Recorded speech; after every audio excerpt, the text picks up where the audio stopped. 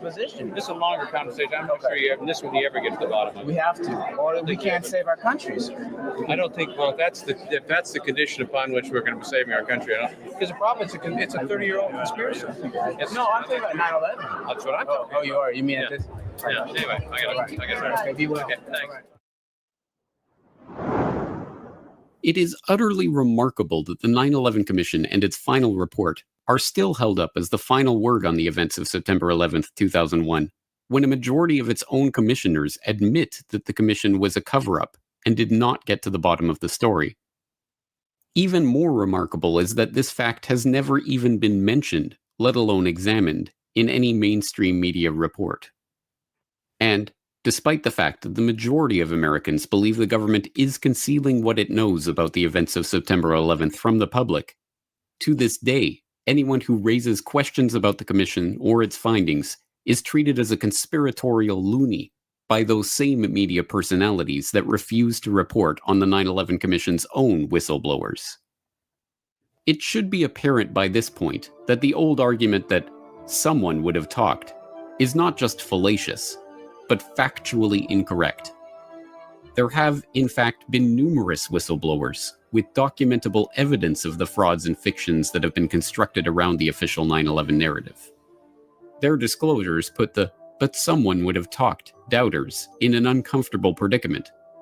Either they are lazy, boldly pronouncing on issues they have not themselves bothered to investigate, or they are lying. What is especially galling when the so-called skeptics use the "someone would have talked" fallacy is that the whistleblowers have in fact done everything possible to publicize their stories, holding press conferences, filing formal appeals, joining whistleblower organizations, and making themselves available for interviews. For their heroic efforts, these brave men and women have been fired from their jobs, shunned by former colleagues, smeared by the mainstream media, and ignored by the public. Someone would have talked. Indeed, numerous someones have talked. Some of them have even screamed. But when their cries are ignored, the stories of the 9/11 whistleblowers sound like the proverbial trees falling in the forest with no one around to hear them. Unless and until we give these valiant men and women a voice, then we will never hope to learn the truth about 9/11.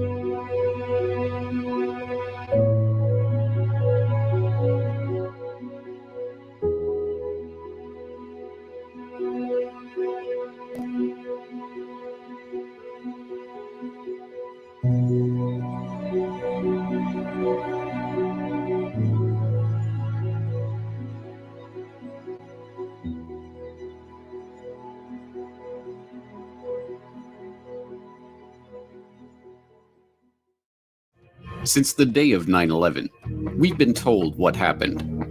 Freedom itself is under attack. We've been told who to blame. The Taliban and Al-Qaeda. Osama bin Laden. Terrorists in the terrorist network. Osama bin Laden, the leader of Al-Qaeda. We've been told what to think.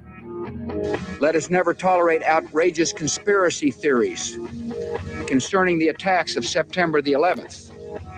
But if you haven't seen 9/11 Trillions or 9/11 War Games, you don't know anything about 9/11. Some might ask, how in the world could the Secretary of Defense attack the Pentagon in front of its people?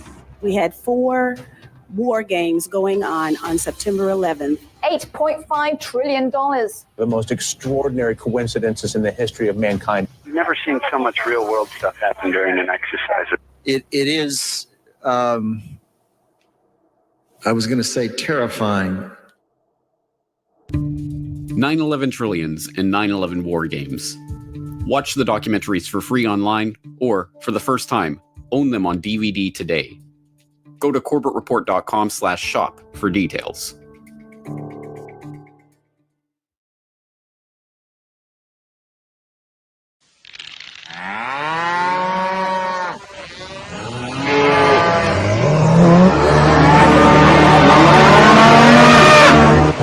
In a homicide investigation, we thought you were supposed to interview the eyewitnesses.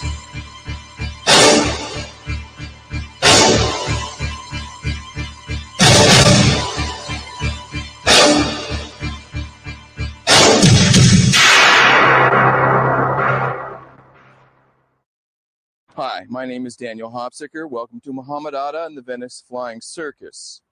I'm standing in front of the Venice, Florida airport. There is a massive conspiracy going on right now in Florida to cover up what happened on these runways before September 11th. We're being lied to about the nature of the conspiracy that took down the World Trade Center. Lied to by the FBI, lied to by our president, lied to even by our media. For example, PBS's Frontline documentary on September 11th began with this line: 19 hijackers moved through Europe and America unnoticed. In a pig's eye, they did. In the lobby of the Central Intelligence Agency's headquarters in McLean, Virginia, there is this inscription: "Ye shall know the truth, and the truth will set you free." This is a story about legends. Your legend is your cover story in intelligence parlance. The lie that holds together long enough to let you slip away. The legends of Rudy Deckers as flight school owner and Muhammad Atta as fanatic Islamic fundamentalist have been fraying at the edges since the collapse of the World Trade Center. But what you'll see tonight will leave you asking the same question we are. Who are these guys? Tonight you'll hear the voices of some important eyewitnesses to the September 11th attack. Eyewitnesses not to the World Trade Center disaster, but to the prelude to the tragedy, to the conspiracy in progress in Florida, which 2 years ago resulted in a massive influx of Arab pilot trainees. Many times I went to lunch with these folks, and some of them could hardly speak English. Some of them are from Liberia or Libya, and I guess various countries in the Middle East. But you've been a pilot in this area for 15 years. Yeah. Has that always been the case? No, this is a recent influx of these type of trainees. You'll also discover that Atta and his buddies acted a lot like characters right out of Miami Vice. They were loud, making comments at the hand on the table, this kind of thing. We're talking $200,000. We have to answer to the family. I thought it was mafia. And you'll learn that the man largely responsible for this massive influx, flight school owner Rudy Deckers, is not who he pretends to be. And what I heard was just that he had a backer in Naples that was backing him financially. That the money that he had, that he, in a sense, flaunted, was not even his money. He was just the front man for the man that had the money. To learn the truth, you have to journey to an unlikely and until recently little-known center of intrigue, a freebooting port of call for an international cast of Learjet-setting rogues, spies, villains, and terrorists, set beside a community of golf-playing retirees looking to get in on the early bird special. Welcome to Venice, Florida, a tiny retirement community on Florida's Gulf Coast. Like most towns, Venice has a few things to boast about.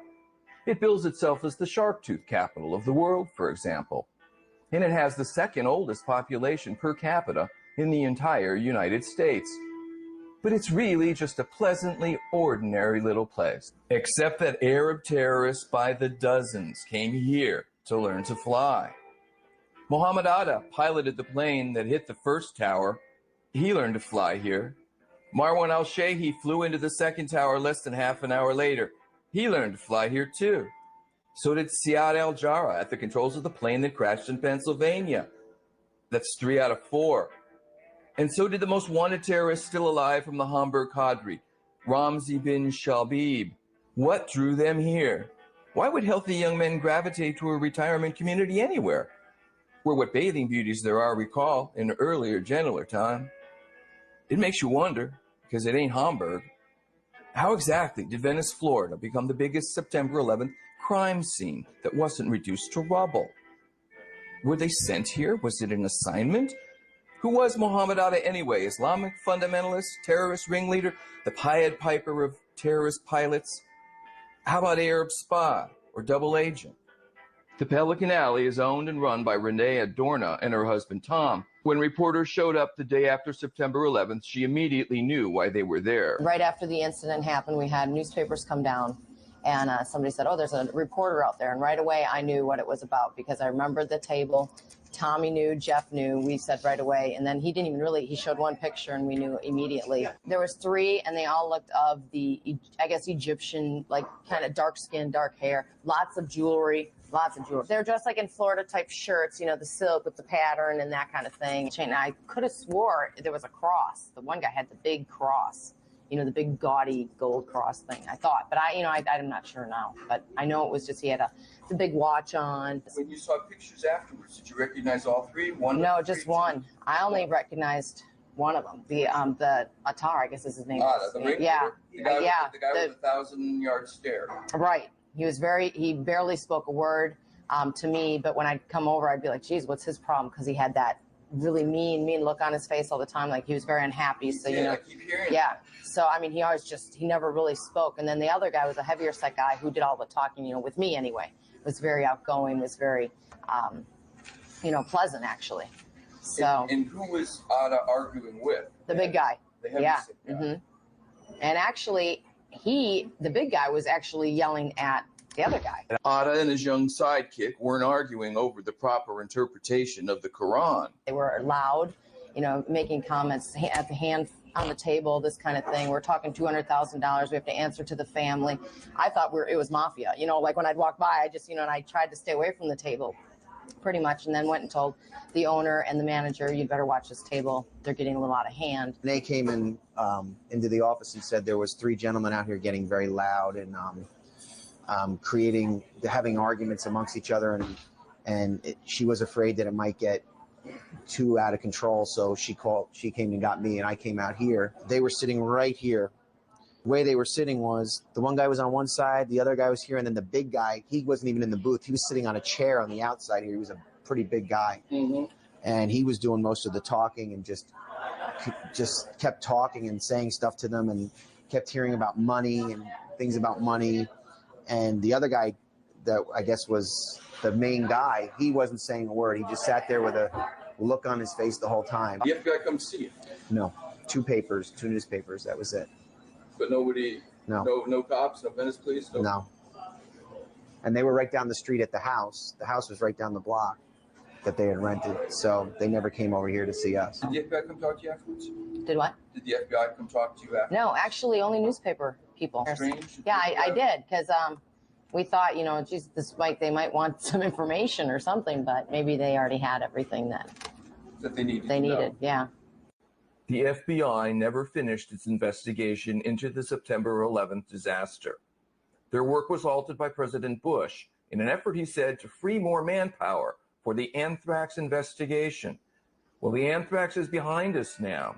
3,000 dead people command us to find the truth about how it is they came to die on September 11th in the year 2001. And it's the search for that truth that's brought us here, where on these runways, barely 18 months ago, Mohammed Atta joined the Venice Flying Circus.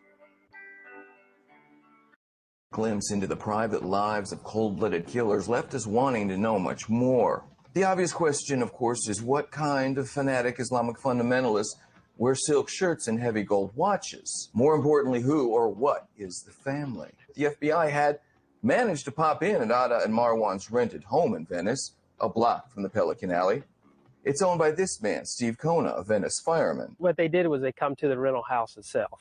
I guess the FBI showed up there about a day or 2 afterwards. I just maintained the grass over there in the summer, and they actually dealt with the rental agency for the, for the rent each month. Right. But yeah, I would see him occasionally when I was over there mowing. Mohammed Atta apparently disdained contact with almost everyone. Actually, he kept kind of secluded. His cousin, which I can't think of how. Chubby guy. Yeah, I talked to him a couple times when I was over there mowing. He was friendly. Everyone says that. Yeah, and he was. Mohammed Atta, no, I never spoke with him. 6 months he was there. The terrorist landlord is clear about the time period during which they rented the home. The same July through December time period of the year before the attack. They rented just for that 6 months, where the same amount of time that they were here for the for the pilot's training, and then they left. I didn't, of course, I didn't have any dealings with them, so I didn't know where they went after that. But that, my understanding, I thought they were going back to their country. I thought they were here just for the training, then they were leaving. We've just heard eyewitnesses that they were in this Venice restaurant just a month or so before September 11th. The timeline doesn't match, because when the FBI explains where the terrorists were in this country during the last 9 months of their conspiracy, the word Venice does not pass their lips. Was there something in Venice we weren't supposed to find? Brenda Cover works in the deli of this supermarket a mile from the airport. She says the terrorist pilots were in Venice just 1 week before the attack. September 11th, I was on the phone with my mother-in-law the same time the buildings got hit. They showed pictures of 3 different guys. Alta was one of them on TV. And immediately I recognized the faces. And I told my husband then, oh my God, those are the 3 guys. They were just in the store a week ago. The week before that, they were in the store. They got subs. Who were they meeting? Why were they here? The official story is that Mohammed Atta's terrorist cadre's appearance in Venice was nothing more than mere happenstance. Is that true? Again, we heard mention of Atta's dark presence. I didn't like the way they stared at you. I mean, it would have been different if they would have talked to you like you were a normal person and just, hi, how are you today? But he just stood back and just glared at you with his dark eyes, like you were the bad person. Like he wanted to do you harm or something. And it just really gave you a frightening, eerie feeling. Like I wouldn't want to be caught in the parking lot at night with him. We asked Brenda when she first noticed the flood of Arab pilots coming through Venice. About a year ago. About a year ago. Was it just happenstance that so many young Arab men began arriving in Venice for pilot training all at about the same time? Because if it wasn't, then something else was going on in Venice, Florida. Something which the FBI may be doing its best to ignore. Venice is worlds away from Miami Vice. Atta and his Arab cadre seem to fit right in on Florida's East Coast, the center of Casablanca-type intrigue, with trendy eateries packed with tall European models. It's a rapid sort of place where even Osama bin Laden could find an aircraft broker who would sell him a U.S. jet trainer. This is the Fort Lauderdale Executive Airport, famous as a safe harbor for pirates of the air. This company, for example, used to work out of the infamous Mena, Arkansas airport, known as a haven for aviation intrigue during the 1980s. Just blocks from this airport, Mohammed Atta rented a car for what would be the last month of his life. Incredibly, he used it to return to Venice. As we've seen in the FBI's official chronology, the word Venice does not appear in the story of Mohammed Atta's final days. But in the rental cars that Mohammed Atta and Marwan rented right behind me here, they went to Venice twice. He rented 2 cars over 3 different contracts, a total of about 5 weeks. I picked up that car at closing time, and that one was going to be for 2 weeks. He told me it was going to be for 2 weeks, and told me he had to go over the west coast of Florida, and wanted to know if that would be a problem. In this nondescript building in Pompano Beach, Florida, we got confirmation that Atta had been in Venice during 2 of the last 3 weeks of his life. While he was over in Venice during those 2 weeks, he called me from Venice. I saw it on the caller ID, and I thought, oh, wonderful, I got a car broke down over on the west coast of Florida. And he called me because the service engine soon light was on. During his questioning by the FBI, Warwick learned new details of the attack. Well, Marwan almost missed the building. So FBI told me that he was flying Marwan was flying 100 miles an hour faster than Atta. And that's why he flew into the building deeper. And that's why that building came down first, is because there was so much fuel deeper into the building. But their also explanation is Atta was very cool, calm, collected, just zeroed right in on it, just bingo. And Marwan, on the other hand, 10 years younger, was just scared to death. And flying, he flew erratic. And like I say, at the last minute, he almost even missed the building. Numerous items in Warwick's account are at odds with the official story. Atta had supposedly never been to America before. Before the previous summer, which is hardly enough time to learn to speak without an accent. How was their English? Both of them very good. Yeah. Very. I really thought that they had been in the country for a long time. Where and when did Muhammad Atta learn to speak like he'd been here a long time? Everywhere we turned, we heard anomalous evidence. Muhammad dressed to the nines. I mean, you know, nice pants, shirt, just business-like, real business appearing, but nice clothes. The biggest mass murderer of the new century posed, ironically, as the perfect consumer. He carried a briefcase, and he had all the credentials he needed. I mean, we asked for, in order to rent a car to anybody, they got to have credit card, driver's license, and proof of insurance, and he had that. Everything matched. He had Allstate insurance. Address on the insurance card matched his driver's license. And he was a perfect customer. Warwick remains puzzled by certain inconsistencies in the terrorist actions. More anomalous evidence. If they were on a suicide mission, they knew they were going to be gone in a couple days. Number one, why would you go to the trouble to return the car to us 2 days before? If you got to catch a flight, like say out of Fort Lauderdale Airport to go up north, why don't you just leave the car at the airport? The heck with me. We already had a signed credit card slip. We could have put it on that credit card slip and saved yourself the aggravation. And what would you care? They bothered returning the car here. And on the last contract, we already had a signed credit card slip for Muhammad. And Marwan said, no, don't put it on his credit card. Here, put it on mine. Well, in order for us to take somebody else's credit card on a contract, you got to be on the contract. So that means he had to give us his driver's license, and he had to sign everything. No problem. He gave us his driver's license, got on the credit card, tore up Muhammad's credit card slip, charged it on Marwan. I mean, what all does this make if you're going to be dead in a couple of days? What difference does all this make? Warwick, too, noticed a high tide of suspicious characters. I have given them a lot of names because this last year I've had a lot of people that after this 9/11, I go, whoa, what about that? Remember that customer? And what about that customer? So 3 young guys that just prior to September rented a car from me for 3 months. And to me, they fit the description of anything that Muhammad was up to. I mean, why would they spend $900 a month to rent a car from me? What would they be up to? Why were they here? As with almost everything else about September 11th, Bradley Warwick's story has a twist. We asked him how Muhammad Atta had found his tiny agency.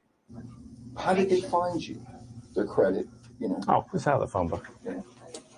But in the Bell South Yellow Pages, there is, alas, no listing for Warwick's. More anomalous evidence. Neither is his company listed at the Florida Division of Corporations. But we did discover several IRS liens he has outstanding. Maybe that's why we weren't too surprised when he told us he's worked with the FBI before. I've been involved with other FBI situations in the past. For the last 6 weeks of his life, terrorist ringleader Muhammad Atta left the jazzier precincts of the Miami area to journey across the state to a retirement community with the second oldest population in the entire U.S., Venice. Did Muhammad Atta have a secret preference for blue-haired widows over tall European models? If he did, it'd be a big surprise. Atta frequented this Sarasota strip joint, conveniently located next to a nearby dog track. A young man with money to burn, Muhammad Atta enjoyed very un-Islamic lap dances here, and also at places like the Pink Pony Strip Club in Daytona Beach and the Olympic Garden, a grind joint on the seedier end of the strip in Las Vegas. Stuffing $20 bills into the panties of topless dancers must be frowned on, don't you think, by fundamentalist Saudi mullahs? But it wasn't all seedy strip clubs. When not ogling infidel flesh, Atta had a taste for the finer things as well, like hanging out at Harry's Bar in New York, for example, where he preferred a table near the piano. We can see someone, an Arab spy, for example, having a preference for a table near the piano at Harry's Bar. But an Islamic fundamentalist? 3 nights before the attack, Muhammad Atta, Marwan Shehi, and Siad Al-Jarrah drank at this Fort Lauderdale bar. It gained immediate notoriety. Federal agents flashed pictures of the terrorist pilots who just a day earlier had demolished the World Trade Center to the manager, Tony Amos, and Patricia Idrisi, the bartender. We were able to recognize both gentlemen, Amos said. Atta drank Stolichnaya vodka for 3 straight hours, the bartender remembered. Marwan Al-Shehi was drinking rum. They were very rude, she said. They didn't want to pay the bill. When asked if they could afford the $48 bar tab, Atta pulled out a thick roll. Mohammed said he worked for American Airlines and he could pay the bill, she told reporters. The guy Mohammed was drunk, Amos said. A week later, Amos changed his story. Mohammed Atta drank nothing stronger than cranberry juice that evening at Chuckham's Raw Bar. Night manager Tony Amos now said he was sitting quietly by himself. Take a look at this picture. Do you think the restaurant manager changed his story because he mistook Atta for someone else? We wanted to ask him, but when we stopped by, neither he nor bartender Idrizi were there any longer. The current bartender, before she realized she'd said too much, indicated their leaving was somehow 9/11 related. Life in Venice must have been hell for someone with Atta's jet-set tastes.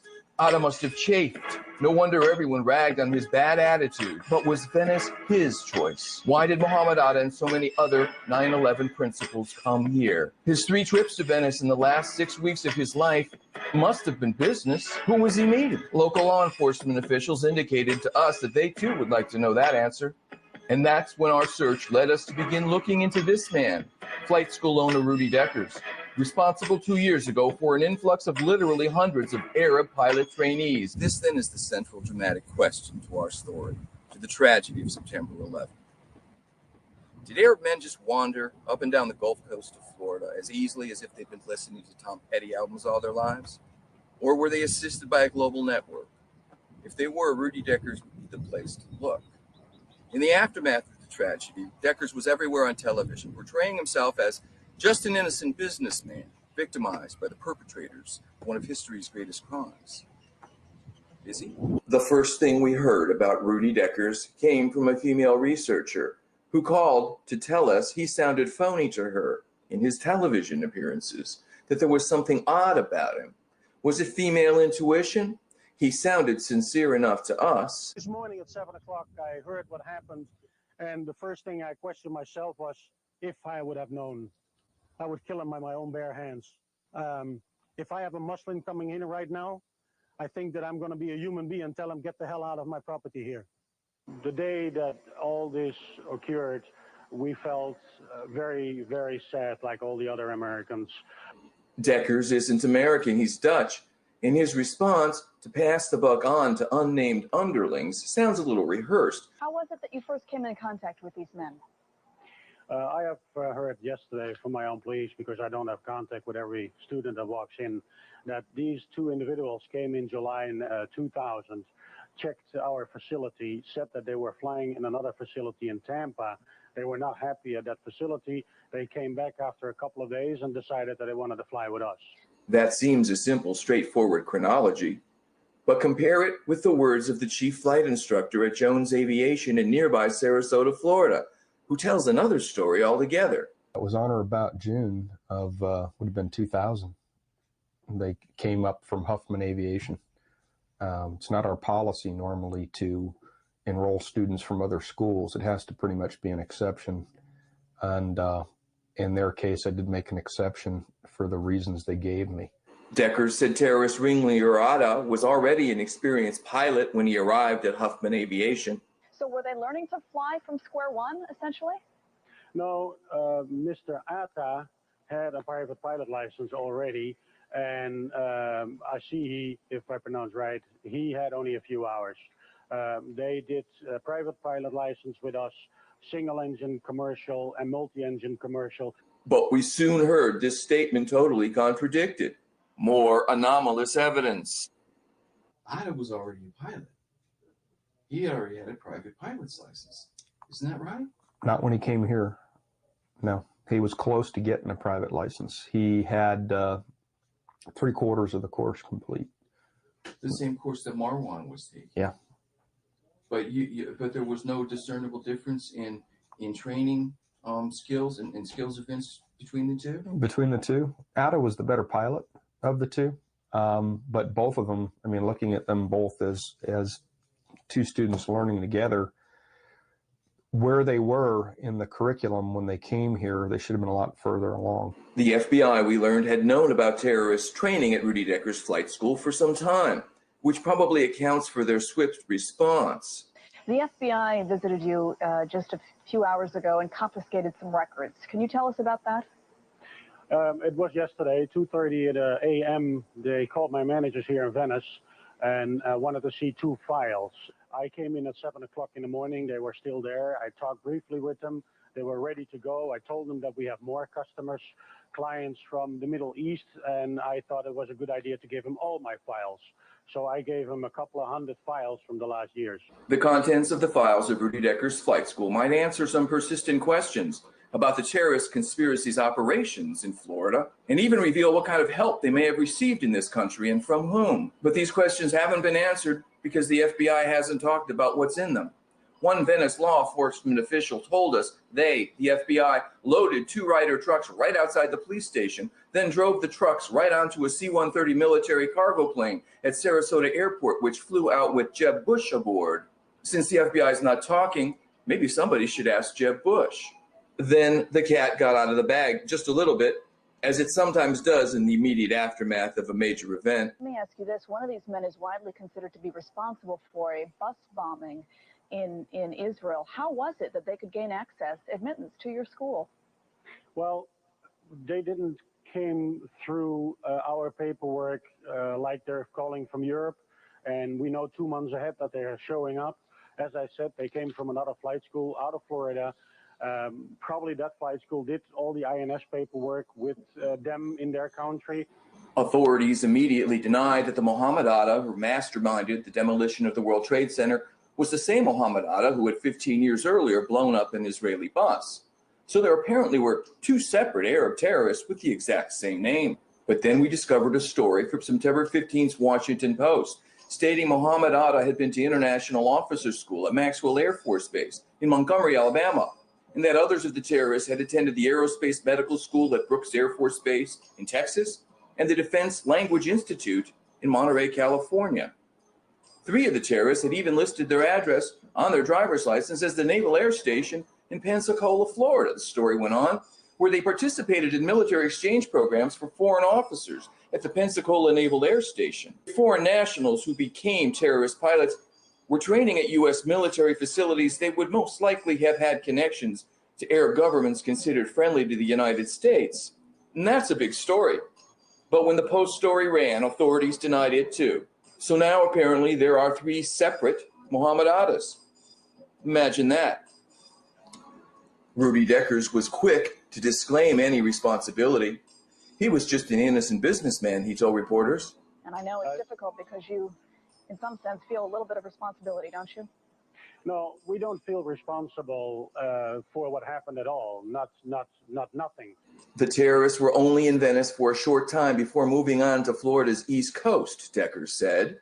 I have learned yesterday that after November 2000, that they left this facility and went to a flight school in Pompano Beach where they had additional training for jets. In later interviews, his story remained much the same. Atta and Al-Shihi walked into the front door, and we have no obligation whatsoever to do any background checks or passports or ID. So who was to blame for the terrorist presence in our midst? Exactly 6 months later, Rudy Deckers, oddly enough, helped provide the answer. Exactly 6 months after the September 11th terrorist attacks, the man who trained 2 of the terrorists to fly got some unexpected paperwork in the mail. Yesterday, Rudy Decker of Huffman Aviation in Venice received the visa application approvals for hijackers Mohammed Atta and Marwan Al-Shehi. Because of some strangely suspicious timing, Rudy got to use the V word right on television. Vindicated. I don't expect on a Monday morning when I come in and I open my mail to get 2 permits from Atta and Al-Shihi. I thought they were already past me. We applied for the right paperwork, and therefore I'm happy I can do that now. So you feel vindicated? Yes. And suddenly the finger of blame was beginning to point towards the lowly INS. Decker says he was not surprised to receive the paperwork on Atta and Al-Shihi 7 months after he sent it in. He said that's actually a short time. He says the process can sometimes take up to 2 years. The INS, meanwhile, is embarrassed by this whole situation, and in a release statement says that, quote, the current system for collection and tracking information on students is outdated, inaccurate, and obsolete. Thank God for hard-hitting American journalism. Deckers got major public relations mileage out of the INS snafu. We suppose only a cynic would wonder if someone had planned it this way. The flight schools didn't do anything wrong. The government needs to look at itself and look at procedures, what they can change, so this would not happen anymore. But when the Dutch national whose flight school was the terrorist American beachhead was invited to testify before Congress about his views on preventing a recurrence of September 11th, it struck some observers as being a little much. Rudy and CNN seemed to have quite a meeting of the minds. Rudy was now even advising Congress, just as he had earlier offered help and advice to the FBI. The story helped to focus public anger over the terrorist attack. Venice residents like Ralph Hargis know that the arrival of the applications couldn't have stopped September 11th, but they believe a more diligent INS should have. Someone's dragging their feet somewhere. They let him into this country. We paid the price. Still, some people in Venice had other ideas about where the real blame lay. When people in town found out that these people had been in our midst right here, I mean, 3 of them. They wanted to go burn down the airport. The INS debacle left even mainstream reporters skeptical, if not downright embarrassed. Well, maybe I missed this while I was shaking my head, but explain again, because I read it. I'm not sure I understand what the INS is saying here. At some point, fairly recently, somehow these pages got stuck in an envelope and sent down to Florida. Now, did anybody look at them? Apparently not. You'd think those names, Atta al-Shehi, which are in the news probably more than anybody's, would stand out. More hard-hitting American journalism. Before anyone pins any medals on Rudy Deckers, we think they should take a look at what people who know him have got to say. For starters, he has a pretty tarnished local history. Coy Jacobs owns an aviation business right next to Rudy Deckers at the Venice airport. He was operating a flight school, an unsuccessful flight school in Naples. He had some run-ins with the FAA. I think he had lost his license or had been reprimanded. Also, it turns out he's something of a deadbeat. Bob Mudge writes for the local Venice Gondolier. I don't think I knew anything at all about Rudy, even his taking over of Huffman, until April or maybe early May of last year, when he missed a rent payment. Actually, I found out he was behind on several months' rent. The only, at that time, fixed base operator at the Venice Municipal Airport was, I think at that time, 3 months behind in his rent and had gotten a demand letter and was being threatened with eviction. There was even something strangely puzzling about the circumstances under which Deckers had purchased Huffman Aviation. They did no due diligence, to the best of my knowledge. It's a cardinal no-no. I mean, you just don't come in and buy a business like that. They blew into town. They were here a day or two, met with Stan Huffman. He named a number. They said yes, wrote him a check. Stan left. They're here. And then they notified the city of Venice what they did after the fact. And it was a shock to everybody at the airport. In fact, the city council and the city attorney, and I think even for that matter, the manager of the airport wasn't even aware of the fact. And that's a criteria. You can't transfer properties at this airport and most federally funded airports without the governing authority's approval. The city of Venice wasn't the only government agency eager to bend the rules for Rudy Deckers. Rudy is not a U.S. national citizen. He's not national. I don't believe he's a U.S. citizen. And historically, the FAA is pretty picky about who they allow to even own November registered or U.S. registered airplanes. Non-U.S. citizen cannot register an airplane in the United States, can't own it in the United States. And yet, as we will soon learn, Deckers owned not just U.S. registered airplanes, but a U.S. chartered airline as well. He was involved in the startup of Flair, I think it was called, which was Florida Airline, simply. And I know he had a lot of problems with that. I think it was briefly in service, but Flair's period of service was pretty brief. There's a level beyond which we don't really go into for a lot of reasons. We don't have the staff. Stories get beyond our scope. I've heard a lot of things about why that airline went into trouble and that there were a lot of financial problems. And I've heard problems with people not getting paid. I had some discussions with Deckers about that at some point, and he was blaming it on, I forget who. And that's when we began to learn about Rudy Deckers' shadowy financing. And what I heard was just that he had a backer in Naples that was backing him financially.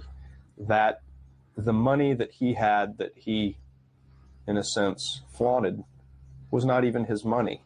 He was just the front man for the man that had the money. The only way I could explain it, and the only way it was explained to me, was that Rudy Deckers was running an unsuccessful business in Naples. He was not making any money. He had he didn't have the best of reputation. Somehow, Rudy Decker's financial profile changed overnight. Just about a year earlier, he asked me for a ride from Venice to Naples, which is an airplane ride, which is maybe a 20-minute ride. Didn't have the money to buy gas. I mean, I said, yeah, I'll take you down there with one of my pilots if you buy the gas. He didn't have the money to buy gas for an airplane to go down and back. And then he shows up a year later and plops $1.7 million or $1.8 million or $2 million on the table as if it was paper money. Tom Hammersley was the chief flight instructor at Florida Flight Training, the other Dutch-owned flight school at the Venice airport. They trained the terrorist pilot at the controls of the plane which crashed in western Pennsylvania. I know that he wanted to buy out everybody on the block, so to speak, and have a monopoly on the airport. That was one of his goals. And I really didn't see it as anything else but a Dutch man with a French complex called a Napoleon complex. So 2 Dutch nationals had purchased flight schools at the Venice airport in the year before the terrorists began to arrive. Local observers thought that was one Dutch boy too many for coincidence. It's kind of odd because the only other flight school in town is owned by Arnie Kuthoff, and he's Dutch. I mean, the odds of that are pretty slim. And each of those flight schools was purchased in the same year, a year before the terrorists showed up. About the same time period, yeah. I've heard a lot of rumors that I haven't been able to substantiate about connections between them and other businesses here and entities and agencies outside the area. It certainly is something you'd have to say is an interesting coincidence. The notion that it is just coincidence that dozens of Arab student pilots learned to fly at 2 separate Dutch-owned flight schools at this tiny airport is called the Magic Dutch Boy theory. Just like the magic bullet theory in the Kennedy assassination, where a magic bullet was the only way the FBI could concoct a scenario which let them apply a lone nut gunman tag to Lee Harvey Oswald. The FBI's explanation of the conspiracy leading to the September 11th disaster only flies through similarly twisted logic. Consider both pilots who guided planes into the Twin Towers of the World Trade Center trained at Dutch national Rudy Decker's Huffman Aviation, which he had purchased the year before the terrorists began to arrive. The terrorist duo practicing touch and goes on Florida's Gulf Coast were soon joined by a third student terrorist pilot, Siad El Jarrah, the Lebanese national, at the controls of the plane which crashed in western Pennsylvania, making it a terrorist trifecta out at the Venice airport. He trained at the Florida Flight Training Center, newly purchased by yet another Dutch national. 2 Dutch boys buying adjacent flight schools, which shortly thereafter get overrun by terrorists as one damn Dutch boy too many, one Southern lawman told us. It's untidy. Making this even more suspicious is the fact that both Deckers and Krudoff insist they only met in Venice. Turns out they're lying. I was also the chief flight instructor down at Florida Flight Training Center, which is on the Venice airport. It's at the opposite end. And I knew Rudy Deckers. My former employer, Arne Krutoff, and Rudy Deckers are both Dutch. They go back a long time. We wanted to ask Arnie Krutoff about this, but when he visited his flight school, he tried to threaten us. It didn't work. You're lucky to sit where you're sitting because right now, if you sat in Rudy's office, you wouldn't be. One common link between the 2 men is a German national named Pascal Schreier, who recruited students for both men in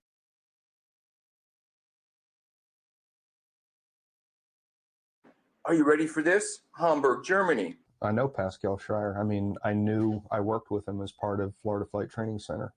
He's a German boy and did a lot of recruiting students over in Europe, sending them over to Arne.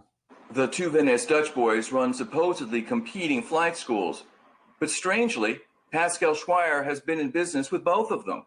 According to the French newspaper Le Monde, Swiss police questioned Osama bin Laden's older brother, Yeslam, a key figure in the family's business empire, because one of his companies, Avcon Air Charter, just happened, as they say, to have offered flight training to clients at the Venice flight schools attended by some of the hijackers. I asked them specifically what their goals were, and they said they wanted to learn to fly so that they could go fly for Saudia. For people coming from that part of the country, Saudia would be the premier airline of the Middle East. Why haven't we read about this in America's so-called free press? Why are we still accepting at face value the word of a man of such clearly dubious character? Deckers, for example, was recently forced to settle a lawsuit for sexual harassment filed by an 18-year-old girl. A former employee, it turns out she was also the Huffman employee who filed the terrorist error-filled INS paperwork. Remember, to get the visas that came back 6 months to the day after the attack? Perhaps she can be forgiven her mistakes, given that she was at that same time being distracted by the pawings of a middle-aged Dutch creep. You're aware of the numerous allegations of sexual harassment, for Yeah, I example. hear that. I mean, that's rumors around the airport. Airport's smaller community. It's like a small microcosm of society. Most airports are. Yeah, people, women leave, and down there, I've heard that there's been problems down there. So a man who gets his kicks by sticking broom handles up the backs of the dresses of 18-year-old girls who work for him was invited to testify before the Congress of the United States of America on preventing future terrorist attacks. Apparently, no one thought to question him about what role he may have played or how he may have facilitated the events of September 11th. Why not? As we've just seen, it's not because he has such a sterling character. What then? Why is Rudy Deckers being protected, and by whom? To understand what follows, it helps to recall first just a little U.S. history. Back in the bad old days of the Cold War, the largest airline in the entire world belonged to just one client, the CIA. The agency operated its airline under literally hundreds of names, constantly shuffled. When CIA Director Helms ordered an inventory of the planes one time, he was told no accounting could ever be anything like totally accurate because of the complexity of the scheme. But in the public revulsion over the excesses of the CIA after Watergate, the agency was forced to divest itself of its air carriers, supposedly.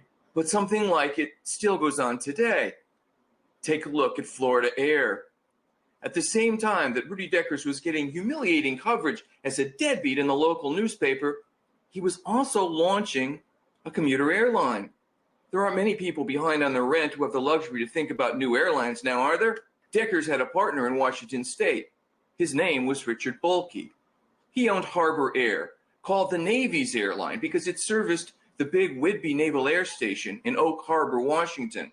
Deckers entered a venture with a partner who was also at the same time participating in the massive mob-led looting of pension funds in Portland, Oregon. Altogether, over $350 million was missing. And they not only got away with it, but they even pretty much kept it out of the papers, except the local press, which just claimed to be sort of puzzled by it all. Decker's partner, Richard Bulkey, was pretty fortunate, too. He gave him $26 million to build this high-rise condominium project that only cost $12 million. Where do you go to apply for that kind of work? Portland reporter Eric Mason was intrigued by the Bulkey-Deckers connection, too. When he went to interview Bulkey, Bulkey told him he was someone else. It's interesting, the first, conversation that I had with him, he denied being Richard Bulkey. Recognized him from the description I had gotten. I said, Mr. Bulkey, can I get an interview with you? And he said, Mr. Bulkey isn't here. And then when I saw him again, I said, Mr. Bulkey, I think you really need to speak to me. I've got some important questions for you. He finally said, okay, come on upstairs. Mason was interested in Bulkey for pretty much the same reasons we were. The financing that had gone between Mr. Bulkey and Florida Air, which was a sister operation to the flight training center, which trained Mohammed Atta. Remember what we said at the start of the show? That this was a story about legends? That your legend is your cover story, the lie that holds together long enough to let you slip away. Well, oddly enough, Richard Bulkey's condo project in Portland, Oregon, it's called Legends. Rudy Deckers might be involved in a lot of aviation-related businesses that don't make any business sense, but so is his partner, Richard Bulkey. Richard Bulkey's former employees always wondered what the aviation business was really doing. From the beginning, they felt as though the finances flowed from the real estate holdings and the retirement home into this aviation company, and that there was really no way this aviation company was really making money. So the question about what this aviation company was really all about, that still remains to be seen.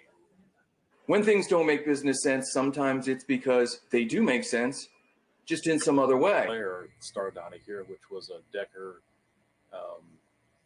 Hilliard thing, which again just never made sense. That airline startup thing was the chances of that working were, we joked about it. I mean, in fact, it was such a joke around here at the airport. It was a thing where, I joked around. I said, "Oh yeah, they're going to start an airline." I said, "I'm working on a shuttle launch facility right next door here." We are looking, remember, for evidence of the global networks, which authorities said must have been aiding the terrorists while they were in this country. He had received financing from capital consultants. And capital consultants, the folks that are the head of the financial officers of capital consultants, have now been indicted on a number of charges, including fraud. Some have labeled it a Ponzi scheme. I think the prosecutors in this case have made the case, at least to a grand jury, to go forward with indictments, that there was fraud going on. And you have to ask yourself, in this huge financial holdings company, where did all this money go? You have to ask yourself, how much money can you lose and not have anything to show for it? Another grateful recipient of millions of dollars of the pension fund money was Alvin Malnick, whom Reader's Digest once called Meyer Lansky's heir as head of organized crime. And as global networks go, they don't get much bigger than that. But it's not Malnick's gangster ties that make your jaw drop. It's his connection with the Saudi royal family. A Jewish gangster, Alvin Malnick's son, is married to the daughter of Prince Turki, a leading prince of the Saudi Arabia kingdom's founding family, who lived in this swank Miami condo project, the Cricket Club, at Malnick's invitation. The Saudi prince not only blessed the marriage, but regularly worked with the U.S. organized crime associates. One knowledgeable observer told us he would frequently send his private 747 to Florida to pick up Malnick and his associates so they could conduct business on the plane away from prying eyes. Malnick also owns what law enforcement sources call the biggest mob hangout south of New Jersey, the Forge, which attracts what one investigator called men with big cigars and women with tiny resumes. In front of the Senate Banking Committee hearings about the terrorist money trail and the aftermath of the September 11th disaster, Assistant Attorney General Michael Chertoff said, "Frankly, we can't differentiate between terrorism and organized crime and drug dealing." Rudy Deckers, it seems, has partners who are in business with the mob. And the mob is a global network, and the mob traffics in heroin, which gives them something pretty big in common with Osama bin Laden's organization, believed to derive much of its funding from the heroin and opium trade in Afghanistan. But there's yet another global network, which often works together with the mob, which has its fingerprints all over the Rudy Deckers story. Take Rudy Deckers Airlines Florida Air, for example. Just like the CIA's airline back in the 60s and 70s operated under hundreds of names, Deckers Airline does too. Florida Air really isn't Florida Air, for example. It's Sunrise Airlines of Las Vegas, doing business as Florida Air. But then Sunrise Airlines of Las Vegas isn't really Sunrise Airlines either. It's Express Air of Phoenix, doing business as Sunrise Airlines. Somebody real high in the U.S. government must have loved these guys, because they were getting more than $3 million a year from the U.S. government itself in something called the Essential Air Service Program in the Department of Transportation to run flights in rural Arizona. But it gets better. The plane they flew the service in was donated to them for just $1 a year by the city of Low, Arizona, which obligingly purchased it for them after the city fathers approved a $2 million bond issue. But it gets better yet. After being the recipient of all that government money, Rudy Deckers' company didn't even operate the flights. It went bankrupt instead. Deadbeat Rudy Deckers was starting an airline. And how's this for an ironic twist? Who should line up to provide him with his very first celebrity endorsement? But Florida Secretary of State Katherine Harris. We all remember her. At this point, we wondered, is it just us? Did anyone else see what we were seeing? Well, yes, there is a lot of uneasiness about Rudy Deckers in Venice, Florida, especially among people who know him. I think in a lot of ways he's very ambitious.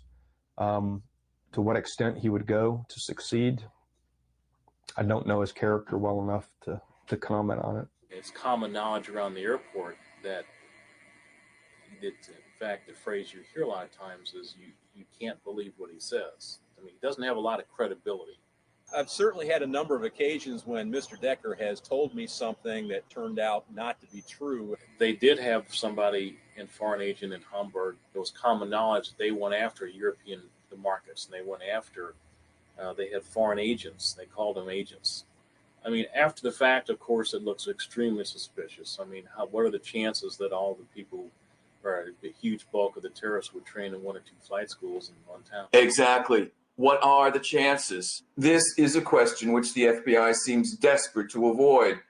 Take a look at this wanted poster they put out. 2 weeks after the attack, they'd confiscated everything in sight at both Venice Dutch boys' flight schools. So why is the word Venice so conspicuous by its absence in their report? What are they covering up? From his vantage point as the owner of the aviation facility right next door, Coy Jacobs says suspicions about Rudy Deckers have been widespread around the Venice airport since he moved in the year before Mohammed Atta came to town. Since September 11th, the suspicion has only grown more intense. When people operate suspiciously at airports around here, people start acting suspicious. I mean, law enforcement hovers around most airports in the southeast United States to some extent. They hover around airports around here, obviously, and they were told to stay away from that operation. Who was told? The Sarasota County drug interdiction people were told that they had a green light to operate and that they were to stay away from that. They were some type of a alluded to the fact that they may have some type of government protection. Government protection of Rudy Deckers? That would explain the softball coverage by CNN. The question was, which part of the government? It's a published known fact that some people fairly high up in the CIA have started developments around here. I think by developments, I'm talking investments after they retired. I would say that it's not the Bush's vacation here. Rudy Deckers doesn't impress locals as any sort of budding James Bond, but the money man behind he's another story. It seemed like he wasn't maybe quite as astute as I would have thought somebody in the intelligence community would be. I mean, you think of these guys looking like James Bond, or wearing flower shirts and carrying Walther PPKs. Wally certainly could be. I mean, Wally was unassuming, nice guy, had a cell phone, rang all the time, had an affinity for Learjets. Do CIA agents have an affinity for Learjets? Was there evidence of a large covert presence in Venice, Florida? Rudy Deckers' business partner in Washington State provided the critical clue. Richard Bulkey started in the business of creating freestanding retirement homes. And he, at one point, had the largest company, the largest holding of these freestanding retirement homes in the country. One of the retirement homes that belongs to the company that Richard Bulkey once held was just a stone's throw from the airport where Mohammed Atta was trained. And you have to ask yourself, there's a lot of coincidences here. Are they just coincidences, or is there something more to it? In an ironic twist worthy of the spy fiction of Jean le Carré, it turns out that its elderly population, the very thing that made Venice seem an unlikely terrorist destination resort, was what drew Atta and his cadre here in the first place. American intelligence has had a significant presence here for a long time in, of all things, the nursing care industry.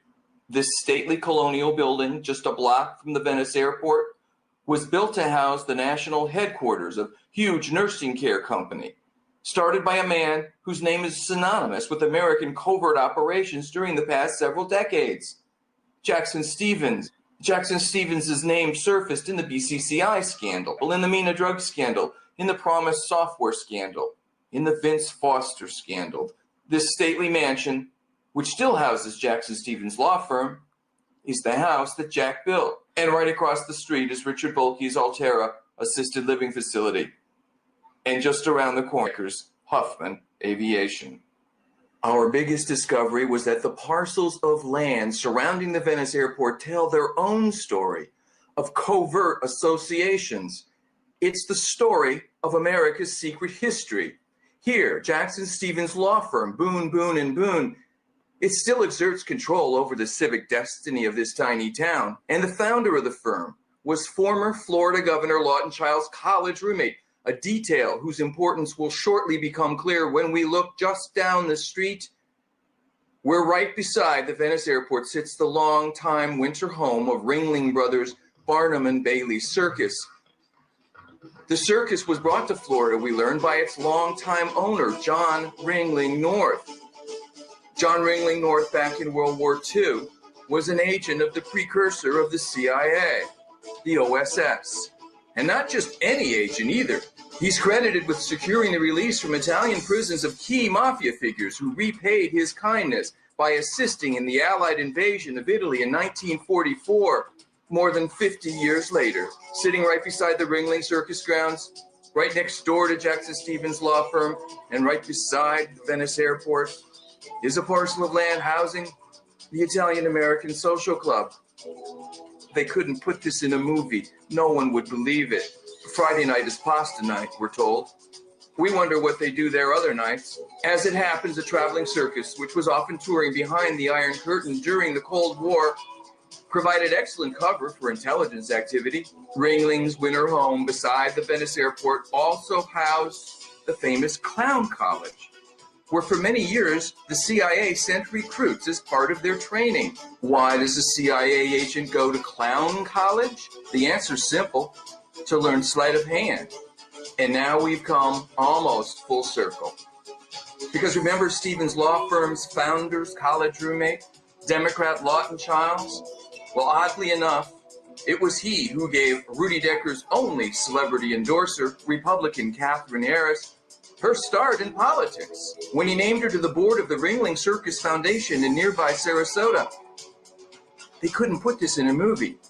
No one would believe it. It turns out that Venice, including neighboring Charlotte County, have been hotbeds of covert intrigue for as long as anyone can recall. At least 23 helicopters have been made to disappear from the Charlotte County Sheriff's Department for reasons unknown and sent to exotic and faraway destinations, like Chile. Charlotte County always had kind of a shadow. There's a fellow that rebuilds helicopters. And he's always been in quasi problems with the FAA with these helicopter parts. Jamie Hill, Yeah.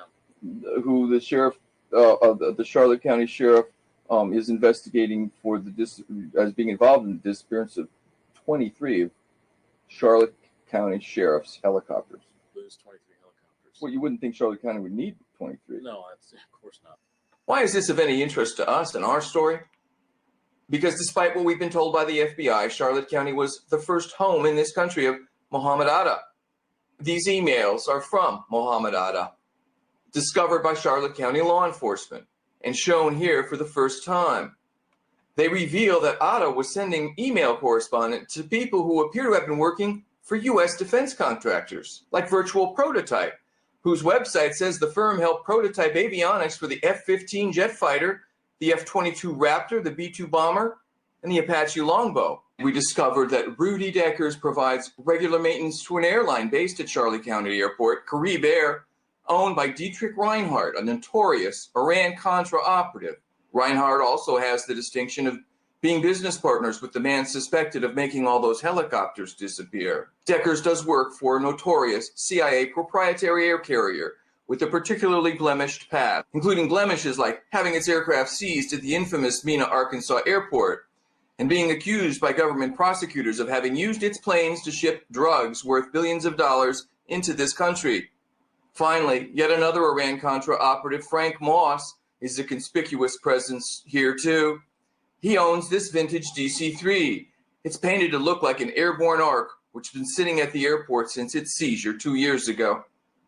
As it happens, our old friend Barry Seal's pals have their fingerprints all over operations in and around Venice, Florida.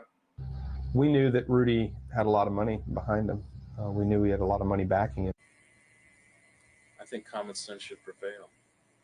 And I think if you're a thinking person and you have common sense, I think that you examine the person making a statement and see if there's any reason for any falsehoods to erupt. And I think that it's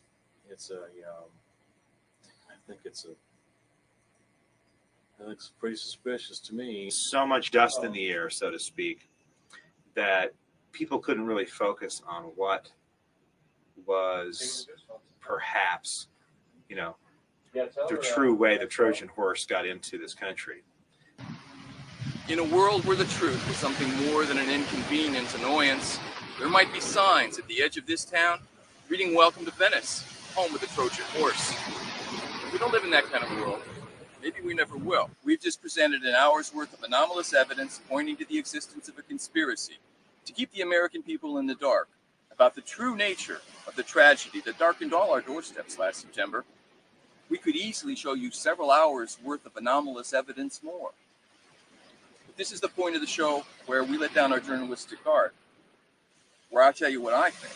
I think that there's only one thing worse than having to watch human beings jump out of 100-story windows in 2s and 3s holding hands. And that's having to watch it and then having your government lie to you about who did it and why.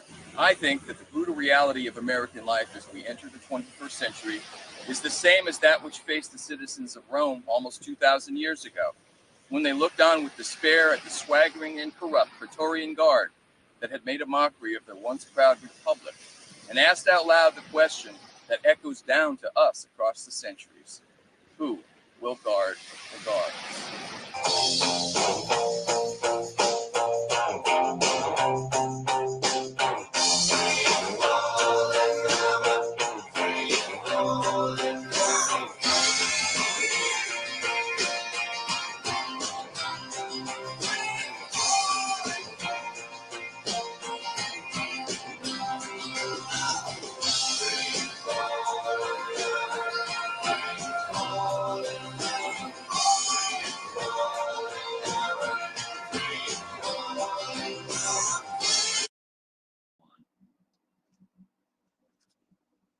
When the global economy crashed in 2008, costing tens of millions of people their savings, their jobs, and their homes, the bankers who caused the crisis did not get arrested, they did not go to jail, and they did not have to pay any money out of their own filthy rich pockets.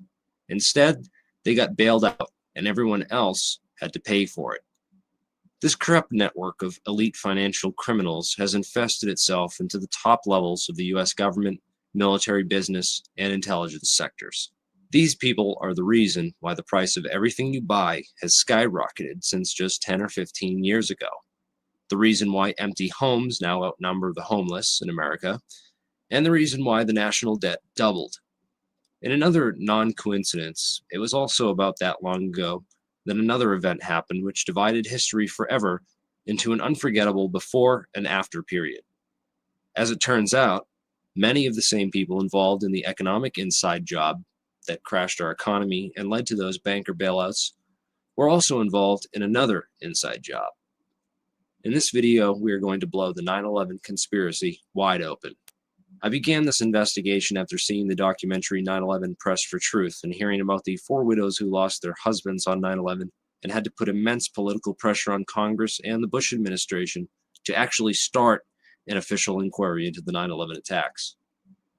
This eventually, over a year later, led to the formation of the 9/11 Commission, which the Bush administration did everything in its power to stall and avoid.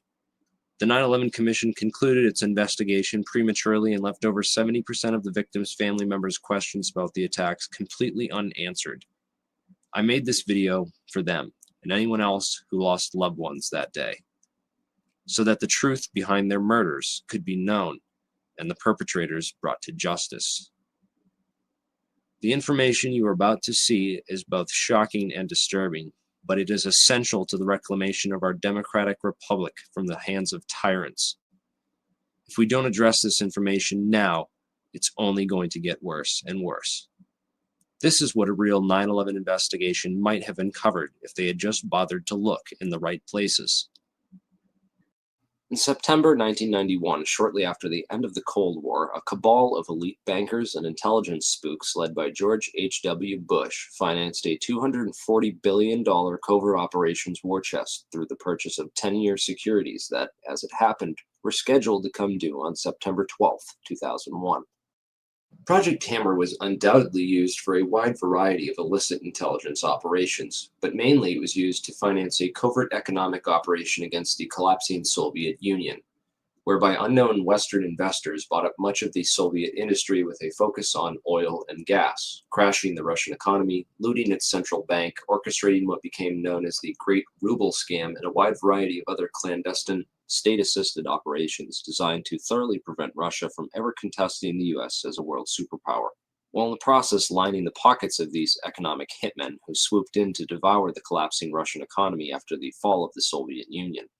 A spectacular investment for all, at least until money laundering investigations began tracing all the money, or when the 10-year deadline came up and the securities became due and began the routine process of authenticity and ownership checks. Evidence shows that several federal and private investigations had already stumbled upon the Hammer Fund and were compiling evidence on it up until the 9/11 attacks. These included the Office of Naval Intelligence, or ONI, which was moved to the outer E-ring of the recently renovated section of the Pentagon that was targeted and destroyed on 9/11.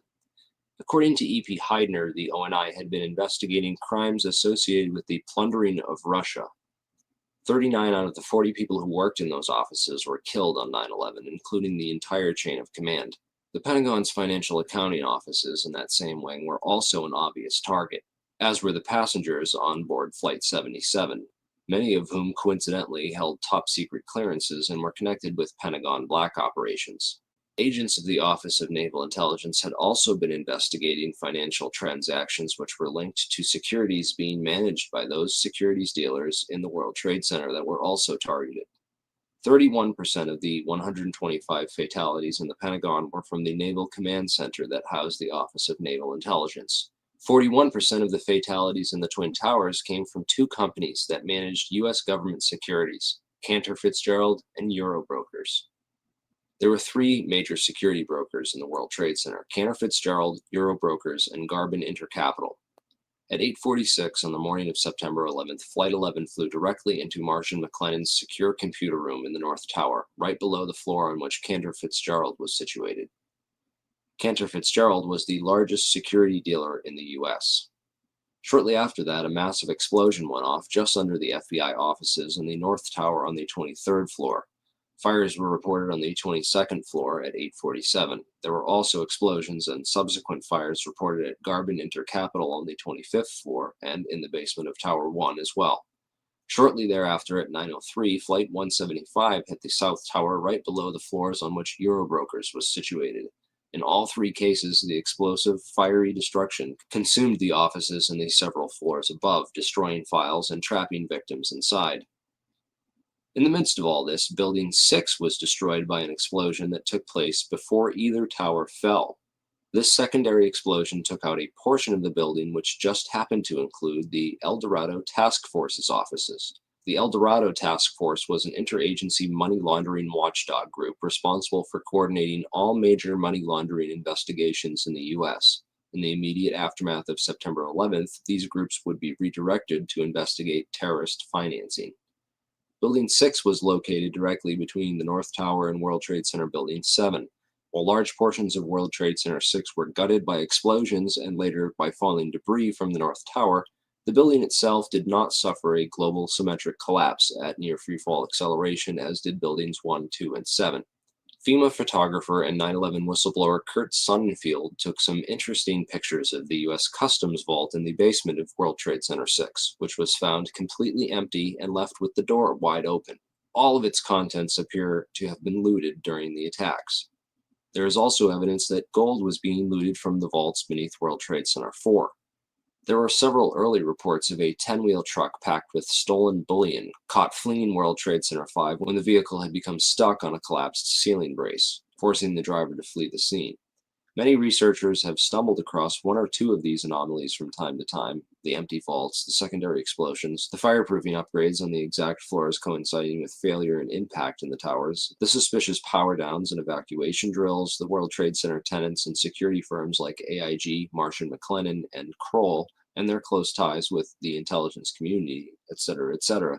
These anomalies are not unrelated, but nevertheless became lost inside the chaos of that September morn, the aftermath, and subsequent cover-ups. Okay, so what does all this mean? Overall, a critical mass of brokers from the major government security brokerages in the Twin Towers had to be eliminated to create chaos in the government securities market. A situation needed to be created wherein $240 billion of covert securities could be electronically cleared without anyone asking questions, which happened when the Federal Reserve declared an emergency and invoked its emergency powers that very afternoon. On September 14th, the Securities and Exchange Commission declared a national emergency and for the first time in U.S. history invoked its emergency powers under the Securities Exchange Act Section 12K and eased regulatory restrictions for clearing and settling security trades for the next 15 days. These changes would have allowed the estimated $240 billion in covert government securities to be cleared upon maturity without the standard regulatory controls around identification of ownership. The towers needed to be demolished to create a big enough mess that the illicit activities taking place behind the scenes that morning could be hidden in the confusion of that day. Okay, now let's talk a little bit about who did it and how. 9/11 whistleblower Richard Andrew Grove was a software salesperson for a company called Silverstream. Silverstream's technology was on the cutting edge of internet solutions, offering software to web-enable the critical business functions of Fortune 500 companies, basically integrating and making available on the web the disparate legacy applications and mainframes while simultaneously streamlining workflow and traditional paper processes, with an end result being a lower cost of operation and more efficient transactions. Silverstream had built internet transactional and trading platforms for Merrill Lynch, Deutsche Bank, Bankers Trust, Alex Brown, and Morgan Stanley, to name a few. Leading up to 9/11, Silverstream was designing specialized accounting software for a major client, Marsh & McLennan. Marsh is the world's largest insurance brokerage and was located right below Cantor Fitzgerald in the North Tower.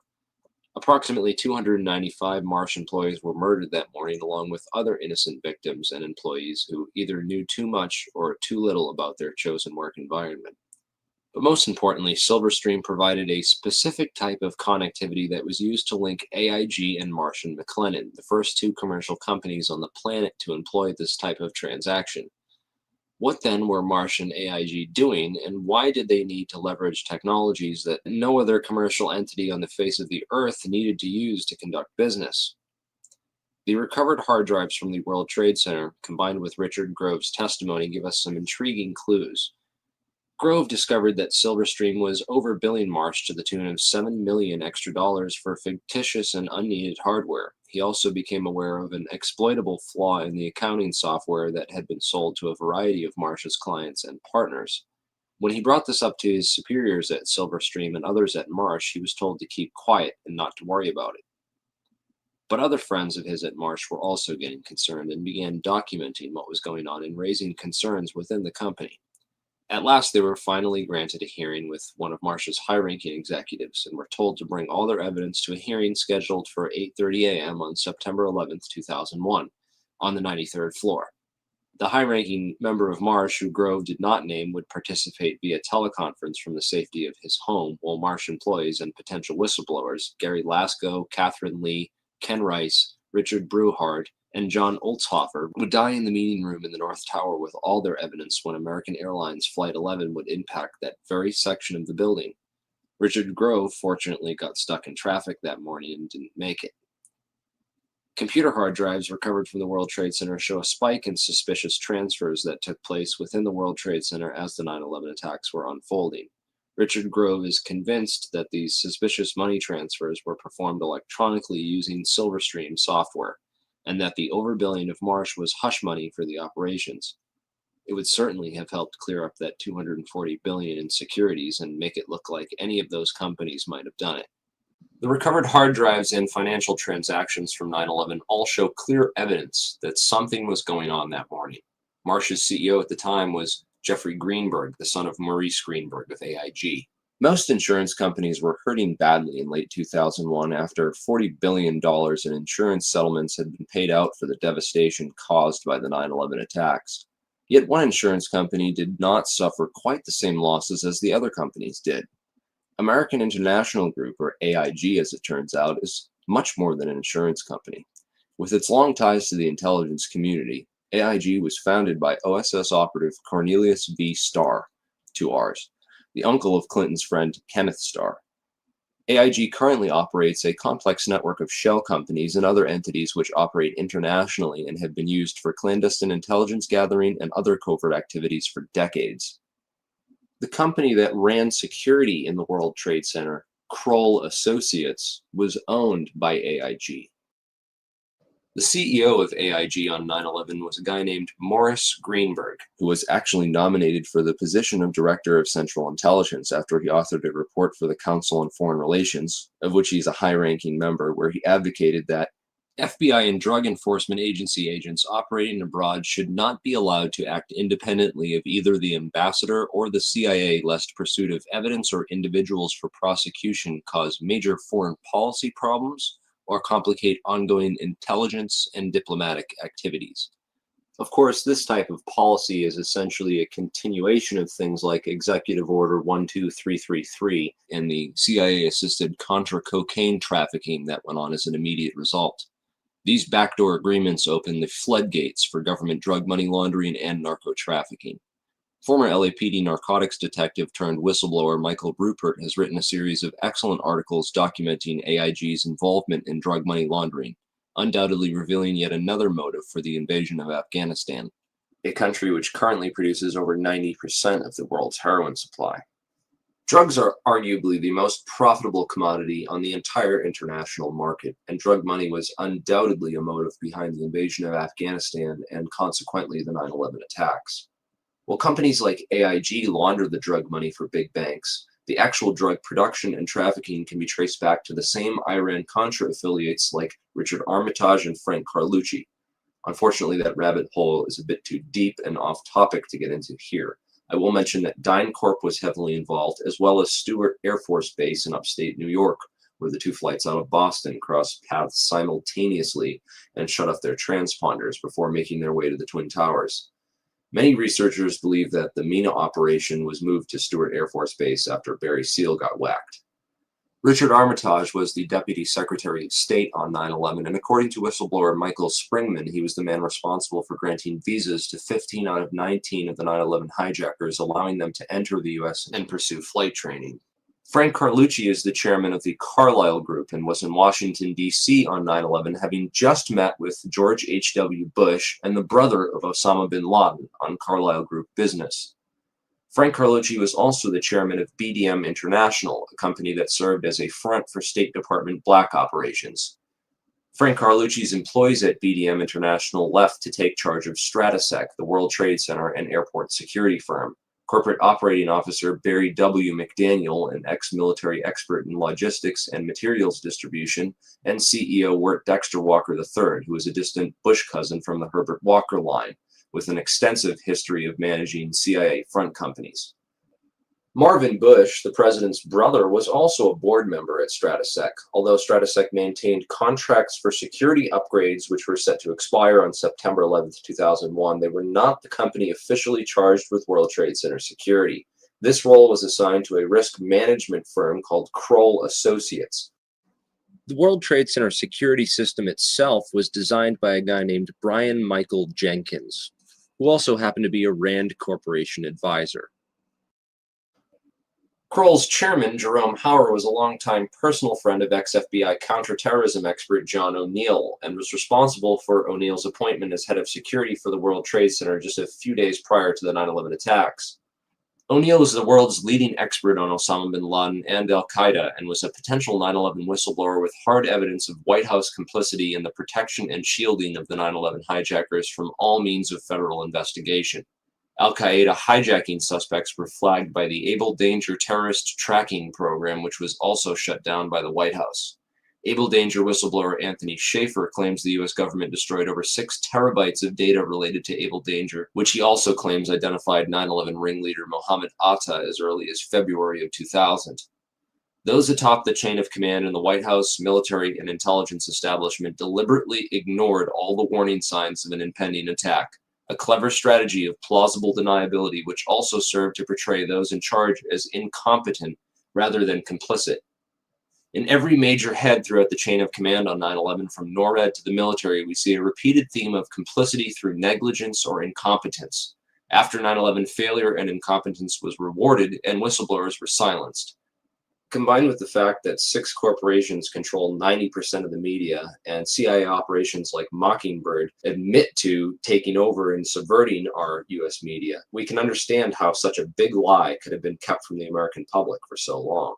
But if you stop and take the time to do your research, you'll find all the evidence is there, hidden beneath a mountain of disinfo and lies. It's been 10 years since 9/11 happened, and we are left with hundreds, if not thousands, of unanswered questions about the 9/11 attacks. A transparently fraudulent 9/11 Commission report, which purposely failed to even mention the collapse of World Trade Center 7, and a host of ridiculous so-called debunking websites, forums, and other literature, which have done absolutely nothing over the past 10 years to debunk anything other than cleverly selected strawman arguments, and have failed to stem the constant flow of new 9/11 information, which researchers have been uncovering and bringing out to the public.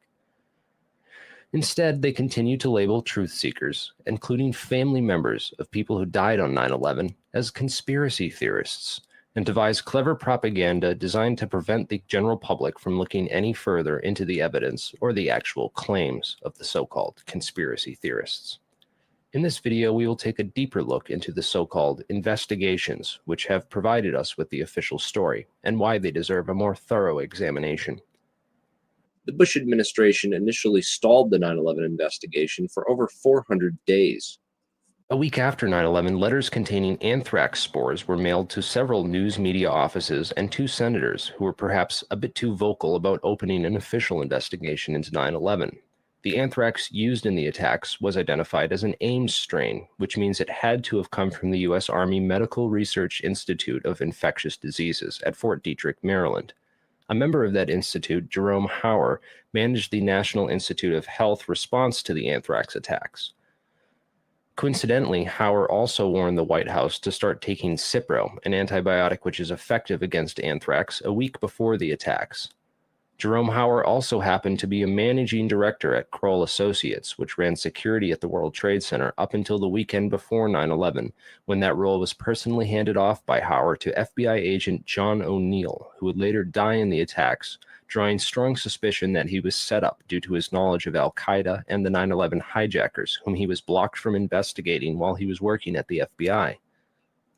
In January 2002, President Bush personally asked Senate Majority Leader Tom Daschle to limit the congressional investigation into the events of September 11th. The Bush administration only formed the 9/11 Commission after being prodded by the victims' families, who lobbied Congress for over a year to open the investigations. When the Bush administration finally did open a 9/11 investigation, it was described by some members as set up to fail. The president has said only a minority of the commission can see a minority of the documents, and then they have to clear what they're going to say to the rest of the commission with the White House. If you're one of those 4 that gets to see these documents, would that change your opinion? No, they don't want any more eyeballs to see their documents than they can possibly get away with. It's a scam. It's absolutely disgusting. They even attempted to appoint Henry Kissinger, a known cover-up mastermind, as head commissioner. He resigned after victims' family members asked him sensitive questions about his connections to the bin Laden family and the Carlyle Group. Philip Zelikow wrote the conclusions for the report before the investigation ever began, and even then, any areas which did not support the official story were neither mentioned nor investigated by the 9/11 Commission. 6 out of 10 members of that commission have discussed on record how the government lied about the official story, and 70% of the questions posed by the victims' families were never answered or officially investigated. It's important to look at what happened to the evidence from 9/11. The day of 9/11, most of the FBI was in Monterey, California on an agency retreat. Let's go to our State Department correspondent, Andrea Mitchell. Andrea, what can you tell us? Well, this from the FBI. The State Department has been evacuated. There was a meeting going on in the Operations Center. Other top officials were in the Situation Room at the White House. Colin Powell is in Bogota, Colombia, on a 2-day trip. But this very interesting information, Katie, Matt, and Tom, from the FBI, they had been operating a massive exercise from their hostage rescue unit. All of their top teams, about 50 personnel, helicopters, equipment, were in Monterey, California for the last 2 days, scheduled to fly back today commercially. So all of those people are out of place. It's fair to say, according to sources that we've talked to here at NBC, that the FBI rescue operations and other FBI operations are really in chaos right now because they can't reach their officials in New York. All of their phone lines are down, and now you've got all of their special experts on this stuck in Monterey, California, trying to get a military flight back because there are no longer commercial flights. So they are seriously out of pocket, and there is a real breakdown of the FBI anti-terror coordination team, which is, of course, the principal team that would lead any effort and was so effective under Jim Carlstrom in New York City during the World Trade Center bombing and the TWA explosion, which of course turned out not to be terror. Andrea, is the State This was essential for keeping the more experienced and honest members of the agency as far away from the crime scene as possible, while other agency insiders could be assigned to the investigations before their counterparts returned. Federal authorities such as FEMA and the CIA took immediate control over the crime scene and began whisking away evidence that very same night. Turner Construction, one of the primary contractors at Ground Zero, occupied the 38th floor of the North Tower and was involved in performing the fireproofing upgrades inside the towers. It has been noted that these upgrades were completed in the 3 years before 9/11 on floors that match up almost identically to the floors of impact and failure on 9/11. Once the cleanup was fully coordinated, the operations were consolidated under the control of two primary contractors, AMEC Construction Management and Bovis Lend-Lease. These are the two companies that were originally assigned to the areas of Ground Zero that included the North Tower, AMEC, and the South Tower, Bovis. A truly surprising fact is that at the time of the attacks on 9/11, AMEC had just completed a $258 million refurbishment of Wedge 1 of the Pentagon, which is exactly where American Airlines Flight 77 impacted that building. Arguments over the size of the hole of the Pentagon and whether it was a plane or a missile are, in my opinion, a convenient distraction from the much bigger picture of why that section of the building was targeted and by whom. On September 10, 2001, Secretary of Defense Donald Rumsfeld announced that $2.3 trillion in unadjusted funds were missing from the Pentagon budget. The very next day, the offices whose responsibility it was for tracking that money down were destroyed when American Airlines Flight 77 impacted that very section of the building. The only off-site backup for the Pentagon's black budget financial records was a secure federal office building in the World Trade Center complex. Strangely, it too was destroyed on 9/11. World Trade Center 7 was the largest CIA headquarters outside of Langley, Virginia, and housed offices involved in several large-scale federal investigations into massive stock market and accounting fraud. Not surprisingly, World Trade Center 7 was the first to be cleaned up and the evidence destroyed at Ground Zero.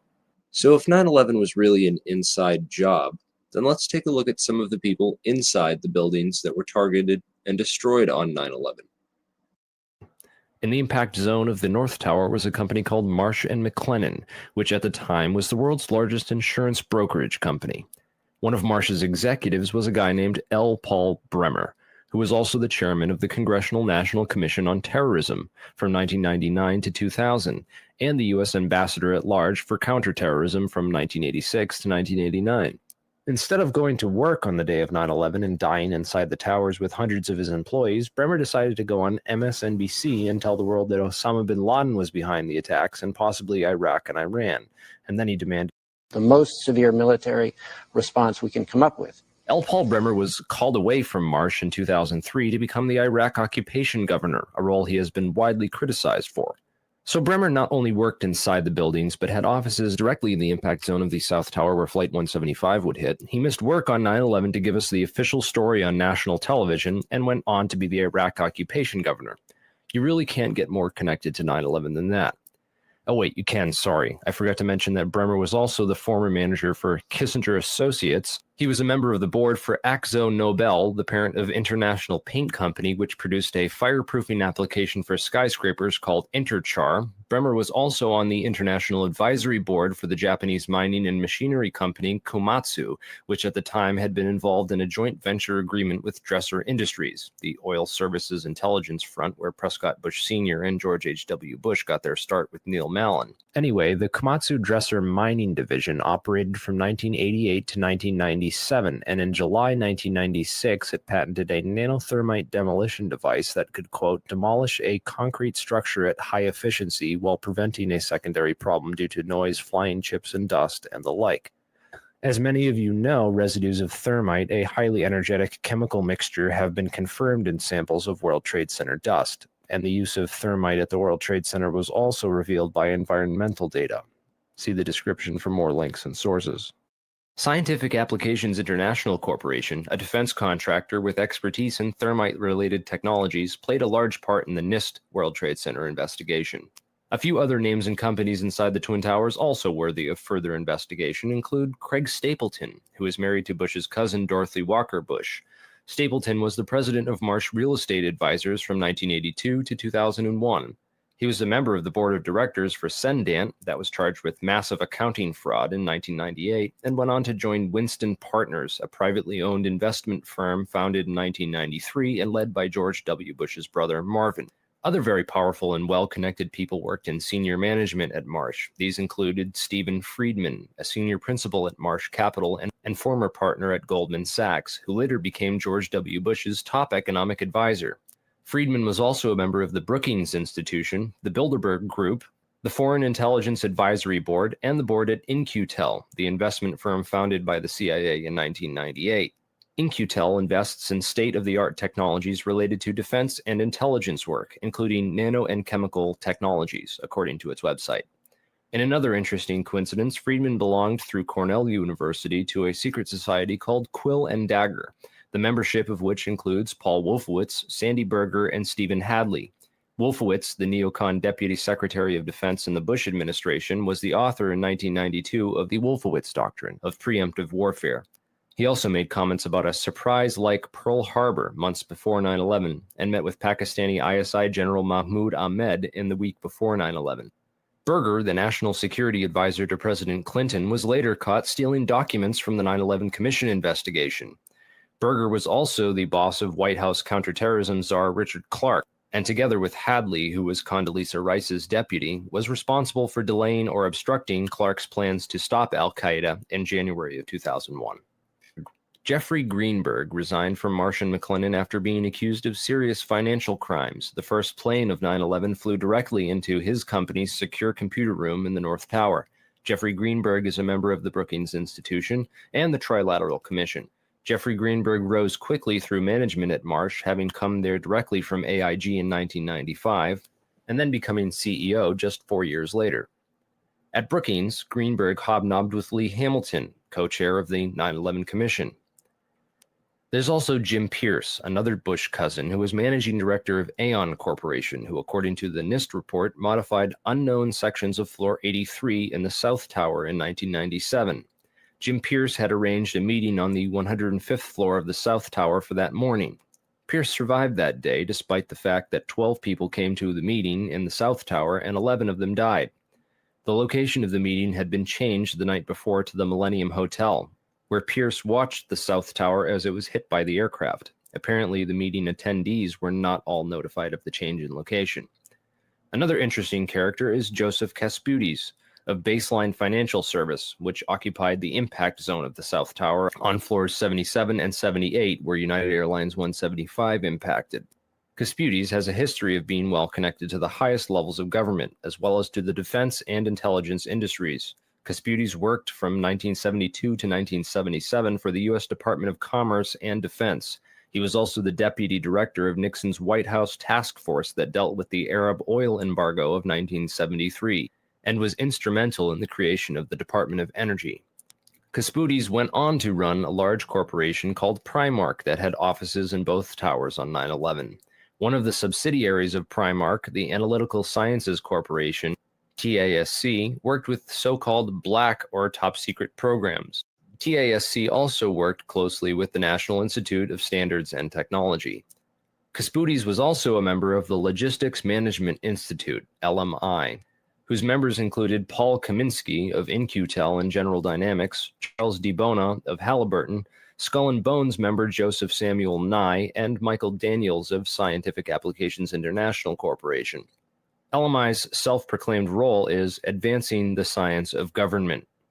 Kasputis' connections to the DOE from 1977 through at least 1997 are interesting, considering that the DOE was developing thermite ignition devices as early as 1983. Joseph Kasputis went on to become the CEO of Baseline Financial Services, which was directly in the impact zone on the 78th floor of the South Tower. According to NIST, Kasputis' Baseline Financial modified the southeast corner of floor 78 in 1999, exactly where the aircraft hit on 9/11. Floors 77 and 78 were upgraded for fireproofing in June and April of 1998, respectively. Another company of interest on floor 91, just above the impact zone for the South Tower, was Washington Group International. This company was known primarily as a construction and mining firm, and it had just acquired Raytheon Engineers in July of 2000. In 1996, Washington took over Morrison Knudsen, an engineering and construction firm that had a history of working on large-scale projects around the world, including in China, Iran, Afghanistan, and Saudi Arabia. The Army Corps of Engineers hired Morrison Knudsen to demolish over 200 buildings in 1995. One of the DOE facilities for which Washington was responsible well before 9/11 was the Savannah River site near Aiken, South Carolina. In February of 1997, Lawrence Livermore National Labs and the Savannah River site signed an agreement of cooperation to share technology. Savannah went on to add developing sol gel technology for fuels and other applications to its portfolio. Sol gel technology is utilized by Lawrence Livermore National Laboratories for making nanothermites. In another coincidence, Savannah River Technology staff participated in the search and rescue operations at Ground Zero by providing unique tools. Just before 9/11, Washington was going through a tough time financially and sought Chapter 11 bankruptcy protection. Securities and Exchange Commission documents show that Washington made court-ordered pre-petition payments as part of these proceedings to a number of companies, including Komatsu. Washington also made payments to Greenhorn and Omara, whose employee, Teresa McAllister, was a lead author of the FEMA and NIST reports on the World Trade Center disaster, and to Sumitomo Bank, which was closely allied with Komatsu. Building 7 was a 47-story federal office building in the World Trade Center site, which collapsed at 5:20 p.m. on the afternoon of 9/11. This building was home to the CIA, in fact, the largest CIA headquarters outside of Langley, Virginia. It also housed offices for the Secret Service and the Securities and Exchange Commission. One of the most interesting tenants, however, was then Mayor Giuliani's Office of Emergency Management and its Emergency Command Center on the 23rd floor. This floor received $15 million worth of renovations, including independent and secure air and water supplies, and bullet and bomb-resistant windows designed to withstand 200-mile-per-hour winds. Mayor Giuliani was a former U.S. prosecutor for the South District of New York from 1983 to 1989, who was in charge of investigating the terrorist financing Bank of Credit and Commerce International. After he left his job as a prosecutor to start a political career, he worked for a law firm called White & Case that actually represented BCCI. So he went from prosecuting the BCCI to working for a law firm which defended the BCCI. This was likely his foot in the door of this underground corporate criminal network. Giuliani would later help to destroy all the crime scene evidence from Ground Zero. Giuliani's sidekick on 9/11 was Police Commissioner Bernard Kerik, who appeared to be coaching some of Rudy's actions that day, keeping him away from the media and even answering questions for him about explosives in the buildings. In fact, Bernard Kerik gave us the first official government pronouncement that no explosives were involved in the destruction of the World Trade Center buildings. Kerik's department was also the same one that found that pristine, completely undamaged hijacker's passport, which survived a plane impact, and Fireball, which destroyed 2 titanium black boxes and 3 towers.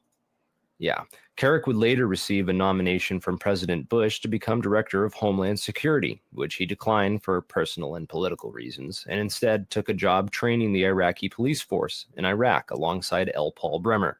Both men are credited for turning Iraq into the unwinnable quagmire it is today. In February of 2010, Kerik was sentenced to 4 years in federal prison for conspiracy and fraud charges, unrelated to the crimes of 9/11, unfortunately, but it still goes to show you what kind of person he is. Definitely the kind of person you'd want inside the New York City police force during a staged event like 9/11. And lastly, we have the Pentagon. It's certainly peculiar, to say the least, that al-Qaeda terrorists hell-bent on destroying the USA would not crash their plane into the north wing of the Pentagon, where all the most important offices were, like Donald Rumsfeld, John Ashcroft, etc., and that they would instead choose to target the one section of the Pentagon that had most recently been refurbished to withstand missile impacts. It's also interesting to note that the company which completed the $258 million refurbishment to Wedge 1 of the Pentagon was also hired as a contractor to clean up Ground Zero in New York City. Wedge 1 also coincidentally housed the Pentagon's Budget Analyst Office, where DoD staffers were working on the mystery of the $2.3 trillion that was reported missing by Defense Secretary Donald Rumsfeld in a press conference the day before 9/11. The Pentagon's comptroller in charge of that money at the time was an interesting fellow named Dov Zakheim, a member of the Council on Foreign Relations, the International Institute for Strategic Studies, and a contributor to the neocon think tank Project for the New American Century. Zakheim helped write the PNAC document Rebuilding America's Defenses, in which he is credited for the line which states, "Further, the process of transformation, even if it brings revolutionary change, is likely to be a long one, absent some catastrophic and catalyzing event, like a new Pearl Harbor." Several members of the Bush administration, including President Bush himself, would later refer to 9/11 as a new Pearl Harbor. If anything, the individuals and organizations outlined in this video are at least as suspicious as the 19 hijackers themselves. This investigation and the facts presented and outlined in this video are by no means comprehensive or complete. We need to continue the investigation into these people, these companies, and their close proximity to the events of 9/11, and not find ourselves continuously lost inside speculative, circumstantial evidence and arguments. It's time to demand justice and accountability for the victims who were killed on 9/11 and the illegal wars and occupations that were created as a result of these attacks. And whether you believe everything in this video or not, it should at least make you consider opening a new investigation into 9/11 that looks deeper into these individuals and their suspicious connections.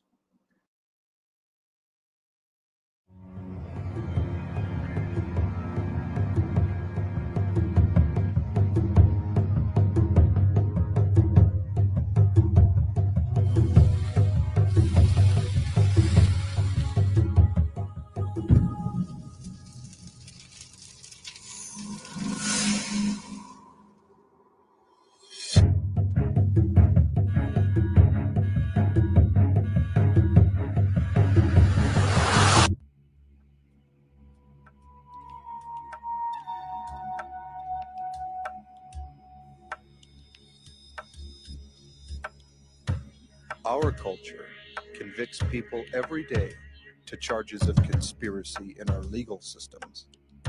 But for some reason, those of the upper echelons of the power seem to get a pass.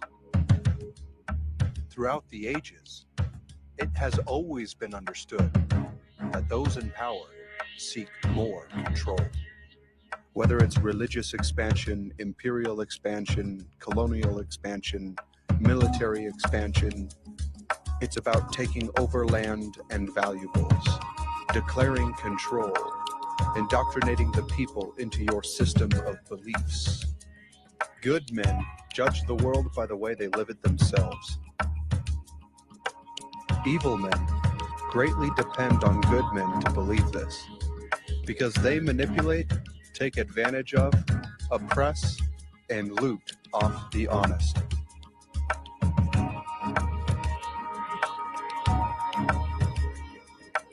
September 11th is the catalyst that changed America forever.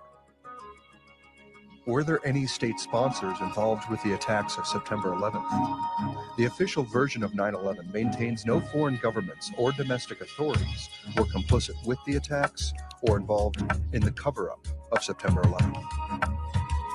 This investigation will explore the overwhelming evidence that foreign governments' intelligence agencies played a substantial role in some way in the attacks. Our story starts with Dr. David Graham, a dentist in Shreveport, Louisiana, who met a Pakistani man who housed two future 9/11 hijackers who turned out to be Saudi intelligence agents. The question is, who was in the shadows of September 11th?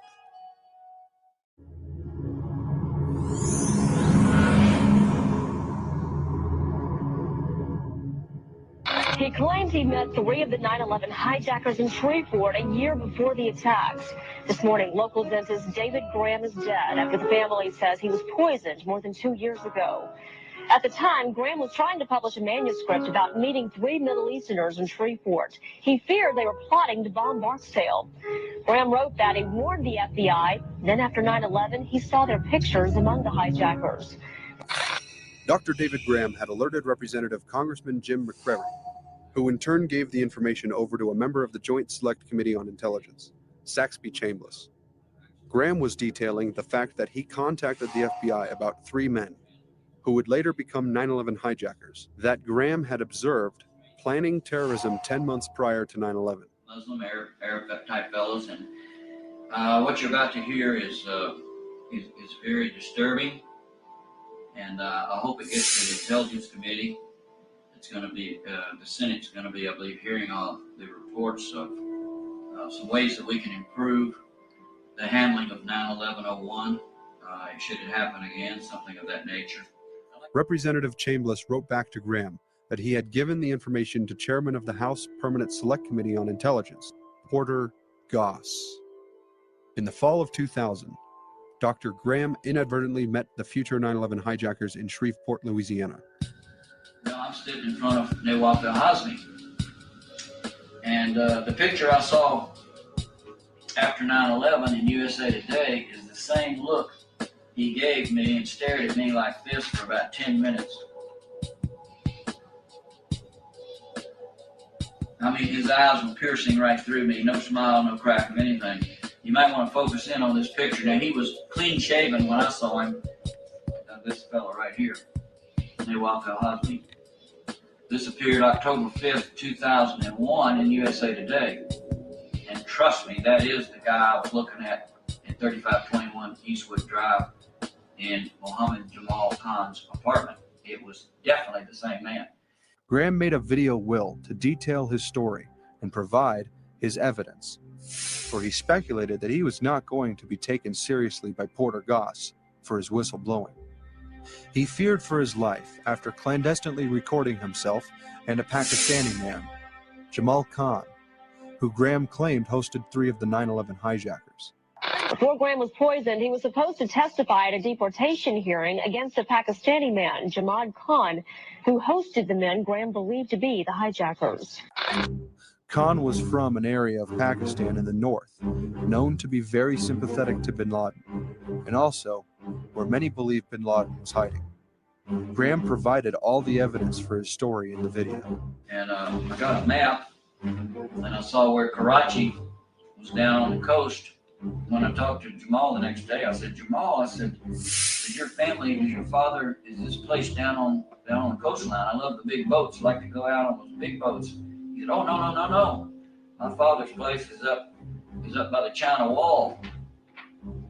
And he said it's up by the China Wall over by Russia. So this little yellow spot I've outlined here, there's some little cities up there I'd like to mention that are possibly significant to where maybe bin Laden could be hiding, and that's what Agent Spoon, after 9/11, indicated to me. Graham initially feared a truck bombing on Barksdale Air Force Base due to the suspicious red flags he was observing with men he remotely associated with. Graham reported to both a Shreveport FBI agent and a U.S. Secret Service agent the information almost a year before 9/11. Within the Graham report, a book David wrote detailing his story so that the public would know this scandal. He details and provides the dated and certified documents that the FBI had names of 2 9/11 ringleaders, Nawaf al-Hazmi and Khalid al-Mihdhar. But in terms of 9/11, in terms of them going after somebody in the Bible Belt who, was a conservative, Christian, megachurch, evangelical, I mean, that's really desperate that they have to kill somebody like that. But he was on the verge of publishing a book, and his book was going to talk about this 4-year ordeal that he had when he met Nawaf al-Hazmi and had an association with somebody who knew Khalid al-Mihdhar. And al-Mihdhar and al-Hazmi, we know now, according to the 9/11 Commission report and others, were 2 of the lead hijackers. It wasn't just about Mohammed Atta. It was about these 2 guys. We know now that they were most likely agents of Saudi intelligence. Graham's 9/11 report was never published. Graham's story is not detailed at all in the 9/11 Commission report. Why did Porter Goss ignore Graham while sitting on the Intelligence Committee?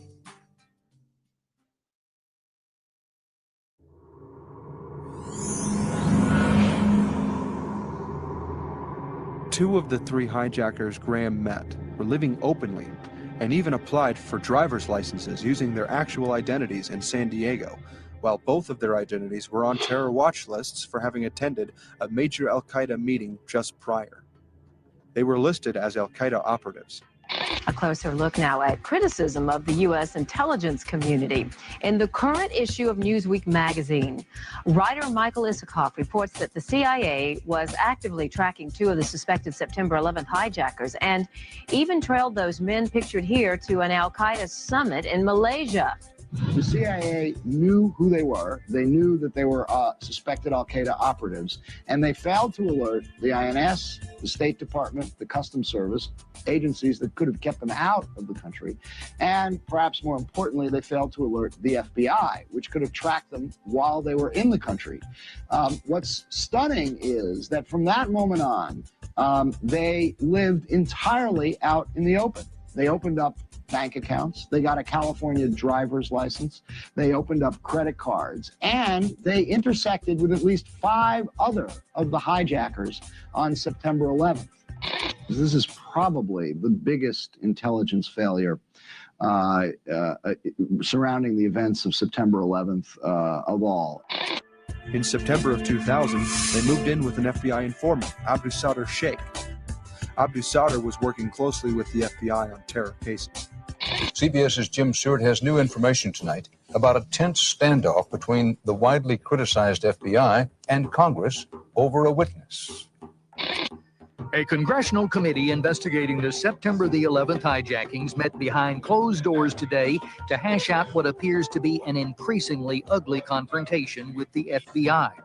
At issue is the testimony of an FBI informant who apparently played landlord to 2 of the 9/11 hijackers and never informed his case agent of the renters until after the attacks. The 2 hijackers, Nawaf al-Hamzi and Khalid al-Damar, were the only members of the group to enter the U.S. through the West Coast. For several months, they lived in this San Diego residence where their landlord was this man, identified as Abdul Sadr Sheikh, a prominent San Diego Muslim leader. But just before heading to California, Nawaf al-Hazmi and Khalid al-Midar were being actively tracked by the CIA. NBC News in depth tonight. Could the September 11th attacks on America have been prevented? We're now just 2 days away from the release of the final report of the commission investigating those attacks. The report will not say the attacks could have been prevented by either the Clinton or Bush administrations, in part because the commission wants to avoid partisan fighting over its report in this election year. That day, it seemed sudden and without warning. But 3 years and 2 investigations later, it's clear there was a tragic trail of missed opportunities to stop some of the hijackers, disrupt the plot, and perhaps save 3,000 lives. The Malaysia meeting. January 2000, top al-Qaeda operatives converge on Kuala Lumpur for a planning meeting that includes these 2 hijackers, the first time a hijacker comes on the radar of American intelligence. The intelligence agencies also had electronic intercepts. The NSA monitors 2 million communications every hour, telephone calls, faxes, emails, including, we now know, critical clues about the hijackers, like their meeting in Malaysia. It was actionable information. And what's clear to me as a former intelligence officer is that somebody in Washington dropped the ball. Whether it was FBI or CIA is to be determined. It's one of these critical nodes where we could have disrupted the 9/11 plot well before it ever got off the ground. The calls. Once in the U.S., that hijacker gets up to a dozen calls from this known al-Qaeda switchboard in Yemen. The NSA is listening, but doesn't figure out that the calls are to someone inside the U.S. The search. In late August, the CIA finally tells the FBI 2 hijackers may be in the country, but the FBI can't find them, even though they're listed in the San Diego phone book. The watch list. The 2 hijackers are finally watch listed, but never put on the FAA's no-fly list. Up a back stairwell to the 4th floor of the Capitol, behind closed doors, Congressional Intelligence Committees meeting in a special soundproof room today began sifting through the debris of 9/11. Sources say some 200 interviews and 100,000 pages of documents reviewed so far reveal even more dropped balls by both the CIA and FBI than is now publicly known. The most critical dropped ball, investigators say, is that the CIA identified 2 of the hijackers as terrorists a year and a half before the attacks, Khalid al-Midar and Nawaf al-Hamzi, knew they were headed to this country and did almost nothing until it was too late. Sources tell NBC News the FBI has developed a series of charts for congressional investigators to show that had there been follow-up, al-Hamzi and al-Midhar would have led them directly to 5 other hijackers, and by connecting the dots to everyone else, including ringleader Mohammed Atta. And it was largely due to the fact that these two men, al-Hazmi and al-Midhar, were living with the FBI's informant, Abdusadr Sheikh. Sheikh was identified in wire reports as a retired professor of English at San Diego State. He was also listed as Vice President of International Projects at the American Commonwealth University. The problem is, Sheikh never taught at San Diego State. He never taught English at all. He possessed a phony PhD from a bogus diploma mill with U.S. military and intelligence connections out of Florida. American Commonwealth University doesn't exist. And it's merely a mail drop, which was previously named William Lyon University. And William Lyon University was founded by the retired Air Force General William Lyon. And Lyon was chairman of the GOP's Team California Victory 2004. And he was a member of the Orange County's new majority big wheel Republican network that helped get Arnold Schwarzenegger elected. What is Abdusadr Sheikh, a man housing the future 9/11 hijackers, doing with false identities provided to him by U.S. government officials, connected to top-level GOP officials in California? Many wonder why this was. Omar al-Boyami is said to be a Saudi intelligence officer of the GID, the General Intelligence Directorate. The GID is the Saudi Arabian equivalent to the CIA. He was the man who picked up the two hijackers, Khalid al-Midhar and Nawaf al-Hazmi, from LAX. What is a Saudi Arabian intelligence agent working at the Saudi Arabian embassy in Los Angeles doing, picking up two future 9/11 hijackers and then sending them to an FBI informant? Now, if we could go back to Senator Bob Graham, he brought out a book right around the time that he was retiring called Intelligence Matters. He still was trying to do a good job talking about the protection of these 9/11 hijackers in the U.S. and the certain Saudis connected to the Saudi embassy in L.A. who, and specifically a guy named Bayoumi and another guy, these two Saudis were closely connected to the Saudi embassy in LA. So when Nawaf al-Hazmi and Khalid al-Midhar come to this country, they go to LA, they happen to meet these guys, and even Graham says it's not a coincidence. They happen to meet these guys. These guys are protective. They say, come live in San Diego. You'll like it better. And we only know about this, I think, from a leak. I think like somebody happened to leak it to us because the FBI was extremely embarrassed that this came out. It looks like extreme incompetence. Well, that's what they argue it is, but really it's obviously something more. It's obviously part of this pattern of federal protection that the 9/11 hijackers were given. His book is so good on the first couple of steps of showing federal protection of the 9/11 hijackers. How does this jibe with Able Danger? Because this is a whole other topic. Able Danger is this military intelligence operation that almost stopped al-Qaeda in early winter 2000, and yet they were stopped by Pentagon top brass, higher ups, high above, supervising this military intelligence operation. Able Danger protected these 9/11 hijackers, claimed that you can't spy on U.S. citizens. It's like, wait a minute, these guys weren't U.S. citizens, they were Saudi citizens. Since when are Saudi citizens U.S. citizens? Since when are Saudi agents of intelligence given these rights?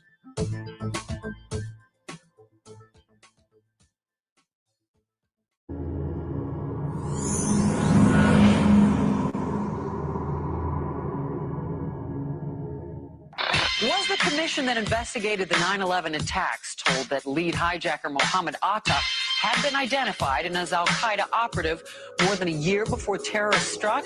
Lieutenant Colonel Anthony Schaefer is a Bronze Star recipient who told congressional staff members from the 9/11 Commission that a secret military unit working with the international intelligence apparatus and the Defense Intelligence Agency had identified 2 of the 3 cells involved in the 9/11 attacks, as well as alleged ringleader Mohammed Atta, over a year before the attacks. Schaefer says the commission never got the whole story. I'm told confidently by the person who did move the material over that the 9/11 Commission received 2 briefcase-size containers of documents. I can tell you for a fact that would not be one 1/20th of the information that Able Danger consisted of during the time we spent. The 9/11 Commission was told information on Able Danger, but for some reason, completely left it out of their report.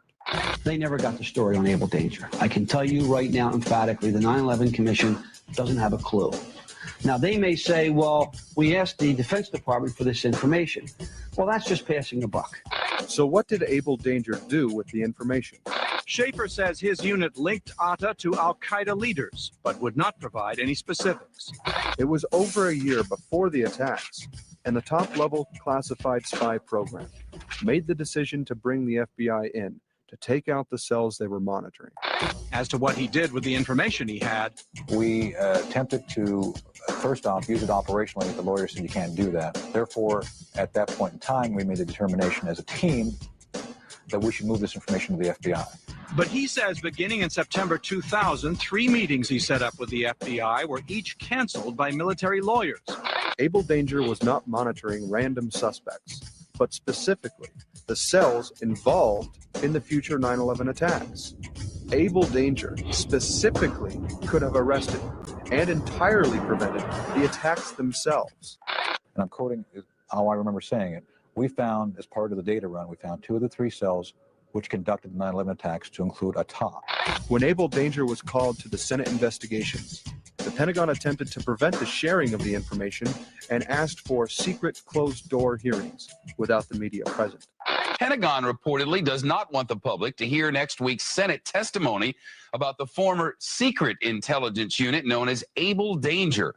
2 congressional sources have told Fox News that the military's pressuring senators to move the hearings behind closed doors. But we're told the chairman of the Senate Judiciary Committee, Senator Arlen Specter, wants to keep the hearings open. People who claim they used to work with the Able Danger unit say that unit identified as threats 4 of the September 11th hijackers a full year before the attacks. I assigned the same core team of analysts that worked the JCAG project. And along with Dr. Arlene Pricer as the analytical lead, 4 of us conducted data mining analysis on the al-Qaeda terrorist network coordinating with SOCOM and other organizations throughout that time. In the months that followed, we were able to collect an immense amount of data for analysis that allowed us to map al-Qaeda as a worldwide threat with a surprisingly significant presence within the United States. Weldon, a Republican congressman, was the individual who called for the investigation, which he believed was the most important story in our nation related to 9/11, which was the fact that this specific group tried to stop the attacks, but were not allowed to. This was potentially the biggest scandal in our nation's history since Iran-Contra, and very few news outlets seemed to cover this detail. Able Danger collected over 2.5 terabytes of information on the al-Qaeda operations, including the majority of the few cells operating inside the United States, participating in the planning of 9/11. So what happened to the information? It was deleted. What knowledge, if any, do you have about the allegation of a destruction of documents? The allegation that destruction of documents is correct. I'm the one who deleted all the documentation that we had gathered at the IDC. And you deleted the data? Yes, sir. What kind of information was deleted? Everything that we had. What was the essential substance of it? We had done internet polls related to a preliminary analysis of Able Danger. And what I mean by that is we were trying to get a worldwide perspective of exactly where this organization function and operate just as a start. And that was in terms of al-Qaeda. The majority of the members involved in the military program were ordered to stay silent or face consequences. For the life of me, I don't understand why, as I understand it, I stand corrected if I'm wrong, but I understand the witnesses we assumed we were going to get to hear from the Defense Department have been pulled. They may be or may not be in the room, but have been instructed that they cannot testify. They were gagged. Only one member spoke at the Senate investigation. The charts and documents that they had in their unit were conveniently destroyed, and no one person would ever be allowed to verify their claims. And the individual who deleted the information was also asked if he too could verify that what he deleted confirmed that the unit had identified Mohammed Atta, specifically as a terrorist in the United States planning an attack for al-Qaeda.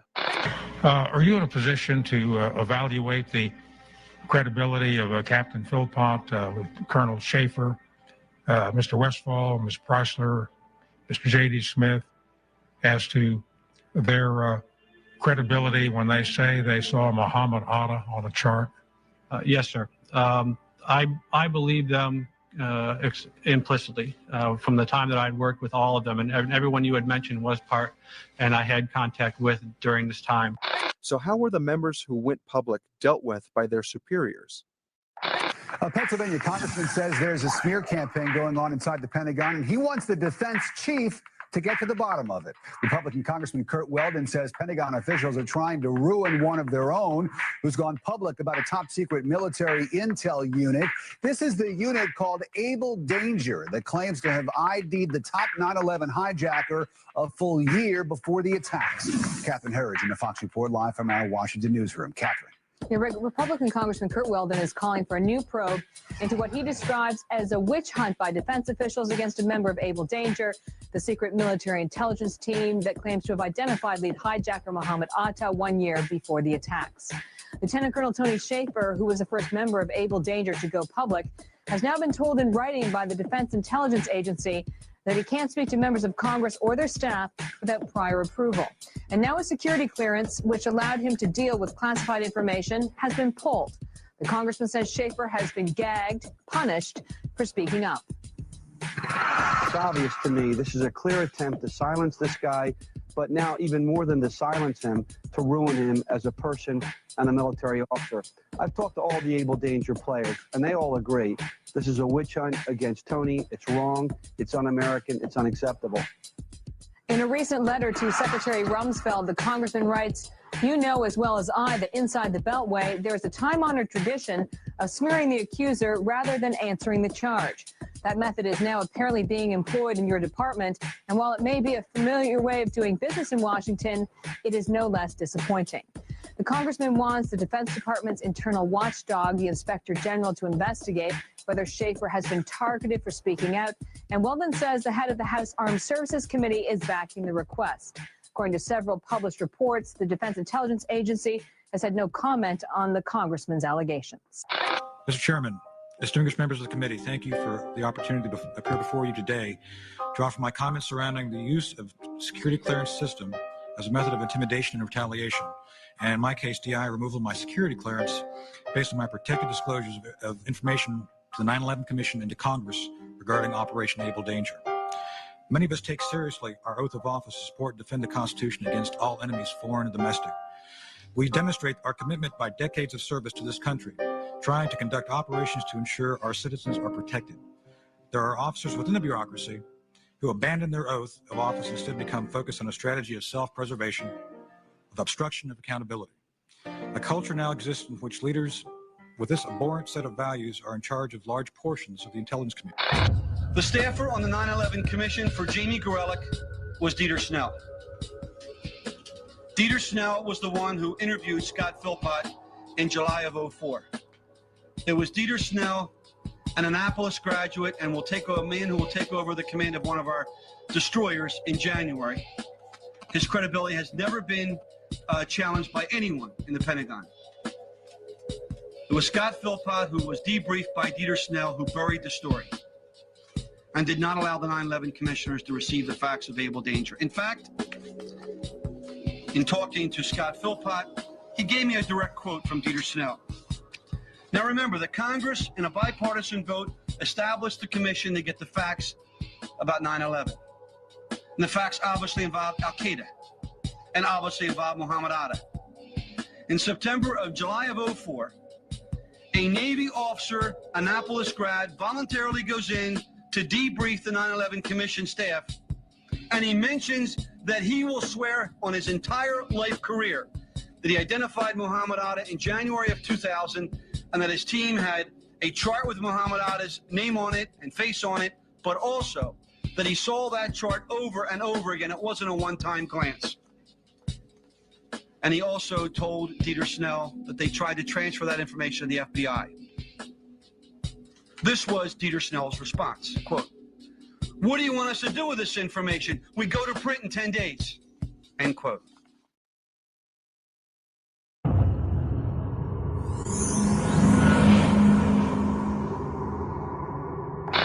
And one other interesting note, Tom, we've also learned at NBC that there was a President Bush in the White House during the morning of these events. His father, former President Bush, was actually at the White House the morning of the attack. The bin Laden family are in the Carlyle Group and were meeting on the morning of 9/11 discussing the coming year's financial ventures. Bush Sr., another chairman at Carlyle, was meeting with bin Laden's father and brother, where both of them were to be intimately affected by the day's outcome on completely opposite sides of the spectrum. Carlyle is a defense contracting firm, so they both conveniently would be profiting from the war resulting in the attacks that they were witnessing take place on television. While Americans couldn't fly, the bin Ladens were flown out of the country. One more story. Yesterday, in the first couple of hours of this, when all American, all U.S. air carriers were ordered to land at the nearest airport, this was taken very seriously. One of our photographers noticed a military jet trailing closely a civilian airliner in the vicinity of Washington, D.C. He was in Arlington at the time. By the time he swung his camera up, it was out of frame, so we have only 2 or 3 seconds of video of it. But this was taken very seriously yesterday. To ensure safe passage back to Saudi Arabia, the bin Ladens were flown out of the country with military escorts for protection without answering any questions by investigators. Protected on their aerial evasion from U.S. authorities by U.S. military, while all planes were grounded in the United States, to which even high-ranking U.S. officials could not travel, the bin Ladens were allowed to fly. How did Osama bin Laden's family flee America? Let's go to CNN's Brian Todd. Brian? Wolf, in those frightful days after 9/11, U.S. intelligence dealt with a fog of information, and these newly released documents seem to add to the confusion. More than a week after the attacks, a couple of days after more than 100 Saudi nationals, including members of Osama bin Laden's family, are flown out of the U.S. on chartered flights, an FBI document mentions one of the flights. Quote, "The plane was chartered either by the Saudi Arabian royal family or Osama bin Laden." The plane in question left on September 19th. The FBI document was written on September 21st. Was the FBI still not sure if bin Laden was involved in arranging a flight carrying his family members even after it had left? You may recall that the bin Laden family, some of them were here in the Orlando area, and now more on how they got out of the country. Bob. That's right, Claire. We've already taken a look at some parts of this report, and on pages 329 and 330, they deal directly with the issue of whether the members of the bin Laden family were given preferential treatment to flee Orlando and other cities without the proper scrutiny. Let's show you some video that was taken exclusively by News Channel 2 8 days after 9/11. That man there is Osama bin Laden's younger brother, Khalil, who had been here vacationing with other family members there on an estate that they owned in West Orange County. Now, but I feel, frankly, abandoned. If I question anything about the official story, I'm called a conspiracy theorist. When the first news reporter from my local area in upstate New York came to tell me she was going to allow me to tell a beautiful story of my daughter, all I asked that day was, why could I not fly home from Toronto? But Osama bin Laden's family and some Saudi nationals whose names I still don't know were flown out of the country in our airspace. I was grounded. They were not.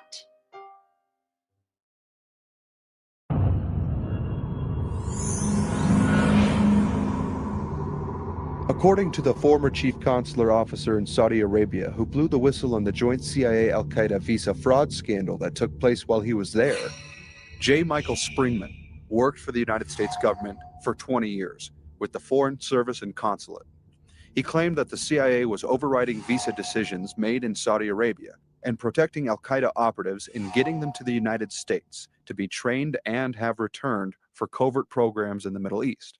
I began with the federal government in 1969, taking a job in the Bureau of International Commerce at the U.S. Department of Commerce. While I was there, I had been working my way through the International Trade Administration, doing some trade show promotions, and got myself assigned to Stuttgart as a commercial officer in the State Department's State Commerce Exchange Program. Went on to India as the first foreign commercial service officer, and then got into the real State Department, and as a reward got sent to Jeddah, Saudi Arabia, where I was chief of the visa section. I had discovered what I thought was visa fraud, and it wasn't until I was out of the Foreign Service who ran into Joe Trento, the journalist, plus a couple of other people. One worked for the government, one worked for a local university. They told me that what I was questioning was not visa fraud, but a program to recruit terrorists for the Afghan war.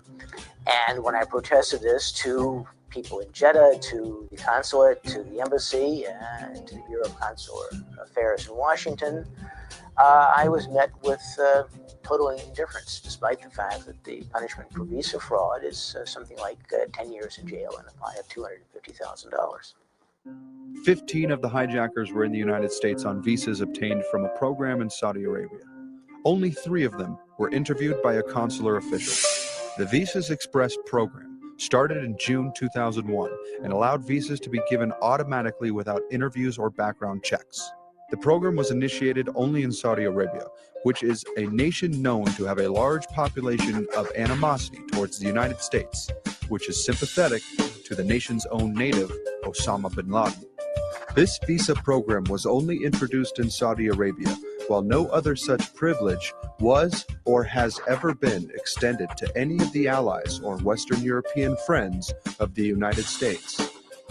Michael Springman blew the whistle and stated that State Department officials were issuing visas to terrorists, which he knew were terrorists, but he was being gagged. The 19 hijackers were able to get into the United States despite information on their travel documents that should have raised some big red flags. Could it happen again? Here's NBC Justice Department correspondent Pete Williams. It's a myth, the report says, that all the 19 hijackers entered the U.S. legally. Some clearly did, like hijacker leader Mohammed Atta, whose actual visa is shown publicly for the first time. But 3 of the hijackers on board the plane that crashed into the Pentagon had on their visa applications what the report calls indicators of Islamic extremism linked to al-Qaeda. The 3 were Khalid al-Midar, Salem al-Hazmi, whose state-issued ID cards are shown here, and al-Hazmi's brother Nawaf. Of the actual hijacker passports, only this burned fragment of Ziad Jarrah's is shown, recovered from the wreckage of Flight 93 that crashed in Pennsylvania. But the report says when 2 other hijackers applied for their visas, their documents contained another warning sign: phony travel stamps intended to cover up their travel to Afghanistan to attend terror training camps. Even though there'd been the bombings in 95, 96, 98, 2000, all involving Saudis, no one asked for a national intelligence estimate if Saudi Arabia is not a new terrorist state.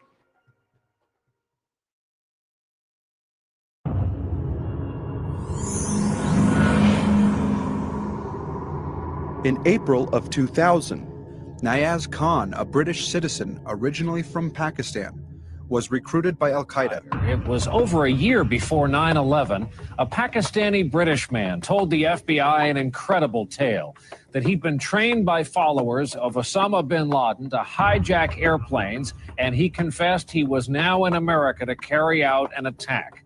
After gambling away money sent to him for flight training, and afraid al-Qaeda would come after him for betrayal, he turned himself into the FBI.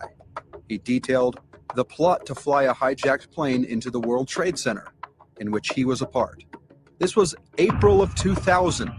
A member of the attacks turned himself in and confessed to the attacks. He also disclosed that other agents were inside the United States. Khan tells NBC News that for the next few weeks, he was trained by al-Qaeda to hijack passenger planes and sent to the U.S.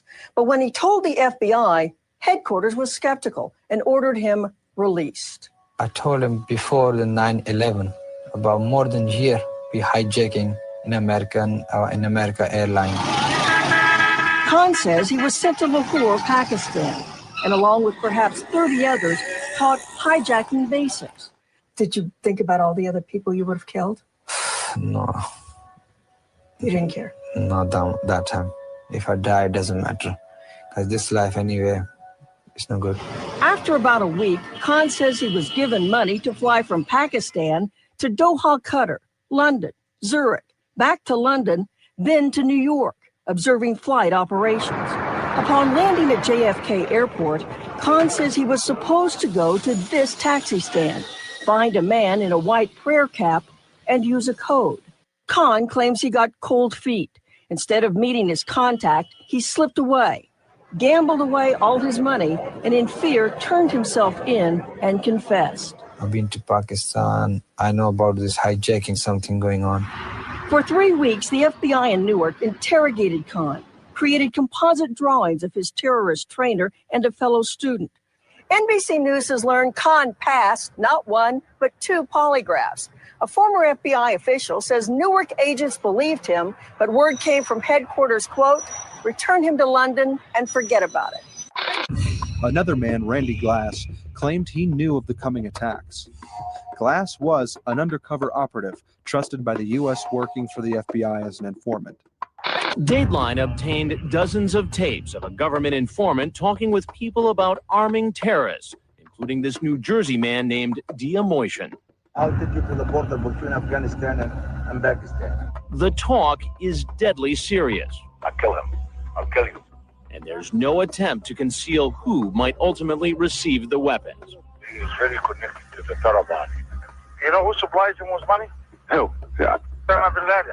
The conversations were recorded by Randy Glass, a con man in trouble with the law who offered to go undercover and pose as a weapons dealer. The cover story was that I had people that were stealing these military weapons. From the U.S. military. Correct, from the U.S. military. The investigation, which ran from 1998 to June 2001, was orchestrated by agents from the Florida offices of the Bureau of Alcohol, Tobacco, and Firearms and the FBI. Randy Glass's undercover work eventually led to a dinner meeting in New York with a mysterious man from Pakistan named R.G. Abbas, who Glass says made no attempt to hide his feelings for Americans. And he told me that Americans were the enemy, and he looked around the restaurant and he said, we would have no problem with blowing up this entire restaurant. We would have no problem blowing up this entire restaurant. Because it's full of Americans. And Glass says Abbas's people wanted to buy all sorts of weapons, even components for a nuclear weapon. They inquired if it was available. And you said? Yes. And they responded? They were interested. Today, in a phone conversation with Dateline, Abbas denied trying to buy weapons. But Dick Stoltz, one of the federal agents who worked on the case, said the people he was dealing with meant business. You had to realize that the people being talked about as customers for these weapons were the most wanted terrorists in the world. That's correct. Bin Laden. Correct. Did you think they were serious? Oh, absolutely. Glass recorded his meetings, and on July 22, 1999, he wiretapped a meeting at the Tribeca Grill with an arms buyer, Raja Ghulam Abbas. During the course of the conversation, I asked him exactly what his intentions were. After dinner, as we walked outside, he pointed in the direction of the World Trade Center and said, those towers are coming down. Randy Glass became so concerned about what he was learning during his work as an informant that he wrote a letter to Senator Bob Graham. Francis X. Taylor told Randy Glass, we know all about planes being flown into the World Trade Center. Randy Glass hadn't mentioned planes. He had mentioned a threat that he knew about from these Pakistani spies who were trying to buy arms on the international market. So Randy Glass really starts freaking out. He starts faxing Senator Bob Graham and other people this information. And you can see this in my book. Here, let me grab a copy here. This is something I put in the book on the inside back cover in orange is a facsimile of the actual fax that Randy Glass was trying to fax at that time. And it's a pretty amazing document. You know, he said something like, I know I'm way in over my head here, but this thread that I know about, the thing that the State Department said about planes being used, you know, even the agents I'm working with are really concerned, and please have somebody call me. On file and dated July 16, 2001, 2 months before 9/11, Glass writes to Graham, "Please tell me what is going on. I've told you repeatedly about my terrorist case, the sophisticated weapon system, nuclear components, the targets of blowing up the World Trade Center, and who knows what else. These people hate Americans. This information I've gotten from the State Department about the airplanes being used." I had been threatened by FBI agent Steve Burdowski that if I mentioned any of that, I would be charged with obstruction of justice. Abbas turned out to be a Pakistani ISI agent. Yet again, another intelligence asset connected to Al-Qaeda. Senator Bob Graham stated he was surprised to see foreign governments involved in the attacks. But also I was surprised at the evidence that there were foreign governments involved in facilitating the activities of at least some of the terrorists in the United States. I am stunned that we have not done a better job of pursuing that to determine if other terrorists received similar support, and even more important, if the infrastructure of a foreign government assisting terrorists still exists for the current generation of terrorists who are here planning the next plots. To me, that is a extremely significant issue, and most of that information is classified, I think overly classified. I believe the American people should know the extent of the challenge that we face in terms of foreign government involvement, and that would motivate the government to take action. Are you suggesting that you are convinced that there was a state sponsor behind 9/11? I think there is very compelling evidence that at least some of the terrorists were assisted, not just in financing, although that was part of it, by a sovereign foreign government, and that we have been derelict in our duty to track that down, make the further case, or find evidence that would indicate that that is not true, and we can look for other reasons why the terrorists were able to function so effectively in the United States. And do you think that will ever become public? Which countries are talking about? It'll become public at some point when it's turned over to the archives, but that's 20 or 30 years from now. We need to have this information now because it's relevant to the threat that the people of the United States are facing today. But the 9/11 Commission maintained that no foreign governments were involved in the attacks. What is the Pakistani connection, and why doesn't the public know more about it? Why does Bob Graham act so surprised when he was warned by both Dr. David Graham and Randy Glass about Pakistan's operational involvement in 9/11? Now remember, Porter Goss was also warned by Dr. David Graham. Is it just a coincidence that these were the only two men that were warned and also happened to be conveniently sitting aboard the congressional inquiry that investigated 9/11 that gave the public the official story? They sat in command of the congressional inquiry with Nancy Pelosi. It took us 9 months to do all of our work, have our hearings, interview our witnesses, write the report, and it took 6 months for the administration to agree to some level of declassification. The report is overclassified. That is a disservice to the American people. There are just pages of blank here that the committee's left out. A number of September 11th families are angry at the U.S. government, and information withheld from the report on Congress's investigation of the attacks is just the starting point. The cover-up. William Doyle lost his oldest son, 25-year-old Joseph, a trader for Cantor Fitzgerald. Nothing. Doyle says all these empty pages are about the role of Saudi Arabia. The White House, which took 7 months to screen the document for sensitive material, deleted the information, he says, because the government wants to keep Saudi Arabia's support for the terrorists secret. There's so many oil dealings and what have you, and I honestly believe that they do not want that to come out in the wash. After reading the report, Doyle says that the INS is to blame too, that the hijackers never should have been allowed to stay in the country. He tempers his anger, reflecting by a shrine for his son. 2 years after the fact, the report doesn't seem to offer closure. Instead, a new opening and a very raw wound. The much-anticipated report was more than 800 pages long. But since it was released this past summer, most of the attention has focused on 28 of those pages. One chapter that is almost completely redacted. ordered classified by the White House and blacked out to the public. And because they're classified, I can't tell you what's in those pages. I can tell you that the chapter deals with information that our committees found in FBI and CIA files that was very disturbing. It had to do with sources of foreign support for the hijackers, or alleged sources of foreign support for the hijackers. Now, I know it is believed and has been reported that many of those 27 or 28 redacted pages deal with the Saudi relationship to the hijackers, but That's what the press has said. I haven't said that. Every nation in every region now has a decision to make. Either you are with us or you are with the terrorists.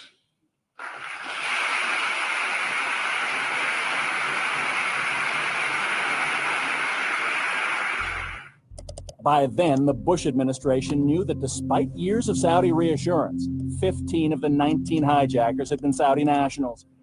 So in the terrible aftermath of September 11, surely it was now time to track down those who provided money and support for 9/11 wherever they might be. Right?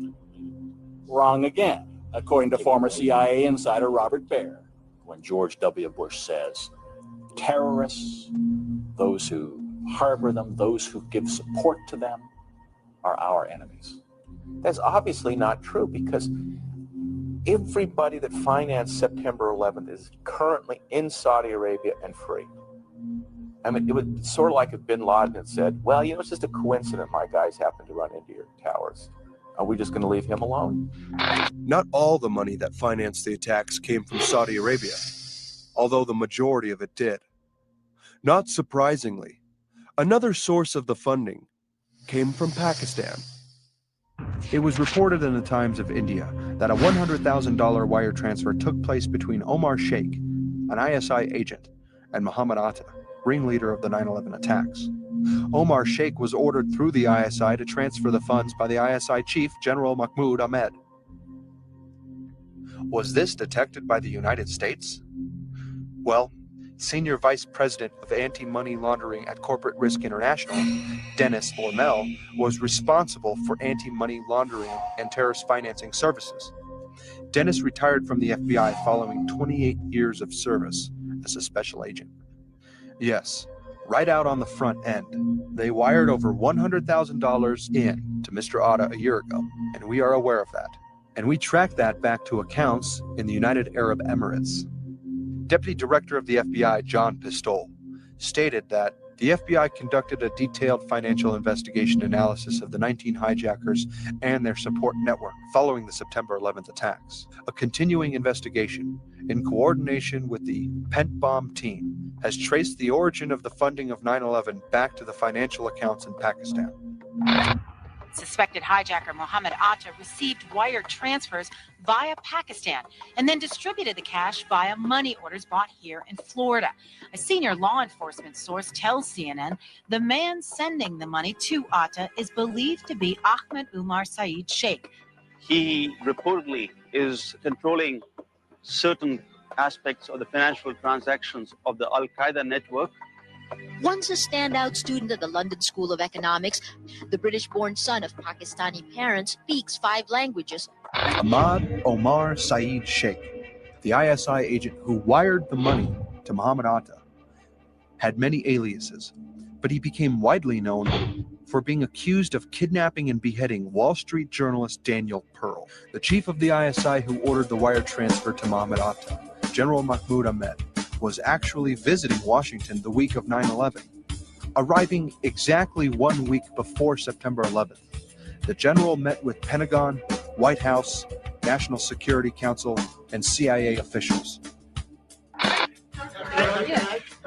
Are you aware of the reports at the time that ISI chief was in Washington on September 11th, and on September 10th, $100,000 was wired from Pakistan to these groups here in this area? And why he was here? Was meeting with you or anybody in the administration? I have not seen that report, and he was certainly not meeting with me. Yes. As for Omar Saeed Sheikh, he was found to be Pakistani ISI, the CIA's counterpart in Pakistan.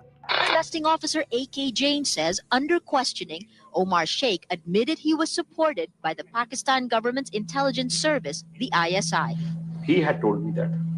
He admitted to you? Oh, yes. And after his release, it was very clear that he was provided protection and safe haven in Pakistan with the direct support, with the knowledge, and obviously with the connivance of the Pakistani intelligence. On the very morning of 9/11, General Mahmoud Ahmed, one of the financiers of the attacks, was at a breakfast meeting on Capitol Hill, hosted by, guess who? Senator Bob Graham and Representative Porter Goss, the chairman of the Senate and House Intelligence Committees. Now remember, Senator Bob Graham and Representative Porter Goss, who were warned by Dr. David Graham and FBI informant Randy Glass about the very clear Saudi and Pakistani involvement, and these two men are hosting a meeting with one of the financiers of the attack, Pakistani ISI chief, on the morning of the attacks, watching them take place together. And it was these two men that would later head the congressional inquiry with Nancy Pelosi that gave the public the official story of 9/11, and conveniently left the information out about these foreign governments. 2 days after the attacks on the Twin Towers in the Pentagon on September 13th, Joseph Biden, chairman of the Senate Foreign Relations Committee at the time and current vice president, also met with the ISI chief. When asked about the ISI funding of 9/11 and the Taliban, he stated that it was classified. How did you know the ISI was helping the Taliban, sir? How did you know they're helping them? Is it a Pakistani ISI, General Muhammad Ahmed? It has since come to light that he ordered Saeed Sheikh to wire $100,000 to Muhammad Atta. Why was he allowed to go back to Pakistan, and why wasn't he questioned, and why were you meeting with him? I met with him to deliver a message that if he didn't stop supporting the Taliban, we would take him out. What is the importance of covering up Pakistan's role? Perhaps one should look back at 1979. The Pakistani ISI is the CIA's counterpart in Pakistan and was the CIA cutout which created, communicated, and financed the Mujahideen during the U.S. covert war with the Soviets in Afghanistan. Dan Rather of CBS News, Bin Laden was in a military hospital in Rawalpindi, Pakistan, one day before the 9/11 attacks on September 10th. CBS News has been told that the night before the September 11th terrorist attack, Osama bin Laden was in Pakistan. He was getting medical treatment with the support of the very military that days later pledged its backing for the U.S. war on terror in Afghanistan. Pakistan intelligence sources tell CBS News that bin Laden was spirited into this military hospital in Rawalpindi for kidney dialysis treatment. On that night, says this medical worker who wanted her identity protected, they moved out all the regular staff in the urology department and sent in a secret team to replace them. She says it was treatment for a very special person. The special team was obviously up to no good. The military had him surrounded, says this hospital employee who also wanted his identity masked. And I saw the mysterious patient helped out of a car.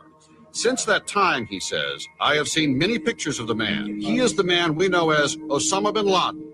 I also heard two Army officers talking to each other. They were saying that Osama bin Laden had to be watched carefully and looked after.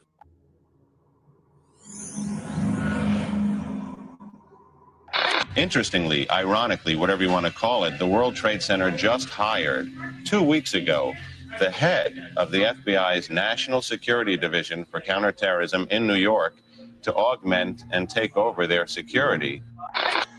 It is our greatest resource. We talk about all of the high-tech things that the FBI has, all the tools in our arsenal, and the greatest tool that we have is our employees, the men and women that come in and day out and work long, hard hours to accomplish their missions and their tasks, and to do it under the rule of law, to do it every single day, to protect people's constitutional rights, their civil rights, but at the same time protect them from all of the bad things that are out there. On August 22, 2001, FBI agent John O'Neill resigned from the Bureau, citing repeated obstruction of his investigations into al-Qaeda. Former FBI Deputy Director John O'Neill wanted to investigate the terrorists who were planning to blow up the trade towers on 9/11, but he was prevented from doing so by President George Bush. Bush signed Presidential Directive W199I, making it a crime to investigate or hinder the operations of one Abdullah bin Laden in any way. Bush had put limits on investigation by our intelligence agencies on investigating the money behind the terrorists before September 11th, because Saudi Arabia is the source of almost all the funding. And you could not touch the guys that were giving the money to make Al-Qaeda operate. Now, a lot of this, we believe, was determined in the meeting in Paris in 1996. The Khobar Towers were attacked within Saudi Arabia. 19 American military people were killed while they were sleeping. That was Al-Qaeda. He's, rather than go after these guys and capture them, basically went to them and said, how much does it cost for you to go play in Afghanistan instead, or in Uzbekistan? And by the way, it's not just paying them protection money to get lost. They actually wanted Al-Qaeda to spread the word of Wahhabism and sell to Central Asian republics the kind of vicious, small-minded, feudal state that they have in Saudi Arabia. Of course, Al-Qaeda's vision was that it's not feudal enough and it's not terrible enough. I even have the documents from the FBI, secret documents that were dropped off by FBI agents. This document is marked secret and WF, which means it walked its way out of the Washington Bureau of the FBI. It indicates that before the attack of September 11th, agents had wanted to question two members of a very powerful family for their connections to a suspected terrorist organization, Omar and Abdullah bin Laden. But the agents weren't allowed to. Now, what makes this family so special that they're protected from investigation? This followed previous orders to abandon an investigation of bin Laden relatives in 1996 by Bill Clinton, and difficulties in investigating Saudi royalty. President Clinton was already hindering investigations by protecting Saudi interests during the 1990s. His approach to terror was weak. However, where Clinton said go slow, Bush policymakers said no go. The difference is between closing one eye and closing them both. No one would be allowed to pursue certain Saudis and Pakistanis, many of which were involved in the September 11th attacks. In Washington, politicians jumped to the claim that anyone harboring or supporting terrorists should be pursued. But when it comes to some powerful individuals in these two countries, a blind eye is turned. The issue rarely raised by reporters. Disgusted and angry at both the Bush and Clinton administrations, FBI agent John O'Neill ended his career by resigning office. John O'Neill was given a new career as Deputy of Security at the World Trade Center in New York City for the private security team of the leaseholder of the building, Larry Silverstein. Did you recruit John O'Neill into Kroll? No. Who did? He didn't work for Kroll. Who did he work for? He worked for the FBI and then went to work for Larry Silverstein. But I thought Kroll had the contract to do security at the World Trade Center, and I thought John O'Neill's first day at the job was on 9/11. And I joked with him. I said, well, that'll be an easy job. They're not going to bomb that place again. And he said, well, actually, he immediately came back and he said, no, actually, they've always wanted to finish that job. I think they're going to try again. Silverstein had its own security company? How did this work? No, Silverstein had his own people that worked on security. He had a whole security staff there. Okay. On the night of September 10th, John O'Neill did what he loved doing, and he did it from his favorite table at Elaine's. We left about 2:30. John gave me a big bear hug and said, I'll see you tomorrow. And John went home, and that was the last I saw him. Little did John O'Neill know that his first day on the job would also be the last day of his life on Earth. This seemed very convenient for Osama bin Laden because the one individual who stands tall among those intelligence and law enforcement officers who were aggressively pursuing the criminal network that would carry out 9/11 was counterterrorism top man John O'Neill. Ever since the first World Trade Center bombing in 1993, O'Neill's pursuit of Osama bin Laden and al-Qaeda had been hindered, as the biography of his book detailed. After further terrorist attacks at the Khobar Towers barracks in Dhahran, Saudi Arabia, the U.S. embassies in Kenya and Tanzania, and the USS Cole in Aden Harbor, O'Neill's biggest problem was not al-Qaeda. It was resistance from top officials inside the United States government. John O'Neill was the chief investigator of the USS Cole bombing. On October 12, 2000, the USS Cole was reportedly blown up by two men who approached the warship in a small boat. It was recently reported that the suspects involved in the USS Cole bombing have escaped Yemeni prisons by tunneling their way out. During the trial where a Yemeni court convicted him of murdering 17 American sailors, Jamal al-Badawi showed no remorse, only defiance. Sentenced to death for his role in the bombing of the USS Cole, al-Badawi's sentence was later reduced to 15 years in prison. Now, barely 15 months into that sentence at a prison outside Yemen's capital, Sana'a, he and 22 other prisoners, including at least 13 convicted al-Qaeda terrorists, have escaped through a 150-yard tunnel dug under the prison wall. Today, Interpol issued a global security alert calling al-Badawi and the other escapees a clear and present danger to all countries. In his pursuit of al-Qaeda, O'Neill, according to people who worked closely with him, began to have serious concerns over complicity by those inside the Clinton and Bush administrations. There was the mysterious theft in the summer of 2000 of his briefcase at a Tampa hotel during a retirement seminar where the only participants were 150 other FBI agents. O'Neill attended a conference of other agents in Florida. We were meeting in Bal Harbor at the Marriott. John came in. He is just, I don't remember seeing John as distraught as he was this night. What has happened? Told me he left his briefcase in this room of 150 FBI agents and got a phone call. Couldn't hear on his cell phone, so he just walked outside to take his call. Walked back in, his briefcase was gone. He was completely freaked. O'Neill's bag contained classified documents.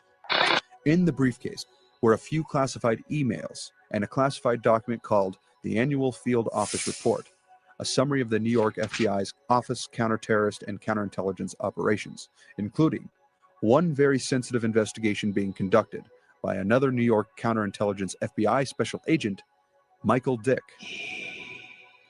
After the incident, whoever stole O'Neill's briefcase had found out what O'Neill knew about both al-Qaeda and their Israeli shadows.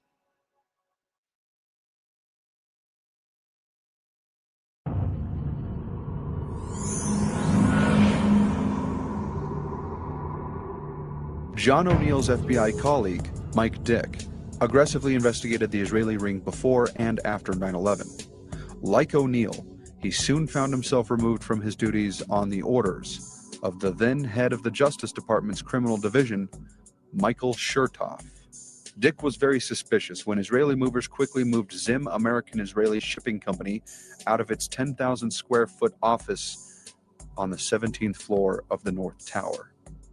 The partially Israeli state-owned firm fortified a $50,000 security deposit when it terminated its lease and vacated the building 1 week prior to 9/11. Could there have been communications of the coming attacks with the Israeli spy ring? These are questions which the 9/11 Commission never sought answers to. Evidence that other Israelis had been forewarned several hours before the attacks surfaced on an Israeli instant messaging service known as Odago.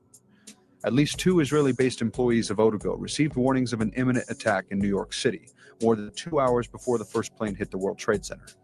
Odago had its U.S. headquarters 2 blocks from the World Trade Center. The Odago employees, however, did not pass the warning on to the authorities in New York City. In tonight's report, we learned that the concern about phone security extends to another company founded in Israel that provides the technology that the U.S. government uses for electronic eavesdropping. The company is Comverse Infosys, a subsidiary of an Israeli-run private telecommunications firm with offices throughout the U.S. It provides wiretapping equipment for law enforcement. Here's how wiretapping works in the U.S. Every time you make a call, it passes through the nation's elaborate network of switchers and routers run by the phone companies. Custom computers and software made by companies like Comverse are tied into that network to intercept, record, and store the wiretapped calls, and at the same time transmit them to investigators. The manufacturers have continuing access to the computers so they can service them and keep them free of glitches. But the complaint about this system is that the wiretap computer programs made by Comverse have in effect a back door through which wiretaps themselves can be intercepted by unauthorized parties. It is the FBI's office in Quantico, Virginia that has jurisdiction over awarding contracts and buying intercept equipment. And for years, they've thrown much of the business to Comverse. A handful of former U.S. law enforcement officials involved in awarding Comverse government contracts over the years now work for the company. Numerous sources say some of those individuals were asked to leave government service under what knowledgeable sources call troublesome circumstances that remain under administrative review within the Justice Department. And what troubles investigators most, particularly in New York in the counterterrorism investigation of the World Trade Center attack, is that on a number of cases, suspects that they had sought to wiretap and surveil immediately changed their telecommunications processes. They started acting much differently as soon as those supposedly secret wiretaps went into place. Brett? Carl, is there any reason to suspect in this instance that the Israeli government is involved? There are growing instincts and an awful lot of law enforcement officials in a variety of agencies who suspect that and have begun compiling evidence and a highly classified investigation into precisely that possibility. James Bamford, the famous investigative reporter who declassified Operation Northwoods, the top-secret military plan to attack the United States with false flag terror to influence a war with Cuba in the early 1960s, recently released a new book detailing that Israel's booming high-tech industry is a branch of the Mossad. After 9/11, many Israelis were rounded up in a spy ring that was discovered. Some U.S. investigators believe that there are Israelis again very much engaged in spying in and on the U.S., who may have known things they didn't tell us before September 11th. Since September 11th, more than 60 Israelis have been arrested or detained, either under the new Patriot anti-terrorism law or for immigration violations. A handful of active Israeli military were among those detained, according to investigators, who say some of the detainees also failed polygraph questions when asked about alleged surveillance activities against and in the United States. Investigators suspect that the Israelis may have gathered intelligence about the attacks in advance and not shared it. A highly placed investigator said there are, quote, tie-ins, but when asked for details, he flatly refused to describe them, saying, quote, evidence linking these Israelis to 911 is classified. I cannot tell you about evidence that has been gathered. It's classified information. Numerous classified documents obtained by Fox News indicate that even prior to September 11th, as many as 140 other Israelis had been detained or arrested in a secretive and sprawling investigation into suspected espionage by Israelis in the United States. Investigators from numerous government agencies are part of a working group that's been compiling evidence since the mid-90s. These documents detail hundreds of incidents in cities and towns across the country that investigators say, quote, may well be an organized intelligence gathering activity.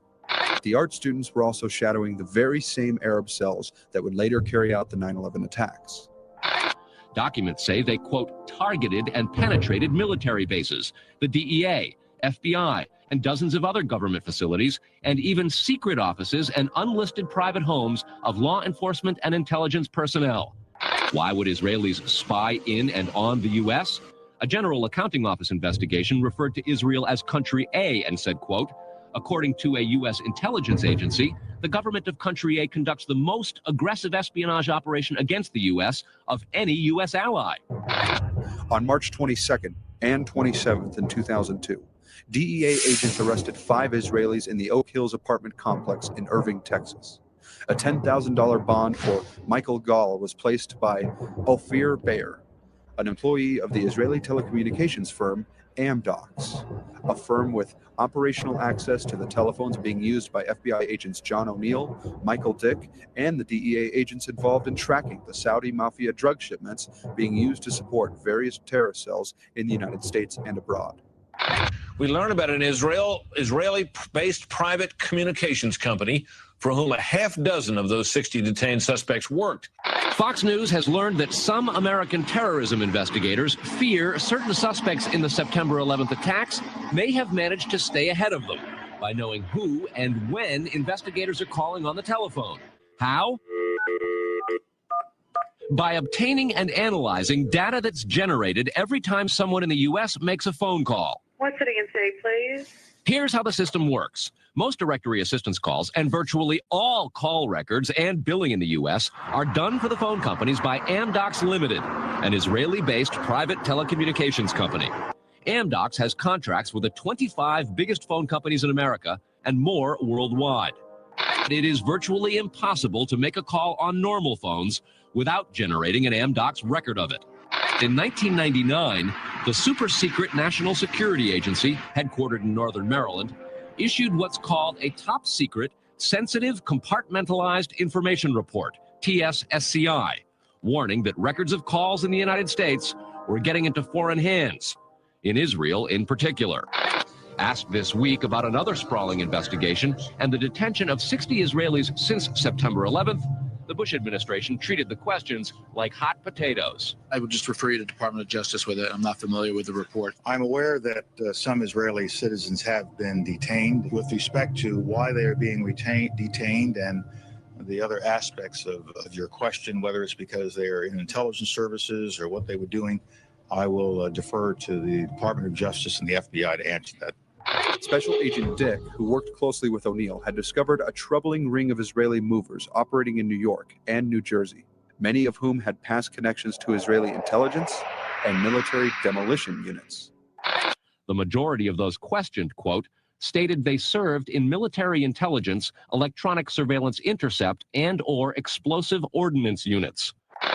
Dominic Suter was the head of Urban Moving Systems. This appears to be the base of operations for two white vans with the same rear license plates that were seen parked in the Doric Apartments near Patterson Plank Road and at Liberty State Park at the same time the first plane struck the North Tower of the World Trade Center. Few Americans know the story of the Israelis caught filming the World Trade Center before the first plane struck.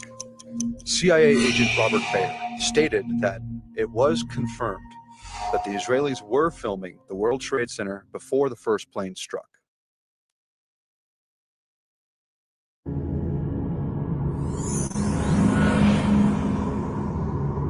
Someone mentioned in there that you had said something real quickly about someone should write a book about the white van. What did you mean by that? Well, there's an incident where there was a white van in New Jersey across from the World Trade Center, and 5 Israelis, probably Mossad, were giving the high five after the World Trade Center was hit.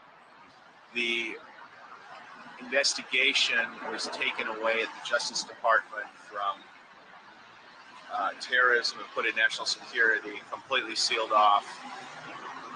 If you can look at it benignly, it was the Israelis stumbled across this, didn't believe it, or worse. I just don't know, but the parameters of people knew about this of 9/11 in advance are there, and they need to be investigated. Is it possible that these Mossad assets were in place in New Jersey in order to film the first hit? And there's actually a lot of reports that they were there set up before the first plane hit. They were set up before the first plane So hit. you can confirm that? That's true. Yeah, they were set up there before.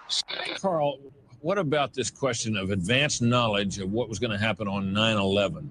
How clear are investigators that some Israeli agents may have known something? Well, it's very explosive information, obviously, and there's a great deal of evidence that they say they have collected, none of it necessarily conclusive. It's more when they put it all together. A bigger question, they say, is how could they not have known? Almost a direct quote, Britt.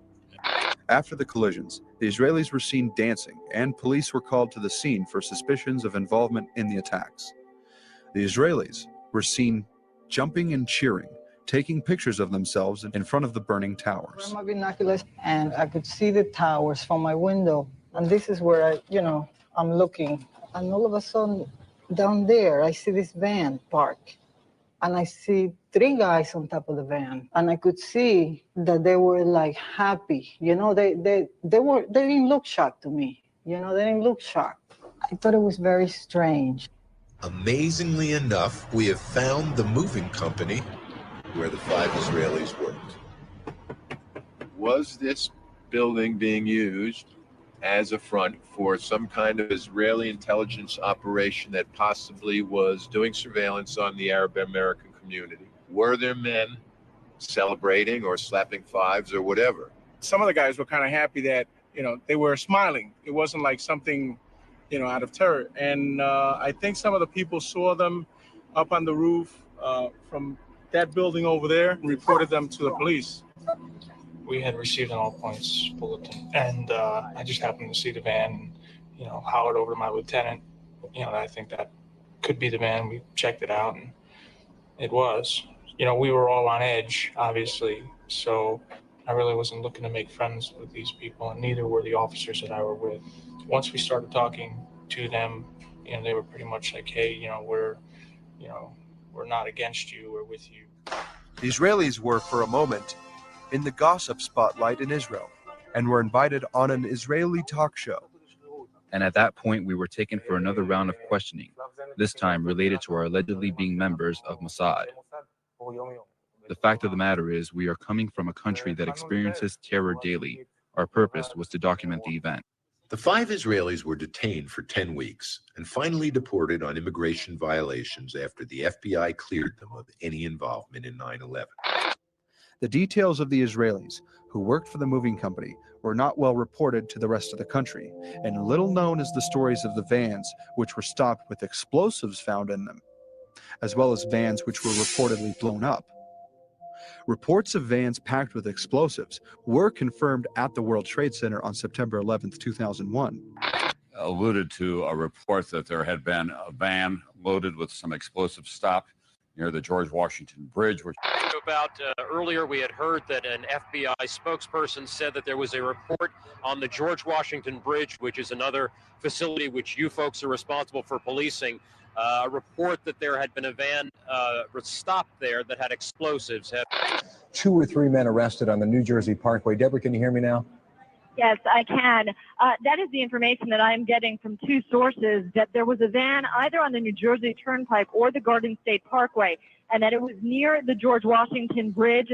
There were 2 or 3 men who were in the van. The van was pulled over. It is not clear why the van was pulled over, but when it was, law enforcers found tons of explosives inside of the van. Now, WCBS TV News in New York is reporting 2 people arrested by the FBI in a truck with explosives under the George Washington Bridge. The DW Bridge spans the Hudson River connecting New York City and New Jersey. Do you know anything about those extra explosions we heard? No, I do not. Were they car bombs? I have no idea, ma'am. Are you being told that we're going to have to move out of this area as well? I was not told anything relative to that. What about the sewers? Are they looking for bombs in sewers? All non-essential personnel. That's all I can tell you. Okay, obviously. Mayor Rudy Giuliani now speaking again. I'm hopeful that we'll be able to rescue some more people. I have no idea how many others, but at least there's some hope that we'll be able to get some people out. We have been able to get 2 people out who have been identified as Port Authority police officers. And word late tonight that 2 suspects are in FBI custody after a truckload of explosives was discovered around the George Washington Bridge. That bridge links New York to New Jersey over the Hudson River. Whether the discovery of those explosives has anything to do with other events today is unclear, but the FBI has 2 suspects in hand, said the truck load of explosives, enough explosives were in the truck to do great damage to the George Washington Bridge. But they arrested the 2 suspects and they're questioning them as we speak. It was this evidence that caused the agency to speculate that a van packed with explosives was parked in the garage, which was also detonated to help weaken the structure. About a block and a half away from the site of where the explosion was. That area has just been evacuated because police have found what they described as a suspicious device and they fear that it might be something that could lead to another explosion. Obviously, there's a real sense of caution here on the part of police. I spoke with some police officials moments ago, Chris, and they told me that they have reason to believe that one of the explosions at the World Trade Center, aside from the ones that may have been caused by the impact of the plane with the building, may have been caused by a van that was parked in the building that may have had some type of explosive device in it. Joining me is Jack Kelly. Now, he is a foreign correspondent, war correspondent, and just came back from Israel. He has some information about these attacks. Jack, what can you tell us happened first in New York? Apparently what appears to happen was that at the same time two planes hit the building, that the FBI most likely thinks that there was a car or truck packed with explosives underneath the buildings, which also exploded at the same time and brought both of them down. Now, that's the first time we're hearing that. So 2 planes and explosives that were in the building, is that correct? That is the working theory at this point. I've heard reports of secondary explosions after the aircraft impacted, whether in fact there wasn't something else at the base of the towers that in fact were the coup de grace to bring them to the ground. In the police radio recordings released to the public, reports of vans were confirmed. Good evening. The tapes offer a chilling record of terror and heroism. There were many calls like these. City Police 385. We have a white van.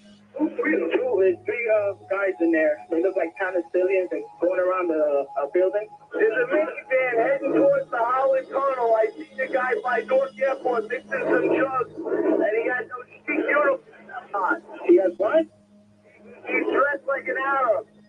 One officer reports a van actually exploding and his needing assistance. We have both suspects under K. We have the suspects who drove the van exploded. We have both of them under K. Let's get some help over here. Now, I'm sending you here, shoot that. I just want to make sure you and your guys are all right over there, K. That's all. What's the location, right, K? Put them up. You know, we have both Hillcrest driven that exploded. Is that correct? Hillary, no. I gotta go. They're pulling him away. Let me tell you what's happening. They're pulling him away. They're taking away Lieutenant Sam Esposito. They just, it was an officer. Ladies. Papers just locked away. Came running out of the office when he saw what was happening, and has told us a very compelling story. We were trying to get him on tape. He really should not have been out of the hospital, but said he actually needed a cup of coffee, and that's why he walked out. But his story was that he ran in. He went into the daycare center, which really hasn't been mentioned very much, on the second floor of one of the World Trade Center buildings. And the good news, he said, was there was nobody in that center, but he made his way up. He pulled people out with him as they resisted, and then there was an explosion. He said car exploding outside, knocked him unconscious, and he was rescued himself by a firefighter. We're obviously having a bit of trouble right now maintaining our location because we just heard one more explosion. That's about the 4th one we've heard. The police are telling us they're either car bombs. Another radio communication confirms that a van was pulled over for having a mural on the side of it, depicting a plane flying into the World Trade Center. A remote-controlled one. One of those remote-controlled planes filled with explosives. And find the message of the plane. He advised us real hot zone, Central. Give it updated plane. Central, I got a message on that plane. It's a big truck with a mural painted of an airplane diving into New York City and exploding. I don't know what's in the truck. The truck is in between 6th and 7th on King Street. All right, Central, I'll send the issue in the bomb squad there for West King. That's fine. With a mural painted airplane diving into New York, blowing up. 2 men got out of the truck, ran away from it. We got those people under. Reference to the mural van was also made in the February 2006 Norman Mineta report. The report was titled, Saving City Lifelines, Lessons Learned from the 9/11 Attacks. The report stated, there were continuing moments of alarm. A panel truck with a painting of a plane flying into the World Trade Center was stopped near the temporary command post. It proved to be rented to a group of ethnic Middle Eastern people who did not speak English. Fearing that it might be a truck bomb, the New York City Police Department immediately evacuated the area, called out the bomb squad, and detained the occupants until a thorough search was made. This might just be the oddest story of 9/11 that is credibly reported. Why are there so many reports of explosives or explosive devices found on 9/11, as well as sub-level explosions, among many other? Kim White was stuck on the 74th floor of Tower 1. The doors were locked. Why? I have no clue. We sat around for about 5, almost 10 minutes trying to find a door or get somebody with a key. On 9/11, I had the only master key that opened the doors that rescue people. This is the master key. They call it the key of hope. And basically, I was a janitor. Like I said, on that day, there was an explosion on the basement. And this is prior to the building got hit by the plane. And then the plane hit, and then there was a series of explosions afterwards. And a person comes running into the office saying, explosion, explosion, explosion. The ladies that are with me were in the World Trade Center in the first building and escaped through the lobby where they report they believe there was a bomb in the lobby. Our office was on the B1 level. As I was talking to a supervisor at 8:46, and all of a sudden we hear, boom! An explosion so hard that pushed us upwards. And it came from the basement between the B2 level and the B3 level. And when I went to verbalize, we hear, boom! The impact of the plane on the top. And as we were coming out, we passed the lobby. There was no lobby. So I believe the bomb hit the lobby first. And a couple of seconds. Right away, a guy from the Port Authority told him the damage was somewhere above the 78th floor. But all you had to do was look around. It was obvious. Something had happened right there in the lobby. You just saw that all the windows were blown out. The lobby looked like the plane hit the lobby. And a fireball emerged from the elevator lobby and was coming toward me. On an elevator, the glass just flames exploded out the front of the World Trade Center. Glass flew everywhere. I asked him what happened. What was amazing about his story was that he was in the lobby of World Trade Center 1 when the first plane hit. And when the debris started coming down, he went back to go into the building to protect himself and was in the revolving doors going back in off West Street when he looked up and a fireball came flying out, I guess from the elevator shafts, that's what he seemed to believe, and blew out all the windows and threw him back onto the street. 6th floor, and I was reviewing some work, and it was about 10 to 9, and the building shook.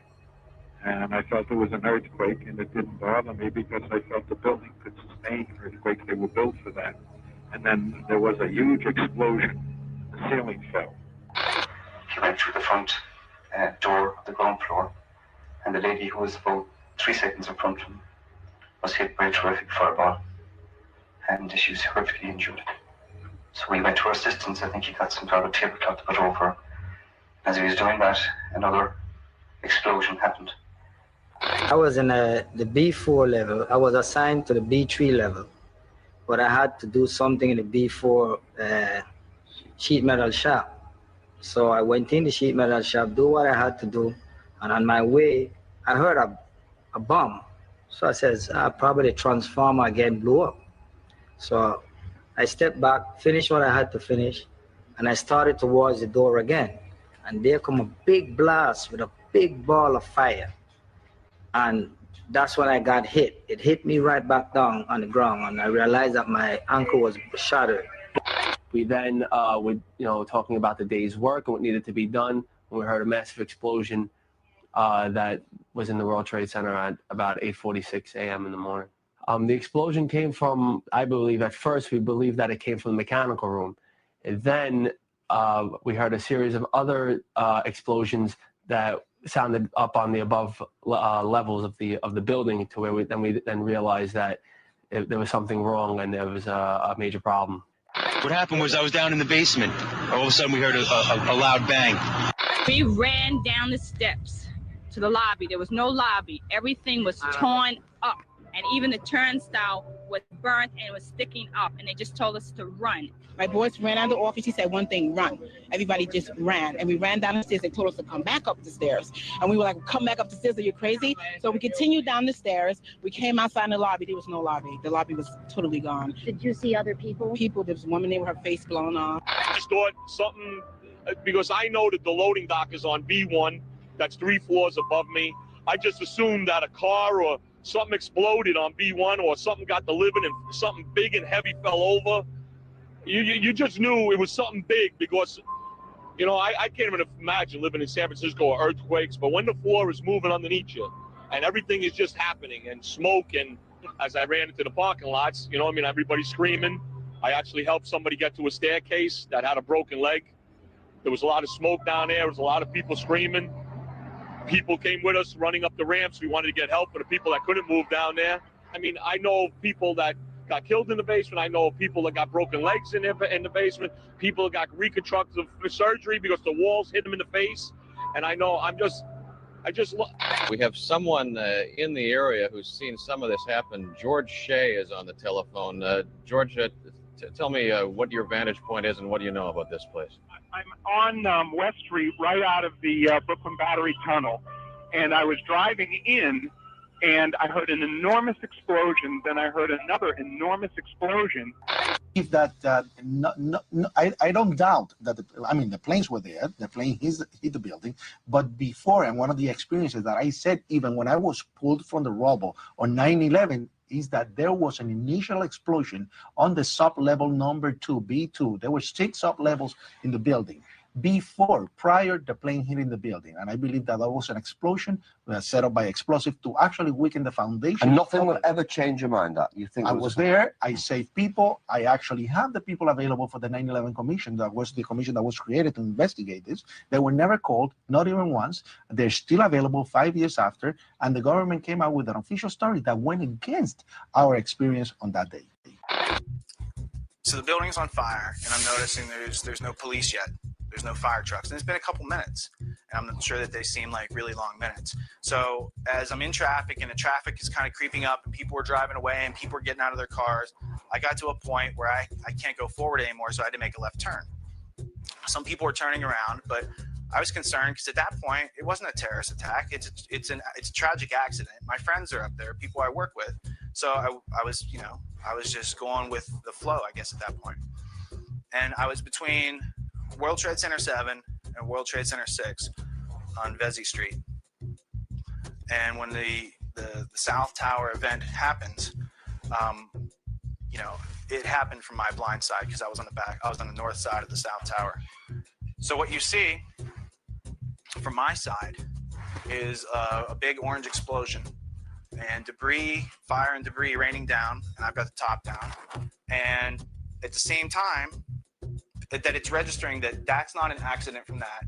I see flashes going off in World Trade Center 6, which was, as you come to learn later, the U.S. Customs House and the Department of Labor, and that there's a big crater that goes through that all the way down into the subway.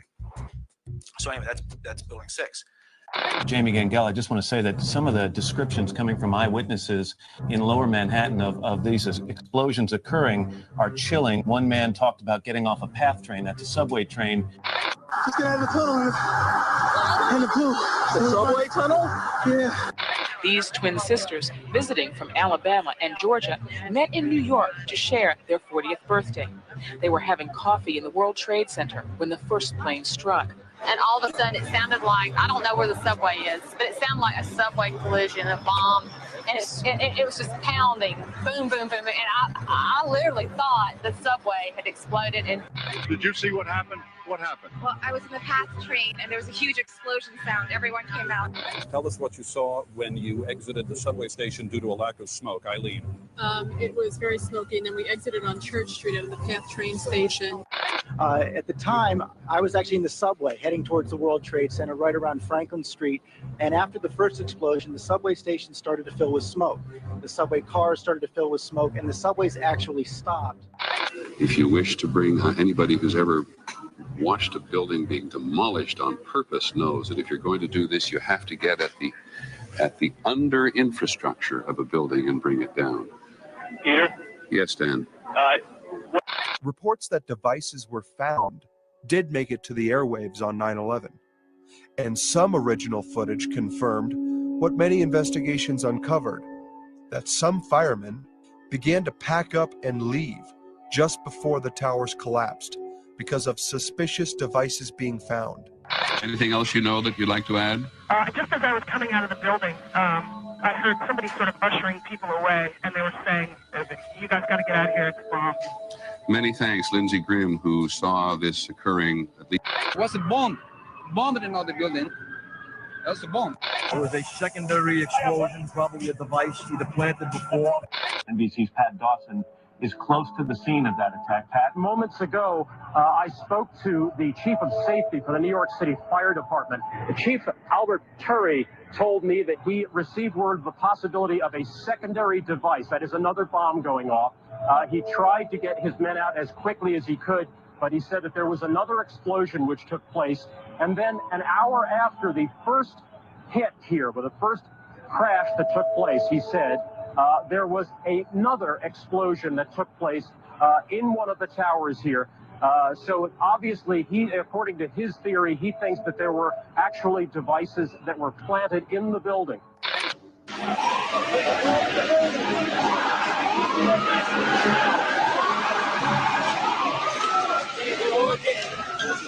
Bomb in the building, start clearing out. Sorry, you think the bomb? What'd you say? Bomb in the building, start clearing out. Got it.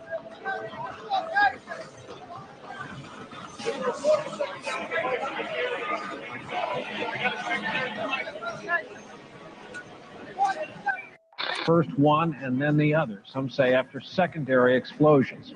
And there may have been secondary explosions as well that were detonated in the building by these terrorists.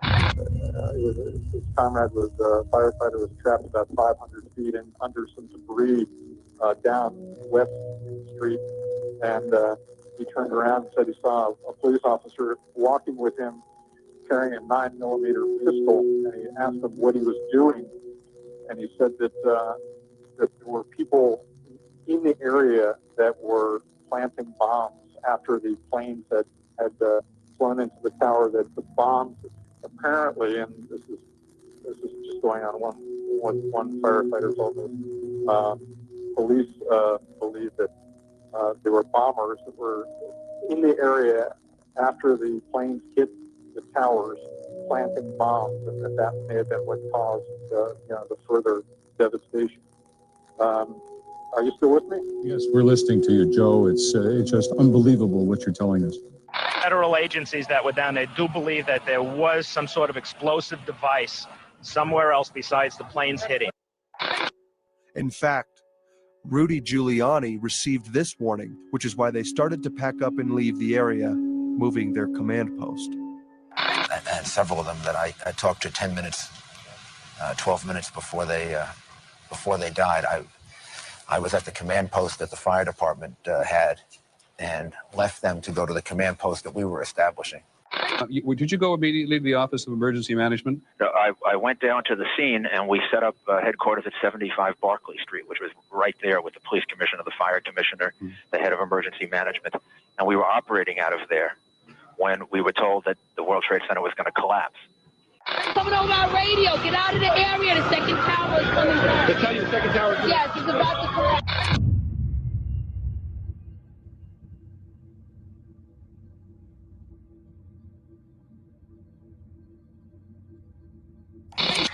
Mayor Rudolph Giuliani walked right past me here on Church Street and Duane Street, again about 4 blocks from that area, moving his entourage out of that region, and then just moments later was when the collapse happened. So people should remain calm, they should remain where they are, except if they are in southern Manhattan. If you're below Canal Street, you should walk out southern Manhattan and walk north. Then there was all the eyewitness testimony talking about the secondary explosions. I mean, you had it on 9/11. There were numerous secondary explosions taking place in that building. There were continuous explosions. when we got down to 6th floor, there was like another shake or another explosion. Everyone started panicking, but there was another big explosion in the other tower. Flames coming out and this billowing grey smoke. People still not panicking. People not quite understanding what was going on. Then somebody said that they saw an airliner go into one of those towers. Then, an hour later than that, we had that big explosion from much lower. I don't know what on earth caused that. We heard another explosion, and I'm assuming that's the one that came from the lower level, since there were two. And I said, right, because it was like 18 minutes apart. Well, this is the first explosion, and there was a second explosion in the same building. There were two explosions. Okay. But then there were other doors that were locked, so we were brought into another floor when there was another explosion, and they finally let us continue to go down. At 10:30, I tried to leave the building, but as soon as I got outside, I heard a second explosion and another rumble and more smoke and more dust. I ran inside the buildings, the chandelier shook, and again, black smoke filled the air. Within another 5 minutes, we were covered again with more silt and more dust. And then a fire marshal came in and said we had to leave because if there was a third explosion, this building might not last. 3 large explosions were described right before and during the time the towers came down. Work hours. At that time, maybe 45 minutes into the taping that we were doing, which was maybe a half hour after, it was an explosion. It was way up where the fire was. Heard a big explosion before the building fell? I saw it as it was happening, and it sounded as if you had 100 of those little black cat firecrackers and you lit them all off at once. That's what it sounded like. It sounded like the finale of the 4th of July over the East River. I was about 5 blocks away when I heard explosions, 3 thuds, and turned around to see the building we just got out of. Antenna tip over and fall in on itself. Trying to get some of the people out, then there's those secondary explosions and then the subsequent collapses. All of a sudden, it was like bang, bang, bang, bang, bang, like bullet shots. And then all of a sudden, 3 tremendous explosions. And everything started coming down.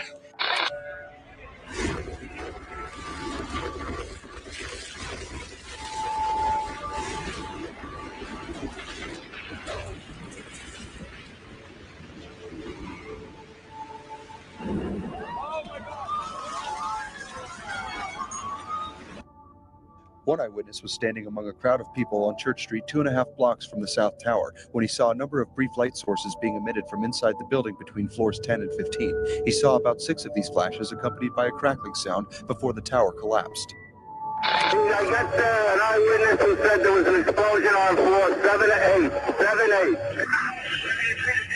We just had the other explosion on Warren Street because of the secondary explosion. We've got Second tower. Just a little bit. You can see right at the bottom of the TV station, TV screen, billowing smoke from a bomb or explosion. Firefighter Louis Caccioli told People Weekly, "I was taking firefighters up in the elevator to the 24th floor to get into position to evacuate workers. On the last trip up, a bomb went off. We think there were bombs set in the building." Nobody knew what to do. There was no clear thinking. People were just reacting to kind of save themselves And the this people is around them. absolutely, you're in the same location when the building comes down.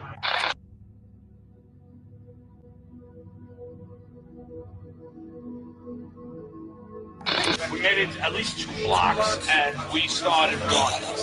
Floor by floor, instead of popping out. It was if it had detonated. Yeah, They were detonated, planned to yeah. take down a building. Boom, boom, boom, boom, boom, boom, boom.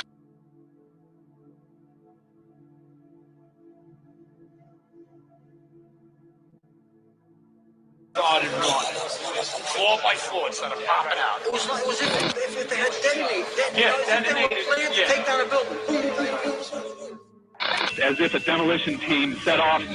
When you see the old demolitions of these old buildings, it's folded down on itself and it is not there anymore.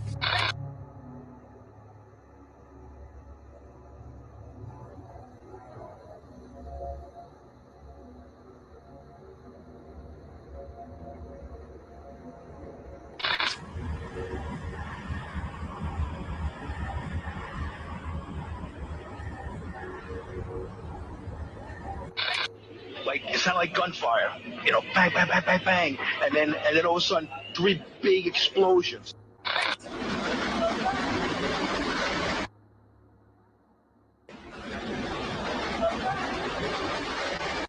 I don't think anybody was thinking the buildings might fall. We'd been told that these buildings were tested for 707 and all of that. I mean, good grief, of course we didn't think it was going to fall. The fire trucks and the cops were right under there. As that thing started to collapse, It was, when it began to come down, as you've heard Commissioner Safer indicate, the bomb squad was in, fire personnel, ambulance personnel had entered. 15 minutes after they made their entry, we heard a boom. I don't know if that was the infrastructure that was going or another explosion, and we looked up, and it, I can't even describe it. It's not even like a movie. It was so surreal.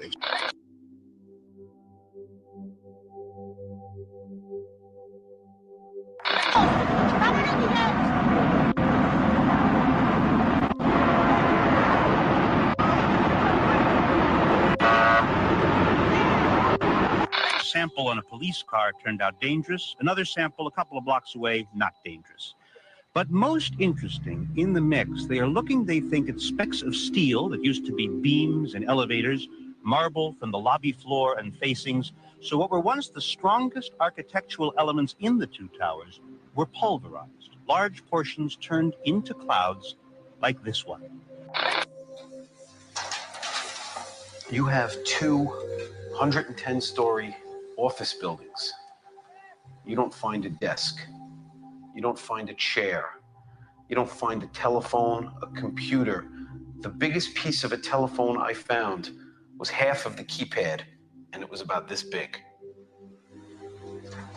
The building collapsed to dust. What do you think this is? I have no idea. What your guess is? Pulverized cement? Concrete. Yeah. The concrete. It's just, and you look, and you see, and there's no concrete. There's very little concrete. All you see is aluminum and steel. What happened to the concrete? The concrete was pulverized, and I was down here Tuesday, and it was like you were on a foreign planet. All of Lower Manhattan, not just this site, from river to river, there was dust, powder, 2-3 inches thick. The concrete was just pulverized.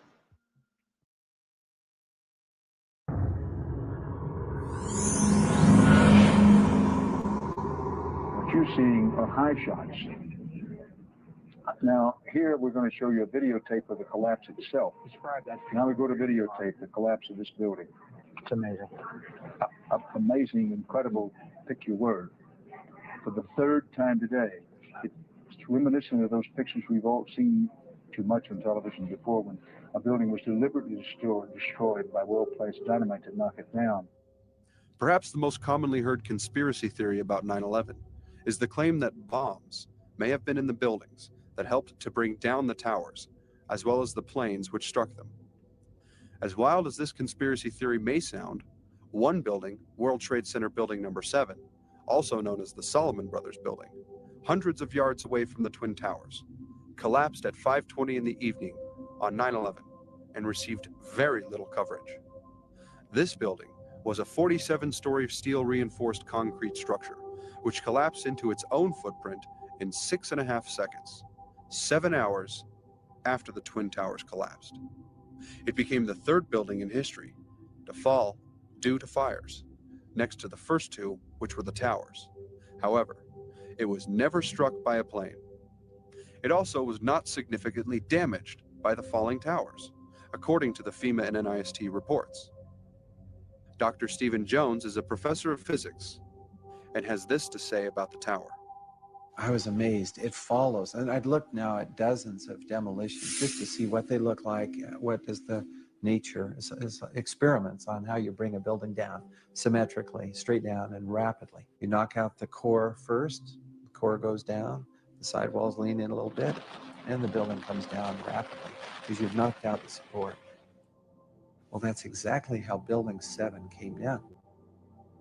The dramatic collapse of World Trade Center 7 is something everyone ought to see. I suspect that few have actually looked at it, something that needs to be explored very carefully, but the characteristics are there. So you look at the building, you see it dip in the middle first, and the sides bow in a little bit, and then you see it come down. 1, 2, 3, 4, 5, 6, just like that. and right down onto its footprint. You see, that's the goal of controlled demolition. You don't want the building to tip over, which is much easier to do with explosives, actually. Just knock out the supports and let her tip. The trusses in the building made it very asymmetrical. There were 24 central columns, steel columns. For those to fail in such a way that that building would collapse in the center first and then come straight down, instead of toppling over, for instance, no. After years of questioning and activism by the family members of victims of September 11th, thousands of government contractors, engineers, architects, and other credentialed experts have joined together and examined the collapse of the Twin Towers and have looked into Building 7. A group now calling themselves Architects and Engineers for 9/11 Truth combines all of these professionals and has received virtually no coverage by the mainstream media. Although media has been invited to their events, as well as over 50 different disclosure attempts set up by the family members, marches by the so-called 9/11 truthers, and press conferences, the media remains silent. A media blackout has been in effect for years, and the small reporting done on the movement has been disproportionate, misrepresentative, or condescending. Architects and Engineers for 9/11 Truth was started by Richard Gage, a 25-year professional architect of high-rise, steel-reinforced skyscrapers. In order for the perimeter to fall perfectly and symmetrically, which it pretty much does at Building 7, all of those columns have to be removed within a tenth of a second of each other. Fire cannot do that. Another structural engineer of the over 3,500 credentialed expert members that have joined his group says he can imagine one or two columns failing. It is possible that you could have a local failure as a result of a connection failing. But the likelihood of that failure dragging the entire building in such a fashion that all the columns would fail at the same time is an impossibility. The entire roofline cascades down neatly into its own footprint. At the same time, jets of debris can be seen shooting out of the walls and going up. NIST can simply declare, NIST has seen no evidence that the collapse of World Trade Center 7 was caused by bombs, missiles, or controlled demolition. In the FEMA report, I think they were fairly honest. And it's interesting as you read what they said about Building 7. So, I'm reading with great interest. At the end, they say, well, our best hypothesis, now, this is the fire and damage hypothesis. That's the only hypothesis they looked at, seriously. Okay, so our best hypothesis, they said, has only a low probability of occurrence. And I'm saying, that's right. That's exactly right. Why don't you quantify that? But they didn't quantify it. But they did admit, it has only a low probability of occurrence, and that's to their credit. The 9/11 Commission didn't even mention Building 7 collapse, The first column to collapse is column number 80, which was untouched by any structural damage. This is evident in the fall of the east penthouse, supported by column number 80. This precedes global collapse. But what happens next, several seconds later, is not so easily explained. Looking at photos of the building after its collapse, it is clear that the entire cage of interior columns failed. The structure piled into its own footprint.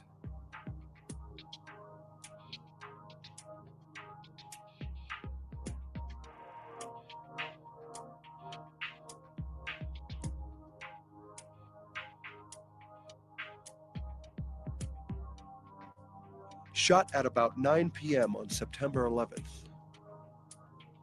The U.S. Post Office is on the left. World Trade Center 7 stopped at the sidewalk along the post office. Building 7 was hundreds of yards away from the towers, across the street, while buildings 3 through 6 were in the immediate area under the falling debris. They received massive amounts of direct impact from the falling towers and maintained their integrity, and did not pancake. Objects do not increase momentum or inertia when they strike a force opposing them, but lose momentum and follow the path of least resistance, as is stated by the law of inertia. Building 7 housed the Office of Emergency Management, which was the office designed by Jerome Hauer to deal with New York during a terrorist attack.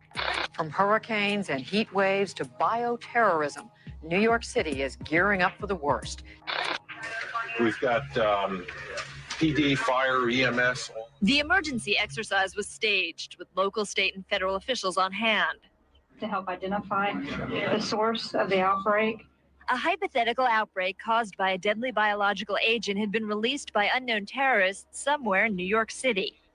Tell them to expect notification from us. We may ask them to close the system. It wasn't the first time New York City ran an exercise reacting to a potential crisis, but it was the first to be run out of the city's new $13 million high-tech emergency operations center. The city is better prepared than it ever has been in its history. The new facility is located in downtown Manhattan, across the street from the World Trade Center's Twin Towers. The command center on the 23rd floor is bulletproof and bomb-resistant, with its own air supply and generators. It's linked to city airports, the Coast Guard, and the Pentagon. Computers will soon have detailed blueprints of every major building in New York City, as well as evacuation routes. Hurricanes and heat waves would be handled here, as well as terrorist attacks. Particularly when it comes to biological terrorism, no city is where we're at. Shortly after the bombing of the World Trade Center, New York City scrapped its existing emergency plans and began writing new ones. A couple of years later, following the bombing of the federal building in Oklahoma City, Congress passed a law calling for 120 of the nation's largest cities to be prepared for terrorist attacks. I think New York City is very ready, very prepared. Though New York officials say their facility is not impenetrable, they're confident it could handle even the worst crisis imaginable. Also in that building, the New York offices of the U.S. Secret Service. And has confirmed reports that the CIA had an undercover office in 7 World Trade Center, one of the buildings destroyed along with the Twin Towers September the 11th. A U.S. official tells CNN the office was involved in counterterrorism and counterintelligence. The official says no CIA employees were killed in the collapse. Number 7 World Trade Center was also the New York office of the Central Intelligence Agency. The CIA ordered the building surrounded by FBI agents shortly after it collapsed. It housed the offices of the Securities and Exchange Commission, the joint FBI-CIA counterterrorism group that ironically tracked bin Laden. It was a spook house, filled with intelligence officials.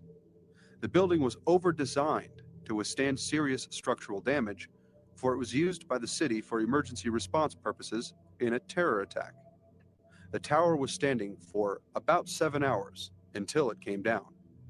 And when it did come down, it happened in 6.5 seconds.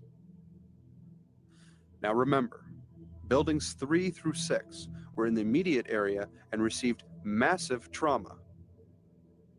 The Oklahoma City bombing showed the Murrah building was barely standing with a few core columns after it had exploded. Building 7 did not appear to have any significant damage by comparison.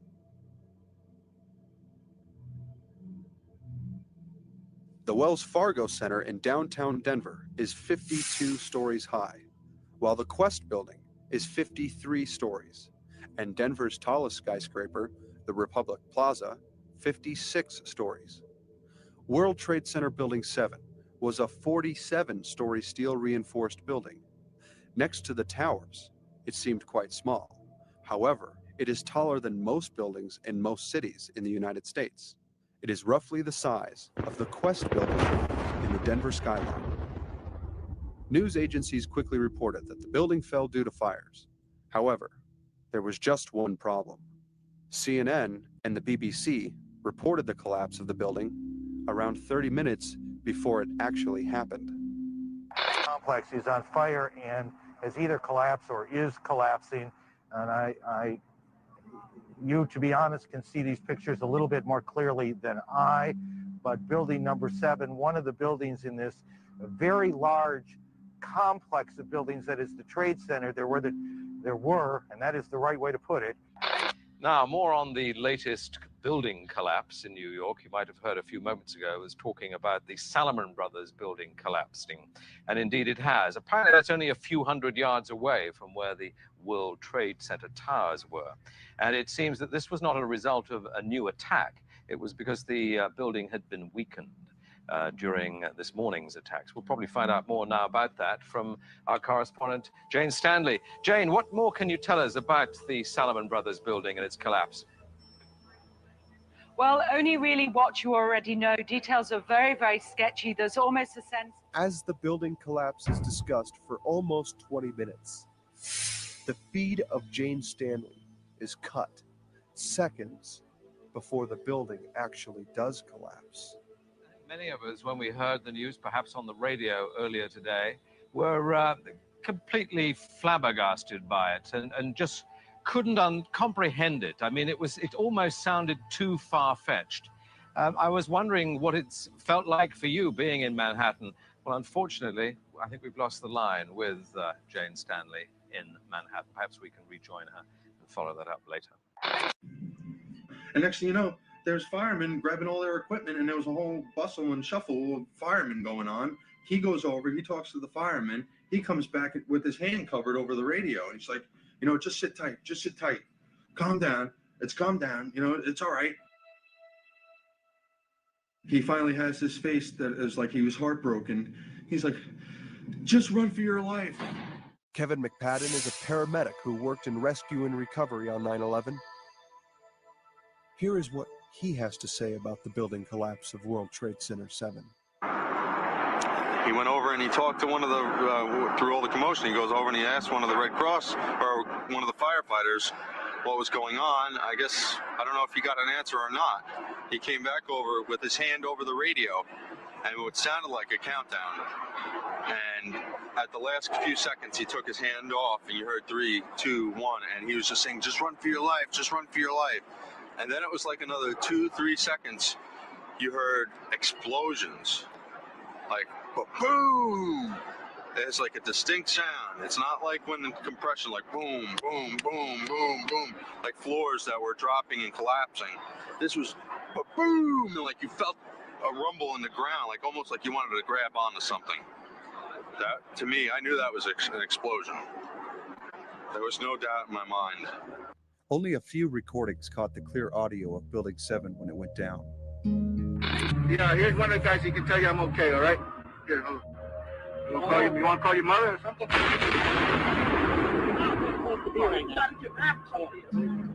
know that. All right. All right. Don't worry about me. You need to make calls right now.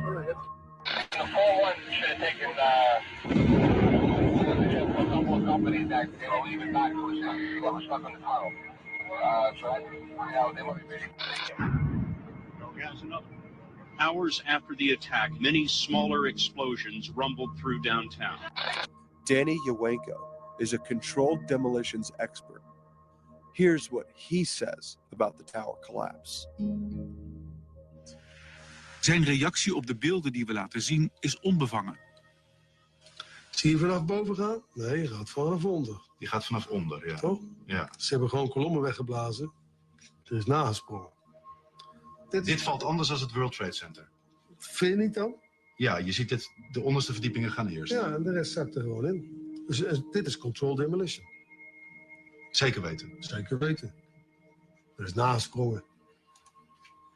Dit is in opdracht gebeurd. Het heeft een team gedaan van experts. Maar dit is ook op 11 september gebeurd. Dezelfde dag? Dezelfde dag. Dezelfde dag? Weet je dat zeker? Ja.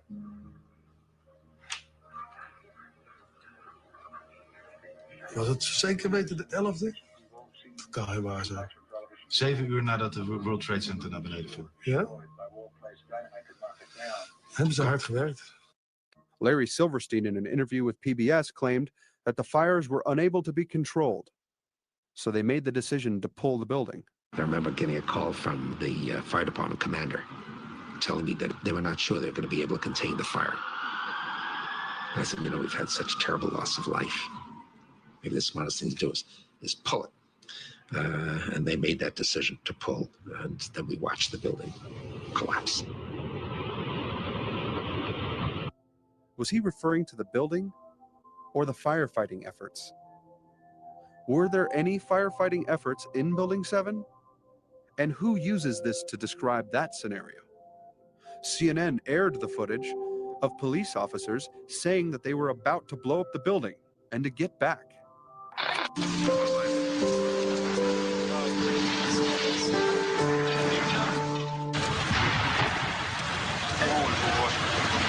Keep your eye on that building as they coming down. Building is about to blow up. Moving back. All right, guys. We are looking back. There's a building about to blow up.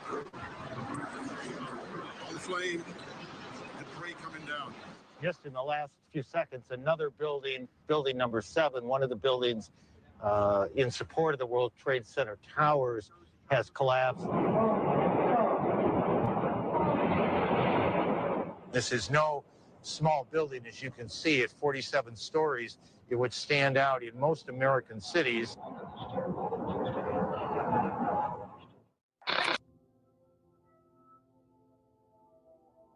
There was also footage of a foreign military unit on the scene of the World Trade Center. To rehydrate so they can return to the parched canyon. Building is going to collapse. Nothing information.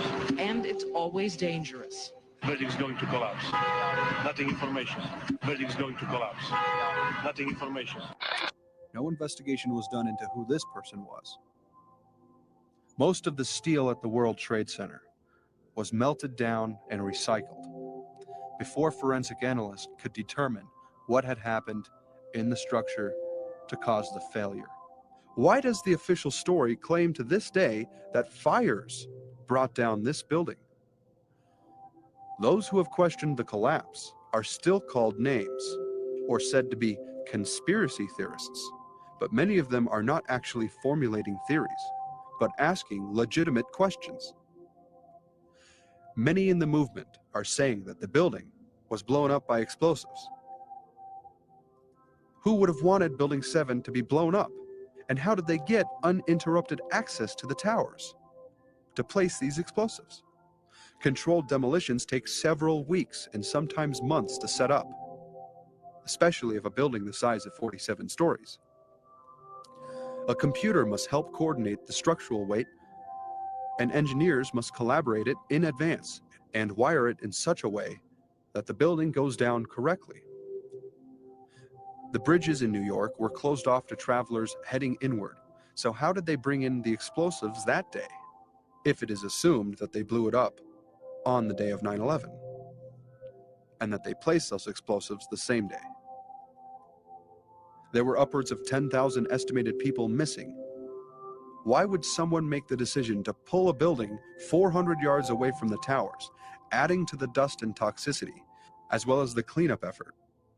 Permits are required for such an undertaking, and how was it kept so secret, especially if no one admits to it?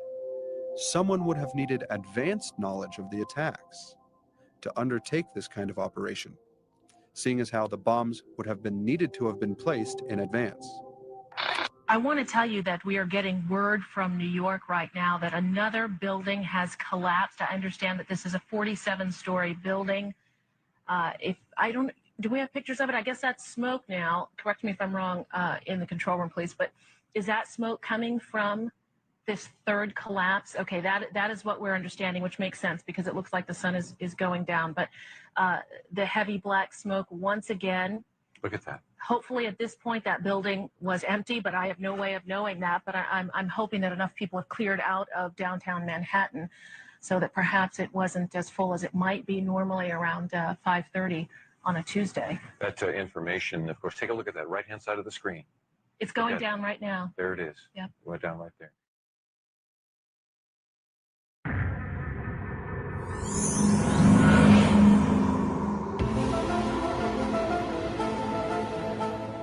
The television show, The X-Files, was based around a central theme about a secret group of men who control the world through international entities. The spin-off show of The X-Files was called The Lone Gunman, which was centered around the 3 computer hacker conspiracy theorists who were the primary source of information about the secrets of these big conspiracies and controlling secret societies for the X-Files' lead characters, FBI agents Mulder and Scully. Hold up. Something's funky here. You're telling us the government is behind this? You're the government. If you're anything like your father, I knew you'd want to know. The pilot episode story was that a military wargame exercise, Scenario 12D, would be the hijacking of a commercial airliner by remote control and flying it into the World Trade Center to justify a global war on terror. What the hell are you doing? Why can't you stay out of this? Leave me buried. What is Scenario 12D? We know it's a war game scenario, that it has to do with airline counterterrorism. Why is that important enough to kill for? Because it's no longer a game. If some terrorist group wants to act out this scenario, why target you for assassination? Depends on who your terrorists are. The men who conceived of it in the first place. You're saying our government plans to commit a terrorist act against a domestic airline? There you go. Indicting the entire government as usual. It's a faction. A small faction. For what possible gain? The Cold War's over, John. But with no clear enemy to stockpile against, the arms market's flat. But bring down a fully loaded 727 into the middle of New York City, and you'll find a dozen tin pot dictators all over the world just clamoring to take responsibility and begging to be smart-bombed. I can't believe it. This is about increasing arms sales. Why didn't you tell the world this? Go to the press. You think I'd still be drawing breath 30 minutes after I made that call? The press? Who's going to run this story? We would. This? It's a birdcage liner. Wild-eyed crap right up there with Elvis as an alien and 2-headed babies. You obviously read it. Don't be so damn naive. In the episode, The Continuity of Government, which is a real-life Cold War network which is commonly referred to as the shadow government, would be responsible for executing this operation. The continuity of government was set up after World War II to keep the government running in the case of a nuclear holocaust or attack on Washington. Over the years, each presidential administration has expanded the powers of the continuity of government, whose members are permanent and not elected, through security threats and national events that have been, ironically, carried out by the network itself. For instance, the Iran-Contra scandal was carried out by members of the continuity of government and resulted in the expansion of the powers that they could utilize. On 9/11, the continuity of government was officially initiated, and many speculate it may have played a role in the attacks. Figures in the continuity of government include well-known politicians like Dick Cheney, Donald Rumsfeld, Porter Goss, and Joe Biden. The continuity of government is classified top secret, and the public and not even Congress is allowed to review it. It is, in effect, a completely secret government that operates at the highest levels of national security, intelligence, military, and industry, with full authority to do whatever it wants without accountability. Could the X-Files spin-off show have been correct about 9/11? Well, the problem with the episode of the show is that it was aired March 4th, 2001, 6 months before 9/11. Find anything? The luggage hole's clear if this thing can be trusted. What'd you do, make it with your erector set? You're absolutely sure that this is the targeted flight? This flight was chosen primarily for its visibility. It's scheduled to pass over Manhattan on its way to Boston. You said they intend to bring this down in the middle of New York City? What if there is no bomb? Well, how are they going to bring it down? Same way a dead man can drive a car. I'm in. We got ourselves a convoy. What's your progress? I've hacked into the flight control system output. With a little bit of help. It's what the brains of the plane is telling the little black box. Course, heading, attitude, hold, yaw, axis stabilization. What the heck's that? Is that what it looks like? think it is what it looks like. What does what look like? Modem protocols. Remote access. Somebody on the ground's flying your plane. Bogey, sir. Keep your course.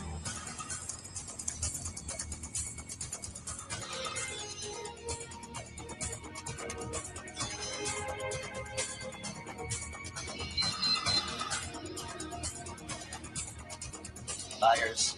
Your flight's gonna make an unscheduled stop in exactly 22 minutes. Corner of Liberty and Washington. Lower Manhattan. World Trade Center. I'm going to crash the plane into the World Trade Center. I'll tell the flight crew.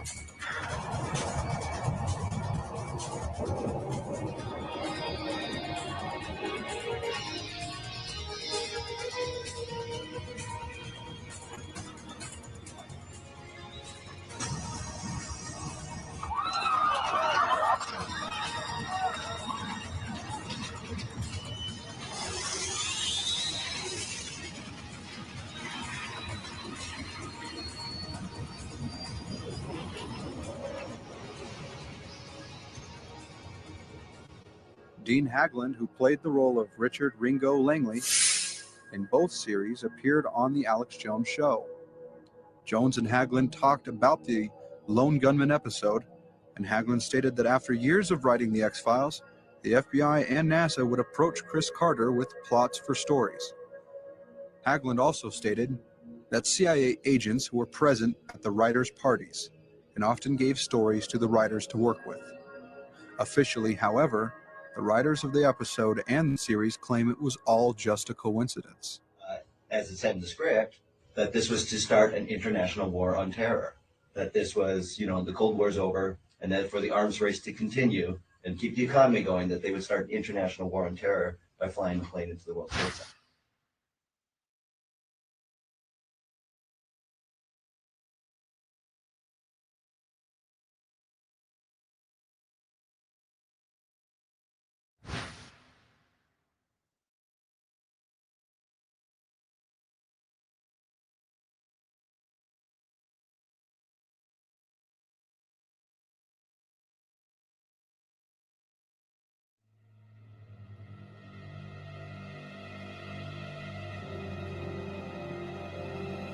Before we do, we've got another check of the weather from Mr. Roker. Al, it is such a pretty morning, isn't it? Perfect fall morning.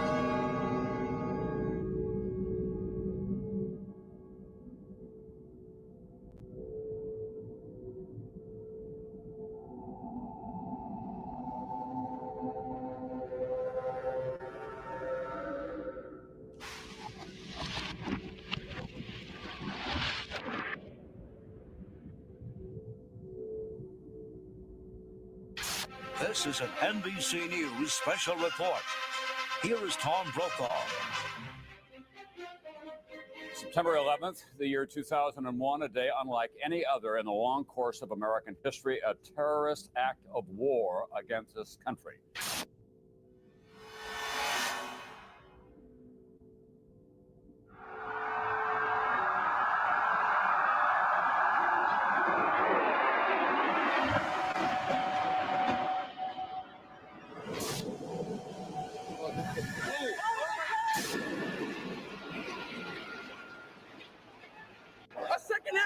Your life is going to change, but more important, your son's life is going to change forever. America will never be the same after September 11th, 2001. He's on almost everyone's list of the most likely suspects for today's attacks. The alleged mastermind, America's most wanted terrorist, Osama bin Laden. He has described the United States as the devil. This is the beast. Meanwhile, Osama bin Laden is a name that we have been hearing all day long.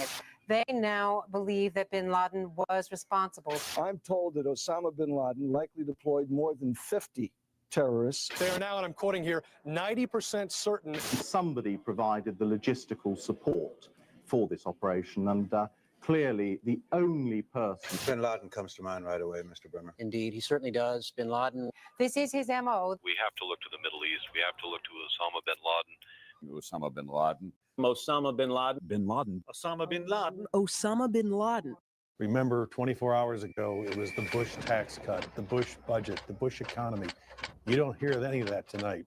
It's America's enemy. America is under attack.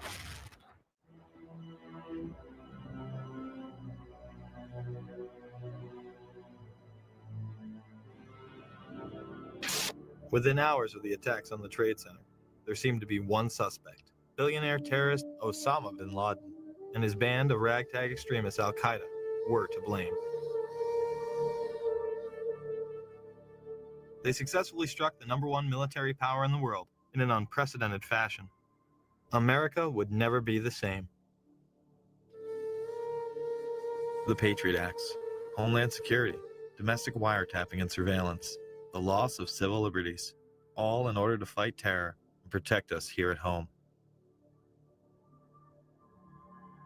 Is Osama bin Laden really responsible for the attacks of September 11th? If so, why can't we apprehend him? Did you know the FBI does not list 9/11 as one of bin Laden's crimes? Why not? According to Rex Toom, Chief of Investigative Publicity for the FBI, it is because there is no hard evidence linking bin Laden to the attacks. If that is the case, how could the 9/11 Commission conclude it was the work of 19 radical Muslims from the Middle East under the direction of Khalid Sheikh Mohammed and Osama bin Laden? Bin Laden has been universally blamed for 9/11, but if one takes a closer look at the available evidence, it points to a much darker power. 7 years later, what evidence has been gathered? Let's begin with the hijackers. Many of them were actually trained within U.S. military bases. On September 15, 2001, Newsweek reported that U.S. military sources have given information that suggests 5 of the alleged hijackers received training at secure U.S. military installations in the 90s. Saeed al-Ghamdi, Ahmed al-Nami, and Ahmed al-Ghamdi listed their address on driver's licenses and car registrations as the Naval Air Station in Pensacola, Florida. Another indication of how the hijackers were tied to U.S. bases was reported on September 12th by Fox in D.C. They stated, congratulatory phone calls were made from a separate aeronautical school in Florida, which suggests inside help for the hijackers.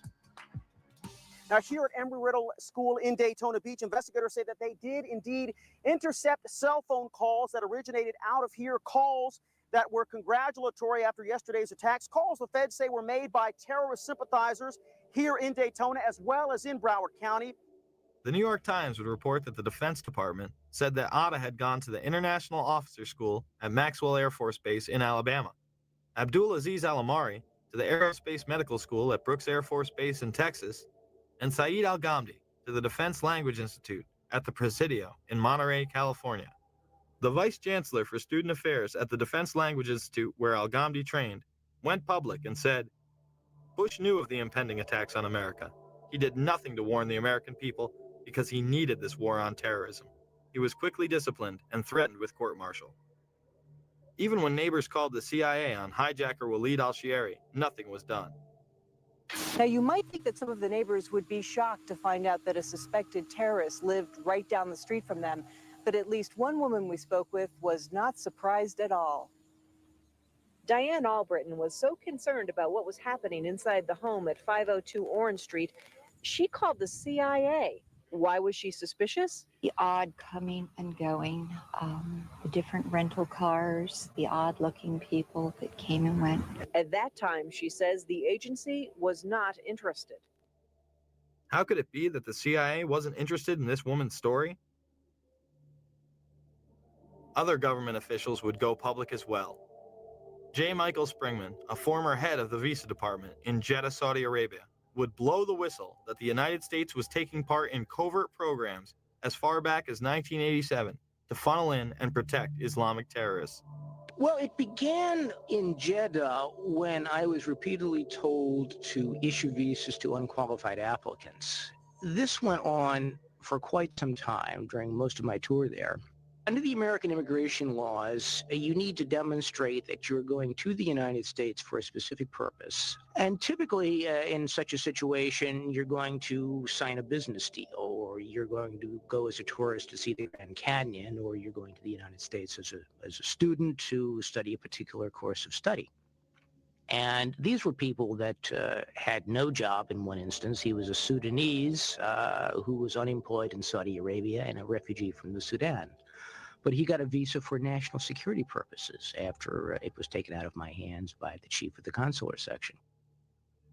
At basis, though, I really think that these were more CIA assets, people that were recruited, like all of the folks I've been issuing visas to a couple of years previously. And these people were tools to be done for a job. Well, the visas issued to the hijackers in Jeddah came about as a result of it being a CIA consulate. It was the fifth largest visa issuing post in the Middle East. It was pretty much a closed system, and they simply brought them through there, knowing that they would be protected by the agency, that people would get their visas, or if they didn't get the visas, they could be made to be given visas. Once I got back to the United States and was out of the Foreign Service, I ran across a couple of people with ties to the American government that told me another story, that the CIA was recruiting fighters for the Afghan war against the then Soviets, and that their asset, Osama bin Laden, was working with them. In the early 1980s, bin Laden worked with operatives from U.S. intelligence, the Pakistani military, and Arab states. They ran a wide-ranging covert network that recruited and financed Muslim fighters to battle the Soviet army. It is now known that Osama bin Laden was a CIA asset under the codename Tim Osman. Bin Laden would use this handle when he would visit the States.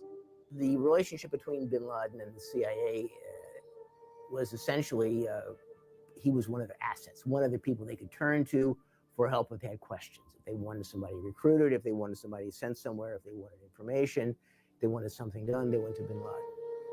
Bin Laden isn't wanted by the FBI, and he was on a CIA payroll? Is he the brutal Islamic terrorist we have been led to believe, or a mere frontman?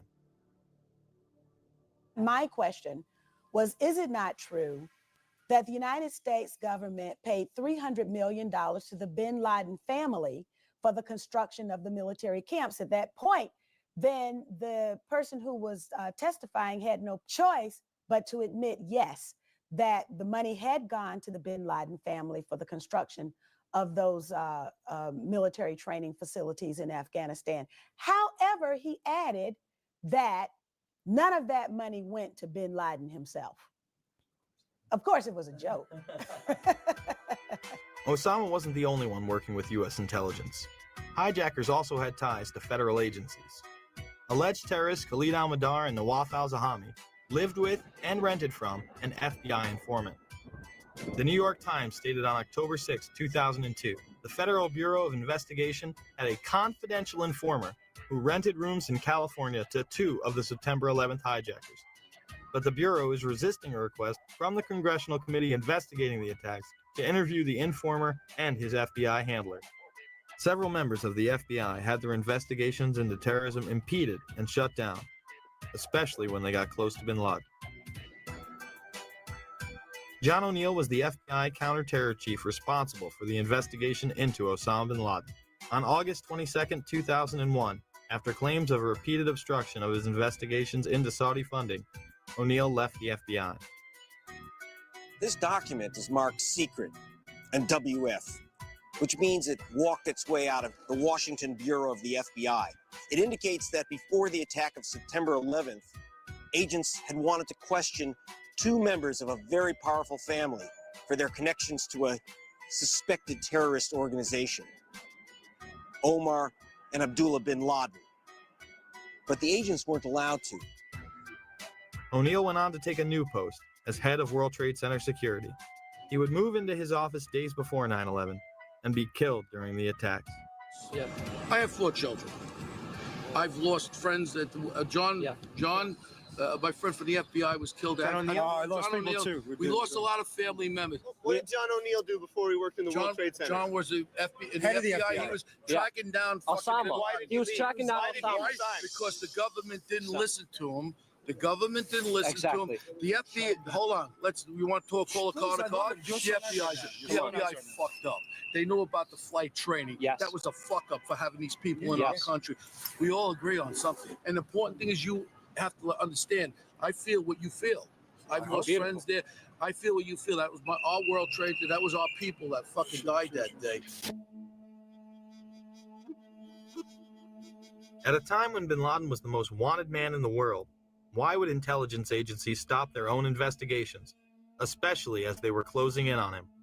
Robert Wright and others within the FBI also had their investigations into terrorism stopped prior to 9/11. Since August of 1999, I've been working to legally expose the very real and foreseeable Middle Eastern terrorist threats to American citizens at home and abroad. From 1993 to 1999, I was assigned to the Chicago Division's Counterterrorism Task Force. The successful investigation, which was codenamed Vulgar Betrayal, VULGAR Betrayal, led to the June 1998 seizure of $1.4 million of Middle Eastern terrorist funding. These funds were linked directly to Saudi businessman Yassin Qadi. On October 12, 2001, Yassin Qadi was designated by the United States government as a financial supporter of Osama bin Laden. Larry Klayman of Judicial Watch initially tried to help get Wright's story to the proper authorities.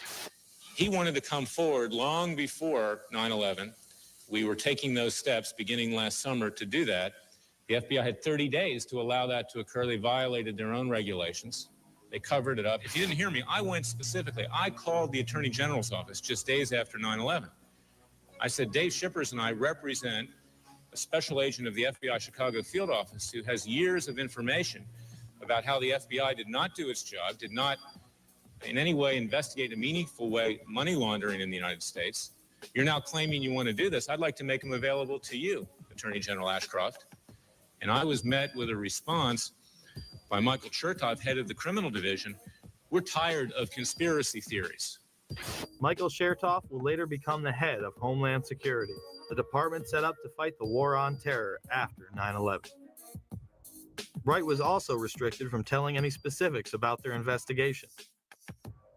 Robert Wright was then prevented from working on terror investigations. So what happened to Wright? He was demoted in and around the time period leading up to 9/11. He's working on innocuous, meaningless things. That's what he's doing. Yes. He's a paper pusher. It's because these monies were going through some very powerful U.S. banks with some very powerful interests in the United States. These banks knew or had reason to know that these monies were laundered by terrorists. And there are very significant potential conflicts of interest in both the Clinton and Bush administration, and in particular this Bush administration, who is as tight with Saudi Arabia as you can get. The president's father used to stay with the bin Laden family when he would go to Saudi Arabia. Former President Bush spent the night in D.C. at the White House on September 10th. We've also learned at NBC that there was a President Bush in the White House during the morning of these events. His father, former President Bush, was actually at the White House the morning of the attack. The next day, elite financiers of the Carlyle Group would meet. This global private equity investment firm would profiteer enormously from the wars in the Middle East. At the table were both Bush Sr. and Osama's brother, Shafiq bin Laden. The Bush and bin Laden families had been members since the 90s and would reap the benefits of terrorism coming to America. After 9/11, the company would become public.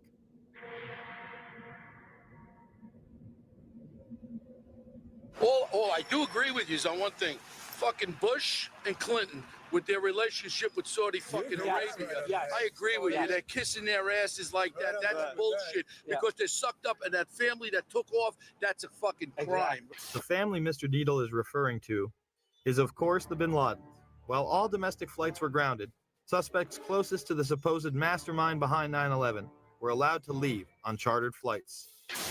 Let's show you some video that was taken exclusively by News Channel 2 8 days after 9/11. That man there is Osama bin Laden's younger brother, Khalil, who had been here vacationing with other family members there on an estate that they owned in West Orange County.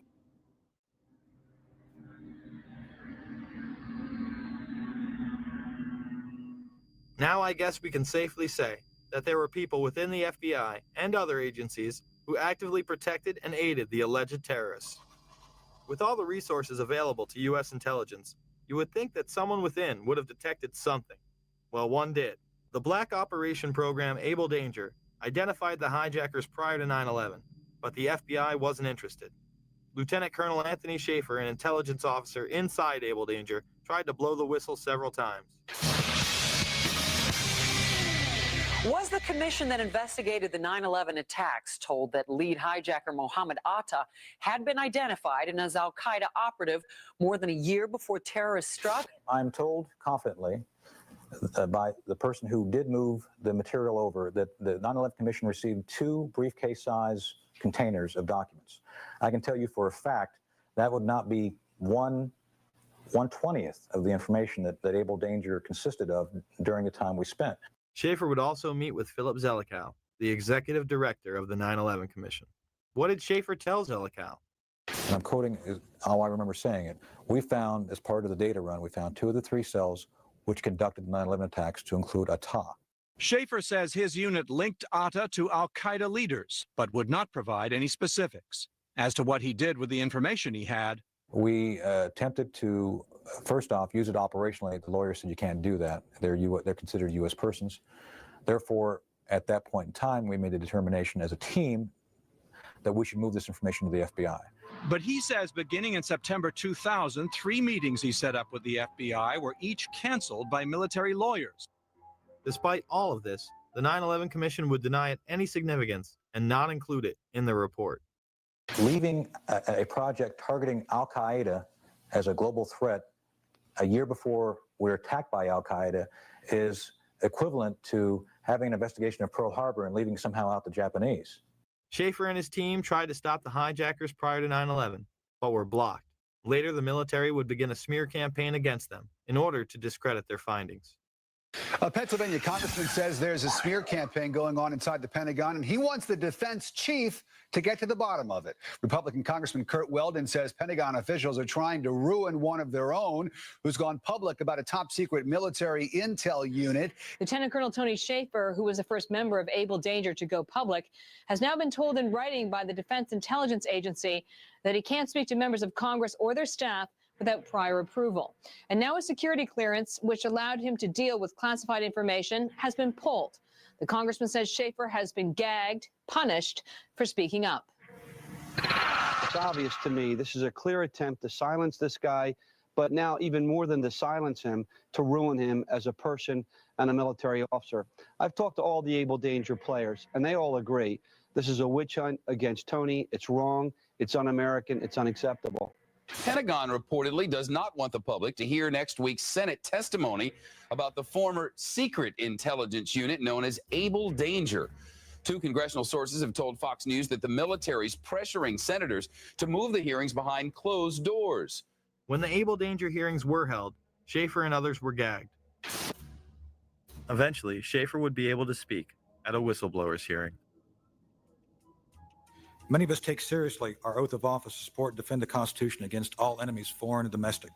Let me be upfront here. I am no Boy Scout.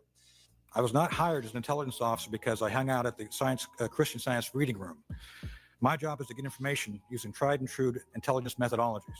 According to my legal counsel, until I disclosed the Able Danger information, I was a rock star. It was my work as a chief of DIA's Special Mission Task Force back in 1998 that I became involved with Able Danger. My officers and I were working at the cutting edge of technology and DoD black operations. Most of all of my operations and operational records remain classified. With all this evidence, why did the 9/11 Commission and Pentagon suppress valuable information about the hijackers' activities leading up to the attacks?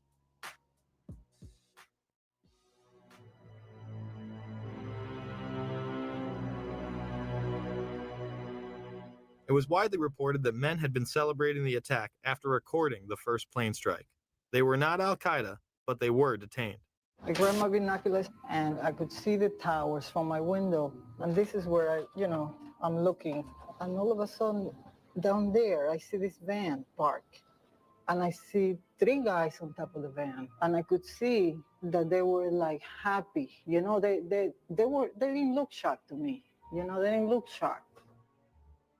There was a group of Israelis, some of whom later were revealed as Mossad assets, who were arrested after cheering and high-fiving and videotaping the crash of the airplanes into the World Trade Towers. Several other men were detained after a van full of explosives was stopped outside of Manhattan. Earlier, we had heard that an FBI spokesperson said that there was a report on the George Washington Bridge, which is another facility which you folks are responsible for policing, a report that there had been a van stopped there that had explosives. Asked this week about another sprawling investigation and the detention of 60 Israelis since September 11th, the Bush administration treated the questions like hot potatoes. I would just refer you to the Department of Justice with it. I'm not familiar with the report. I'm aware that some Israeli citizens have been detained. With respect to why they are being detained and the other aspects of your question, whether it's because they are in intelligence services or what they were doing, I will defer to the Department of Justice and the FBI to answer that. On March 6, 2002, a draft report from the DEA said it may well be an organized intelligence gathering activity. Despite all of this, all the Israelis were let go without any espionage charges being filed. Fox News anchors Britt Hume and Carl Cameron would do a 4-part investigation into these allegations in December of 2001 and yield stunning results. It has been more than 16 years since a civilian working for the Navy was charged with passing secrets to Israel. Jonathan Pollard pled guilty to conspiracy to commit espionage and is serving a life sentence. At first, Israeli leaders claimed Pollard was part of a rogue operation, but later took responsibility for his work. Now, Fox News has learned some U.S. investigators believe that there are Israelis again very much engaged in spying in and on the U.S. Since September 11th, more than 60 Israelis have been arrested or detained, either under the new Patriot anti-terrorism law or for immigration violations. A handful of active Israeli military were among those detained, according to investigators, who say some of the detainees also failed polygraph questions when asked about alleged surveillance activities against and in the United States. Investigators suspect that the Israelis may have gathered intelligence about the attacks in advance and not shared it. A highly placed investigator said there are, quote, tie-ins. But when asked for details, he flatly refused to describe them, saying, quote, evidence linking these Israelis to 911 is classified. I cannot tell you about evidence that has been gathered. It's classified information. Now, when the FBI investigated, it quickly unraveled to be the largest foreign spy ring ever uncovered inside the United States, the largest. Even the Soviet Union had not been spying on the United States as much as Israel has been doing. So the FBI started to round up these spies. They started to arrest them very quietly. And they were about halfway through this process of rounding up this spy ring when 9/11 happened. Numerous classified documents obtained by Fox News indicate that even prior to September 11th, as many as 140 other Israelis had been detained or arrested in a secretive and sprawling investigation into suspected espionage by Israelis in the United States. Investigators from numerous government agencies are part of a working group that's been compiling evidence since the mid-90s. These documents detail hundreds of incidents in cities and towns across the country that investigators say, quote, may well be an organized intelligence gathering activity. The first part of the investigation focuses on Israelis who say they are art students from the University of Jerusalem and Bezalel Academy. Documents say they, quote, targeted and penetrated military bases, the DEA, FBI, and dozens of other government facilities, and even secret offices and unlisted private homes of law enforcement and intelligence personnel. The majority of those questioned, quote, stated they served in military intelligence, electronic surveillance intercept, and or explosive ordnance units. Why would Israelis spy in and on the U.S.? A General Accounting Office investigation referred to Israel as Country A and said, quote, According to a U.S. intelligence agency, the government of country A conducts the most aggressive espionage operation against the U.S. of any U.S. ally. The document concludes, quote, Israel possesses the resources and technical capability to achieve its collection objectives. What about this question of advanced knowledge of what was going to happen on 9/11? How clear are investigators that some Israeli agents may have known something? Well, it's very explosive information, obviously, and there's a great deal of evidence that they say they have collected, none of it necessarily conclusive. It's more when they put it all together. A bigger question, they say, is how could they not have known? Almost a direct quote, Brett. It is now apparent that this intelligence ring was inside the U.S., had prior knowledge of 9/11, and had a classified role in 9/11, which officials refused to discuss. It was also able to penetrate U.S. intelligence agencies and secret offices, yet all were released. The men who were detained due to the report they were taping the first plane crash and then celebrating and joking about it actually went on television and admitted it was their job to record the attack.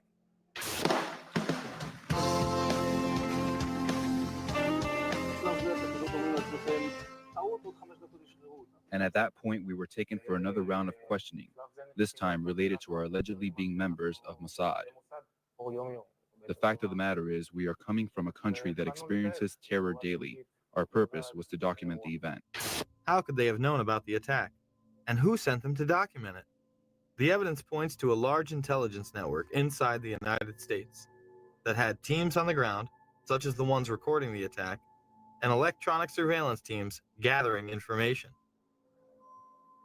Another team who was involved that day detonated explosives on the ground. We have both suspects under K. We have the suspect who drove in the van exploded. Yeah, I just want to make sure you and your guys are all right over there, K. That's all. You know, we have both Trans driven that exploded. What location? King Street between 6 and 7. Shooting is on the scene on King 6 and 7. What unit are you? How would these teams obtain their information?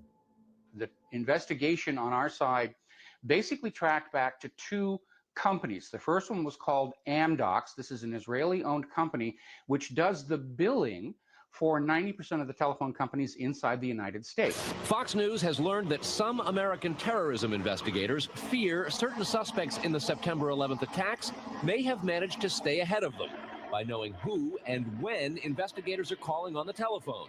How? By obtaining and analyzing data that's generated every time someone in the U.S. makes a phone call. What's sitting in today, please? Here's how the system works. Most directory assistance calls and virtually all call records and billing in the U.S. are done for the phone companies by Amdocs Limited, an Israeli-based private telecommunications company. Amdocs has contracts with the 25 biggest phone companies in America and more worldwide. It is virtually impossible to make a call on normal phones without generating an Amdocs record of it.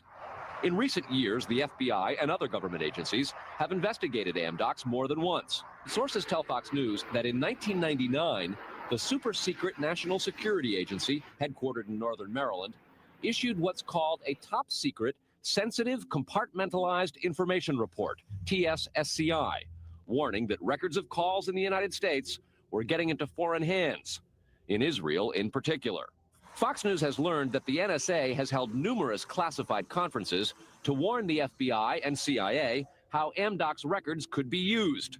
So if you know the name of a police officer, or even if you know the name just of an informant, you can follow that network of who's talking to who and basically determine that whole association of names and contacts that represent that unit of operation. Fox News has documents of a 1997 drug trafficking case in Los Angeles in which telephone information, the types that Amdocs collects, was used to, quote, completely compromise the communications of the FBI, the Secret Service, the DEA, and the LAPD. Amdocs would not be the only company with ties to the Israeli government. Israel was also gathering information from a separate business, Comverse Infosys, who was also listening in. This company, inside the United States, installs and maintains the phone tapping equipment that law enforcement and the government use to eavesdrop on your phone calls. The company is Comverse Infosys, a subsidiary of an Israeli-run private telecommunications firm with offices throughout the U.S. It provides wiretapping equipment for law enforcement. Here's how wiretapping works in the U.S. Every time you make a call, it passes through the nation's elaborate network of switchers and routers run by the phone companies. Custom computers and software made by companies like Converse are tied into that network to intercept, record, and store the wiretapped calls, and at the same time transmit them to investigators. We know we just had this FISA bill go through that granted immunity to the telecom companies. It was Converse Infosystem that was setting up all these special rooms and all the switching centers where the law enforcement or the government or whoever could simply push a button and listen to your phone call. Gone are the days of the little alligator clips and wires needed to eavesdrop on a phone call. They can sit in a room anywhere in America, touch a few buttons, and listen to your phone call. But the complaint about this system is that the wiretap computer programs made by Converse have, in effect, a back door through which wiretaps themselves can be intercepted by unauthorized parties. Adding to the suspicions is the fact that in Israel, Converse works closely with the Israeli government and under special programs gets reimbursed for up to 50% of its research and development costs by the Israeli Ministry of Industry and Trade. But investigators within the DEA, INS, and FBI have all told Fox News that to pursue or even suggest Israeli spying through Converse is considered career suicide.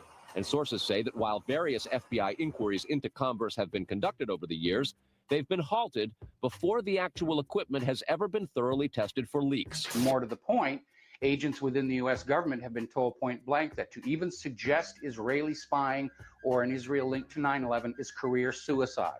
It's been described as the third rail of American politics. If you touch it, you die.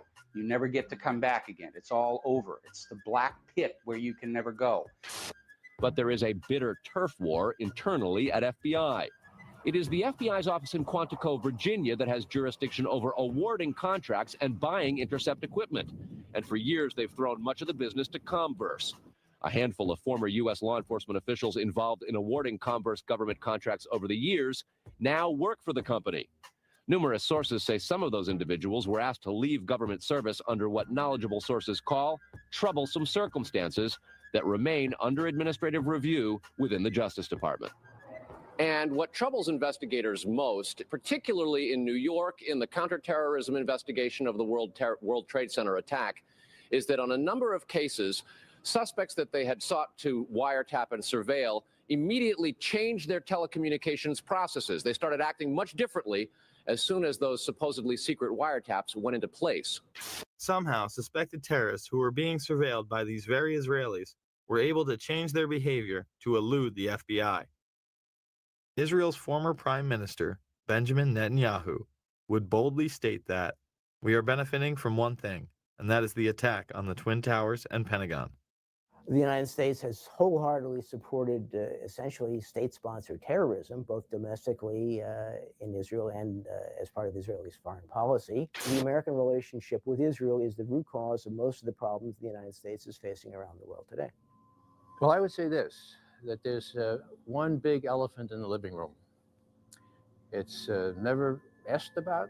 People don't like to put it on any video or anything like that. But it is the relationship between the United States of America and the State of Israel. It's the fly in the ointment. It's gotten us into a peck of trouble in the Middle East.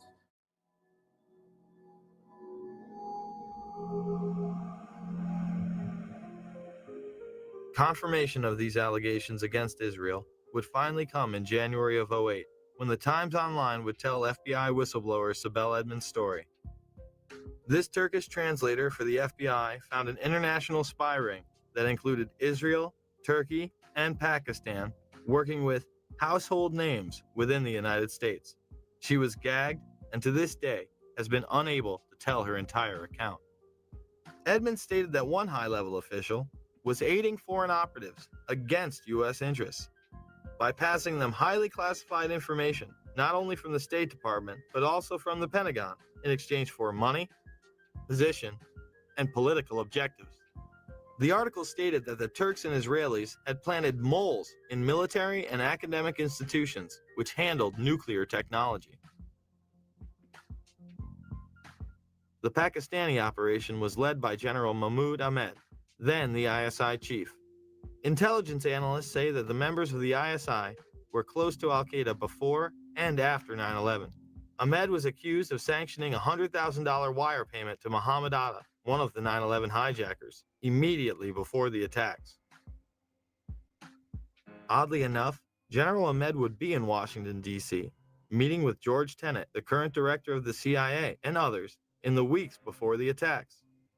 In fact, on the morning of 9/11 itself, he would be having breakfast with Senator Bob Graham and Porter Goss. These two men would co-chair the initial congressional investigation, and Goss would later become the head of the CIA. I was trying to make the point that Ahmed didn't hide the fact, when we met with him in Pakistan and when he was in Washington, that he was close to the Taliban, that was his job, to be close to the Taliban. Graham would go on PBS and have this to say. I was surprised at the evidence that there were foreign governments involved in facilitating the activities of at least some of the terrorists in the United States. I am stunned that we have not done a better job of pursuing that to determine if other terrorists received similar support, and even more important, if the infrastructure of a foreign government assisting terrorists still exists. Most of that information is classified, I think overly classified. I believe the American people should know the extent of the challenge that we face in terms of foreign government involvement. In that report, 27 pages would be completely redacted. And do you think that will ever become public? Which countries are talking about? It'll become public at some point when it's turned over to the archives, but that's 20 or 30 years from now. We need to have this information now. Are you suggesting that you are convinced that there was a state sponsor behind 9/11? I think there is very compelling evidence that at least some of the terrorists were assisted, not just in financing, although that was part of it, by a sovereign foreign government. The day after the attacks, it was apparent that some people within the government were aware of the Pakistani funding of al-Qaeda. Secretary Powell, one country you didn't mention was Pakistan, and I understand that your deputy has spoken with the ambassador to Pakistan. Deputy Secretary Armitage did meet with Pakistani officials today. It would be useful to point out to the Pakistani leadership at every level how helpful they might be if we find a basis to act upon that information. Senator Joe Biden, who had also met with the head of the Pakistani ISI, would have harsh words on the Senate floor. And the word should go out to those who pretend that they wish to be our friends, that they're going to have to make some very difficult choices. Pakistan in particular is going to have to make a very difficult choice very soon. Words will not be sufficient. Actions will be demanded. When Biden was confronted, he confirmed his meeting with Ahmed, saying Pakistani intelligence was indeed funding the Taliban. Sir, one question. In the days following 9/11, you met with the head of Pakistani ISI, General Muhammad Ahmed. It has since come to light that he ordered Shahid Sheikh to wire $100,000 to Mohammed Atta. Why was he allowed to go back to Pakistan, and why was he questioned, and why were you meeting with him? I met with him to deliver a message that if he didn't stop supporting the Taliban, we would take him out. Why did we let him go? We let him fly freely. We never investigated him. We never even looked into him. Look, there's a thing called diplomatic passports. We did not arrest Khrushchev when he came. But he financed the hijackers, and you let him go, and he's free. He hijacked the hijackers. No one knew he financed the hijackers. It's wired. As they say, get away. He would later state that the information was indeed classified. How did you know the ISI was helping the Taliban, sir? How did you know they're helping them? Is it classified? Pakistan was set up as the silent funding arm of the hijackers. They were used as a launching base for the occupation of Afghanistan. To review, we have just learned that many of the hijackers had ties to U.S. military installations, the FBI, and the CIA. That both Israel and Pakistan have classified roles in 9/11 to this day, and the man who co-chaired the initial investigation into 9/11 stated this information would be classified for at least 20 to 30 years. Virtually none of this information was in the 9/11 Commission report. Instead, you are expected to believe that Osama bin Laden carried out the attacks alone. Yet 2 wars and 7 years later, he's still on the loose. The bipartisan commission was full of insiders who whitewashed the events of that day to the point it was comical. 5 years after the horrors of 9/11, there's a new way to look at those unforgettable images. Through color, caricature, and captions, comic book veterans Ernie Colon and Sid Jacobson have brought to life the 9/11 Commission report. It took a year and a half to distill 600 pages down to less than 150. When you hear about the idea of the 9/11 Commission report as essentially a comic book, your first reaction is, what are you, crazy? It's accurate. I mean, the graphic version is accurate. That's what happened. Thomas Keane was the co-chair of the commission with Lee Hamilton. They would write a book together called Without Precedent. In it, he would claim that NORAD and the Pentagon did not tell the truth and that indictments were considered. If the report itself wasn't accurate, how could the comic book be? Thomas Keane is now traveling the country in order to instruct teachers on how to teach 9/11 to their young, impressionable minds. The 9/11 Commission was such a cover-up that Max Cleland, an appointed member, went off on Wolf Blitzer. A deal announced yesterday between the White House and the commission investigating the September 11th attacks is proving to be rather controversial. Under the agreement, only certain members of the commission will be allowed to review classified documents from the White House, and their notes will be subject to administration review. Today, some relatives of people who were killed in the attacks criticized the agreement, and our next guest, who's a member of the commission, claimed the deal is disgusting. Former Georgia Senator Max Cleland, a Democrat, joins me here. Well, you've used the word deal 3 times. I don't think the 9/11 Commission ought to be making deals with our own government under the responsibility we have from the Congress and our responsibility to the American people to get all the facts about all the commissioners. Look at those facts. Now, we've had to subpoena the FAA for those documents. We've had to subpoena NORAD for those documents. I'm in favor of subpoenaing the White House for the documents we need so that all the commissioners can get to see all the documents that we need. That's the only way we can face the American people and the families and say we have done a thorough investigation independently of the White House and the entire executive branch. The president has said only a minority of the commission can see a minority of the documents, and then they have to clear what they're going to say to the rest of the commission with the White House. If you're one of those 4 that gets to see these documents, would that change your opinion? No, they don't want any more eyeballs to see their documents than they can possibly get away with. It's a scam. It's absolutely disgusting. Cleland would later resign. Well, they have something to cover up. And the 9/11 Commission, of course, was a master cover-up. We know that. The question is what it was covering up. I don't believe the reports on September 11th put out by the 9/11 Commission or by Congress. I've seen one put out by the 9/11 Commission, and it was basically hundreds of pages of nothing. It was very generic. It was very indirect, indistinct, devoid of facts, devoid of hard positions. It was things like mistakes were made. We need to improve human intelligence. This is nothing. I mean, it's like, yes, I stand for truth, justice, and the American way. But it was vapid. It was a waste of time and money, but gives the impression that, oh, yes, the government is doing something. The government is studying the issue. Well, what makes me really disappointed, and that's an understatement, is that Congress's role is oversight. And Congress, even today, you'll see members of Congress saying, well, we haven't implemented everything that the 9/11 Commission recommended. And the 9/11 commissioners have said that the administration obstructed them, lied to them. The staff statements were described by various commissioners to be an indictment of the FBI in particular, but also an indictment of the CIA. I don't think the chairman and I have ever characterized the staff statements as an indictment. It's possible others have done that. We have not.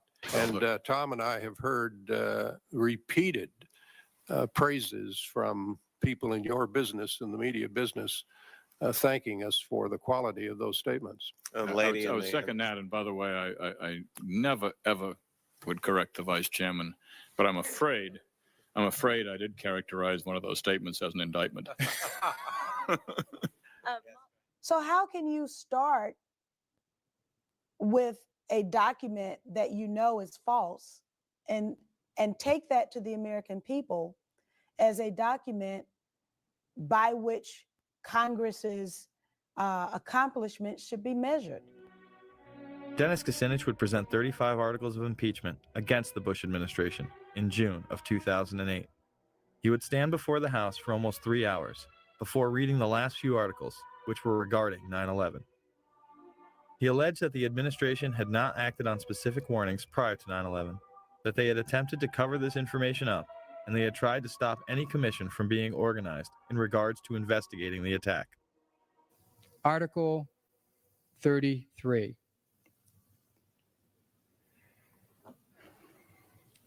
Repeatedly ignored and failed to respond to high-level intelligence warnings of planned terrorist attacks in the United States prior to 9/11.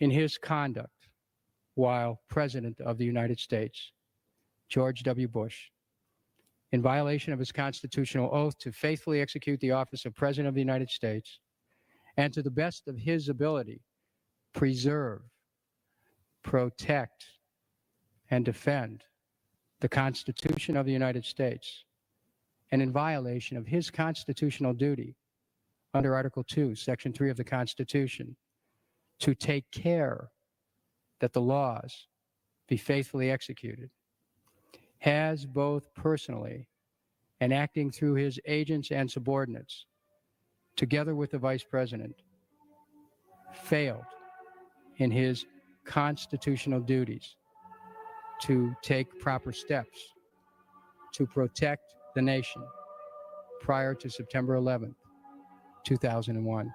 So the congressional report was redacted, and the 9/11 Commission is a cover-up. Yet our supposed leaders continue to propagate fear of the boogeyman and his disciples.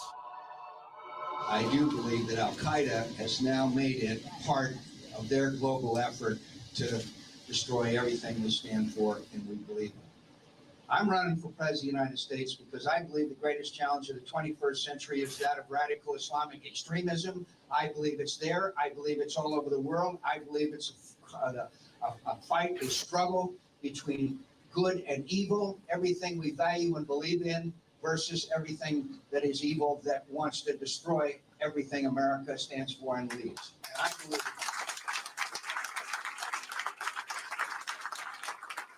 it was an Osama bin Laden job with 19 people from Saudi Arabia.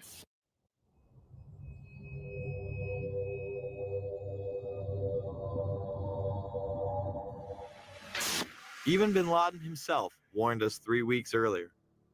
Osama bin Laden warned 3 weeks ago that he would attack American interest in an unprecedented attack, a very big one. There was a report, you'll recall, that the Mossad, the Israeli intelligence agency, did indeed send representatives to the U.S. to warn just before 9/11 that a major terrorist attack was imminent. Prior to 9/11, it was widely reported that hijacked planes could be used as weapons. By Youssef's group and bin Laden's group to undertake a suicide mission. Murad narrated to us about a plan by the Ramsey cell in the continental U.S.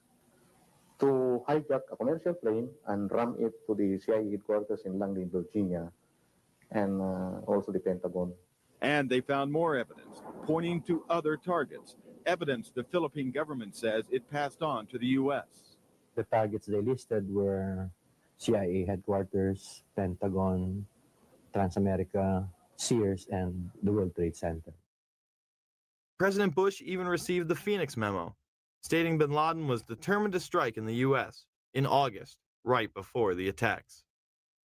The president was aware that bin Laden, of course, as previous administrations has been well known, that bin Laden was determined to strike the United States.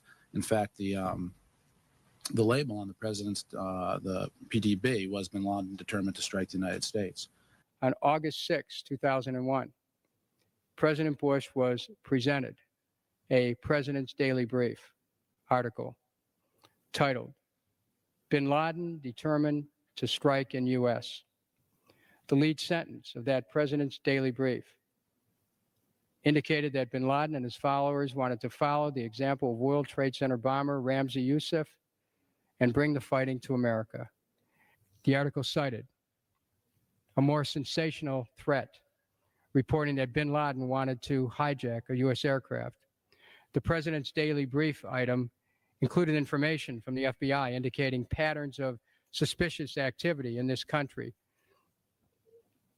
consistent with preparations for hijackings. The president broke his silence today about the revelations earlier this week that he had been briefed before September 11th about a possible al-Qaeda hijacking plot. The comments took place in the White House South Lawn setting where the press could not ask questions. While he was honoring the Air Force football team, his comments diverted to what has become topic A in Washington. You know what's interesting about Washington? It's a town, unfortunately, it's the kind of place where second guessing has become second nature. What I want to say to my Democratic friends in the Congress is that they need to be very cautious not to seek political advantage by making incendiary suggestions, as were made by some today, that the White House had advance information that would have prevented the tragic attacks of 9/11. Clark confirms that in June, July, and August 2001, the Central Intelligence Agency warned the president in daily briefings of unprecedented indications that a major al-Qaeda attack was going to happen against the United States.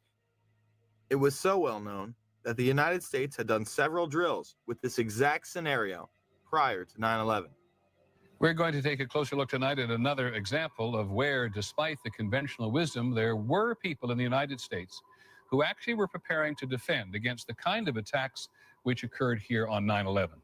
The North American Aerospace Defense Command, NORAD for short, has been defending the skies over the U.S. and Canada for almost 50 years, 46 to be precise.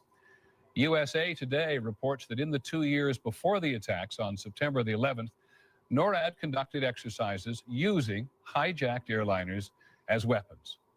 And one target was the World Trade Center. Here's ABC's Brian Ross. President Bush has said again and again that no one could have imagined what Osama bin Laden ordered for September 11th. We knew he hated us, but there was nobody in our government, at least, and I don't think the prior government, that could envision flying airplanes into buildings on such a massive scale. But that turns out not to be true. U.S. military planners did envision and practice those very scenarios. As reported by USA Today, the North American Aerospace Defense Command, NORAD, conducted exercises with fighter jets, simulating hijacked planes flown into the World Trade Center in the 2 years before the attacks. Pentagon planners also envisioned the attack on the Pentagon 5 months before it happened. One of these drills was run on June 1st and 2nd of 2001. Amalgam Virgo was an exercise where multiple attack scenarios would be occurring simultaneously, including attacks from cruise missiles, unmanned aerial vehicles, and hijacked aircraft. The scenario also envisioned a hijacker taking control of a commercial aircraft and slamming it into the nation's capital. The exercises would constantly be monitored by military satellites and planes. Osama bin Laden was the poster boy for this plot, appearing on the cover. Isn't it a fact, sir, that prior to September 11, 2001, NORAD had already in the works plans to simulate in an exercise a simultaneous hijacking of 2 planes in the United States? Colonel Scott, do you have any data on that? I'm not aware of that, sir. I was not present at the time. That was Operation Amalgam Virgo. Yes, sir. So what did happen on 9/11? The truth is, there was a lot more going on that day than we are being told. There were several war games and exercises being run simultaneously, involving multiple government agencies. John Fulton and a team from the CIA would be conducting a drill at 8:45 a.m. out of the National Reconnaissance Office in Chantilly, Virginia, in which a plane is crashed into a building. Other drills would literally cripple our defensive and investigative abilities on that morning. But this very interesting information, Katie, Matt, and Tom from the FBI, they had been operating a massive exercise from their hostage rescue unit. All of their top teams, about 50 personnel, helicopters, equipment, were in Monterey, California for the last 2 days, scheduled to fly back today commercially. So all of those people are out of place. It's fair to say, according to sources that we've talked to here at NBC, that the FBI rescue operations and other FBI operations are really in chaos right now because they can't reach their officials in New York. All of their phone lines are down. And now you've got all of their special experts on this stuck in Monterey, California, trying to get a military flight back because there are no longer commercial flights. So they are seriously out of pocket. And there is a real breakdown of the FBI anti-terror coordination team, which is, of course, the principal team that would lead any effort. I actually found myself in Montana with 50 state emergency managers, the director of FEMA, his top staff at the National Emergency Management Association conference. Number of emergency managers from New York State, from Pennsylvania, from Virginia, Maryland, the district, most in New England, made the flight on a C-130 last night. It was one of the only flights across the country, a military aircraft. Northern Vigilance would redirect fighter jets out of the northeastern sector to patrol Canada and Alaska. Vigilant Guardian and Vigilant Warrior were exercises involving hijacked aircraft that would go in and out of radar. These would appear real to those involved. We fought many phantoms that day. We got many aircraft calls inbound that morning that turned out to be phantoms. During that time frame, we had multiple aircraft called hijacked all over the country. These exercises would not cease until after United 93 was brought down and the attacks were over. Open line. Command, Sergeant Richmond. Sergeant Richmond, Sergeant Light from Cheyenne Mountain Test Control. How are you? I'm doing fine. Okay, I need you to terminate all exercise inputs coming to Cheyenne Mountain at this time. Copy. And stay on loop until I verify that where connectivity is disconnected on the exercise side only. Okay, no, do not do any more inputs on the exercise side and stand by. I got Cheyenne Mountain on the line. Terminating all exercise inputs. Over, in case you didn't know, this exercise. Oh, yeah. In fact, more hijackings were thought to be taking place. On the radar scope, and it's not just a video game. It's actually people's lives that you're trying to keep from running into each other. Other planes were thought to have been hijacked and almost shot down. An aircraft inbound to Whitehorse from Alaskan airspace was a hijacked aircraft. And the military flight crews were aware of this, and they were en route to intercept the aircraft. Some of these war games and their details remain classified to this day.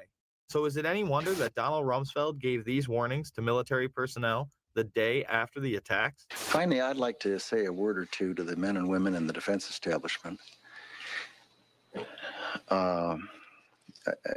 most of whom deal with classified information. When people deal with intelligence information and make it available to people who are not cleared for that classified information, the effect is to reduce the chances that the United States government has to track down and deal with the people who have perpetrated the attacks on the United States and killed so many Americans.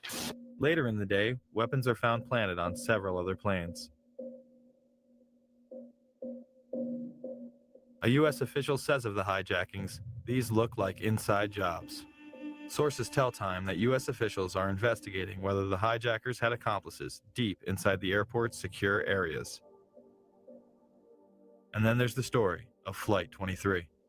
As bad as things were on Tuesday, there is a possibility that they could have been even worse. There was some kind of an altercation involving three men described by a Port Authority of New York and New Jersey police source as Middle Eastern in appearance. They attracted the suspicions of the gate staff boarding that flight. They had already gotten on the plane. They're asked to leave the aircraft. They refuse to get off. The airline, following its normal procedures, according to this police source, calls the police, which immediately dispatch an emergency service team. So now you have a squad of heavily armed officers that are coming toward the airplane. And when they get there, the men have vanished. The gate staff can't find them. It matches with the type of flights, the transcontinental flights that were hijacked in the other 4 instances. Another disturbing fact, if indeed there was an altercation and these men felt they had a case to make and were being treated unfairly, you can't imagine they would have disappeared from the airport. They would have stayed around and pled their case with the police. It is extraordinarily unusual to have an airline, after it has boarded passengers, be so suspicious that it's going to ask these customers to get off the airplane. We got a phone call from a law enforcement officer who was on vacation, was in the United Airlines terminal at the time. As soon as he approached, they walked out of the terminal and he looked over. He described them as Middle Eastern in both appearance and dress. Not sure what that means, but that was his description. He said when they left the terminal through the glass doors, he saw them meet a third man, and they then left. Inside the bags, officials found Al-Qaeda instruction sheets, but false identification prevented investigators from ever locating the bag's true owners. Coincidentally, the hijacker's identification would be found the exact same way. There have also been reports of luggage that did not make the plane connection that appears to be tied to one of the alleged perpetrators, and this is being reported by the Boston Globe, and contained within the luggage were supposed to be Arabic language flight training manuals as well as videotapes pertaining to operating an aircraft. Then we have that mysterious suitcase with all of the hijackers' names and all of this incriminating evidence that is supposedly taken by one of the hijackers to the airport. Why, if they are planning on a suicide attack, would they even bother to pack a suitcase? Or if they're just packing a suitcase to look like they're checking luggage, just throw clothes in there. Why put a Koran? Why put flight manuals? Why put all this incriminating information if it's supposedly going to get burned up? And then magically, amazingly enough, this one suitcase doesn't make it onto the connecting flight to New York. And it's just there in baggage handling, waiting to be discovered and found. If the passengers on Flight 23 used false identification, why wouldn't the other hijackers? Based on my personal belief and based on the events of that morning, the decision to halt airplanes, in all likelihood, probably precluded other attacks. Atta and 3 others would do dry runs of the attacks before 9/11. Actor James Woods and others on the plane even filed separate reports to the FAA. Again, nothing was done. I was on a flight. Without going into the details of what made me suspicious of these 4 men, although it would have been blatantly obvious to the most casual observer, I took it upon myself to go to the flight attendant and ask to speak to the pilot of the plane. The first officer came out. I reported to him that I felt that the 4 men, and I said, can you look over my shoulder and see who I'm talking about? And he said, yeah. I said, I think they're going to hijack this plane. I mean, everything they're doing, and I explained to him these details, which I've been asked to keep private until whatever jurisdiction, whatever trials may take place. Their behavior was such that I felt they were going to hijack the plane. I found out later that not only did he make a report, but the flight attendant also made a report of my suspicions to the FAA. My friend Scott said to me, remember that flight you took in August? I said, yeah, I've been thinking about it all day. He said, well, maybe you should call the FBI. And I said, I'm sure they're being inundated, but I thought it over and I called the local office. 6:45 the next morning, I got a phone call that actually wakes me up. And he said, we want to talk to you about the flight that you took in August. I said, oh, did the manifest match of any of the flights yesterday and my flight? He said, well, we can't tell you that. I said, well, look, I'll get ready and I'll come down to the federal building. He said, we're outside your house. We'll just wait for you. Wow, 7:15. So this was 7 in the morning. I said, and this is the only funny part of any of this. I said, how did you know where I lived? And there was a pause. He said, we're the FBI. We're the FBI. Thank you. So they came in and I said, look, I'm dying to know, were these the guys? And he said, well, we've had 36,000 tips in one day. And there's 2 of us, and we're going to be at your house all this morning, so you can do the math, but we can't tell you, So since then, I have identified for sure 2 of them as 2 of the terrorists, really? Who actually were not on Flight 11, but one was on Flight 175 and one was on Flight 77. And I've been told unofficially, not by the FBI, but by someone else in actually a higher level of government, believe it or not, just through a coincidence, through a mutual friend, that all 4 of them were terrorists involved. As I explained to the FBI, they said, what was your first instinct? And aside from certain things like 4 guys getting on a transcontinental flight without any hand luggage, they said to me, what did you think these guys were? I said, well, I thought they were either 4 law enforcement officers or 4 terrorists, in that they had that thing that guys who are undercover or on a mission have between each other. Just more evidence that the hijackers had intelligence ties.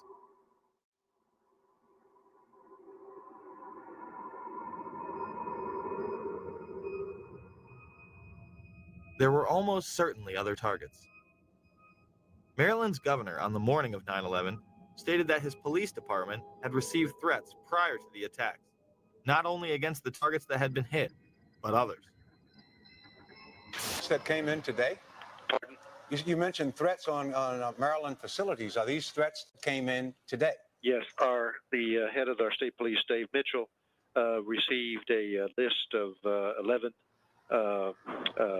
sites across the country that were targets. Supposedly, this list had been distributed prior to the explosions. Several of those sites were ones that were under attack. Another target on that morning was Air Force One. Although it is never discussed, the perpetrators of the attack somehow got top-secret codes that morning. Brian, what is the credible evidence that Air Force One could have been a target? These planes were some distance from Air Force One after all. The excuse was that, quote, we do not discuss, we do not discuss intelligence information. Air Force One has been said to be a target in the past during President Clinton's trip to Bosnia during his first term, where they stopped in Aviano and switched out into 3 transport planes. Similarly, they were escorted by fighter jets, as they have in the past, while it is not routine. The White House insisting that the evidence was, and thus the zigzag flight path from Florida to Louisiana. The Air Force is insisting that the evidence is provable and credible that the aircraft and the White House were targets. Ari Fleischer, the White House press secretary, would be pressed on this issue. If you have a threat to Air Force One, it seems as though you're raising an additional threat that perhaps we don't know about. I'm sorry? Raising an additional threat? Involving one of those planes, one of those 4 planes, Ari, is that where the credible threat, or can you say, are we talking about something totally different? You're asking me, in essence, what the source of information is. And I think the American people... How have we accounted for those 4 planes and what their targets were? Is there, which by deduction, you would assume there is something else that we're talking about targeting Air Force One. There Make was... that assumption? I'm not going to lead you any further as to speculating about what was the nature of the threat to Air Force One. But as I indicated, and I'll say it again, it was real, it was credible. Planes that we have accounted for. I'm just not going to speculate about the nature of it. On September 20th, 2001, WorldNet Daily would report much more regarding the threat. The terrorist message threatening Air Force One was transmitted in that day's top-secret White House code words. As the clock ticked away, the Secret Service reached a frightening conclusion. The terrorists had obtained the White House code and a whole set of top-secret signals. This made it possible for a hostile force to pinpoint the exact position of Air Force One, its destination, and its classified procedures. In fact, the hijackers were picking up and deciphering the presidential plane's incoming and outgoing transmissions. In the week after the attacks in New York and Washington, more hair-raising facts emerged.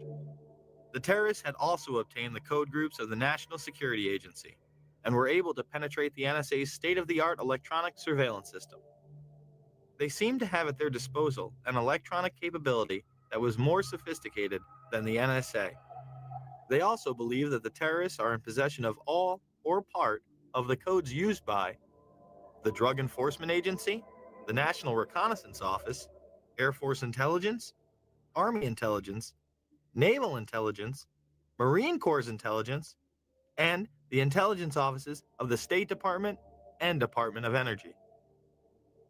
Since no single individual has access to every top-level code at any given time, A single mole would not answer the case. It would have to be a large, widely spread number. U.S. experts do not believe bin Laden was capable of infiltrating double agents into the heart of the U.S. administration on a large scale.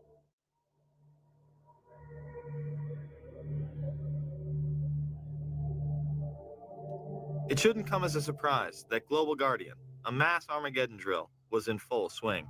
The drill would pose all sorts of threats, and even mobilize command centers known as doomsday planes that house top military personnel. Although originally scheduled for late October, it was moved up unexpectedly. One of these doomsday planes was on the scene of the Pentagon strike. Now to one of the eeriest moments amid the carnage of 9/11, a mysterious plane was seen flying right over the president's residence. Even some CNN staffers saw it. To this day, it has never been officially explained. Tonight, Chief National Correspondent John King has new details about this great 9/11 mystery. Today, 6 years after 9/11, the mystery endures about just what happened in the skies over the White House that terrible day. A plane flew right over it. But why? And what was it? It appeared overhead just before 10 a.m., a four-engine jet banking slowly in the nation's most off-limits airspace. About 10 minutes ago, there was a white jet circling overhead. Now, you generally don't see planes in the area over the White House. That is restricted airspace. Two government sources familiar with the incident tell CNN it was a military aircraft and say the details are classified. This comparison of the CNN video and an official Air Force photo suggests the mystery plane is among the military's most sensitive aircraft, an Air Force E-4B. Note the flag on the tail, the stripe around the fuselage, and the telltale bubble just behind the 747 cockpit area. The E-4B is a state-of-the-art flying command post, built and equipped for one reason: to keep the government running no matter what, even in the event of a nuclear war. The reason it was nicknamed the Doomsday Plane during the Cold War. They exercise this type of thing all of the time, and they simply don't talk about it. So it doesn't surprise me that they are very closed-mouthed about it. Ask the Pentagon, and it insists this is not a military aircraft, and there is no mention of it in the official report of the 9/11 Commission. But 6 years later, the Pentagon, the Secret Service, and the FAA all say they, at least for public consumption, have no explanation of the giant plane over the president's house, just as the smoke began to rise across the river at the Pentagon. There is also footage of another white mystery plane in the restricted airspace over New York City before the second attack. And as the second plane strikes the World Trade Center.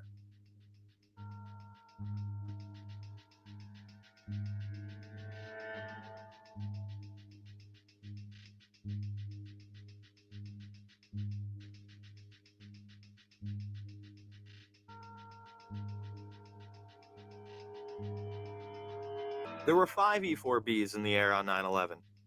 They are part of the continuity of government plans in case of an emergency. This program was launched in the early 80s, headed by none other than George Herbert Walker Bush. Was being made to consolidate continuity of government programs across several major departments of the government under one office, which turned out later to be called the National Program Office. As I understood it, this office fell under the jurisdiction of the Office of the Vice President. Then Vice President George Bush was the first in charge. On 9/11, this program was put into effect. This next one happens a lot these days. It seems like a story that is both reassuring and scary at the same time. This morning, we learned that the vice president wasn't the only one sent to an undisclosed location on September 11th, that an entire backup government was and is still there and may be there for as long as anyone now at least can imagine. Traveling in Iowa, the president for the first time discussed a secret ongoing operation designed to keep the federal government running if Washington is paralyzed by a terrorist strike. I still take the threats that we receive from al-Qaeda killers and terrorists very seriously. The operation was first reported by the Washington Post and confirmed to CNN by several administration officials.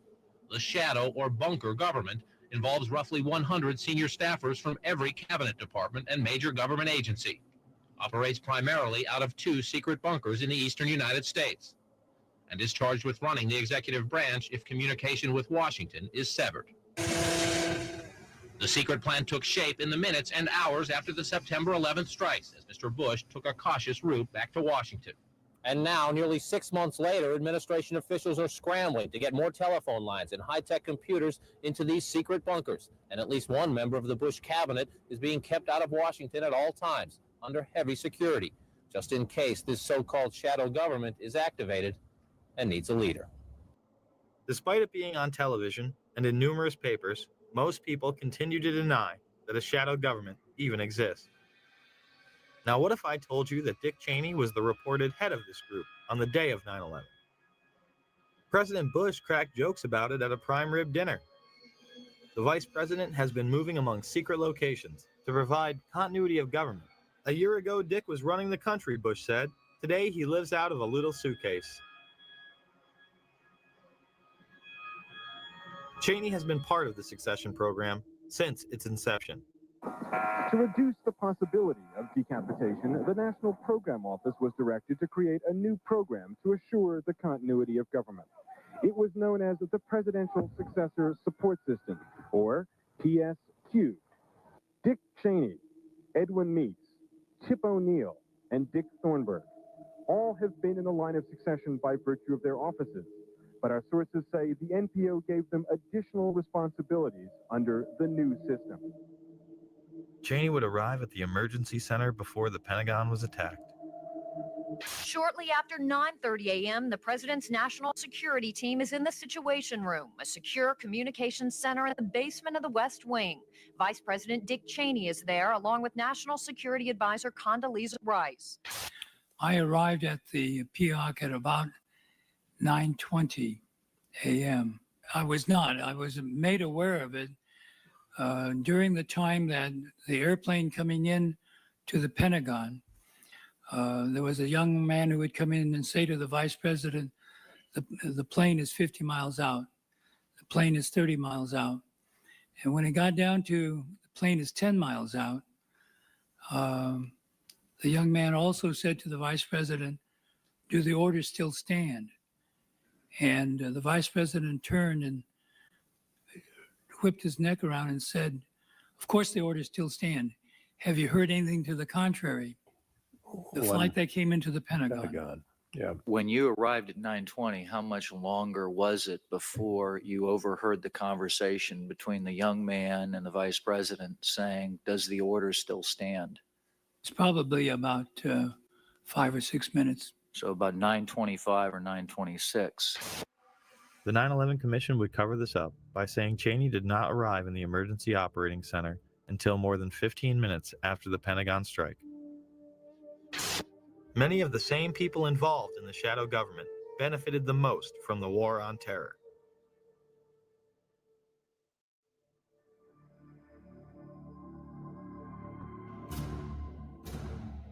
A key hub for intelligence was the Salomon Brothers building, also known as World Trade Center 7.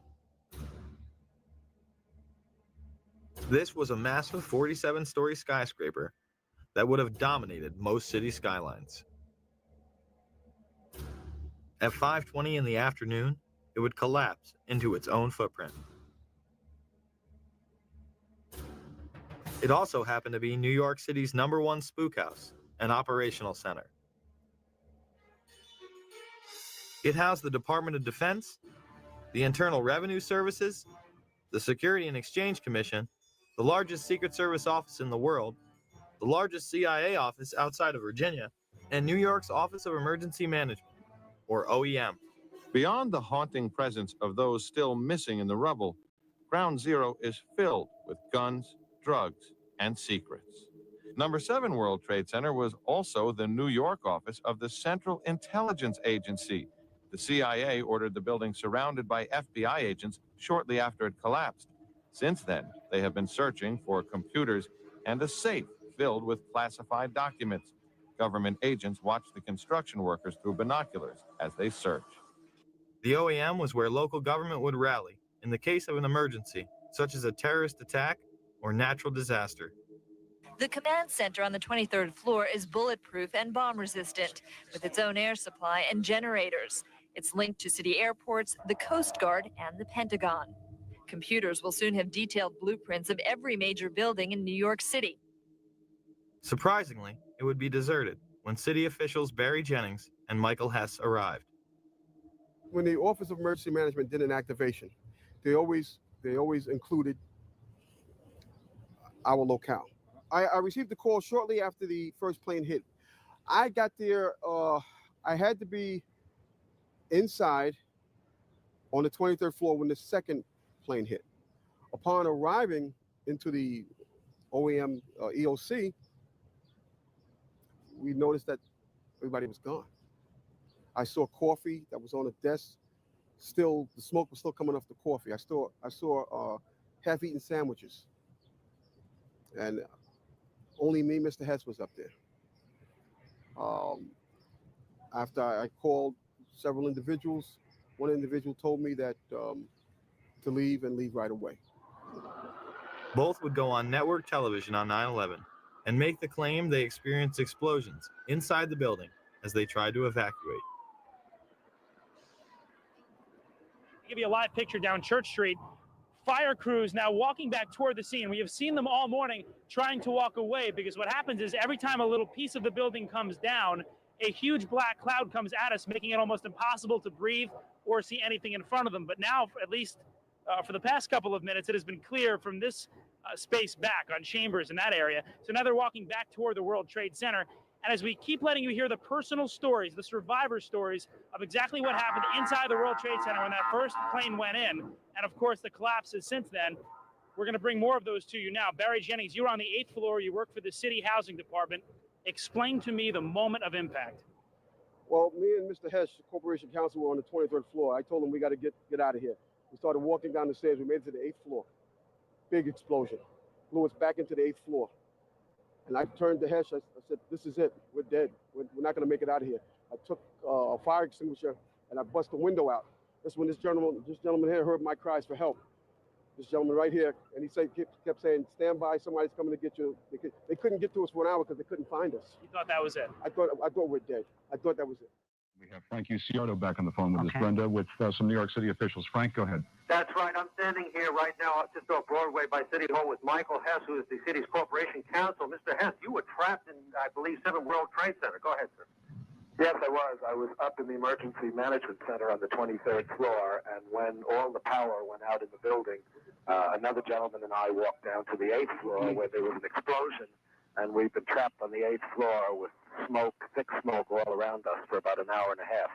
But the New York Fire Department, as terrific as they are, just came and got us out. When I made it to the 6th floor, and there was an explosion. The explosion was beneath me.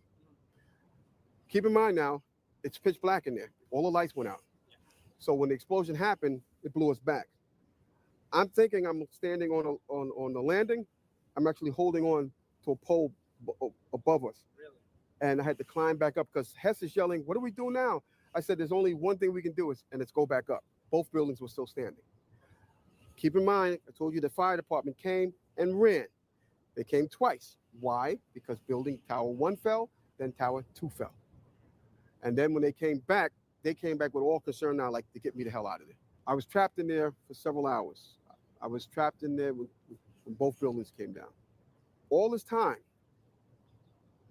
I'm hearing all type of explosions. All this time, I'm hearing explosions. When they finally got to us, and they took us down to what they called the lobby, because I asked them, I said, when we got down there, I said, "Where are we?" He said, "This was the lobby." And I said, "You got to be kidding me." It was total ruins.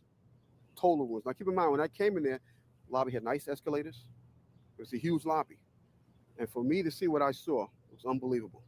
And the firefighter that took us down kept saying, "Do not look down." And I kept saying, "Why?" I said, "Do not look down." And we were stepping over people. And you know, you can feel when you're stepping over people. This building would fall into its own footprint at 5:20 in the afternoon at nearly free-fall speed. Almost 7 years later, there has still been no official reason given, but some have given the false impression that damage caused by the collapse of the Twin Towers brought 7 down. Despite the fact that no other surrounding buildings acted in this manner.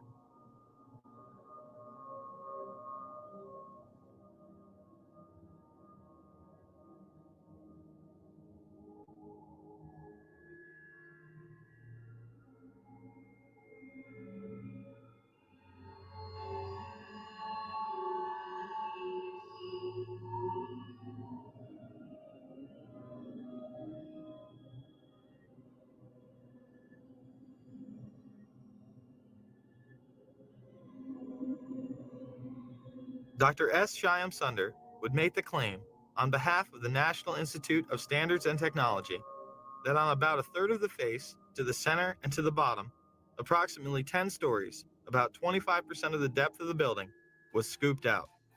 Here is the south face of World Trade Center 7. Does it look like 1/4 of the building is gone?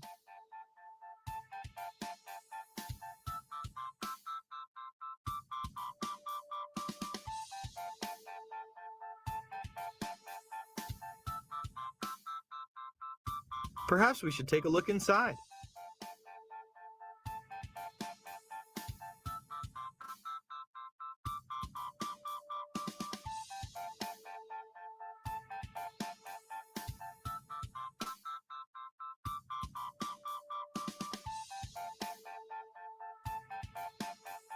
It appears it is not scooped out after all.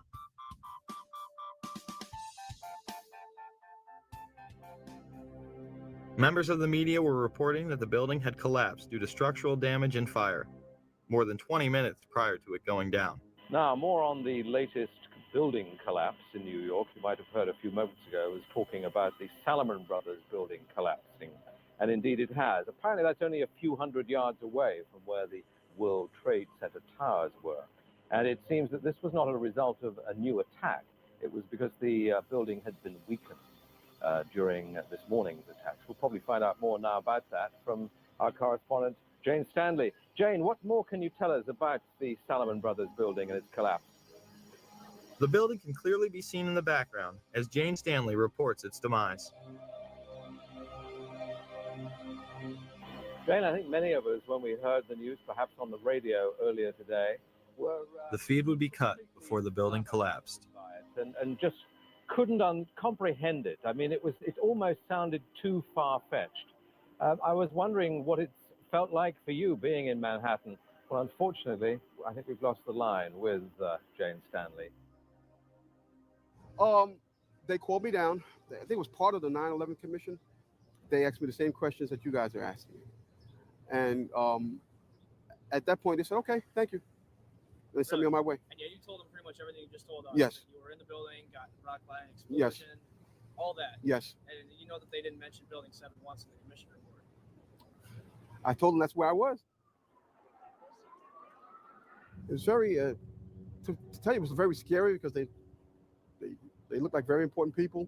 Yeah. They were questioning me about certain things. I don't know if they liked the answers I gave. I could care less. I gave my account of it, the truth, and that was it. That day I'll never forget. And the explanations that were given to me is totally unacceptable. Totally unacceptable. I'm just confused about one thing and one thing only. Why World Trade Center 7 went down in the first place. I'm very confused about that. I know what I heard. I heard explosions.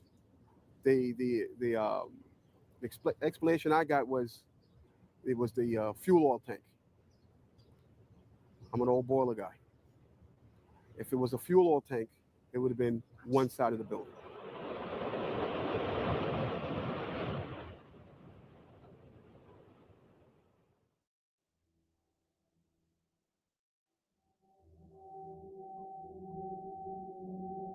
After 9/11, a climate of fear was created in order to shut down any opposition to the Bush administration's new agenda. A week after 9/11, anthrax began appearing in the mail.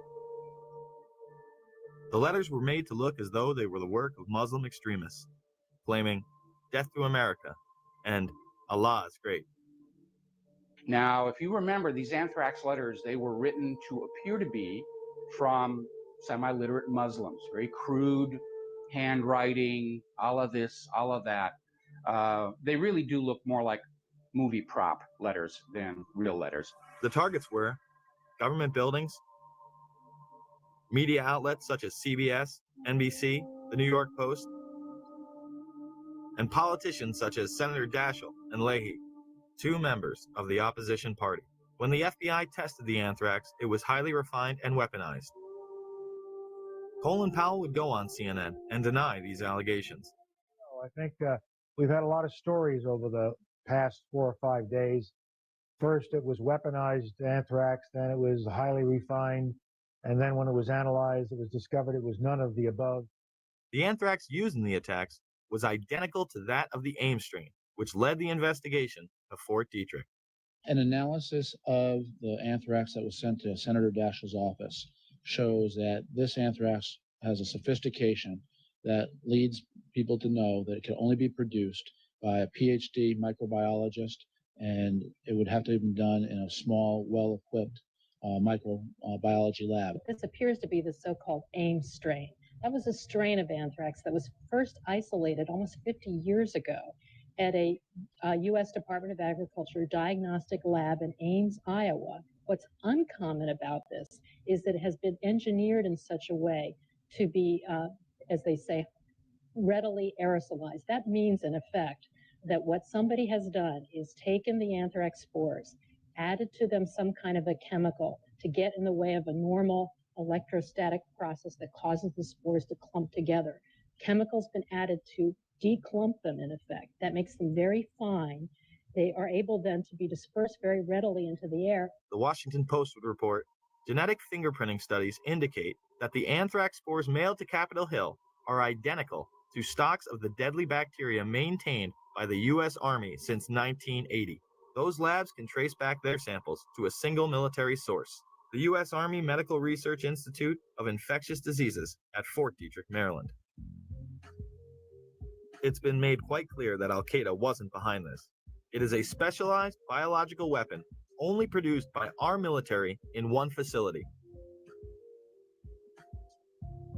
High-level FBI and CIA officials said none of the 60 to 80 daily threat reports from intelligence sources contain evidence linking the anthrax attacks to Osama bin Laden's terrorist network. This did not stop the mainstream press from trying to blame Al-Qaeda. As investigators race to find answers to the recent wave of anthrax terror, we'll look at what investigators are targeting now.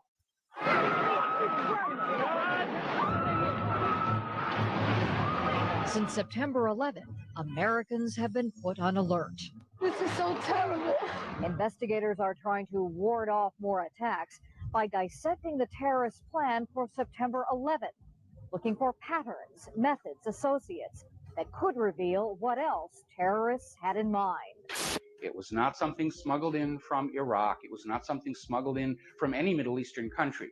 It was U.S. government ultrafine granulated weaponized anthrax spores. There was another story that the media absolutely would not touch, the story of Dr. Philip Zach. And it goes back to the U.S. government lab where the anthrax was stored.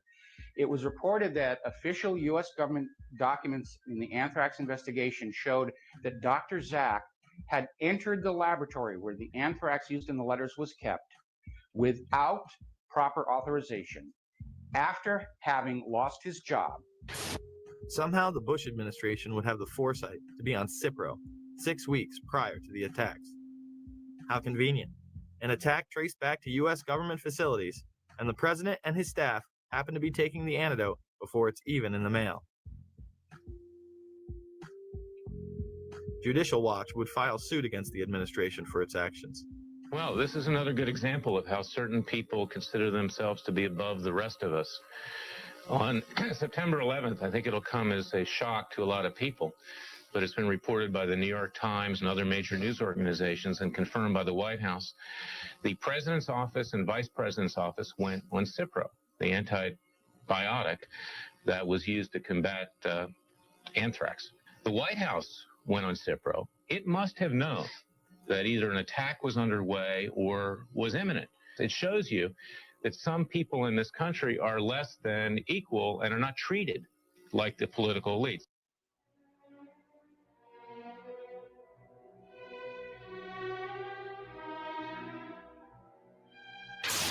"9/11 was an international intelligence operation that included role players within our own government, as well as in the governments of Pakistan, Saudi Arabia, and Israel.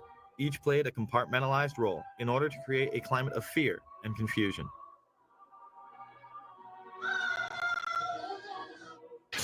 This, combined with the evacuation of government offices, kept any type of dissent off the radar. It was a time when Americans felt they needed to rally around their leaders, and they did. I can hear you. And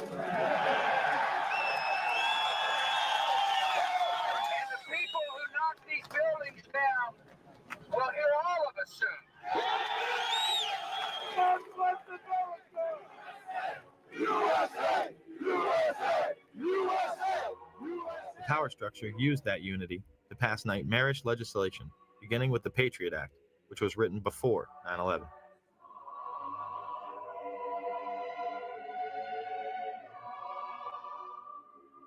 Homeland Security was in place prior to 9/11 as well. Another piece of this, which is something that has been well known to you all, is that the creation of the Office of Homeland Security was something that was planned even before September 11th. The Bush administration had even written up the plans to invade Afghanistan the week before 9/11. And as a result of a process that involved the CIA, the Department of Defense, the Department of State, the National Security Council, a national security presidential directive was developed and prepared throughout 2001 that was approved by what's called the Principals Committee, which is essentially cabinet-level officers involved in national security, on September 4th, 2001. That document was then finalized on September 10th. I think it was focused on al-Qaeda from the various earlier days. We fight a fabled enemy, the likes of which that can never be defeated.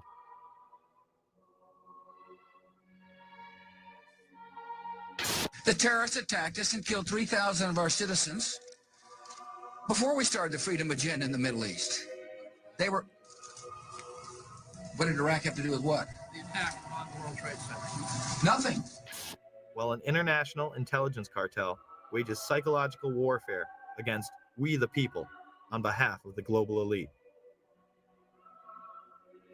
And remember, this is a government that over the years has proven that it can be trusted with these powers. You'd hope, as you mentioned before, that people don't complain about these extra inconveniences because they are simply being put into effect to protect all of us.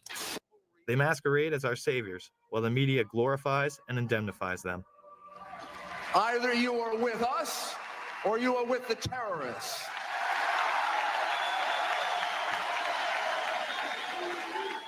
Don't let anyone tell you otherwise.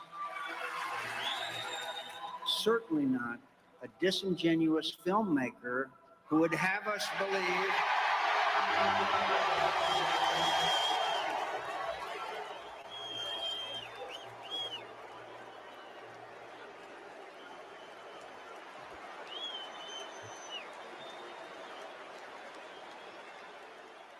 The time has come not for a revolution, but a restoration of our Constitution, our Bill of Rights, but most of all, our morality as a people.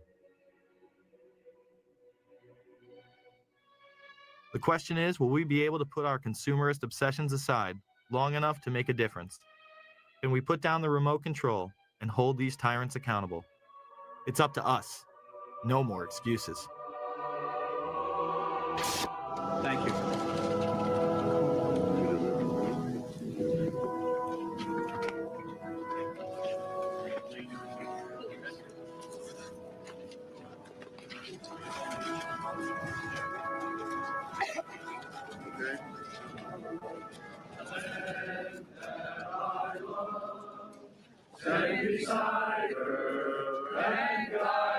This is wild. Through the night with the light from above, from the mountains to the prairies to the ocean. Can't be doing no pictures. Okay, it's NBC News. You understand? It's NBC News. I don't care who it is. Don't taste me, bro. Don't taste me. I didn't do it. My home, sweet home.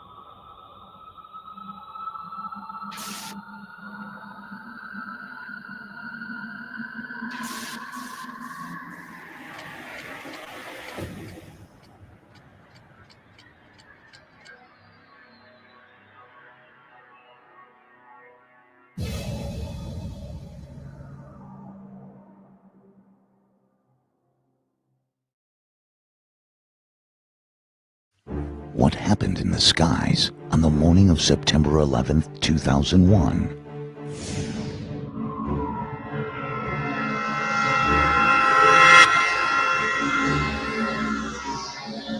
Why did America's air defense seem to be ineffective? The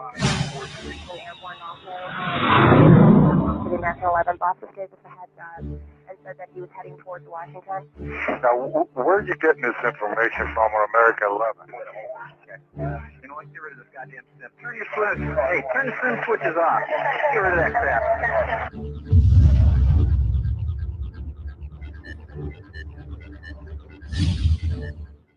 According to the 9/11 Commission report, 4 aircraft departed America's airports on a gorgeous September morning in the Northeast corridor of the United States. 2 from Boston Logan, 1 from Newark, New Jersey, and another from Washington Dulles in Virginia. The aircraft alleged to have attacked the World Trade Center are reported to have departed Boston's Logan International Airport. The first aircraft, claimed to be American 11, tail number N334AA, is reported to have departed Logan at approximately 0800 a.m. United 175, tail number N612UA, a few minutes thereafter. Both climbing out to their cruising altitude, it is alleged the aircraft were hijacked by Muslim extremists armed with box cutters. Located at Hill Air Force Base in Utah, the 84th Radar Evaluation Squadron, also known as RADIES, provided software and files through the Freedom of Information Act of the reported radar tracks on the morning of September 11, 2001. We will be analyzing these files throughout this presentation. NORAD provided audio recordings from the morning of September 11, 2001 of their Northeast Defense Command, also known as NEADS, the sector responsible for defending the northeastern United States. The FAA also made available their audio recordings from Boston and Washington. Please keep in mind when viewing this presentation that pilots for 9/11 Truth do not claim data provided by government sources is authentic, yet it must be analyzed. Pilots for 9/11 Truth have analyzed a growing mountain of information and data provided by government agencies, much of which conflicts with the government narrative of events. How can government agencies draw a conclusion when even their own data does not support their hypothesis? Government sources and the 9/11 Commission must be held accountable for such conflicts, yet they refuse to comment. Even if data were altered by their very sources, it is a crime to fabricate data provided through the Freedom of Information Act, and someone must be held accountable. These are the radar tracks of the various aircraft and their relative positions on the morning of 9/11 during a little over the 2-hour period from 8 a.m. till approximately 10:15, according to the 84th Radar Evaluation Squadron. Included is the fighter response. Irreverent air traffic and clutter have been filtered for clarity.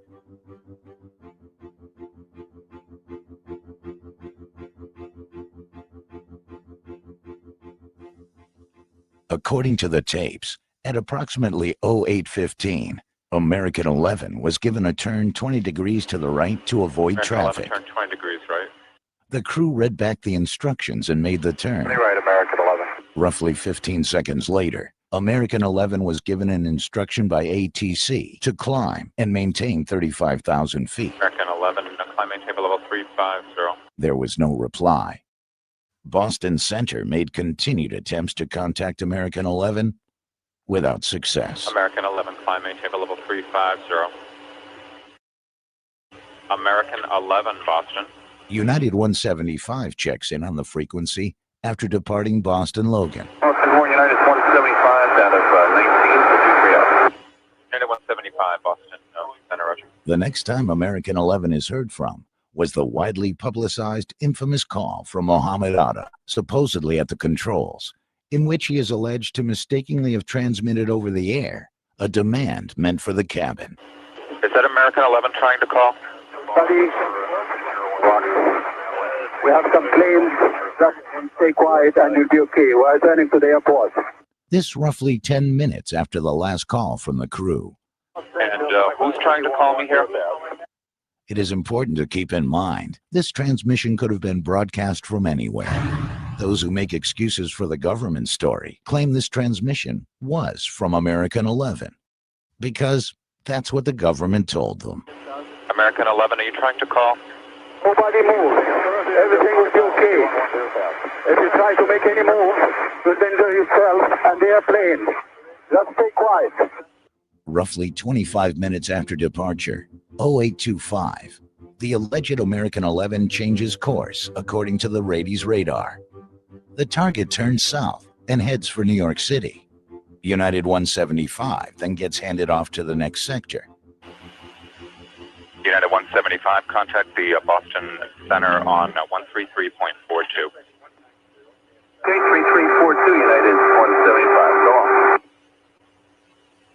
In this sector, UA 175 gets a visual on an aircraft described as American 11. United 175, Boston. 175, go ahead, sir. Roger, you have traffic. Look at your 12 to 1 o'clock at about 10 miles southbound. See if you can see an American 767 out there, please. Okay, we're looking. Negative contact, guys. 175. You said 583. Can you see it?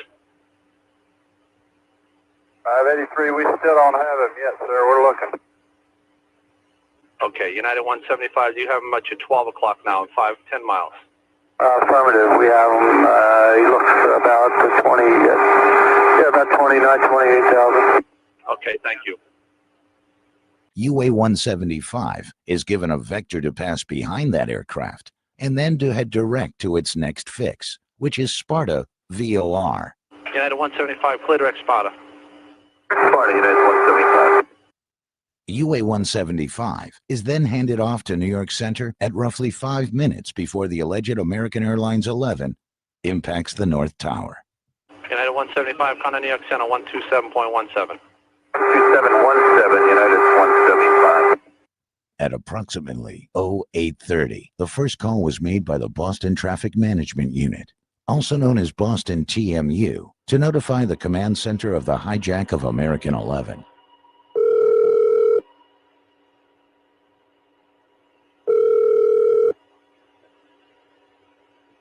Command Center, it's Tony. Hi, Tony. Good morning, Boston Center. I got a situation here with American 11, American 11, Boston departure to LAX. We believe it's a possible hijack situation.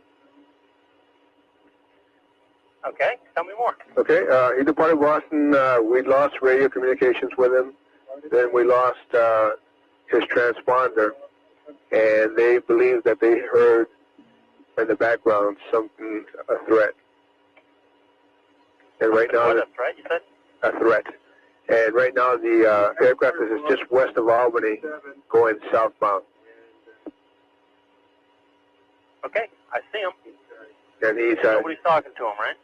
nobody's talking to him at this time, correct? Okay. Anything I can do to help you right now? And no, I mean, just in advice, we have no idea where this aircraft is going. Maybe a head up to New York Center.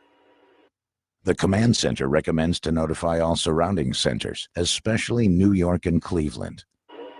Okay, well, probably as a precaution might be good if we call it Cleveland and New York and at least let them know, just in case this guy starts heading there where they'll have a heads up on it. Okay, let's do that. Cleveland. Hi, Cleveland, New York, Boston. I got a little situation with American 11, American 11. He is a 767 departed Boston going to LAX. We don't know where the aircraft is going. He is supposedly going to LAX. Was going westbound. We lost his frequency. Then we lost his transponder, and now the aircraft is just west of Albany, heading due south. Oh, my goodness. Do we have the data block on it? Who's got the... Yeah, it's a primary target presently, and it's just heading southwestbound. Okay. No altitude encoded right now. I'll advise the area. The last altitude observed was fellow with 290. 29. Southbound? Heading southwestbound. He's like towards Hancock, right around there. He's southwest of Albany by 15 miles. You have no idea where he's going? No idea, sir. All right. You can tag him on the TSD. I usually pick him up. Primary only? Primary only. Okay. Okay. Thank you. At approximately 0835, a call to scramble fighters is made by Boston Center directly to Cape Approach, trying to get in touch with Otis Air Force Base. Cape Drake on Cape on team unit 41. Cape Drake on? Yeah, hi, are you able to talk to Otis on this line?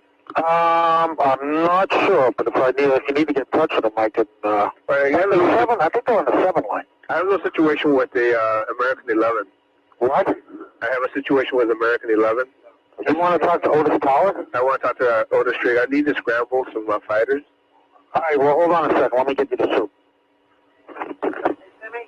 Pick up on the 41. Something about a scramble. I don't know. Cape Approach. Hey, Cape. Dan Bueno calling from Boston Center.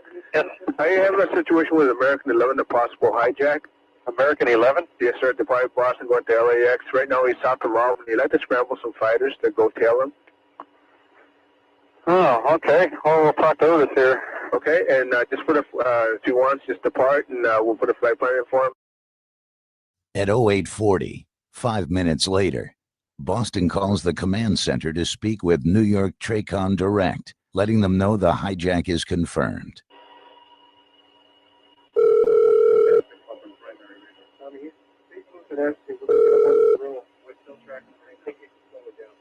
Command Center East, Tony. Hi, Tony. Command Center here. Boston Center here. Could I get New York TRACON? You bet. So nothing with the... Yes, with American 11. Say it again? Oh, a reference to American 11. Have you had any contact with him yet? No contact. It is confirmed hijack, though. Hey, TRACON. Hi, Boston Center. Good morning. American 11. 767, possible hijack. Okay, American 11, 75, and... 76. Where's he landing? Right now, we don't have any idea, but he was to the northwest of Albany, and now he's down by Sparta, losing speed very rapidly. We believe he's a primary only, and we believe he's on the descent. That's why he's slowing down. I'm just trying to... and he's around the Sparta area now, you say? Yeah, he's around the Sparta area right now. Wow, I just don't see anything. Yeah, it's a primary target right now. Yeah, I'm looking pretty hard for any kind of primary target. We still should be able to see it. I don't see... I do have something on the TSD if that gives you an idea of which way he's heading. Yeah, well, I'm just looking at the real raw radar here, and I just don't see... anything out there. I'll let the area know to start looking for it. We just don't have any idea what out. Last altitude we had this fellow 290, but his speed has diminished quite a bit. Okay. So we believe he might be in a descent. Okay. Alrighty. I'll pass along to the sector. All right, just be careful. Understand. Check. Hey, Boston? Yes. You said you confirmed the hijack. How'd you... Well, what has happened, the pilot has kept the mic keyed while the person's in the cockpit, the flight deck. Okay, and what are you hearing? The threat, I don't really know what they're hearing, but that the suit came down and confirmed that it is the hijack. Okay, if you learn anything else, please give us a call so we can help you out as best we can. Does New York know about this guy? New York knows, Cleveland knows, maybe Washington will be next. We're going to scramble some fighters to tail him. Okay, coming out of Otis? Yes. Okay, I'll take care of the coordination with Washington Center. I will advise them of what's going on. Thank you.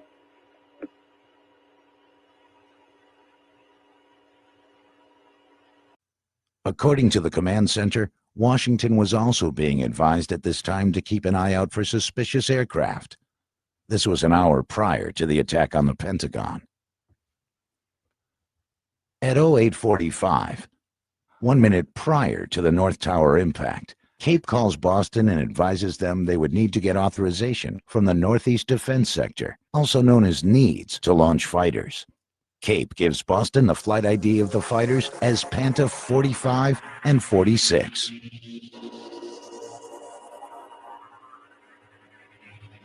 Do me a favor. Samuel? Yeah, it's Cape Trincon here. Is Dan there? That's me. Hey, I just talked to Otis here, and they said they needed a NEADS authorization. We're working with NEADS to see if they should be calling you down. Okay, just to let you know, we got a call on a Panta, P-A-N-T-A, Alpha November Tango Alpha 45. Yeah. And 46, flight of 2. They'll be airborne soon. Great, thank you. All right, TJ.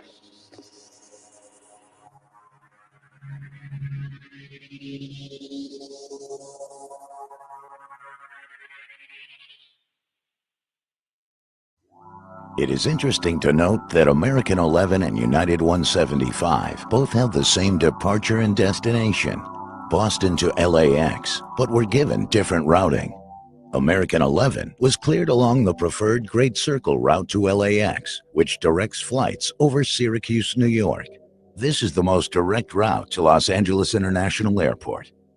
United 175 was given a more southern route, used mainly by departures out of Newark. Due to the cleared southern route of the alleged UA-175, the aircraft was closer to the World Trade Center after the first tower strike. Had this aircraft been given the preferred route to LAX, it would have taken more time to reach its target, and perhaps given enough time for fighters to intercept the aircraft before reaching its target. Also, due to this change of route, United 175 crossed American 11 within miles of each other. At this time, UA-93 departed EWR. UA-93 and UA-175 used the same exact path, also within miles of each other. This brings to mind Operation Northwoods. Operation Northwoods was a mission developed by Joint Chiefs of Staff Lemnitzer. The operation dictated swapping commercial aircraft once airborne for drones and shooting them out of the sky. This action was to be blamed on Cuba in order to justify an invasion, a classic false flag mission. Stage an attack and blame it on your enemy to gain public and, most importantly, congressional support for war. There are many tracks which seemingly go out of their way to converge with the alleged 9/11 targets and then split off. Was a swap occurring at these points? A sort of revised and updated form of Operation Northwoods? Of course, a simple explanation will be offered by government agencies and those who make excuses. But the coincidences cannot be ignored.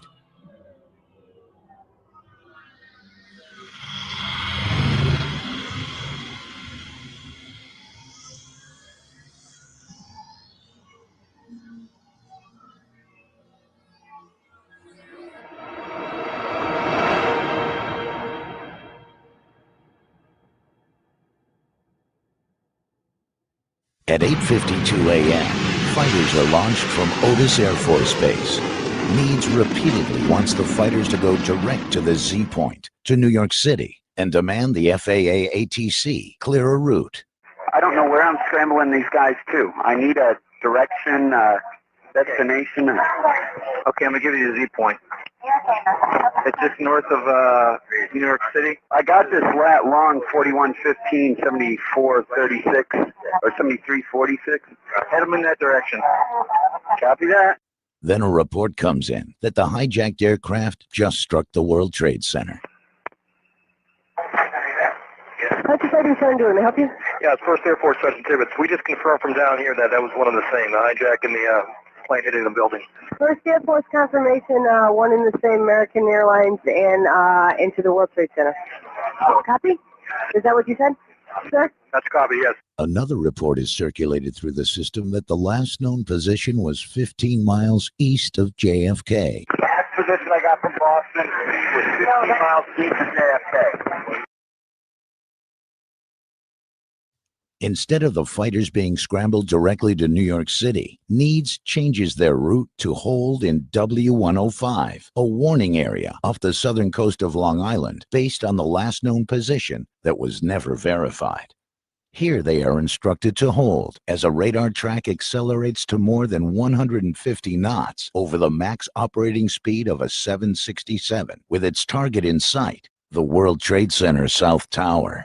We analyzed the speeds for the South Tower aircraft thoroughly in our presentation 9/11 World Trade Center attack. We have found, based on precedent, data, and aerodynamics, that a standard 767 would be impossible to control at such excessive speeds over its max operating. Was this aircraft modified so it could beat Otis fighters to its target, the South Tower of the World Trade Center? If it was, the modifications would have to be instructed by individuals who know our air defense response time. Just like there has never been a steel skyscraper to collapse from fire prior to 9/11, there has never been an aircraft positively identified to exceed its max operating speed by more than 150 knots, its maneuvering speed by 220 knots, pulled G's, was controllable and survived before 9/11 or after. After the second impact, Otis fighters were instructed to set up combat air patrol over New York City. Tankers were called in for fueling operations and remained loitering.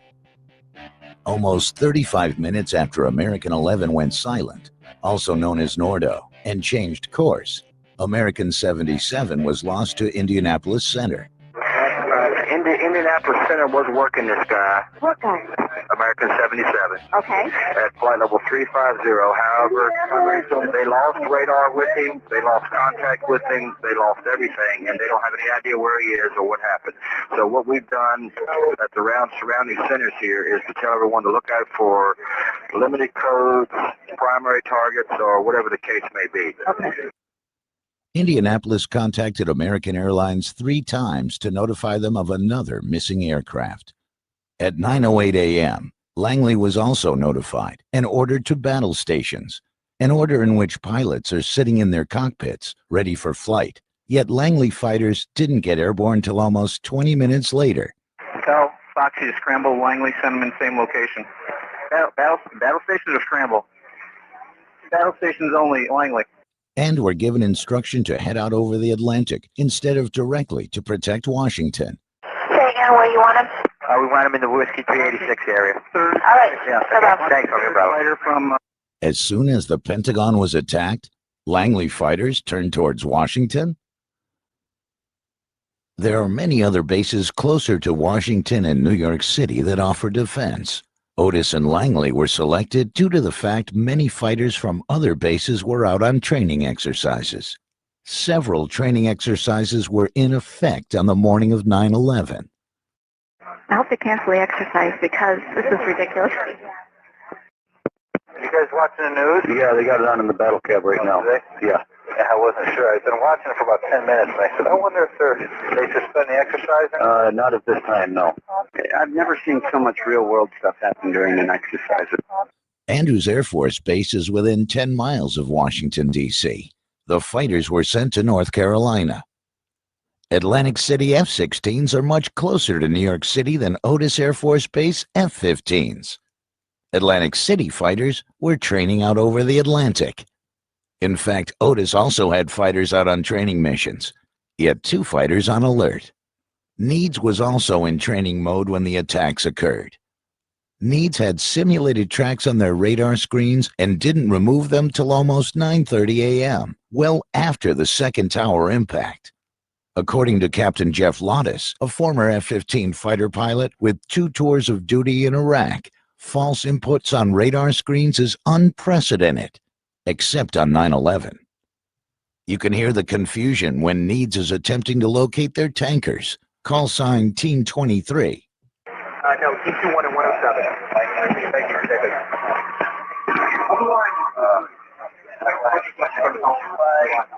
This is Team 23. That seems to, yeah, I just told Jeremy, I want him down in 386 and we would have over. Okay. You know what? Get rid of this goddamn sim. Turn your switch. Hey, turn the sim switches off. Get rid of that crap. Our defenses just seemed behind the 8-ball every step of the way. Was this all by design? How would the hijackers know to strike on such a chaotic day with the U.S. under minimal defense? It seems the hijackers were extremely lucky all morning on 9/11. That is, if what we've been told by the 9/11 Commission is true. Yet, even the 9/11 Commission admits they haven't been told the truth. The Pentagon, our nation's military headquarters. How could an aircraft get so close to the Pentagon after America has been attacked almost an hour prior? The Pentagon in Washington, D.C. is well defended, according to former Defense Secretary Caspar Weinberger. The city is ringed with Air Force bases and Navy bases, and the ability to get the defensive planes in the air is very, very high. And at the same time, you would do what is being done, and that is closing off the entire airspace so that you, in effect, the whole Washington area is a no-fly zone, so that any planes that can't identify themselves that get into that are to be shot down. Does the Pentagon also have anti-aircraft defense? Certainly the general public would not know of such installations, as our enemies would obtain the same information. If the Pentagon did have such a defense, it would certainly be classified. April Gallup is a survivor of the Pentagon attack. She crawled through the hole in the Pentagon holding her son. April says that she did not see any evidence of an aircraft crash and didn't even know an airplane was reported to have caused the damage till she got to the hospital. April is extremely puzzled by the fact that there were no warnings or defense of the Pentagon attack, especially when everyone in the world knew America was being attacked after the World Trade Center strikes. When discussing airspace surrounding our nation's capital, often the restricted airspace referred to is the prohibited areas around the Capitol building and the White House. We have to look further out. This is known as Class Bravo airspace. It is a highly controlled airspace in which you need a clearance to enter, including two-way radio communication and a working Mode C transponder that reports your altitude. New York and Washington, D.C. both have Class Bravo airspace surrounding their hub airports. New York covers JFK, Newark, and LaGuardia, while Washington covers Baltimore, Reagan National in the middle, and west to Dulles. American 77 was lost from radar when its transponder was shut off at 8:56 a.m. This is 10 minutes after the first tower strike, and 16 minutes after Washington was notified to keep an eye out for suspicious aircraft. Danielle O'Brien at Washington TRACON observed a fast-moving target penetrating Washington Class Bravo. She wasn't notified of the events in New York, yet Washington Center was advised. Why was this information seemingly intercepted from getting to TRACON controllers in Washington? Had Miss O'Brien and her colleagues been advised of the events in New York, would she have been more alert to have the target penetrating Washington Class Bravo intercepted? Would the word have gone out to the Langley fighters, who were now heading out over the Atlantic? If the unidentified target reached Washington, D.C., certainly Pentagon aircraft defense could have played a role, if April Gallup is correct. Some have argued that the Pentagon would not have such a defense because Reagan National is so close, an aircraft departing and arriving could inadvertently be shot down. Those who make such arguments aren't familiar with how the national airspace system works. Most aircraft arriving into Reagan National are well known of their intentions prior to even departing their origin airport. Those that aren't are well known of their intentions prior to entering Washington Class Bravo, 30 miles from Reagan National. Those who don't communicate and perhaps have their transponders off, that is your target. Aside from the fact we already know it's impossible for an aircraft to have caused the physical damage at the Pentagon based on witnesses filmed on location and data provided by government agencies, an unidentified aircraft should not have been anywhere close to the Pentagon. It appears the interceptors were intercepted. Always one step behind the curve. until the objectives were accomplished.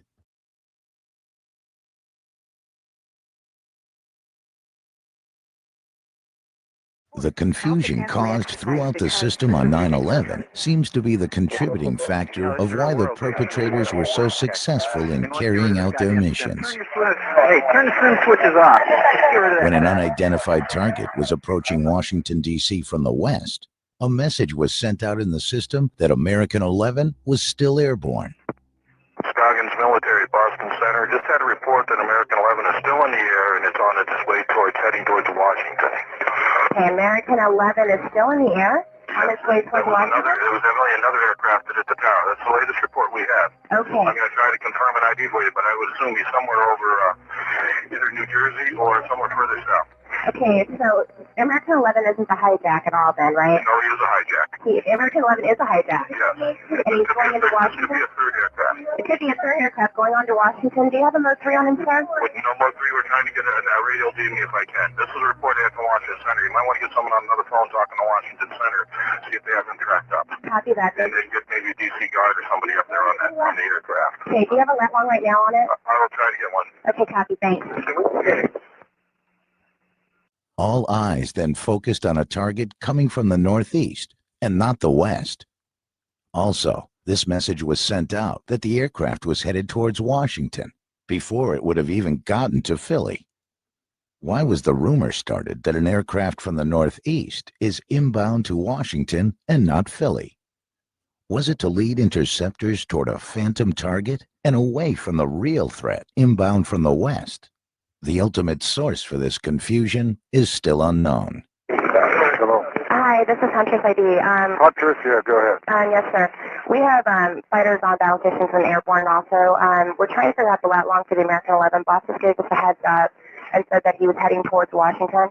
Now, where are you getting this information from on American 11? Boston military. Who? Boston military? Boston? Yes. Military death. And they said that they were getting updates through Washington. So not Washington Center, I'm sure, because American 11 is the airplane that we're under the premise that has already crashed into the Trade Center. Right. Again, someone intercepted the interceptors by providing false information. Washington TRACON was isolated due to the fact that they weren't advised of the events in New York. The rest of the system was virtually isolated from Washington TRACON because TRACON didn't feel the unidentified target may be a threat until it was too late. Again, due to the fact the information seemed to have been intercepted from getting to Washington TRACON. Have any information you may need on this flight? Okay, if you could do me a favor and have them call us. We cannot call out for some reason. By this time, many are aware of the infamous Norman Mineta testimony given to the 9/11 Commission. The aircraft was 50 miles out, 30 miles out, 10 miles out. Do the orders still stand? The plane is 10 miles out. The young man also said to the vice president, do the orders still stand? And the vice president turned and whipped his neck around and said, of course the orders still stand. Have you heard anything to the contrary? Well, at the time I didn't know what all that meant. And The flight you're referring to is the flight that came into the Pentagon. Yeah. To this day, there has been much controversy over what exactly those orders were. Were they to stand down in order to let the Pentagon attack occur?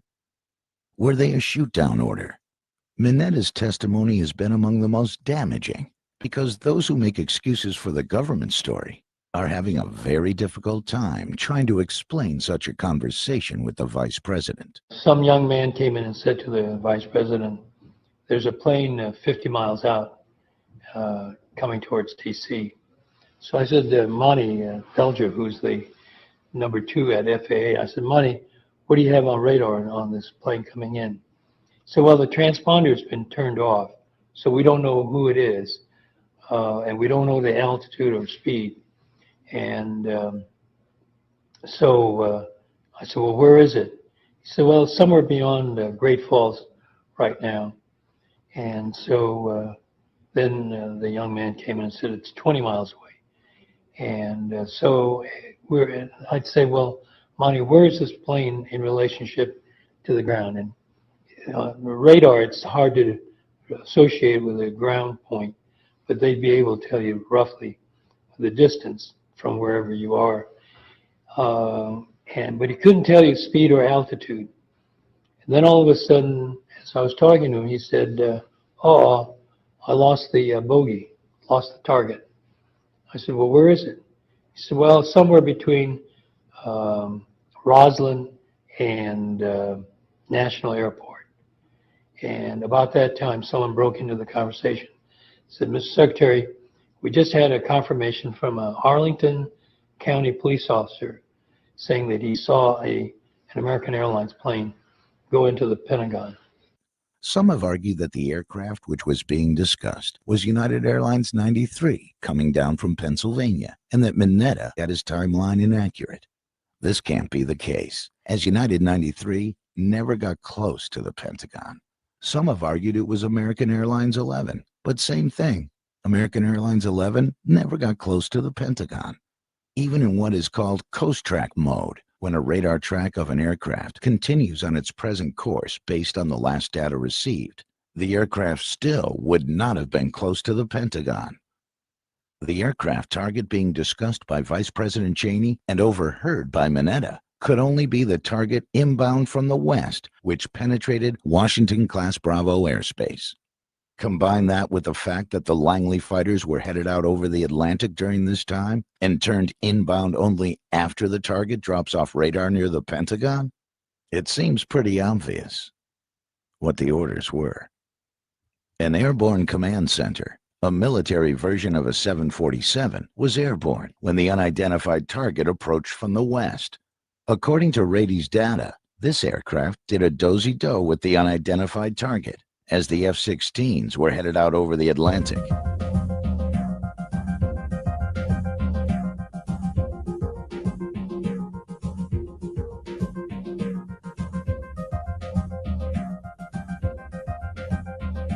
Again, at the moment the target disappears at the Pentagon, the F-16s are then turned towards Washington. Operation Northwoods proposed swapping aircraft for drones and using them in a false flag attack to blame on Cuba. There is evidence of the original aircraft still airborne after their supposed crash. Unlike the false rumors floated through the system in an apparent attempt to intercept the interceptors, there is data which does show UA-93 still airborne after its alleged crash, as well as N612UA, the aircraft which supposedly hit the South Tower. ATC transcripts show UA-93 still airborne at a location just south of the impact crater. ACARS data, a device used for communicating with aircraft, show UA-175 still airborne in western Pennsylvania, almost 20 minutes after its reported crash. This ACARS data reports the closest station transmitting to and from an aircraft. The official flight path of the alleged UA-175 shows that if the aircraft were to receive an ACARS message, it should have come from these transmitting locations. This is the map of the ACARS facility surrounding the New York City area. However, ACARS stations were reported to have transmitted from Harrisburg and Pittsburgh, PA, after the alleged impact at the South Tower. According to radar specialist and electrical engineer Dennis Cimino, this is impossible if N612UA crashed into the World Trade Center.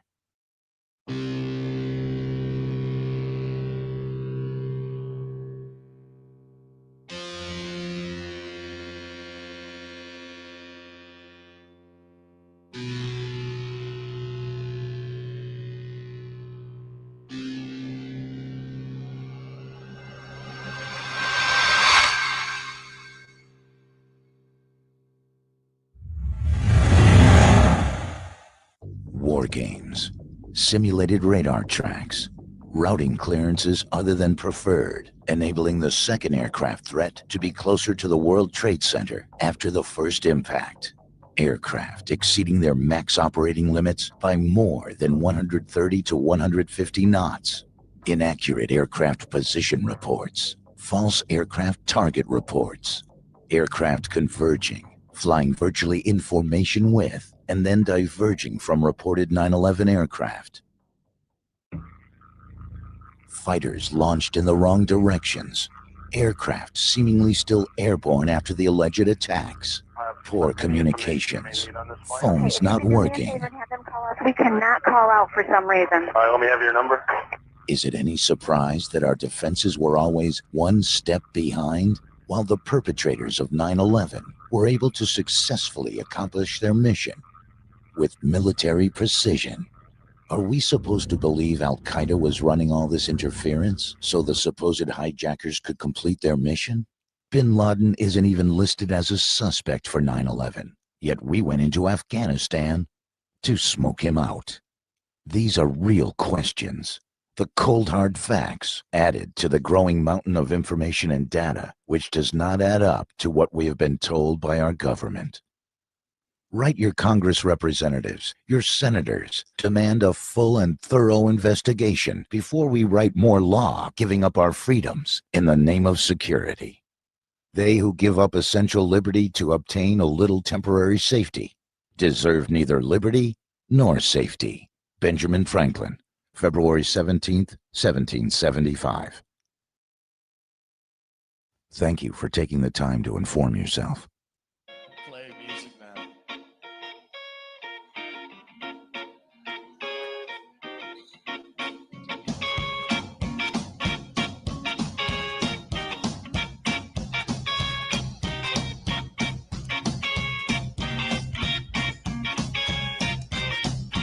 You're a ticket for an airplane. You ain't got time, say no fast train. Lonely days are gone, I'm coming home. Guess you're up in that time. I don't care, but I gotta spill. Find my way, where that home again.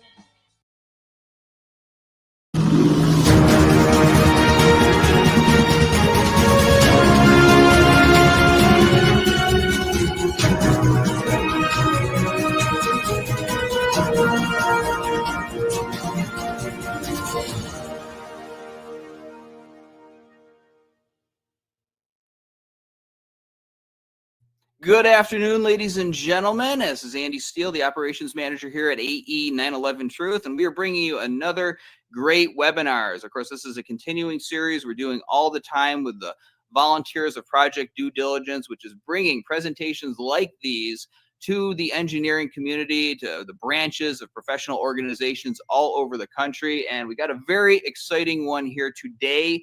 Something that is long overdue. It involves a video that NIST put out in 2009. Well, this guest, this presenter, is going to be sinking his teeth into it and debunking it left and right.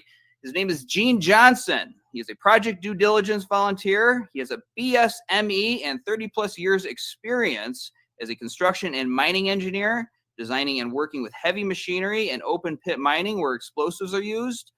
He's a signatory to AE 9/11 Truth's petition, of course, calling for a new investigation into the destruction of the 3 towers that fell in New York on September 11th. And he's going to be going over that 2009 video. Like I said before, it's long overdue. So let me go ahead and put him in here. But before I do that, actually, let me just remind everybody that we will take your questions, as always, at the end of this presentation. Easiest way to have me see your question, because there's a lot of other stuff that gets put in these boxes, is to just write question before you write what the actual question is and type it into the YouTube chat for this broadcast, or you can put it in the Facebook comments as well. And then I'll see it and we'll ask Gene about it and he'll give you a good answer. Put them in. Gene, you are on the air and the show is all yours. Take it away. Thanks, Andy. The architects and engineers were established in 2006 by Richard Gage, an architect. And today we have over 3,600 degree certified architects and engineers from all over the world demanding a new independent investigation into the collapse of the 3 World Trade Center buildings, the Twin Towers, and Building 7. NIST, the National Institute of Standards and Technology, was given the responsibility to determine the cause of failure for those buildings. NIST is a part of the Commerce and Executive Branch. NIST came out with a 10,000-page report in 2005 on the collapse of the Twin Towers and a 1,000-page report in 2008 on Building 7. Neither of those reports have ever been properly peer-reviewed until now. The A&E engineers have studied those reports and have found serious errors and omissions. They've put that information into a PowerPoint slide format, and that's being shown to engineering societies all over the world with A&E volunteers. It's called Project Due Diligence. After NIST published their report in 2008, they produced a short video. It was titled, "Why the Building World Trade Center 7 Fell." It was put on YouTube in early 2009, and it's had over 2.3 million views. So we're going to go through that today because there's some really interesting things to talk about. But before we do that, I want to spend some time on Building 7. I'm pretty sure you've all seen this this layout of where 7 was. It's in the little blue box up at the top. It's part of the 7 building complex of the World Trade Center in Lower Manhattan. 7 sits about 350 feet north of 1, which is the North Tower. And down at the bottom, we have Building 2, which is the South Tower. Here's a better layout showing the Twin Towers in relation to Building 7. And Building 7 looks small because it's up against 110 stories. But 7 is a huge building by itself. It's got a footprint about the size of a football field. The footprint on the Twin Towers is about an acre. They're 200 by 200 approximately. The Building 7 is shaped like a trapezoid. The short side of the trapezoid is facing the North Tower. The South Tower was hit at 8:45. The North Tower was hit at 9:05. The South Tower collapsed at 9:58. The North Tower collapsed at 10:28. So they both collapsed within about 80 or 90 minutes of being hit. Now those towers were over a quarter of a mile tall, 1,300 feet or more. Now the interesting thing about all 3 of the buildings is they came straight down. They were all unique in the fact that they collapsed in about the same way. Had those Twin Towers tipped over, you'd have considerable more collateral damage surrounding the area in Lower Manhattan. Our Building 7 never collapsed until 5:20 in the afternoon. Approximately 7 hours after the fall of the towers, Building 7, not hit by a plane, collapsed and turned into this 5-story rubble pile in 7 seconds.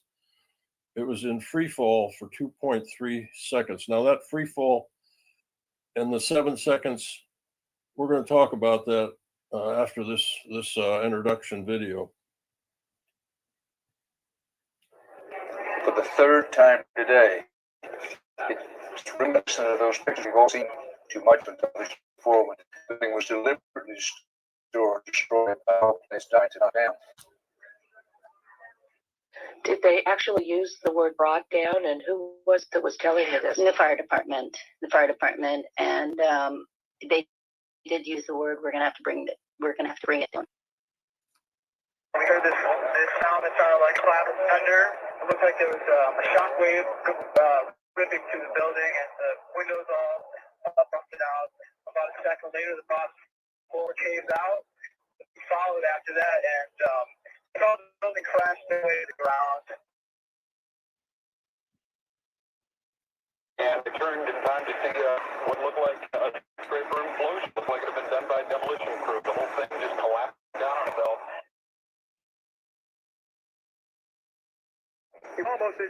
It just pancaked.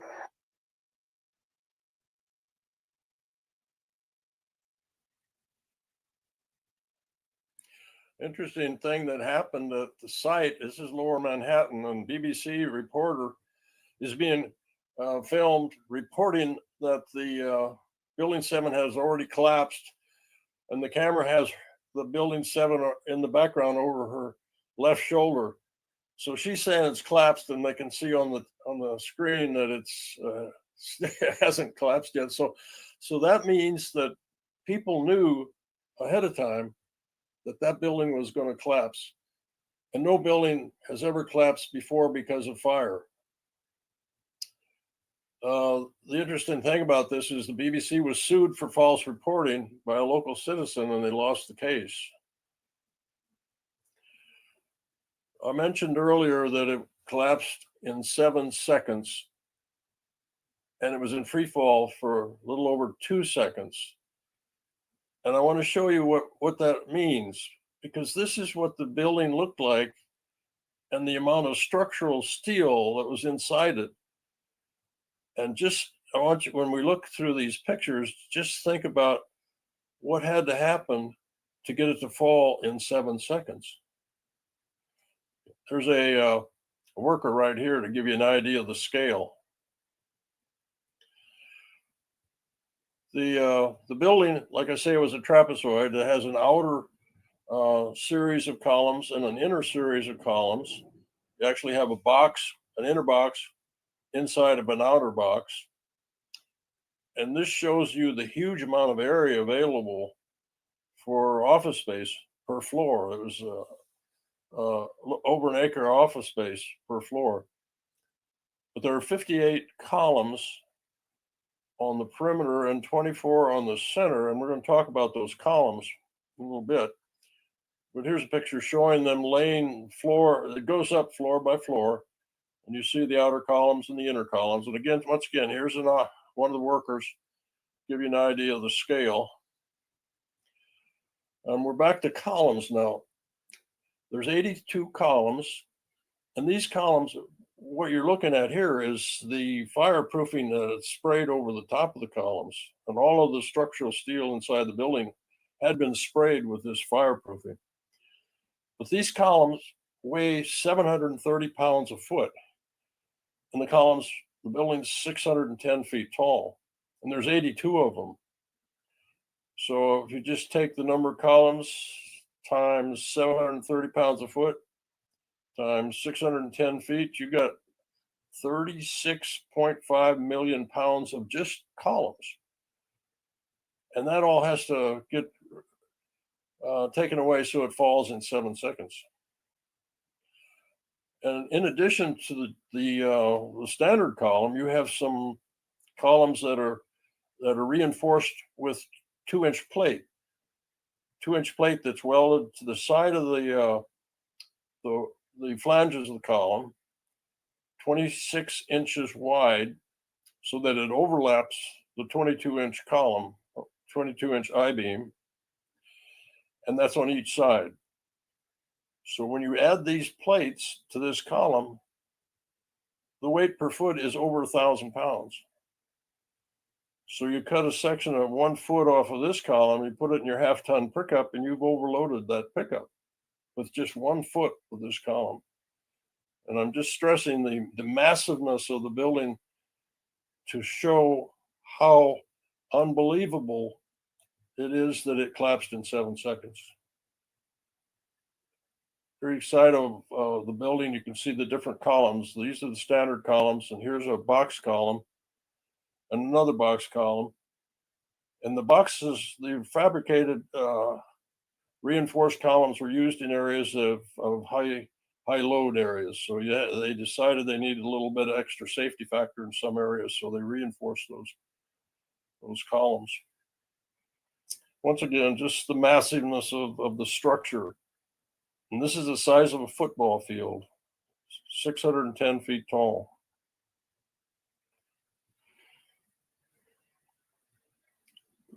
I get a little better picture of this guy right here. Just look how massive that piece of steel is. There it is again. Just enormous. Here's a picture of the floor looking from the east to the west. And it's from the northeast corner. And we're going to get back to the northeast corner because that's when we start talking about what the NIST what NIST says the failure, how the failure occurred. We're going to be focusing on the northeast corner, but in this way you can see the floor space. It's a 47,000 square foot of rentable floor space, more than 1 acre, and you've got the concrete on this is 4 inches of poured concrete.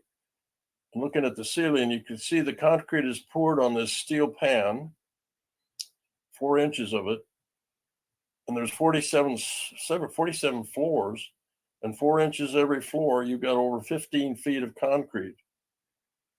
So just think of a football field with a 15-foot fence around it, and just fill that up to the top of the fence, and you have the amount of concrete that's in this building.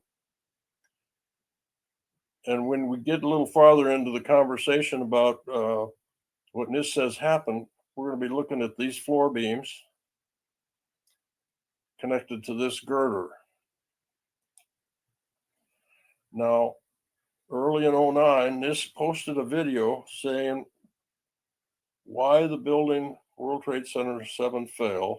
And like I said, it had over 2.3 million views. And I'm going to play this video, then we're going to go through it and talk about it.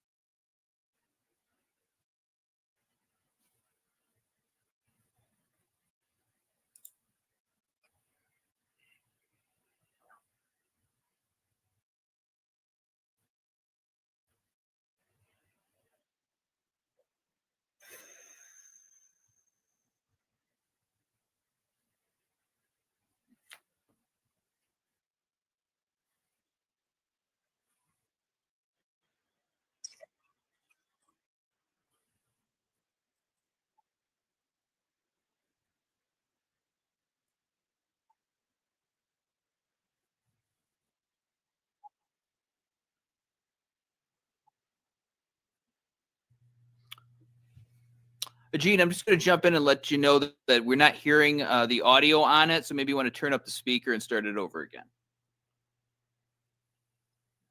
Okay.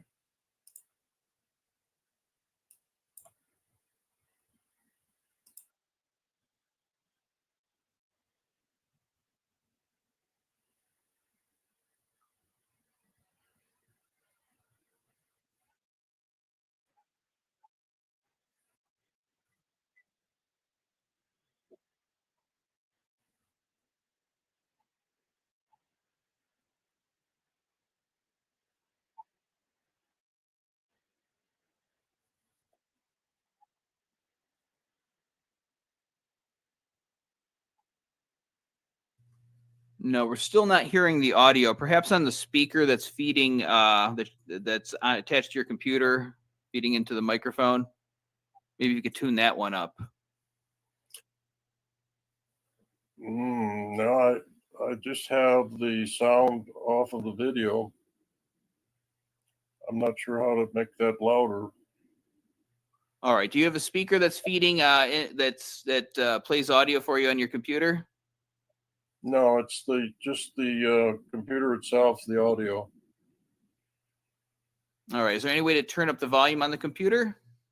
No, I got it all. Well, let me see. Maybe I can. There. All right. All right. While he's doing that, that is live television, folks. So we're going to have some glitches, and we are. I heard that. I got Okay, these let's try. earbuds in, and it goes right through my brain here. Let's try it again. I've got it all the way to the top now.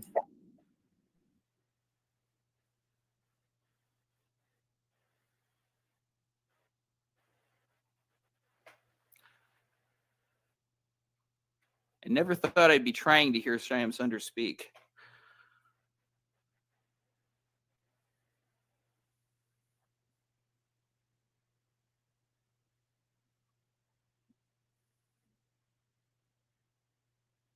No, I'm still not hearing any audio off of that. So unfortunately, it seems like we're having problems with playing the particular video, or at least not playing it, but actually hearing it.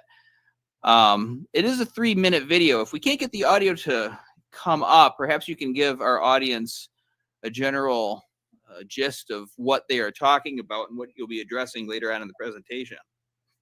Yeah, let's do that. I don't really need the video because I take sections out of the video and I've narrated it. So let's just avoid the let's not go with the video. Sorry about that.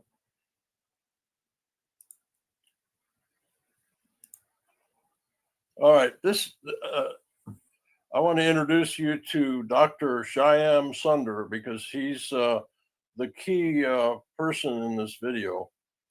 He's the NIST World Trade Center lead investigator for the buildings. And here's what he says in the video. He says the NIST team found no evidence that explosives were involved in the collapse. Our analysis showed that even the smallest explosive charge that was capable of bringing down the critical column in the building, had it occurred, we would have seen sound levels of 120 to 130 decibels about a half a mile away. That would have been an incredibly loud sound, and that sound was not picked up by any of the videos or witnesses that we have talked to. So what did he just say? He said NIST, the National Institute of Standards and Technology, concluded there weren't explosives because nobody heard sound levels of 120. So is Dr. Sunder ignoring the scientific method of research? That method doesn't draw conclusions based on hearsay. The scientific method is a process of objectively establishing facts through testing and experimentation. The basic process involves making an observation, forming a hypothesis, making a prediction, conducting an experiment, and finally analyzing the results. It involves more than asking people if they heard sound levels of 120 decibels. NIST was asked by A&E if they investigated for explosives in the World Trade Center buildings, and they said that they did not. Now, in regard to his comment that nobody heard explosives, Barry Jennings, who was a New York City employee, was in Building 7 the morning of 9/11. And here are 3 excerpts from his interview. He said there was an explosion and the landing gave way. I was there hanging and I had to climb back up and I had to walk back up to the 8th floor. All this time, I'm hearing all kinds of explosions. And then he said, and the firefighter who took us down kept saying, do not look down. I kept saying, why? We were stepping over people. And you know when you can feel when you are stepping over people. And then he said, this huge police officer came over to me and said, you have to run. I said, I can't. My knees are swollen. He said, you have to get on your knees and crawl because we have reports of more explosions. An early ABC 7 interview said that I want to translate to you a story that another man told me. He was near the building, Building 7. He was on the lobby level near the shopping area when the elevator door blew open, and when the door opened, there was a man on fire inside. That's the kind of tragedy we're talking about here. And here was somebody that was interviewed on the street. He said, he's talking about the building, the South Tower now, which collapsed first. He said a big explosion happened. There's people jumping out of windows. I've seen at least 14 people jumping out of windows. And then he said about 10 minutes later, the second building went off. He's talking about the North Tower. And whoever was interviewing him said, "Did you see it?" He said, "Yes, I saw it. It just blew up, a big explosion. People started running, and there was chaos, people jumping out. You could tell they were still alive because they were flailing around. It's just horrible." Now, one of the things that the A&E group did is that they collected 36 reports made by reporters from the different networks, and this is their first response in regard to what they were seeing on that day. And each one of these names has a link to the person's report, and you can go to the A&E website, and if you really want to get a flavor of what was going on that day, just listen to these various reports. I'll play a couple here.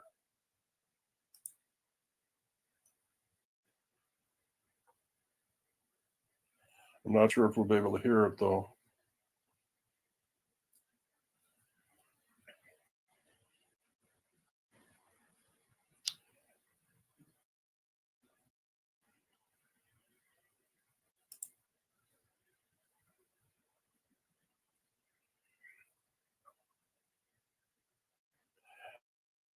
And it, because we have a also.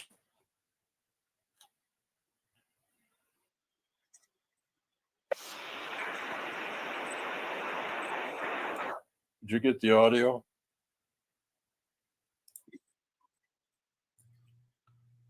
I did hear it for a moment, so go ahead and let it play. It seems to be frozen. Well, now I'm not hearing it.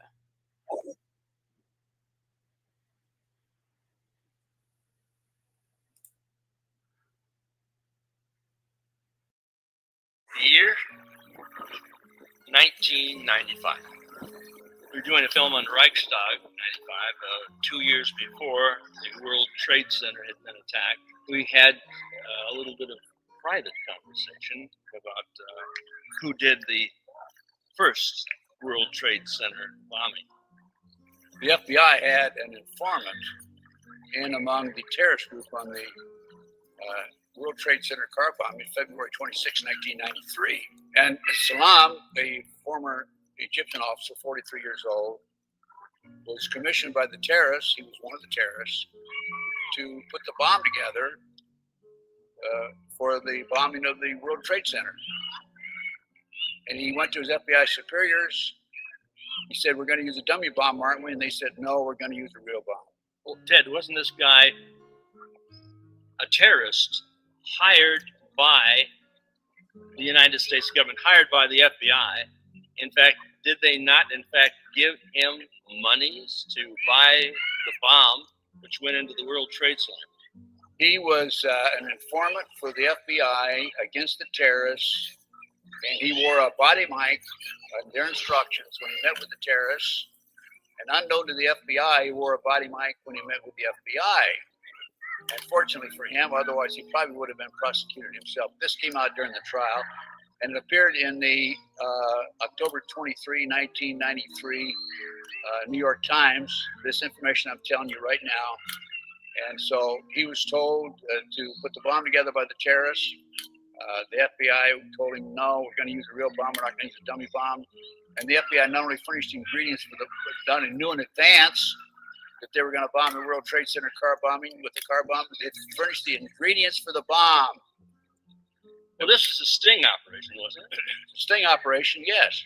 But nevertheless, sting operations can go down without using real bombs. There were 6 people died in that bombing, I think 1,000 people were injured and $500,000 in damage. $500 million. $500 million? $500 million. And there's just absolutely no excuse for this. But that's all part of the ploy by the government, this covert government criminal enterprise. I call it rogue government criminal enterprise. It's all part of the ploy by them. After that, of course, the car bombing of '93, Oklahoma City bombing, and then 9/11, and then all these terrorist acts were designed in order to set up Homeland Security, pass the Patriot Act, and take away many of our constitutional rights and civil liberties. Now, the Homeland Security Act was put together on the same line of thought as was done in Nazi Germany after Hitler's people burnt down the Reichstag. So they passed the Enabling Act, and our Homeland Security Act is, in fact, the Enabling Act. In fact, they're even using some of the same words. So we're talking about setups. This year from the FBI, you know how some of these guys work now. So are you telling them that this is an inside job, and these the whole terrorist operation happened when Sheikh Omar Abdul Rahman's terrorists were literally given passes, visas, to come into the United States? The State Department they give out the visas, don't they?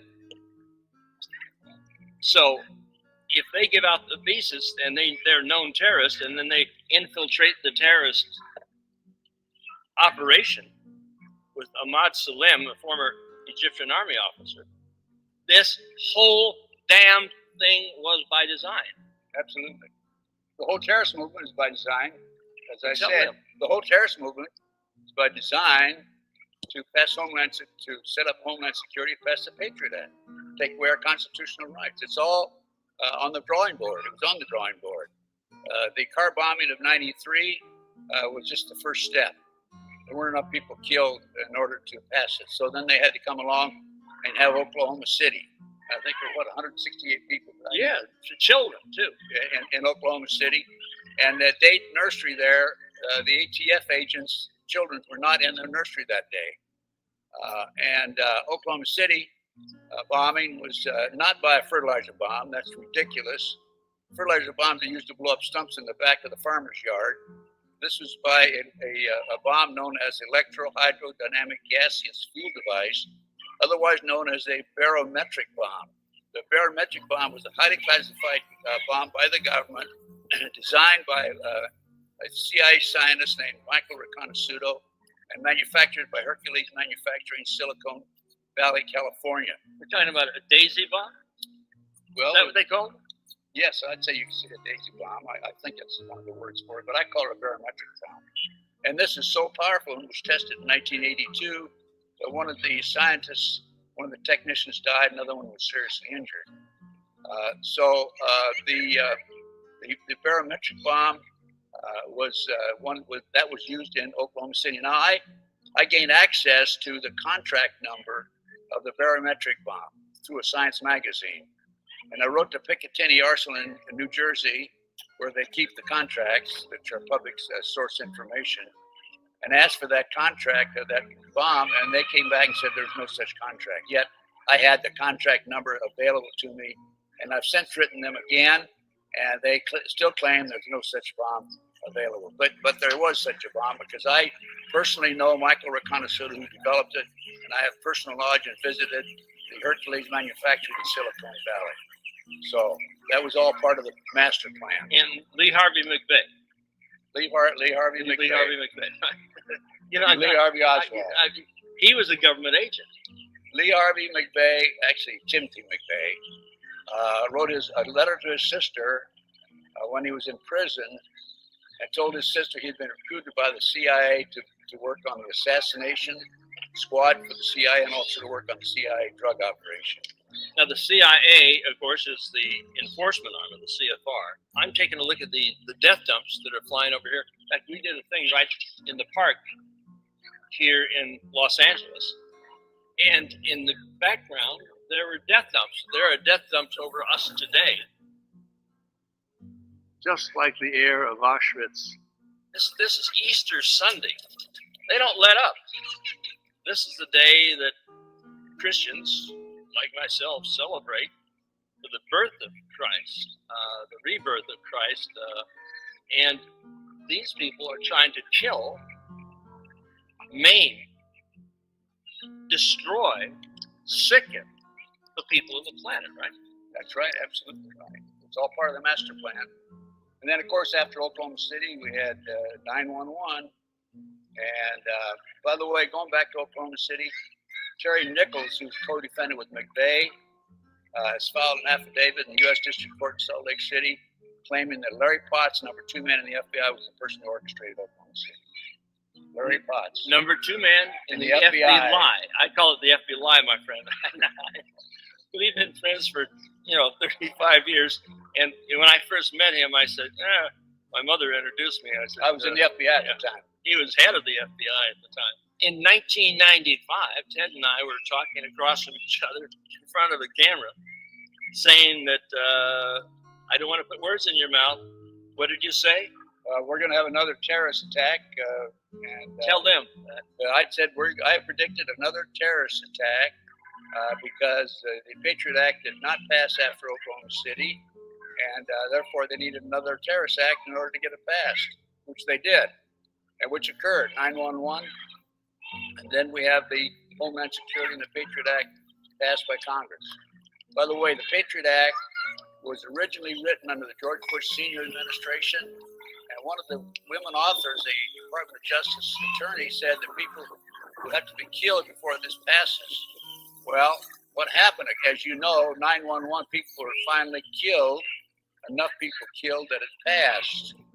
Now, the original bill had been reviewed by the Judiciary Committee in Congress and approved, and at 3:45 a.m. the morning that it was to be voted on by Congress, George Bush Jr., Baby Bush I call him, came in and slipped in the current bill that was passed, which was not read by the Judiciary Committee. So what that means is that the members of the Congress passed the bill without even reading it, thinking that the Judiciary Committee had approved it.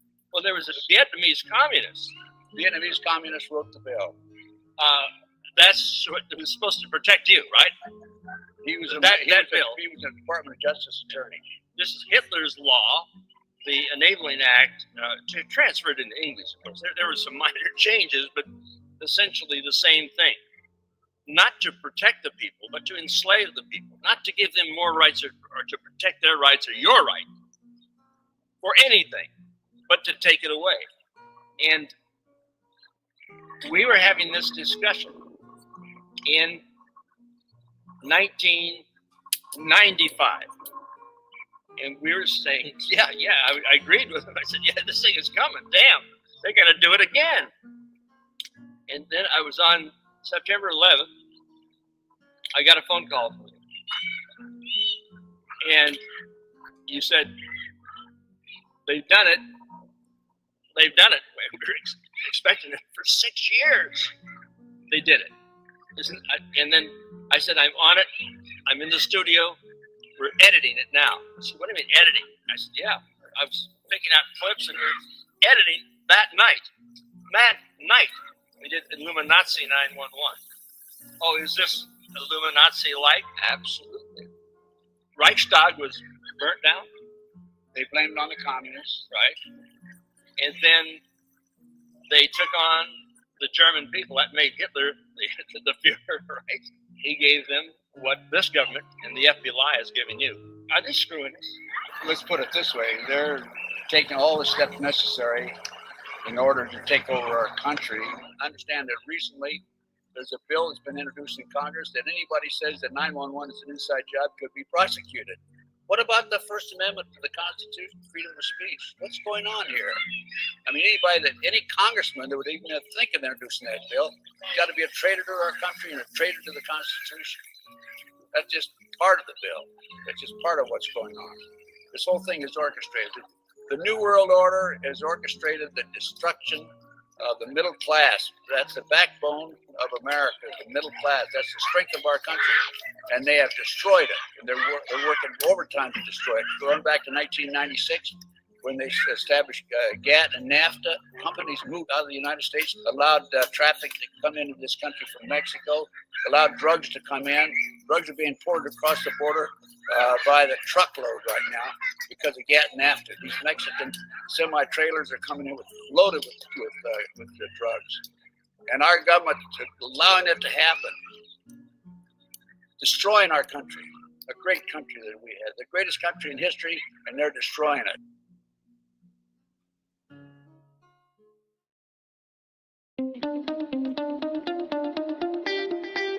Welcome to Tales from the Rabbit Hole. I'm your host, Mick West. My guest today is Jeremy Riss, who goes by the name Alien Scientist on Twitter and YouTube, and on his website, alienscientist.com. And he also has a couple of other new websites in process. And we're going to talk about our kind of areas of mutual interest. I looked at his website, and it's got a big section on conspiracy, and it's got a section on debunking called the Debunk Bin, and a bunch of other stuff about technology and aliens, all stuff that I'm very interested in. So I'm sure we'll have lots to talk about. So Jeremy, welcome to Tales from the Rabbit Hole. Hey, thanks for having me on, Mick. So yeah, I was fascinated by your website, and of course we've kind of like chatted very briefly on Twitter about these types of things. You describe yourself as, well, your name is Alien Scientist, and that kind of, I guess, covers some of your areas of interest. Can you describe kind of how that name came about and what it really means? Oh, well, I think I was starting, getting into a lot of this stuff back in 2002, maybe 2003, and started researching a lot of stuff. I was actually more interested in physics. I was a freshman in college when 9/11 happened, and that kind of opened me up to thinking about things a little bit differently after, but not right away, but years later. And I started looking at, I didn't really find Disclosure Project till probably like 2004, 2005, even though that had come out in 2001. And I dug a lot. I remember digging a lot through Disclosure Project, way back in the day, and a lot of those witnesses when that all first came out.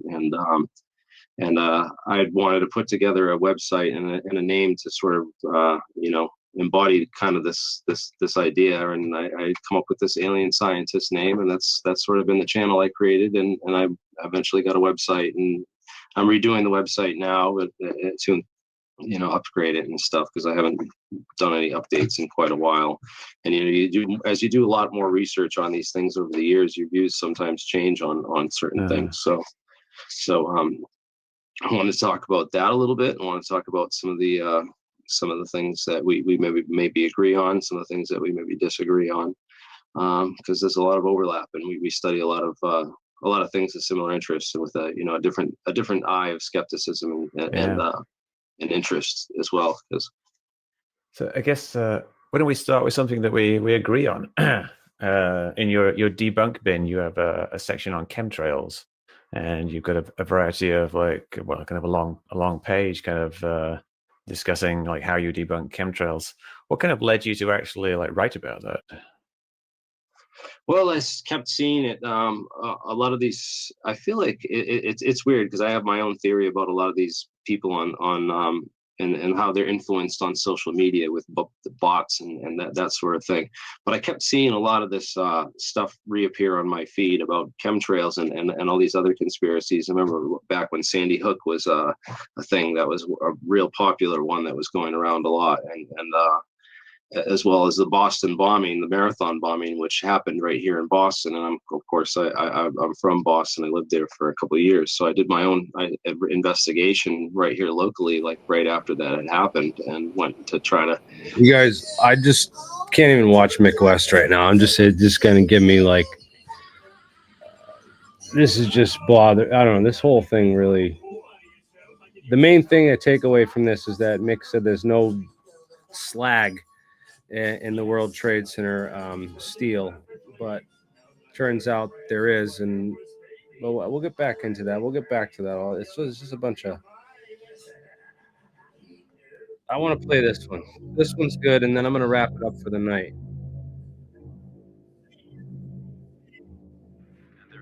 bodies to recover.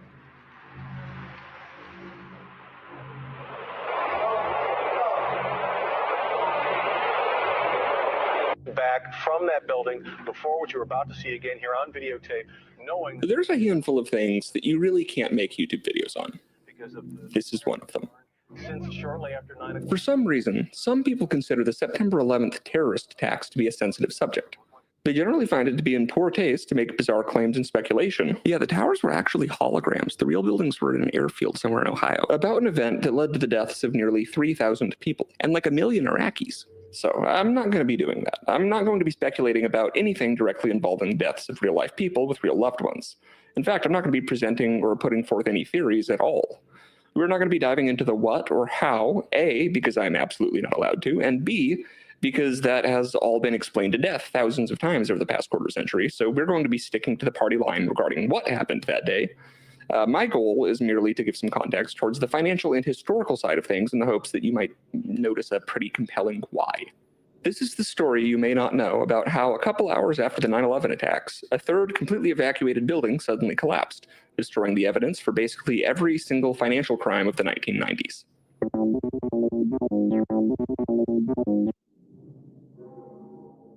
If you can't tell, this is a video about the unbelievably incriminating financial ties of Building 7, the other building that collapsed that day. Now let's begin with the government's explanation of what happened, courtesy of the National Institute of Standards Technology, or NIST for those who hate acronyms. On September 11th, 2001, WTC-7, a 47-story steel-framed building, collapsed at 5:20 p.m. due to fires ignited by debris from the Twin Towers collapse. These fires, fueled by office furnishings, staplers and post-it notes, caused thermal expansion in floor beams, dislodging a girder from column 79, leading to a progressive collapse. Man, demolitions engineers are like scamming the hell out of us if that's all it takes to make a building do that. For the sake of this video, that is what happened. There are no alternate explanations or theories. For example, the kind of thing that, were it to exist, might have been done by the structural engineering department at the University of Alaska, Fairbanks. University of Alaska, what would they know about secret government crap? This is a good thing, because in this hypothetical scenario, websites like YouTube or Wikipedia would probably not allow people to talk about this purely fictional, hypothetical 125-page paper called A Structural Reevaluation of the Collapse of World Trade Center 7, and that would make this very frustrating to talk about. But because there's no $314,000 4-year investigative study and associated 125-page paper called A Structural Reevaluation of the Collapse of World Trade Center 7 by Professor J. Leroy Hulsey, PhD, PESE, the best explanation is the NIST report. So we're going to move on. Enter Larry Silverstein, aka Lucky Larry, a New York real estate mogul with a rabbit's foot surgically attached to his soul. In July 2001, 6 weeks before 9/11, he leased the entire World Trade Center complex for a $13 million down payment. $13 million for a 10 million square foot property in Lower Manhattan? It's kind of like buying a Ferrari for the price of a Happy Meal. But here's the catch. The WTC was a financial black hole. Why? Well, remember, it was built in the 70s. It had a lot of asbestos in it. Like, a lot.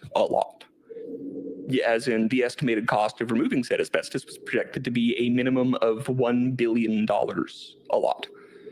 This asbestos had to be removed by the end of the year, which sort of made the property a bit of a money pit, to put it lightly, until, that wasn't really a concern anymore. Furthermore, right before 9/11, Larry took out insurance policies on the WTC worth $3.55 billion, specifically covering terrorist attacks. When the towers and WTC-7 go down, Larry's lawyers pull a galaxy brain move and argue that each plane was a separate event. The insurers cried foul, but after a legal battle, Larry walked away with $4.55 billion. That is a 34,000% return on his $13 million in under 2 years. Fun fact, Larry's payout included $861 million just for WTC-7 alone, despite it being just a fraction of the complex's size. Someone hit the jackpot at the Tragedy Casino. Oh, but wait, there's more. Silverstein had extensive ties to the Carlyle Group, a private equity firm that's really evil. We'll get to them shortly. So, WTC-7 had what could be conservatively described as an interesting tenant list, which we will now go through. First off, the Secret Service, okay. Next, the SEC, the Securities and Exchange Commission, i.e. the people who investigate stock market shenanigans. They're going to be important as this goes on, which you may have guessed by the number of strings. La CIA, the company, the United States Central Intelligence Agency. Presumably, you are familiar. This was their New York field office. The New York City Office of Emergency Management. Well, at least they were close by. Everyone's favorite place to get a letter from, the IRS. The Department of Defense, from war. The NAIC, the National Association of Insurance Commissioners. Federal Home Loan Bank, the Standard Chartered Bank, American Express. Provident Bank, now known as PNC. Sorry, there's a bit of a lull in the middle, but back to the good stuff. ITT Hartford, also known as Hartford Insurance. This is one of the companies with whom Larry Silverstein took out a multi-billion-dollar terrorism insurance policy on the WTC complex. Finally, the anchor tenant, occupying more than half the building, Evil Investment Bank Hall of Famer, basis for Michael Lewis's excellent book Liar's Poker, Salomon Brothers. To rewind briefly back to the SEC, at the time of the collapse, they had a whole lot of spicy stuff in the office. Investigation files into Citigroup's cooked books, Enron's Ponzi scheme, as well as the big one, all the records of the massive short selling of airline stocks right before 9/11. Oh, did you not know about that? Yeah, in the 3 days leading up to 9/11, a statistically extremely anomalous number of airline industry shorts were placed. Like hundreds of millions of dollars of shorts. On American and United Airlines, the exact ones hit. Those shorts netted billions, but after WTC7's collapse, 90% of the SEC's files exploded, so we'll never know who cashed out. Convenient. Back to Salomon Brothers. They merged with Travelers, one of the other companies with whom the WTC complex was insured in July, to form Citigroup in '98. Speaking of Citigroup, let's take a look at a different group to whom they were closely tied. Let's talk Carlyle Group. Carlyle is a private equity titan with investments in defense, aerospace, and oil. The stuff that booms after a forever war kicks off. One of their top dogs, David Rubenstein, was good friends with Larry Silverstein. Let's split a bottle of 82 Chateau Lafite and swap secrets. Good friends. But that's burying the lead on the real story, which is that Carlyle had extensive business ties to the Bin Laden family. Of the Bin Ladens? Yes. He was a Nepo baby? Carlyle's roster reads like a deep state yearbook. Former President George H.W. Bush was a senior advisor. Former CIA Director Frank Carlucci was a board member. When 9/11 triggered a global war and defense stocks skyrocketed, Carlyle's portfolio got fat. Their ties to Silverstein and the Bin Ladens don't really necessarily prove anything on their own yet, but this web is stickier than a casting couch, and I have a feeling that we'll be seeing these guys again. As Carlyle's investments thrived post 9/11, while Larry rebuilt the World Trade Center complex with his billions, the Carlyle Group was playing six degrees of Bin Laden while cashing war profiteering checks. So there's plenty of shady connections throughout this. Carlyle Group is connected to the Department of Defense, World Trade Center 7 tenant, via, amongst other things, the Bradley contract of their subsidiary, United Defense LP. The Carlyle Group is connected to Saudi Arabia via managing the money of the Bin Laden family. Carlyle Group is connected to Larry Silverstein via his close and long-standing relationship with David Rubenstein. Travelers Group was one of the 22 companies that insured the WTC complex. In the late 90s, they acquired Salomon Brothers, the anchor tenant of WTC7. Speaking of those 22 companies, it's hard to find a list of what these are, so here you go. This is pulled from, financial records. Salomon Brothers wound up having their files relating to the WorldCom scandal destroyed, and the successor, Travelers Group, got away scot-free because they weren't destroyed on purpose. Travelers Group also merged with Citibank to form Citigroup, a company whose name recurs throughout this, and who were believed to be one of the most culpable parties for the dot-com bubble.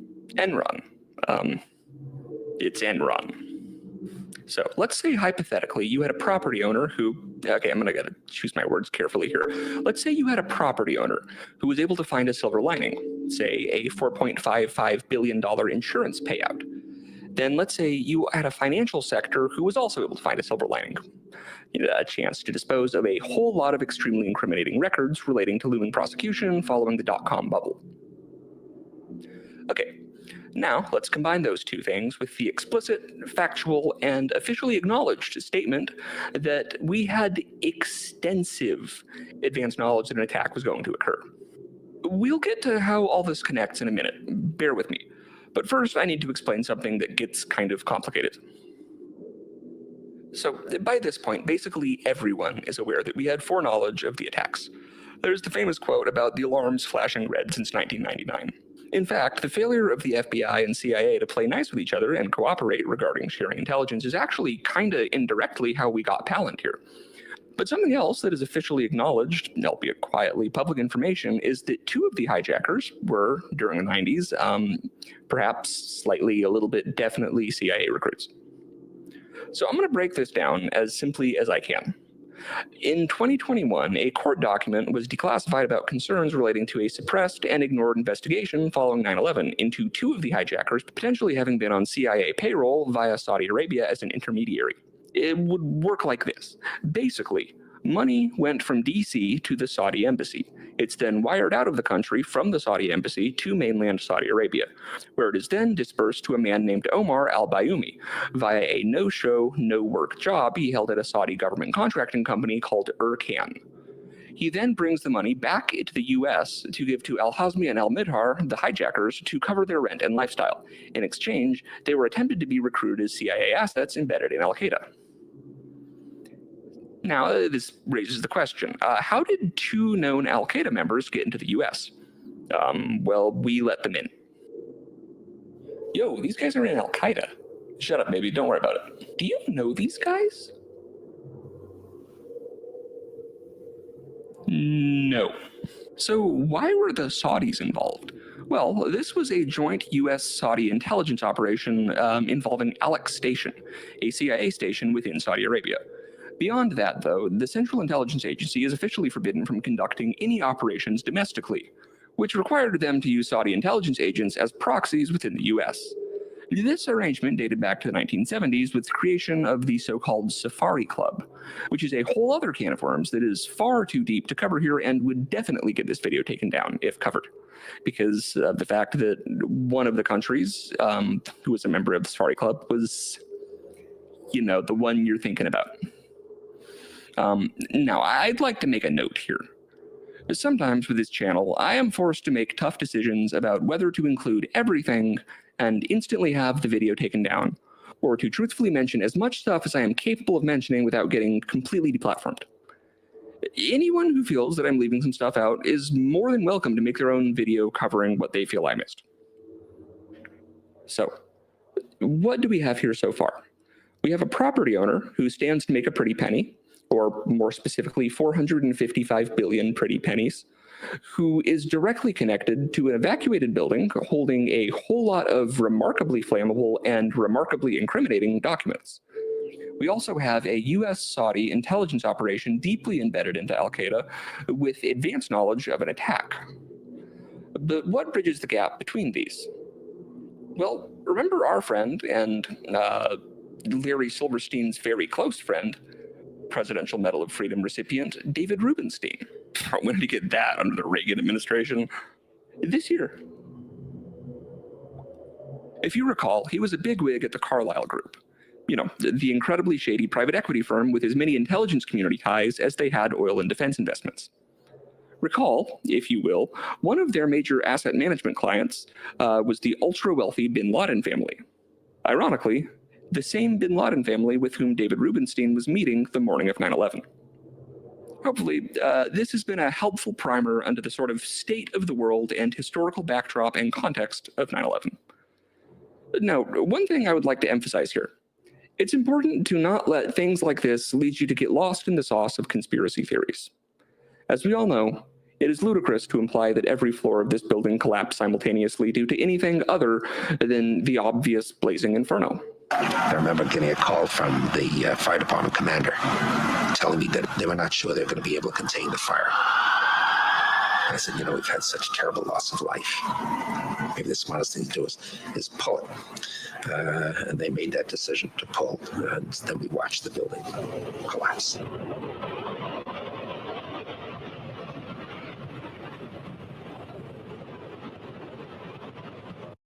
So let's just start to propose some answers that might better meet the evidence. So on the tenants article,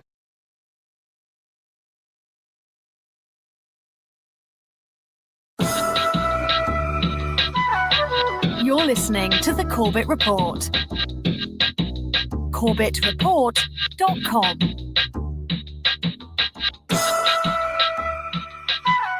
Welcome, ladies and gentlemen. Welcome to another edition of the Corbett Report. I'll be your host and guide for the next hour, James Corbett of CorbettReport.com, podcasting to you, as always, from the sunny climes of Western Japan, here on the 25th day of June, 2012. This week, I would like to once again direct your attention to an interview that was conducted by another media outlet with yours truly, James Corbett. This time, legalize-freedom.com, which conducted an interview with me about the Fukushima situation and the nuclear industry in general. An interesting hour-long conversation, and the show notes for today's episode will contain the link to that conversation for you to check out at your leisure, and I hope you will do so. And secondly, today, the other point that I'd like to bring up, I would like to once again call on the support of listeners. It's been certainly a long time since we've done anything like this, but in the past, we have used and rallied your support into getting and securing certain guests for the website. Well, this time I would like to ask people's support in a different manner. If you happen to be on Twitter, I am about to send out a tweet. In fact, by the time you're listening to this, it will probably already have been tweeted out, basically asking people to retweet if they're interested in seeing Billy Corgan of the Smashing Pumpkins on the Corbett Report. It has come to that time when Billy is doing his media appearances for his new album and is doing some touring. The Smashing Pumpkins will be coming to Asia later on this summer, so if the possibility is there to schedule some sort of interview, I would certainly be interested in that. And anyone who has, for example, listened to his very interesting interview with Steve Jones of the Sex Pistols from a couple of years ago, where they talked quite openly about chemtrails and genetically modified foods and the various ways that we're under biochemical attack, will know that this is not only a way to tap into the mainstream zeitgeist, as it were, and to access a lot of people who would not otherwise be listening to something like the Corbett Report, it also promises to be a very interesting conversation in and of itself. So if you are interested in this project, please help me by retweeting that tweet. If you happen to be on Twitter, just go to twitter.com/Corbett Report and you can find that tweet and retweet it, and hopefully it might get someone's attention and might help to secure that interview. But on that note, let's leave that there and let's turn to today's podcast, because we have a ton of information to get to today. Welcome, my friends, to episode 232 of the Corbett Report, AIG Exposed. If you are anything like me or many, many others standing on this side of the precipice that was the global economic collapse of September 2008, you probably received a, no pun intended, crash course in American International Group, aka AIG, in the wake of that crisis. Even by today's standards, AIG's losses are breathtaking. The insurance giant blew through nearly $189,000 a minute last year. That's despite the $150 billion taxpayers invested to prop it up. By the time this is said and done, the cost of AIG to the taxpayers is about $200 billion, or about $2,000 for each household. If it's such a money drain, why keep AIG afloat at all?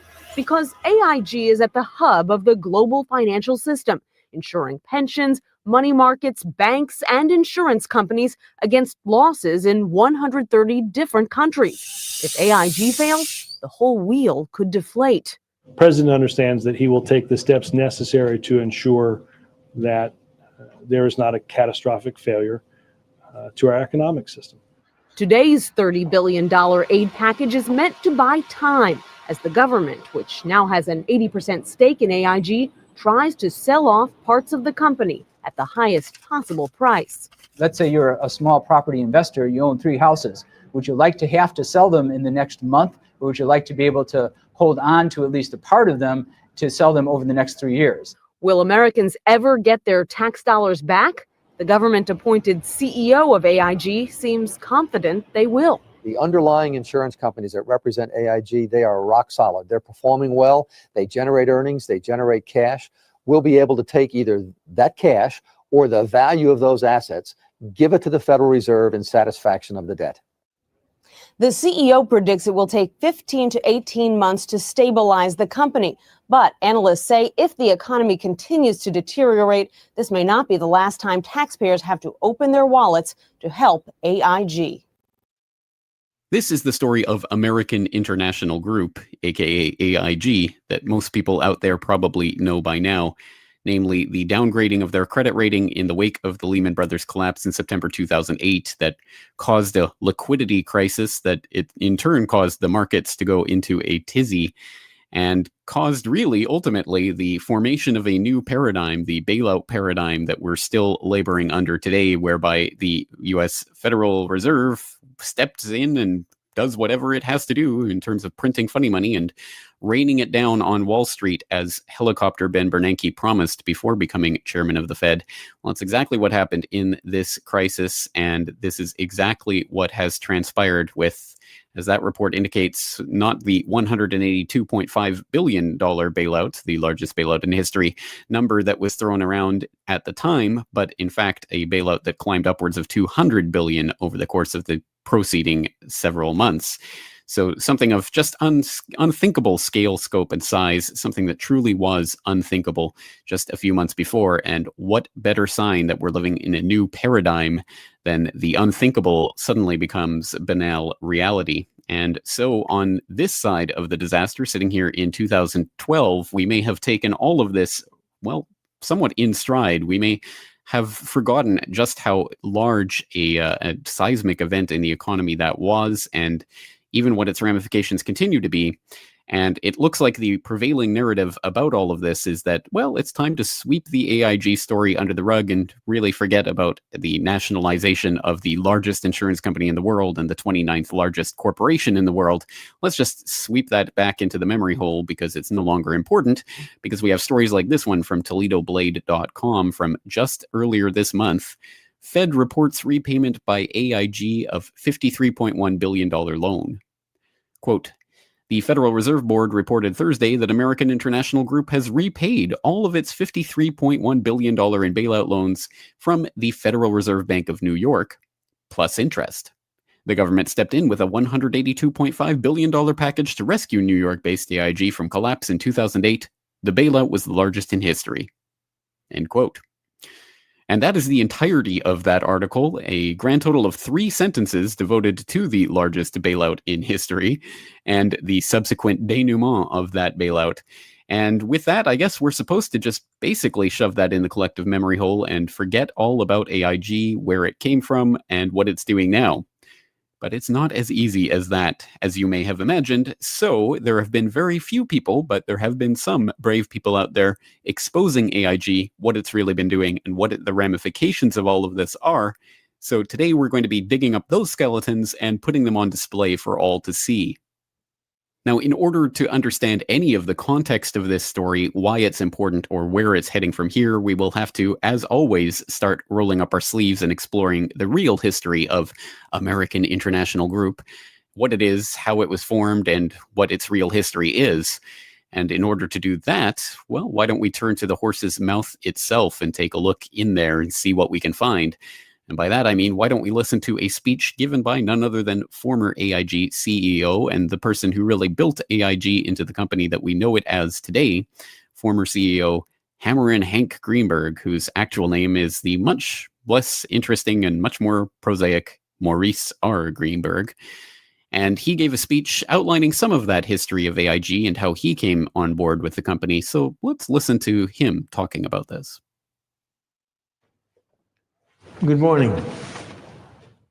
Let me start really picking up where the professor. I enlisted in the Army when I was 17. I hadn't finished high school. World War II was on. I felt I wanted to do something, and I was bored. So I was able to fix a birth certificate so it said I was 18. And they had no problem taking me because they weren't looking too closely. I went to Europe, went to England first. I got there in 1943, a year before the invasion. spent a year training, left England, went to the continent, obviously on D-Day, and went all the way through Europe, linked up with the Russians in Linz, Austria. The war was then over. Came back. I had to finish high school, which was a chore. Coming back and after being in a war and going back to high school was one of the toughest times of my life, actually. But I did. Went on to college and law school. Finished law school, and the Korean War broke out. I was a reserve officer. I'd gotten commissioned toward the end of the war. Spent a year in Korea, separated as a captain. Came close to staying in the military because I was fairly young and had moved up pretty well in rank, and was offered trying to incentivize me to stay in the military, but I didn't. But I finished law school and came back. I was married by then, married a girl that I met in college, and I had to get a job. I didn't feel like practicing law. I didn't think I had a law degree. I didn't think I wanted to do that. So I was visiting. I came back from Korea, and the next day went down to visit some of my friends who went to law school with, and it convinced me that I didn't want to practice law. And as I left their office, I went by an insurance company, a Continental Casualty Company. And I thought I'd see if they had a job opening. So I went up to the personnel director, and he was kind of nasty.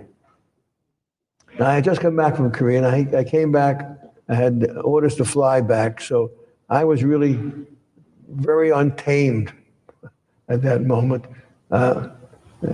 Just only about 4 days before that, I still almost had mud on my boots. And so I went down to the main floor, looked around the directory, and there was a resident vice president by the name of Bob Reed. I just walked into his office and said, the word I used was not the one I use now. You don't have a very good personnel director. And I was a little more excited than that. And I wound up getting a job. And I started as a junior underwriter in the insurance business. So what is a junior underwriter? You analyze risks and decide whether the company wants to write those risks or not. And I had to get a job because I said I was married and had responsibilities. And I kind of liked it. I was working in this, what they call the special risk division, which was different kinds of risks almost every day. Some were sports risks, some was accidental death thing for executives. It was a whole range of different risks you had to analyze. I found it interesting. I became the youngest vice president in the history of that company. I moved to Chicago, where its head office was, and about a couple of years later, it's a longer story, so I won't take you through. I met Starr, C.V. Starr, who was the founder of the company that I chair today. Starr started his company in China in 1919, long time. And obviously during World War II, he had to leave, came back to the United States. And he had a series of small insurance companies. And I was intrigued with his business because it operated outside the United States by and large. He had one company in the United States called the American Home, which really was a failure. It was not doing well. And he was embarrassed by that fact that a company that was not doing well, that he owned, his other business, he represented American companies in doing business overseas. It was called the AIU, American International Underwriters. was one of a kind, and it operated mostly in Asia, one or two European countries, but by and large, its background was really Asian, having started in China, as I said, in 1919. So anyway, I joined Star and took over the American home in New York, which I said was not doing well. It was a failure. Now, what was wrong with it? It did business through agents, and depending upon the skill of a company, would determine the quality of the agents that it had. And while it was an old company, it had a very poor agency organization. And so the quality of its business was very, very, very poor. So it was losing money year in and year out.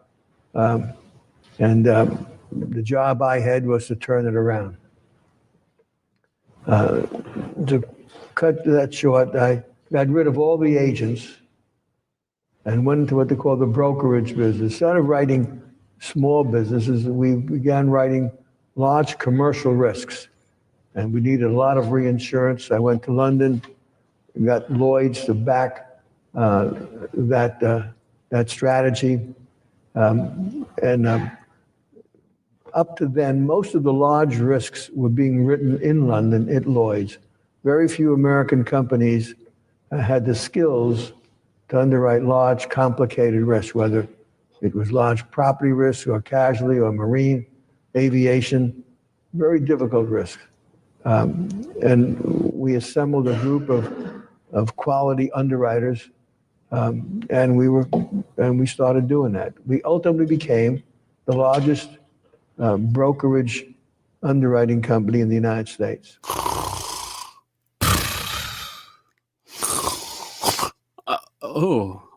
Sorry about that. I must have dozed off there.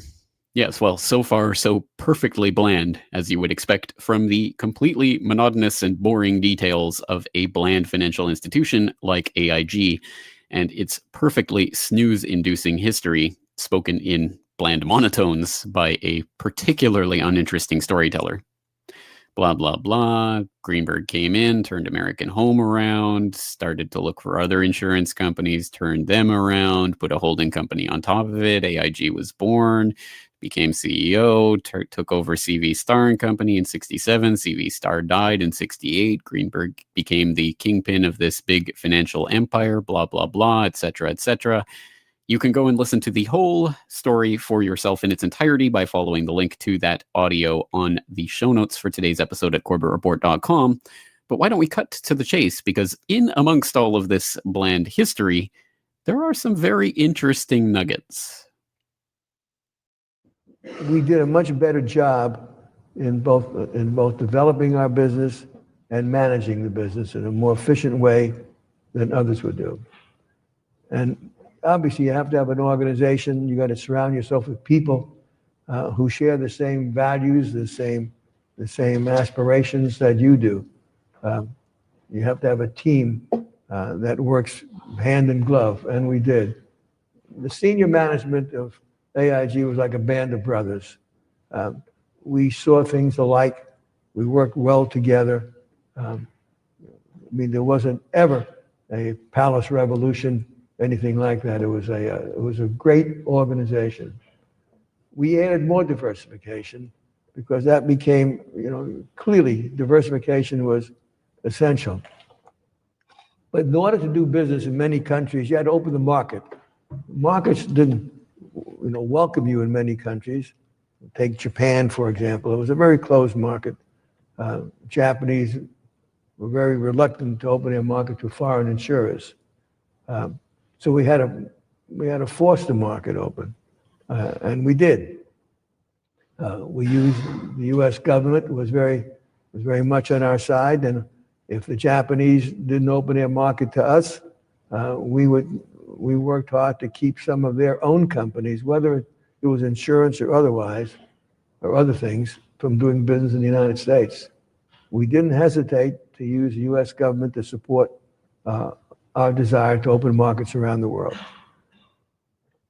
Didn't hesitate to use the US government to open markets around the world for AIG. Well, that must have been quite the band of brothers that Greenberg was able to amass around himself in the upper ranks of AIG. One wonders what kind of connections they would have had to the US government to enable them to wield so much power in the interests of their own private profit. Moreover, I went to the Soviet Union in 1964 during the height of the Cold War and began a reinsurance relationship with them.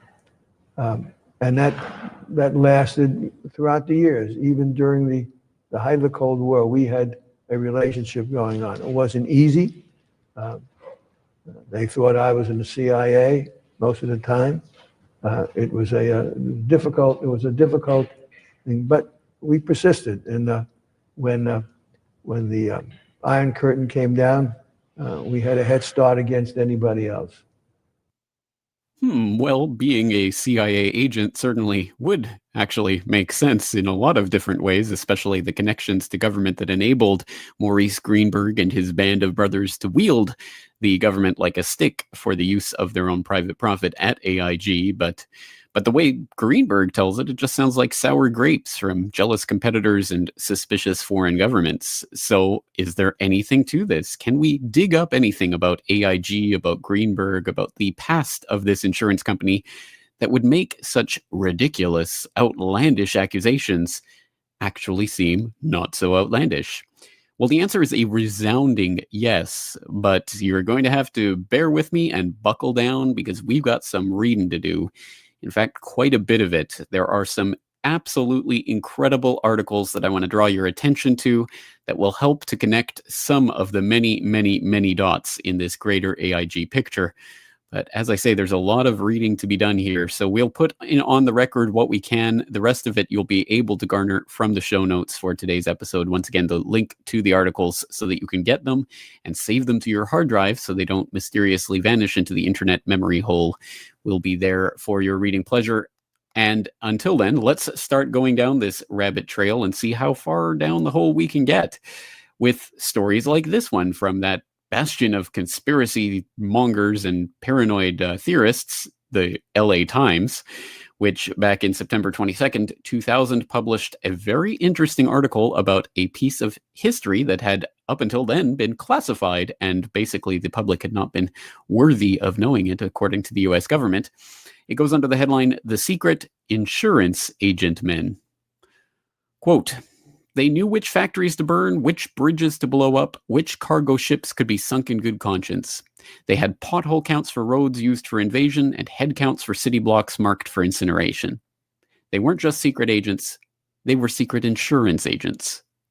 These undercover underwriters gave their World War II spy masters access to a global industry that both bankrolled and ultimately helped bring down Adolf Hitler's Third Reich. Newly declassified U.S. intelligence files tells the remarkable story of the ultra-secret Insurance Intelligence Unit, a component of the Office of Strategic Services, a forerunner of the CIA, and its elite counterintelligence branch X2. Though rarely numbering more than half a dozen agents, the unit gathered intelligence on the enemy's insurance industry, Nazi insurance titans, and suspected collaborators in the insurance business. But more significantly, the unit mined standard insurance records for blueprints of bomb plants, timetables of tide changes, and thousands of other details about targets, from a brewery in Bangkok to a candy company in Bergdorf. They used insurance information as a weapon of war, said Greg Bradsher, a historian and National Archives expert on the declassified records. The OSS Insurance Unit was launched in early 1943, long after it had become alarmingly clear that the Nazis were using their insurance industry not only to help finance the war, but also to gather strategic data. American insurance companies had been competing furiously for overseas business even after the United States entered the war, and the OSS files suggest that details about U.S. factories and cities were falling into enemy hands because of the interlocking international relationships among insurance companies.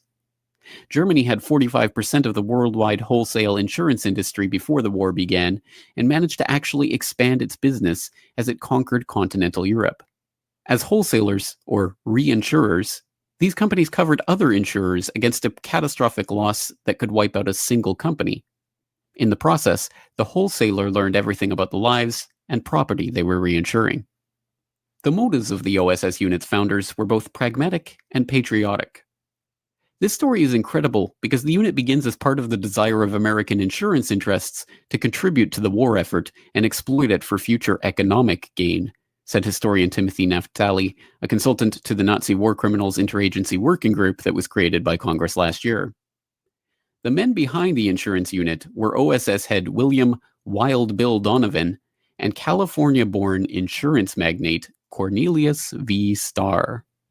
Starr had started out selling insurance to Chinese in Shanghai in 1919 and, over the next 50 years, would build what is now American International Group, one of the biggest insurance companies in the world. He was forced to move his operation to New York in 1939 when Japan invaded China. End quote. Well, if you're anything like me, not only will that story have cleared up any questions there may be about any linkages between the proto-AIG and the proto-CIA back in the day, and not only will that have cleared up why it is that intelligence agencies in general would be interested in making use of insurance companies, it should also have been a very interesting piece of history. And if that is the case, then I would suggest you go and read the whole fascinating story for yourself. Once again, the entire article linked up in the show notes at corbettreport.com. But wait, it doesn't stop there. In fact, things get deeper and weirder because although that is an interesting piece of history, and it does definitively tie the, I guess, proto-AIG head C.V. Starr to the proto-CIA and the OSS led by Wild Bill Donovan, it doesn't necessarily implicate Maurice Greenberg, who was the person we were listening to and who really pulled together AIG as we know it today in the 1960s, 70s, 80s. So the question, I guess, is still a fair one. Well, what does this have to do with Maurice Greenberg? Can we definitively prove anything about him? Well, there's a number of things that we can say about Maurice Greenberg and the actual AIG and its involvement in some very strange dealings. So for more on that, I'm going to direct your attention to an unusually thorough and well-researched article from the Ozark Gazette. And I believe this was actually originally published in 1995. It has been preserved thanks to the internet. And you can go and follow the link from the show notes to find this very, very fascinating article that goes into some great depth about a very interesting case involving the Arkansas Development and Finance Authority. So let's start reading this. It starts under the headline Gray Money, and it reads, quote, activists seeking documentation that would support claims that the state of Arkansas was involved with money laundering on a massive scale may have found the missing link in their 3-year search. Documents obtained by the Arkansas Committee show that the Arkansas Development and Finance Authority, a Bill Clinton signature project, was involved in a highly questionable and possibly illegal $60 million deal in which ADFA borrowed $5 million from a Japanese bank in order to buy stock in a Barbados insurance company.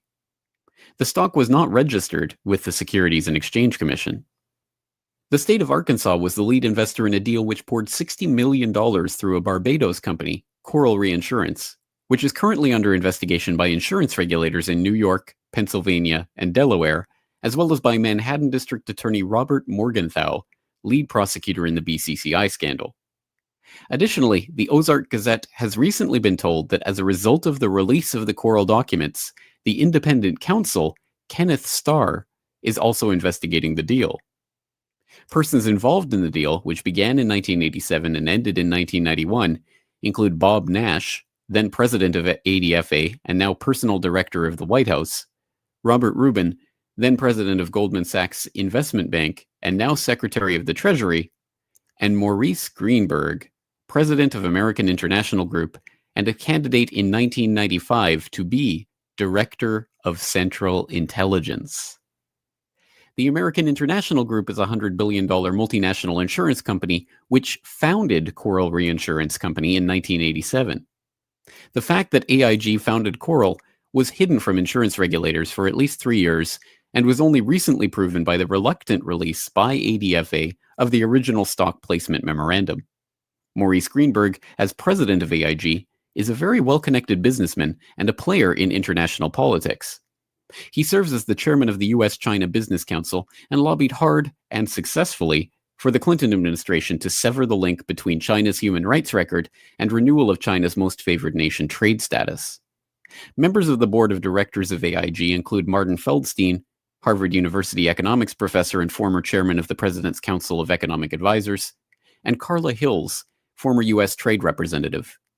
AIG's International Advisory Board is headed by Henry A. Kissinger. The original deal was pitched to ADFA by Goldman Sachs, a New York-based securities firm which played an important role in the transaction. Goldman Sachs had pledged to sell the stock for Coral, and in addition, pledged to buy the stock if, for any reason, the other investors could not hold it and were forced to sell.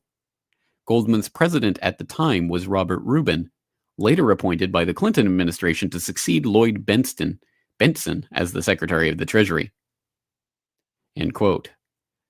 Well, I don't know what to say other than to say that this story goes on and on and on and on and gets more and more bizarre as you get into it, and involves all sorts of figures whose names should be ringing a bell in one way or another. But suffice it to say, even in that first section of the article, just those first few paragraphs, I think we could have it fruitfully take a look at any one of those linkages and probably make an entire episode out of each one. And just as an example, we could take a look at the independent counsel who is investigating the deal, Coral Reinsurance, and the various people involved in this deal. Well, who was that independent counsel? Oh, Kenneth Starr, Starr. Oh, yes, the great nephew of Cornelius V. Starr, the founder of what became AIG. And AIG being the owner of Coral Re, the entire locus of which this independent counsel was allegedly investigating.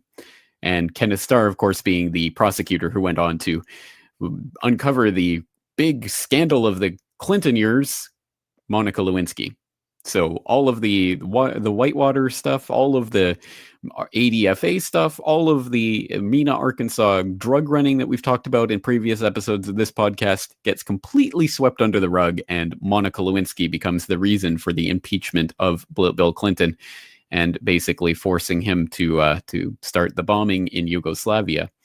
But that, again, is a completely other topic for another episode, but that's a pretty interesting linkage right there and goes to show what a farce the supposedly independent investigation into this Coral Re deal is.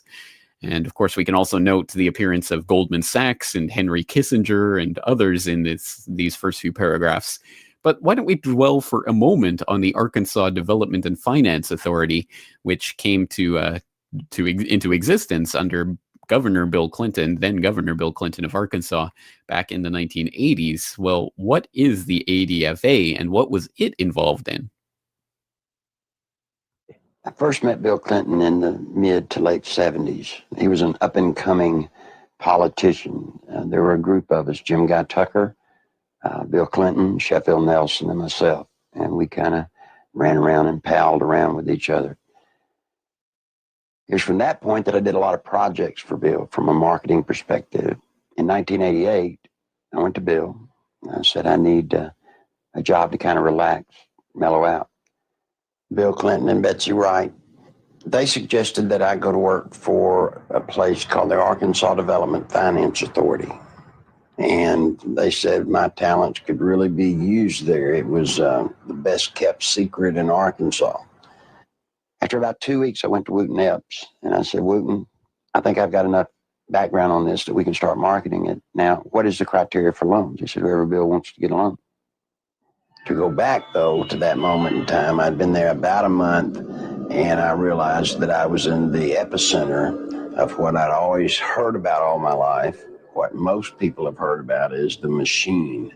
I was literally working, sitting in the middle of Bill Clinton's political machine. It was where he made payoffs, where he repaid favors to people for campaign support. I was in an interesting seat, and I knew it. We had a board meeting. In that particular board meeting, I was sitting at the end of the table. James Brannion, who was chairman of the board at that time, was sitting at the head of the table. James Branion stood up in a public restaurant and he hollered at the Beverly Enterprises guy, Bobby Stevens, and said, "Did you get the $50,000 campaign contribution from the client that you're introducing the loan for?" He said, "Not yet." He said, "Well, then hold up the loan till we get it." I stood up, went up to James, and I said, "James, don't yell stuff like that. You don't need to be yelling it in a restaurant. That sounds real bad." He was just burly and arrogant. He said, "Who cares?" Bill Clinton sold the concept of ADFA to the people of Arkansas as a vehicle for creating jobs and assisting churches and schools. In reality, millions of taxpayer-guaranteed dollars were being channeled to Clinton's election campaigns, to his inner circle of friends, and to his wife Hillary's law firm. This may explain why ADFA had been drafted in such a manner as to keep its decision-making procedures secret. If you needed $1 million, you had to get your application handled by the Rose Law Firm, pay them $50,000. There were 5 other companies in the state of Arkansas that were actually more qualified in bond structuring and applications, but Rose Law Firm got them all. I started checking around and I kept asking, well, one thing's bothering me, to the comptroller, Bill Wilson, how do people make payments on these loans? He looked at me and said, they don't. He thought I knew. Well, that blew my mind. And this is about 2 months in, and it was getting tough then. So I started gathering the documents. After everybody left, I would stick around as if I were working on the annual report. That would give me access to all the documents, and I made copies of them all. For about 2 months, I watched accounts accumulate money. At the end of the month, they zero balanced. They're laundering drug money. There were $100 million a month in cocaine coming in and out of Mena, Arkansas. They had a problem. They were doing so much money in cocaine, $100 million. You create a problem in a little state like Arkansas. How do you clean $100 million a month? ADFA until 1989 never banked in Arkansas. What they would do is they would ship the money down to Florida, a bank in Florida, which later would be connected to BCCI. They would ship money to a bank in Atlanta, Georgia, which, by the way, was later connected to BCCI. They'd ship to Citicorp in New York, which would send the money overseas. And there was an interesting one, a bank in Chicago.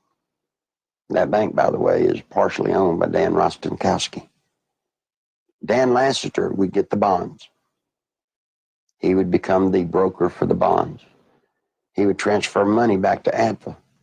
He never sold a bond.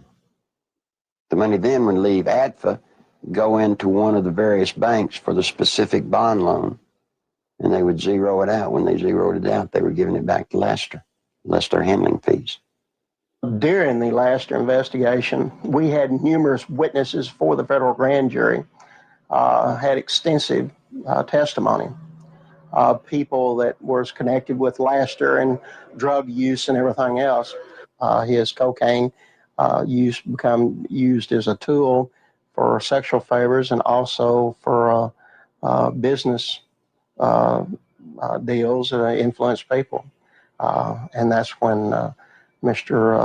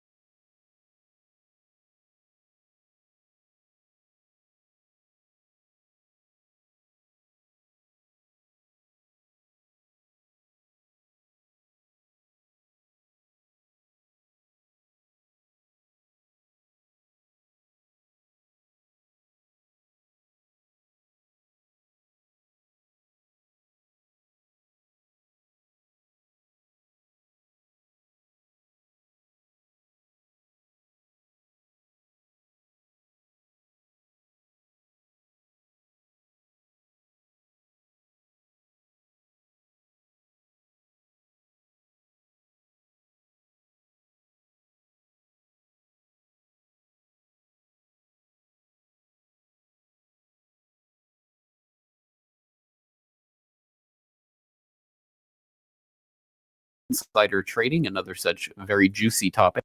AIG as a legal counsel, despite not being a lawyer, several years after the arrest of Carlos Letter. Just a bizarre story in and of itself. And again, that rabbit hole goes down and down and down into AIG and drug connections. So I will let you pick it up for yourselves and read part of that multi-part investigation from thewilderness.com and Michael Rupert, who was investigating that in 2001. It was due to be a multi-part series, but it got cut off at part 2 by 9/11. And yes, again, you just can't make this stuff up. There is the AIG 9/11 connections, and those have been detailed, well, probably most familiarly to my audience by Richard Andrew Grove, now of TragedyandHope.com and the Peace Revolution podcast, back in his infamous and I think must-listen audio, Project Constellation, which I've talked about several times on this podcast.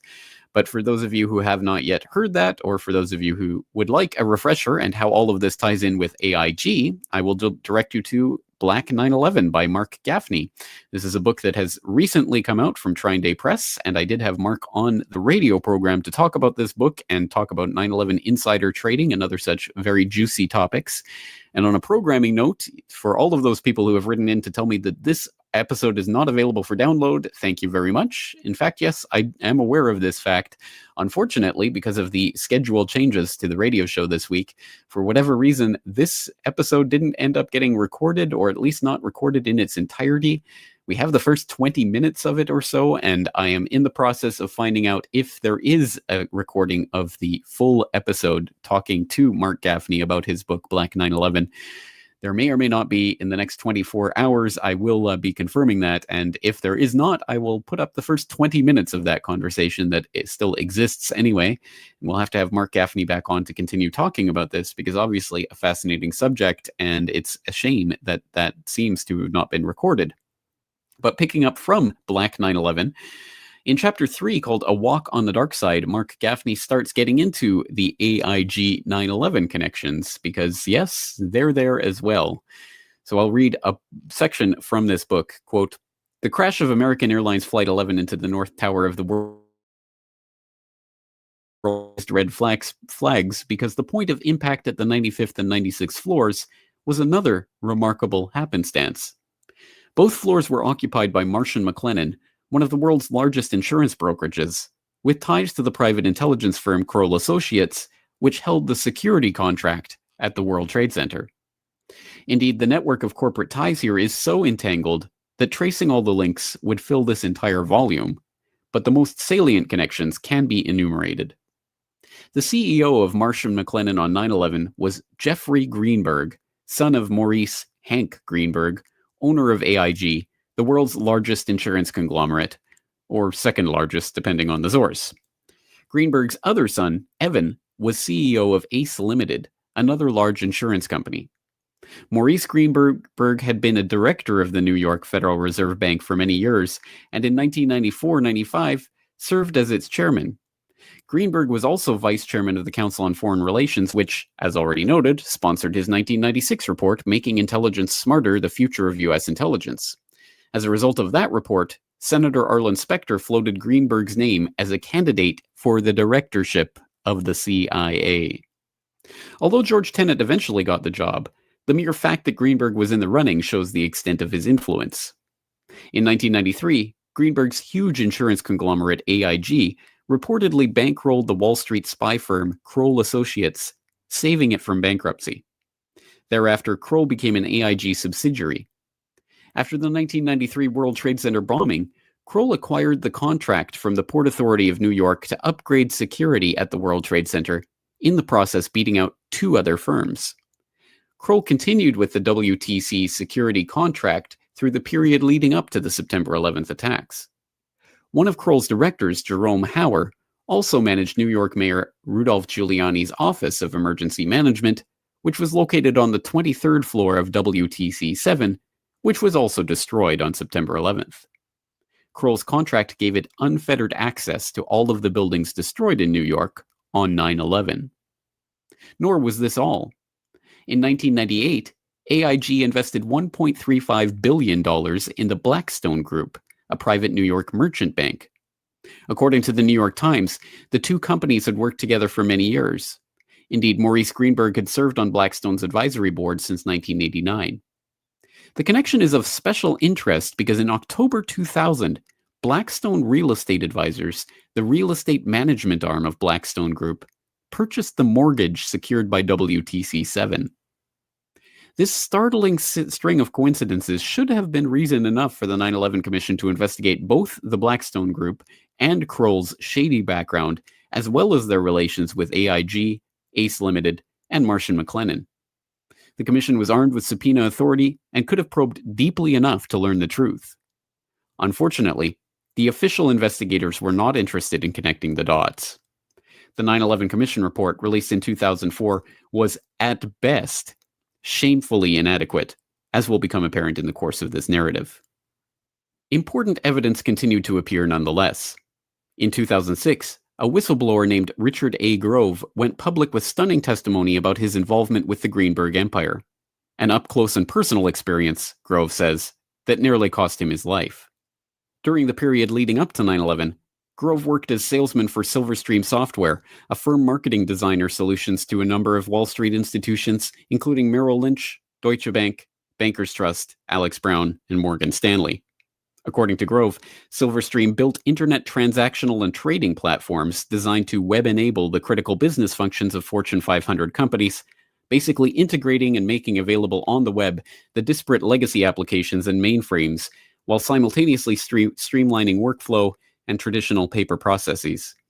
The end result was a lower cost of operation and more efficient transactions because inefficiencies such as people were being taken out of the loop.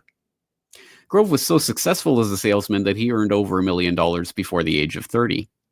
He only realized later that the software he sold might have enabled fraudulent trading in the hours before and possibly during the 9/11 attacks. The most advanced software of all went to Marsh & McLennan, which, he says, placed an order in 2000 for a technological solution beyond what we had done for any of the above-named companies, insofar as it would be used to electronically connect Marsh to its major business partners via internet portals for the purpose of creating paperless transactions and expediting revenue and renewal cycles. Grove inked the software deal with Marsh & McLennan in October 2000, and Silverstream stationed a team of 30 to 40 technicians in the client's offices in WTC1, led by several software developers who proceeded to design and build the software package from the ground up. During this period, Grove served as liaison between Silverstream and Marsh to ensure that the software would perform as specified. The team worked around the clock, 7 days a week, to meet Marsh's July 2001 deadline. The end result was a specific type of connectivity that was used to link AIG and Marsh & McLennan, the first two commercial companies on the planet to employ this type of transaction. Grove says he had first noticed fiscal irregularities in October 2000 when he and a colleague helped identify about $10 million in suspicious purchase orders. Marsh's chief information officer, Gary Lasko, later confirmed that certain vendors were deceiving Marsh, selling large quantities of hardware that were not necessary for the project. But Grove did not worry too much about this at the time, nor did he run into personal trouble until the spring of 2001, when he learned, while negotiating a license renewal contract with Lasko, that his own employer, Silverstream, had been overbilling Marsh to the tune of $7 million or more. Grove brought the matter to the attention of Silverstream executives, but was told to keep quiet and mind his own business. A Marsh executive advised him to do the same. By this point, a number of Marsh employees had earned Grove's trust, and when he shared his concerns with them, they agreed that something was going on. Grove names these honest employees in his testimonial, who, in addition to Gary Lasko, included Catherine Lee, Ken Rice, Richard Bruhart, and Jeff Oltzhofer. According to Grove, all of these individuals perished on 9/11, and a quick check confirmed that their names do indeed appear on the fatality list of World Trade Center victims. The proverbial manure hit the fan on June 5th, 2001, the day after Grove sent an email to his sales team informing them that Silverstream was billing Marsh millions above and beyond the numbers we were being paid commissions on. There seemed only two possibilities. Either the members of his team were being cheated out of their rightful commissions, or Silverstream was defrauding Marsh & McLennan. Later that day, Grove received word from Gary Lasko that Marsh had decided to retain Silverstream for the next phase of the project. He immediately informed his boss of the good news. Grove was personally delighted because his rightful commission would have been a payday worth well over $1 million. He never collected it, however, because the next morning Grove was summoned to his boss's office and abruptly terminated. This is not the end of the story. Several weeks later, Grove suffered a medical emergency that required hospitalization, emergency surgery, and weeks of recovery. In August 2001, while still bedridden, he was contacted by Silverstream's chief financial officer and offered $9,999 in cash, plus an extension of his medical benefits, if he would agree never to talk about the work he did for the company. Grove needed the continuing medical coverage and agreed to Silverstream's terms. During his convalescence, however, he became suspicious about the secrecy agreement and decided that, at the very least, he should maintain contact with the honest employees at Marsh, several of whom had become close friends. Shortly thereafter, one of them arranged for Grove to attend a meeting they had arranged at the offices of Marsh & McLennan, where they planned to openly question the suspiciously unconcerned executive who seemed to be at the center of the controversial secrecy. That executive had agreed to participate via a telephone conference link from his apartment in uptown Manhattan. This was the same individual who, months before, had warned Grove to look the other way. Grove claimed to be in possession of documents proving illicit activity, and he planned to produce them at the meeting. On the day of the showdown, however, he ran late, delayed by heavy Manhattan traffic. Grove says he was on Vesey Street between Building 6 and 7 of the WTC complex when the South Tower exploded, apparently from the impact of UAL-175. By then, all or most of his friends in the North Tower were already dead or trapped on the upper floors. All told, some 300 or more Marsh employees perished that morning, the victims of terrorists. End quote. Well, that is a particularly good summary of the Richard Grove story and Marsh & McLennan and how that was related to Jeff Greenberg and Maurice Greenberg and ties in with the AIG scandal and ultimately ends up at 9/11 as an axis point where we see this illegal, or at least alleged illegal, trading taking place involving Marsh and other entities. And that trail is followed in much more depth throughout Black 9/11. So once again, I would suggest you go and get a copy to start following that very fascinating trail, and one that I still think is vastly underexplored in the realm of the 9/11 truth movement. But where does this all leave us? Well, this leaves us at a very, very interesting stage where AIG and Maurice Greenberg and the Greenberg family and all of these characters are being implicated in all of these various plots. But all of this seems to be dismissed because just a few years later, Maurice Greenberg actually gets forced out of his position as CEO of AIG, the company that he helped build from basically the ground up, by, well, pretty much an upstart, the New York Attorney General Elliot Spitzer, over some fraud allegations. Well, that seems to be quite the precipitous fall from grace for someone who was, for example, once held up as a potential director of Central Intelligence. How could it be that he was taken down by just this upstart rogue attorney general in this little fraud investigation? There must be more going on. Well, for some indication of what was happening there, we're going to listen to some clips from a very interesting episode of Deadline Live with Jack Blood from way back in 2008 at the time of the collapse of Lehman Brothers and the bailout of AIG, in which Richard Grove was talking to Jack Blood about some of these connections and what he really thinks all of this Maurice Greenberg being shoved out of his position really means. Well, I want to underscore, because they destroyed a lot of evidence that day, both at the Pentagon and Building 7 and the World Trade Center towers. A lot of crucial evidence to show malfeasance, money laundering, et cetera, was all destroyed. And they tried to destroy you and your evidence by dictating you up. Again, keeping in mind they had prior knowledge that the towers would come down. And they wanted our guest, Richard Grove, to go up to the 96th floor to bring all of his evidence and to, I shouldn't laugh, but I mean, it's just amazing that they thought they could get away with this. And it was just fortuitous, a chance of luck. You got stuck in traffic, that you weren't up there in that tower and were killed that day along with your evidence. Right, because Enron started, I think, September 6th, and a bunch of the Enron records were in World Trade Center 7 and in the World Trade Center. There's all sorts of things going on with that. And I think that, the person who, inadvertently or purposely directed me to go to the building that day in researching what he's done since, he's in a partnership with a Council on Foreign Relations member. So, when Silverstein's getting warnings from, possibly the Mossad or other CFR members who are in the know, and Marsh and AIG are run by a father and son team who are both in the Council on Foreign Relations, and the father, Hank, who runs AIG, was the chairman of the Council on Foreign Relations and the chairman of the Federal Reserve Bank. And then right after 9/11, Marsh and AIG got busted for their insurance scheme. So Spitzer goes in and investigates. And it goes really deep from there. But the summary is that Hank Greenberg had to leave AIG. And so that's what I think is going on right now. He's making a move through the Fed, using it as a proxy to retake over his company at a fraction of the cost.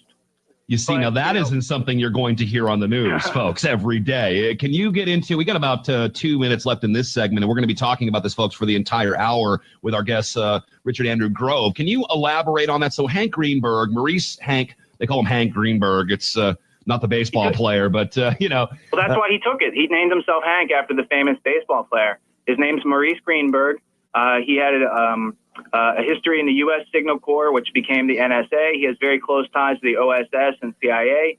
He's worked with Wild Bill Donovan back in the day before it was the CIA. One of the co-founders of the CIA, his son is on the board of directors of AIG and Kroll Associates, and Kroll Associates did security at the World Trade Center on September 11th and has an affiliation with John O'Neill and his death, and there's all sorts of things. But let me just back it up a second and just say that it starts out, AIG started out with Cornelius V. Starr, who also worked with Wild Bill Donovan. And Cornelius V. Starr is related to Kenneth Starr, who put Bill Clinton on trial. So that whole misdirection about a blowjob while Kosovo and all these other, Milosevic, all these things are going on, we have to just understand that, they basically try their own people using their own people. So there's never any unknown risk in what's going to happen. It's all like theatrical. All right, let's pick up where we left off. You kind of dropped a bombshell, and that's why I wanted to have you on. And I'm reading things in a lot of the same ways you are. Hank Greenberg using the Fed to retake his company, AIG. Any elaboration, any evidence, any documentation you can throw behind that and let us know exactly why you think that would be appreciated. Go ahead. That would have been good for me to print it out, right? I do have it, and I'm going to post it on the website along with this video in the next 24 hours. But what it posits is this. When Hank Greenberg got displaced out of his own AIG, he then became chairman. He fell back to be chairman of something called the Starr Foundation and something called SICO, the Starr Investment Company. And so when you go into what these entities do, it brings what AIG does into context, because AIG, for instance, at one time, at least in the recent history, had more private airliners than any other corporation out there. So they had their own private fleet of airlines, like the largest private fleet outside of the military. And so the question is, what does AIG do? What is the nature of insurance? What is the nature of reinsurance? And as some people... You mean protection money, right? But go ahead. Right, sure. Protection money. There's where you bring in Kroll, because Kroll does kidnap and ransom protection and these sort of policies that are held by top CEOs and covered by AIG. They actually use Kroll as the operator, the actionary that goes in and rescues these executives who were held hostage for money and whatnot. So, you have that aspect of the insurance. And then when you get into the reinsurance, really, along with software, that is a prime vehicle and a plausible place where you can launder large amounts of money, because you're dealing with all this fluff, and there's not much solidness there. So it's a huge area. And so where you back up a step and you say, what was Marsh & McLennan? They're the world's largest insurance brokerage. They own reinsurance brokers. They own insurance companies. They're partnered father and son with AIG. And Hank's other son, Evan, ran ACE Insurance. So you've got his family in control of these three insurance companies. And then as a result of 9/11, what happens? Premiums go sky high, right? And at the same time, AIG and Marsh are caught cheating their customers out of hundreds of billions of dollars. And, when Spitzer investigates, that's a whole other story, because you have to understand where Elliot Spitzer came from. He was a rich kid whose dad was much like the Donald Trump of his time. Spitzer, financed his own campaign partially, But the other guy who helped Spitzer finance his campaign and get into politics was a guy named Michael Cherkasky. Now, Michael Cherkasky was the CEO of Kroll, and when Spitzer investigates Marsh and AIG, and Kroll is part of that group, AIG sells Kroll to Marsh, and Cherkasky, the guy who brought Spitzer into the politics game, becomes the CEO at Marsh, making it very hard for Spitzer to do an investigation. And at the same time, Spitzer's claiming to do an investigation into 9/11, but he never connects all the dots. Now, it's not my job to speculate why he doesn't connect the dots. It's just to notice the fact that you've got AIG and Blackstone involved with financing the World Trade Center, security of the World Trade Center. Marsh and McLennan is not only involved with their stock put options the week before 9/11, along with American Airlines, but Marsh gets hit in the attacks, and Marsh lost 320 people. And then the CEO of Marsh Risk is L. Paul Bremer, and L. Paul Bremer went over to Iraq and was overseeing, the governor of Iraq, yeah. Right. Hundreds of billions of dollars again. And he's the one that, of course, broke up the military, and that, of course, precipitated in the sectarian violence. And then, of course, we can get into P2OG and some of these other operations. But right. How the plot thickens. Go ahead. Well, so you have all these things, and they're kind of unnoticed both by the 9/11 community as well as the traditional news community. The traditional news community is running stories on Spitzer and why he can't crack AIG and Marsh and what's going on there. And Spitzer's own account says that the people at Marsh put on black hats, meaning that they weren't willing to share investigation information. They weren't willing to share information freely with the attorney general. And Spitzer in his articles says, I can't figure out why they would do that. Well, I know why they would do that, because there was a lot more to be seen except, beyond this little $100 million or $100 billion fraud or whatever that's going on. And so it is that I will, with this clip, as with every other piece of information that I've directed you to today, implore you to go and explore that more fully and listen to the entire conversation there between Jack Blood and Richard Grove, as it is truly fascinating.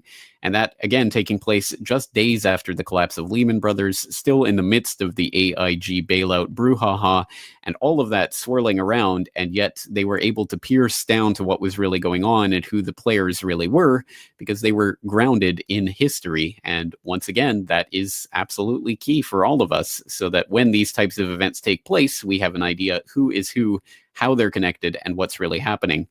So we can sit here now, 4 years later, and with the luxury of that 4 years of hindsight, understand that, for example, if AIG really is tied at the hip with intelligence agencies and involved in dirty dealings with the likes of Henry Kissinger and others all around the globe for the past 30, 40, 50 years at least, well, then certainly the government could not allow that information to come out, or at least the people who were implicated in those deals could not allow that information to come out.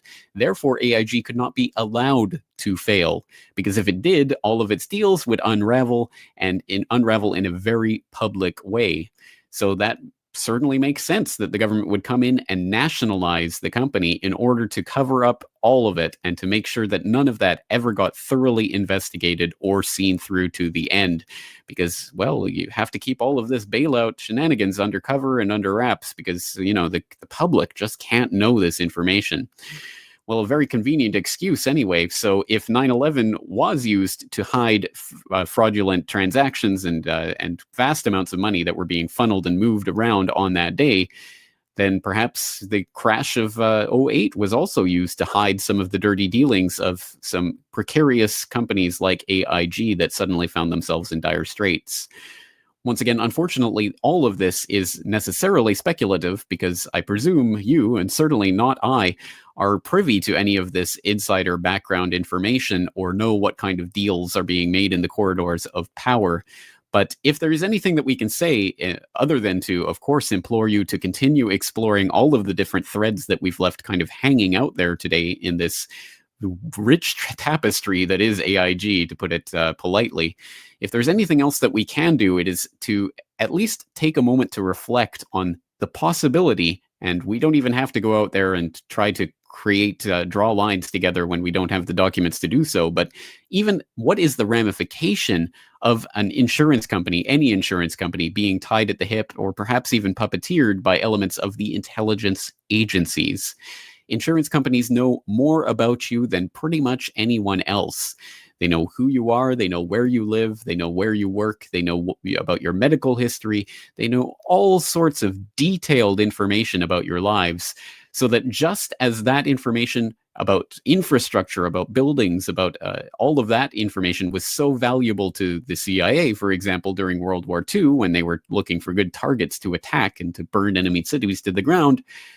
Well, think about an intelligence agency that's part of a greater police state control grid that is trying to completely control every aspect of your daily life and know everything about you.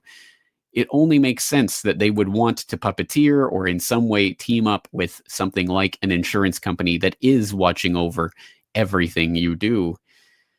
And unfortunately, with the connections to companies like Kroll, which is basically has long been known as the Wall Street CIA, basically a private spy firm for hire that unfortunately has also been implicated in things like 9/11 and was running security at the World Trade Center, etc. Well, when you start to amass that kind of power in the hands of the band of brothers of the board of a group like AIG, you start to look at some very, very serious concentrations of power that inevitably lead to abuses of power, as if there would be any other way to wield that power than in the interests of the few against the interests of the many. So I think it serves us all to reflect on what the ties between the intelligence agencies and the insurance industry generally might mean. And of course, we have to keep that in mind while investigating further into the history of AIG, which, once again, I'm going to leave to all of you out there to start plumbing the depths of all of the stories that we've touched on today, because I think they are definitely a rich vein of history that deserve to be mined. But on that note, we're going to leave it there for today. So I thank you very much for joining me. I am your host, James Corbett, asking you to join me again next week for another edition of the Corbett Report. Guys, thank you so much. Thank you so much for watching. We're privileged to have people like James Corbett of the Corbett Report in this world. Oh, well, have a good night, everyone, and R.I.P. Charlie, man. It's just so messed up, man. We all got to be Charlie now. I want to find out how to get a booth and set it up at my local universities here and start doing these debates, these public debates on 9/11 and other stuff, man. This is what needs to happen. Have a good night, everyone. Fight the power.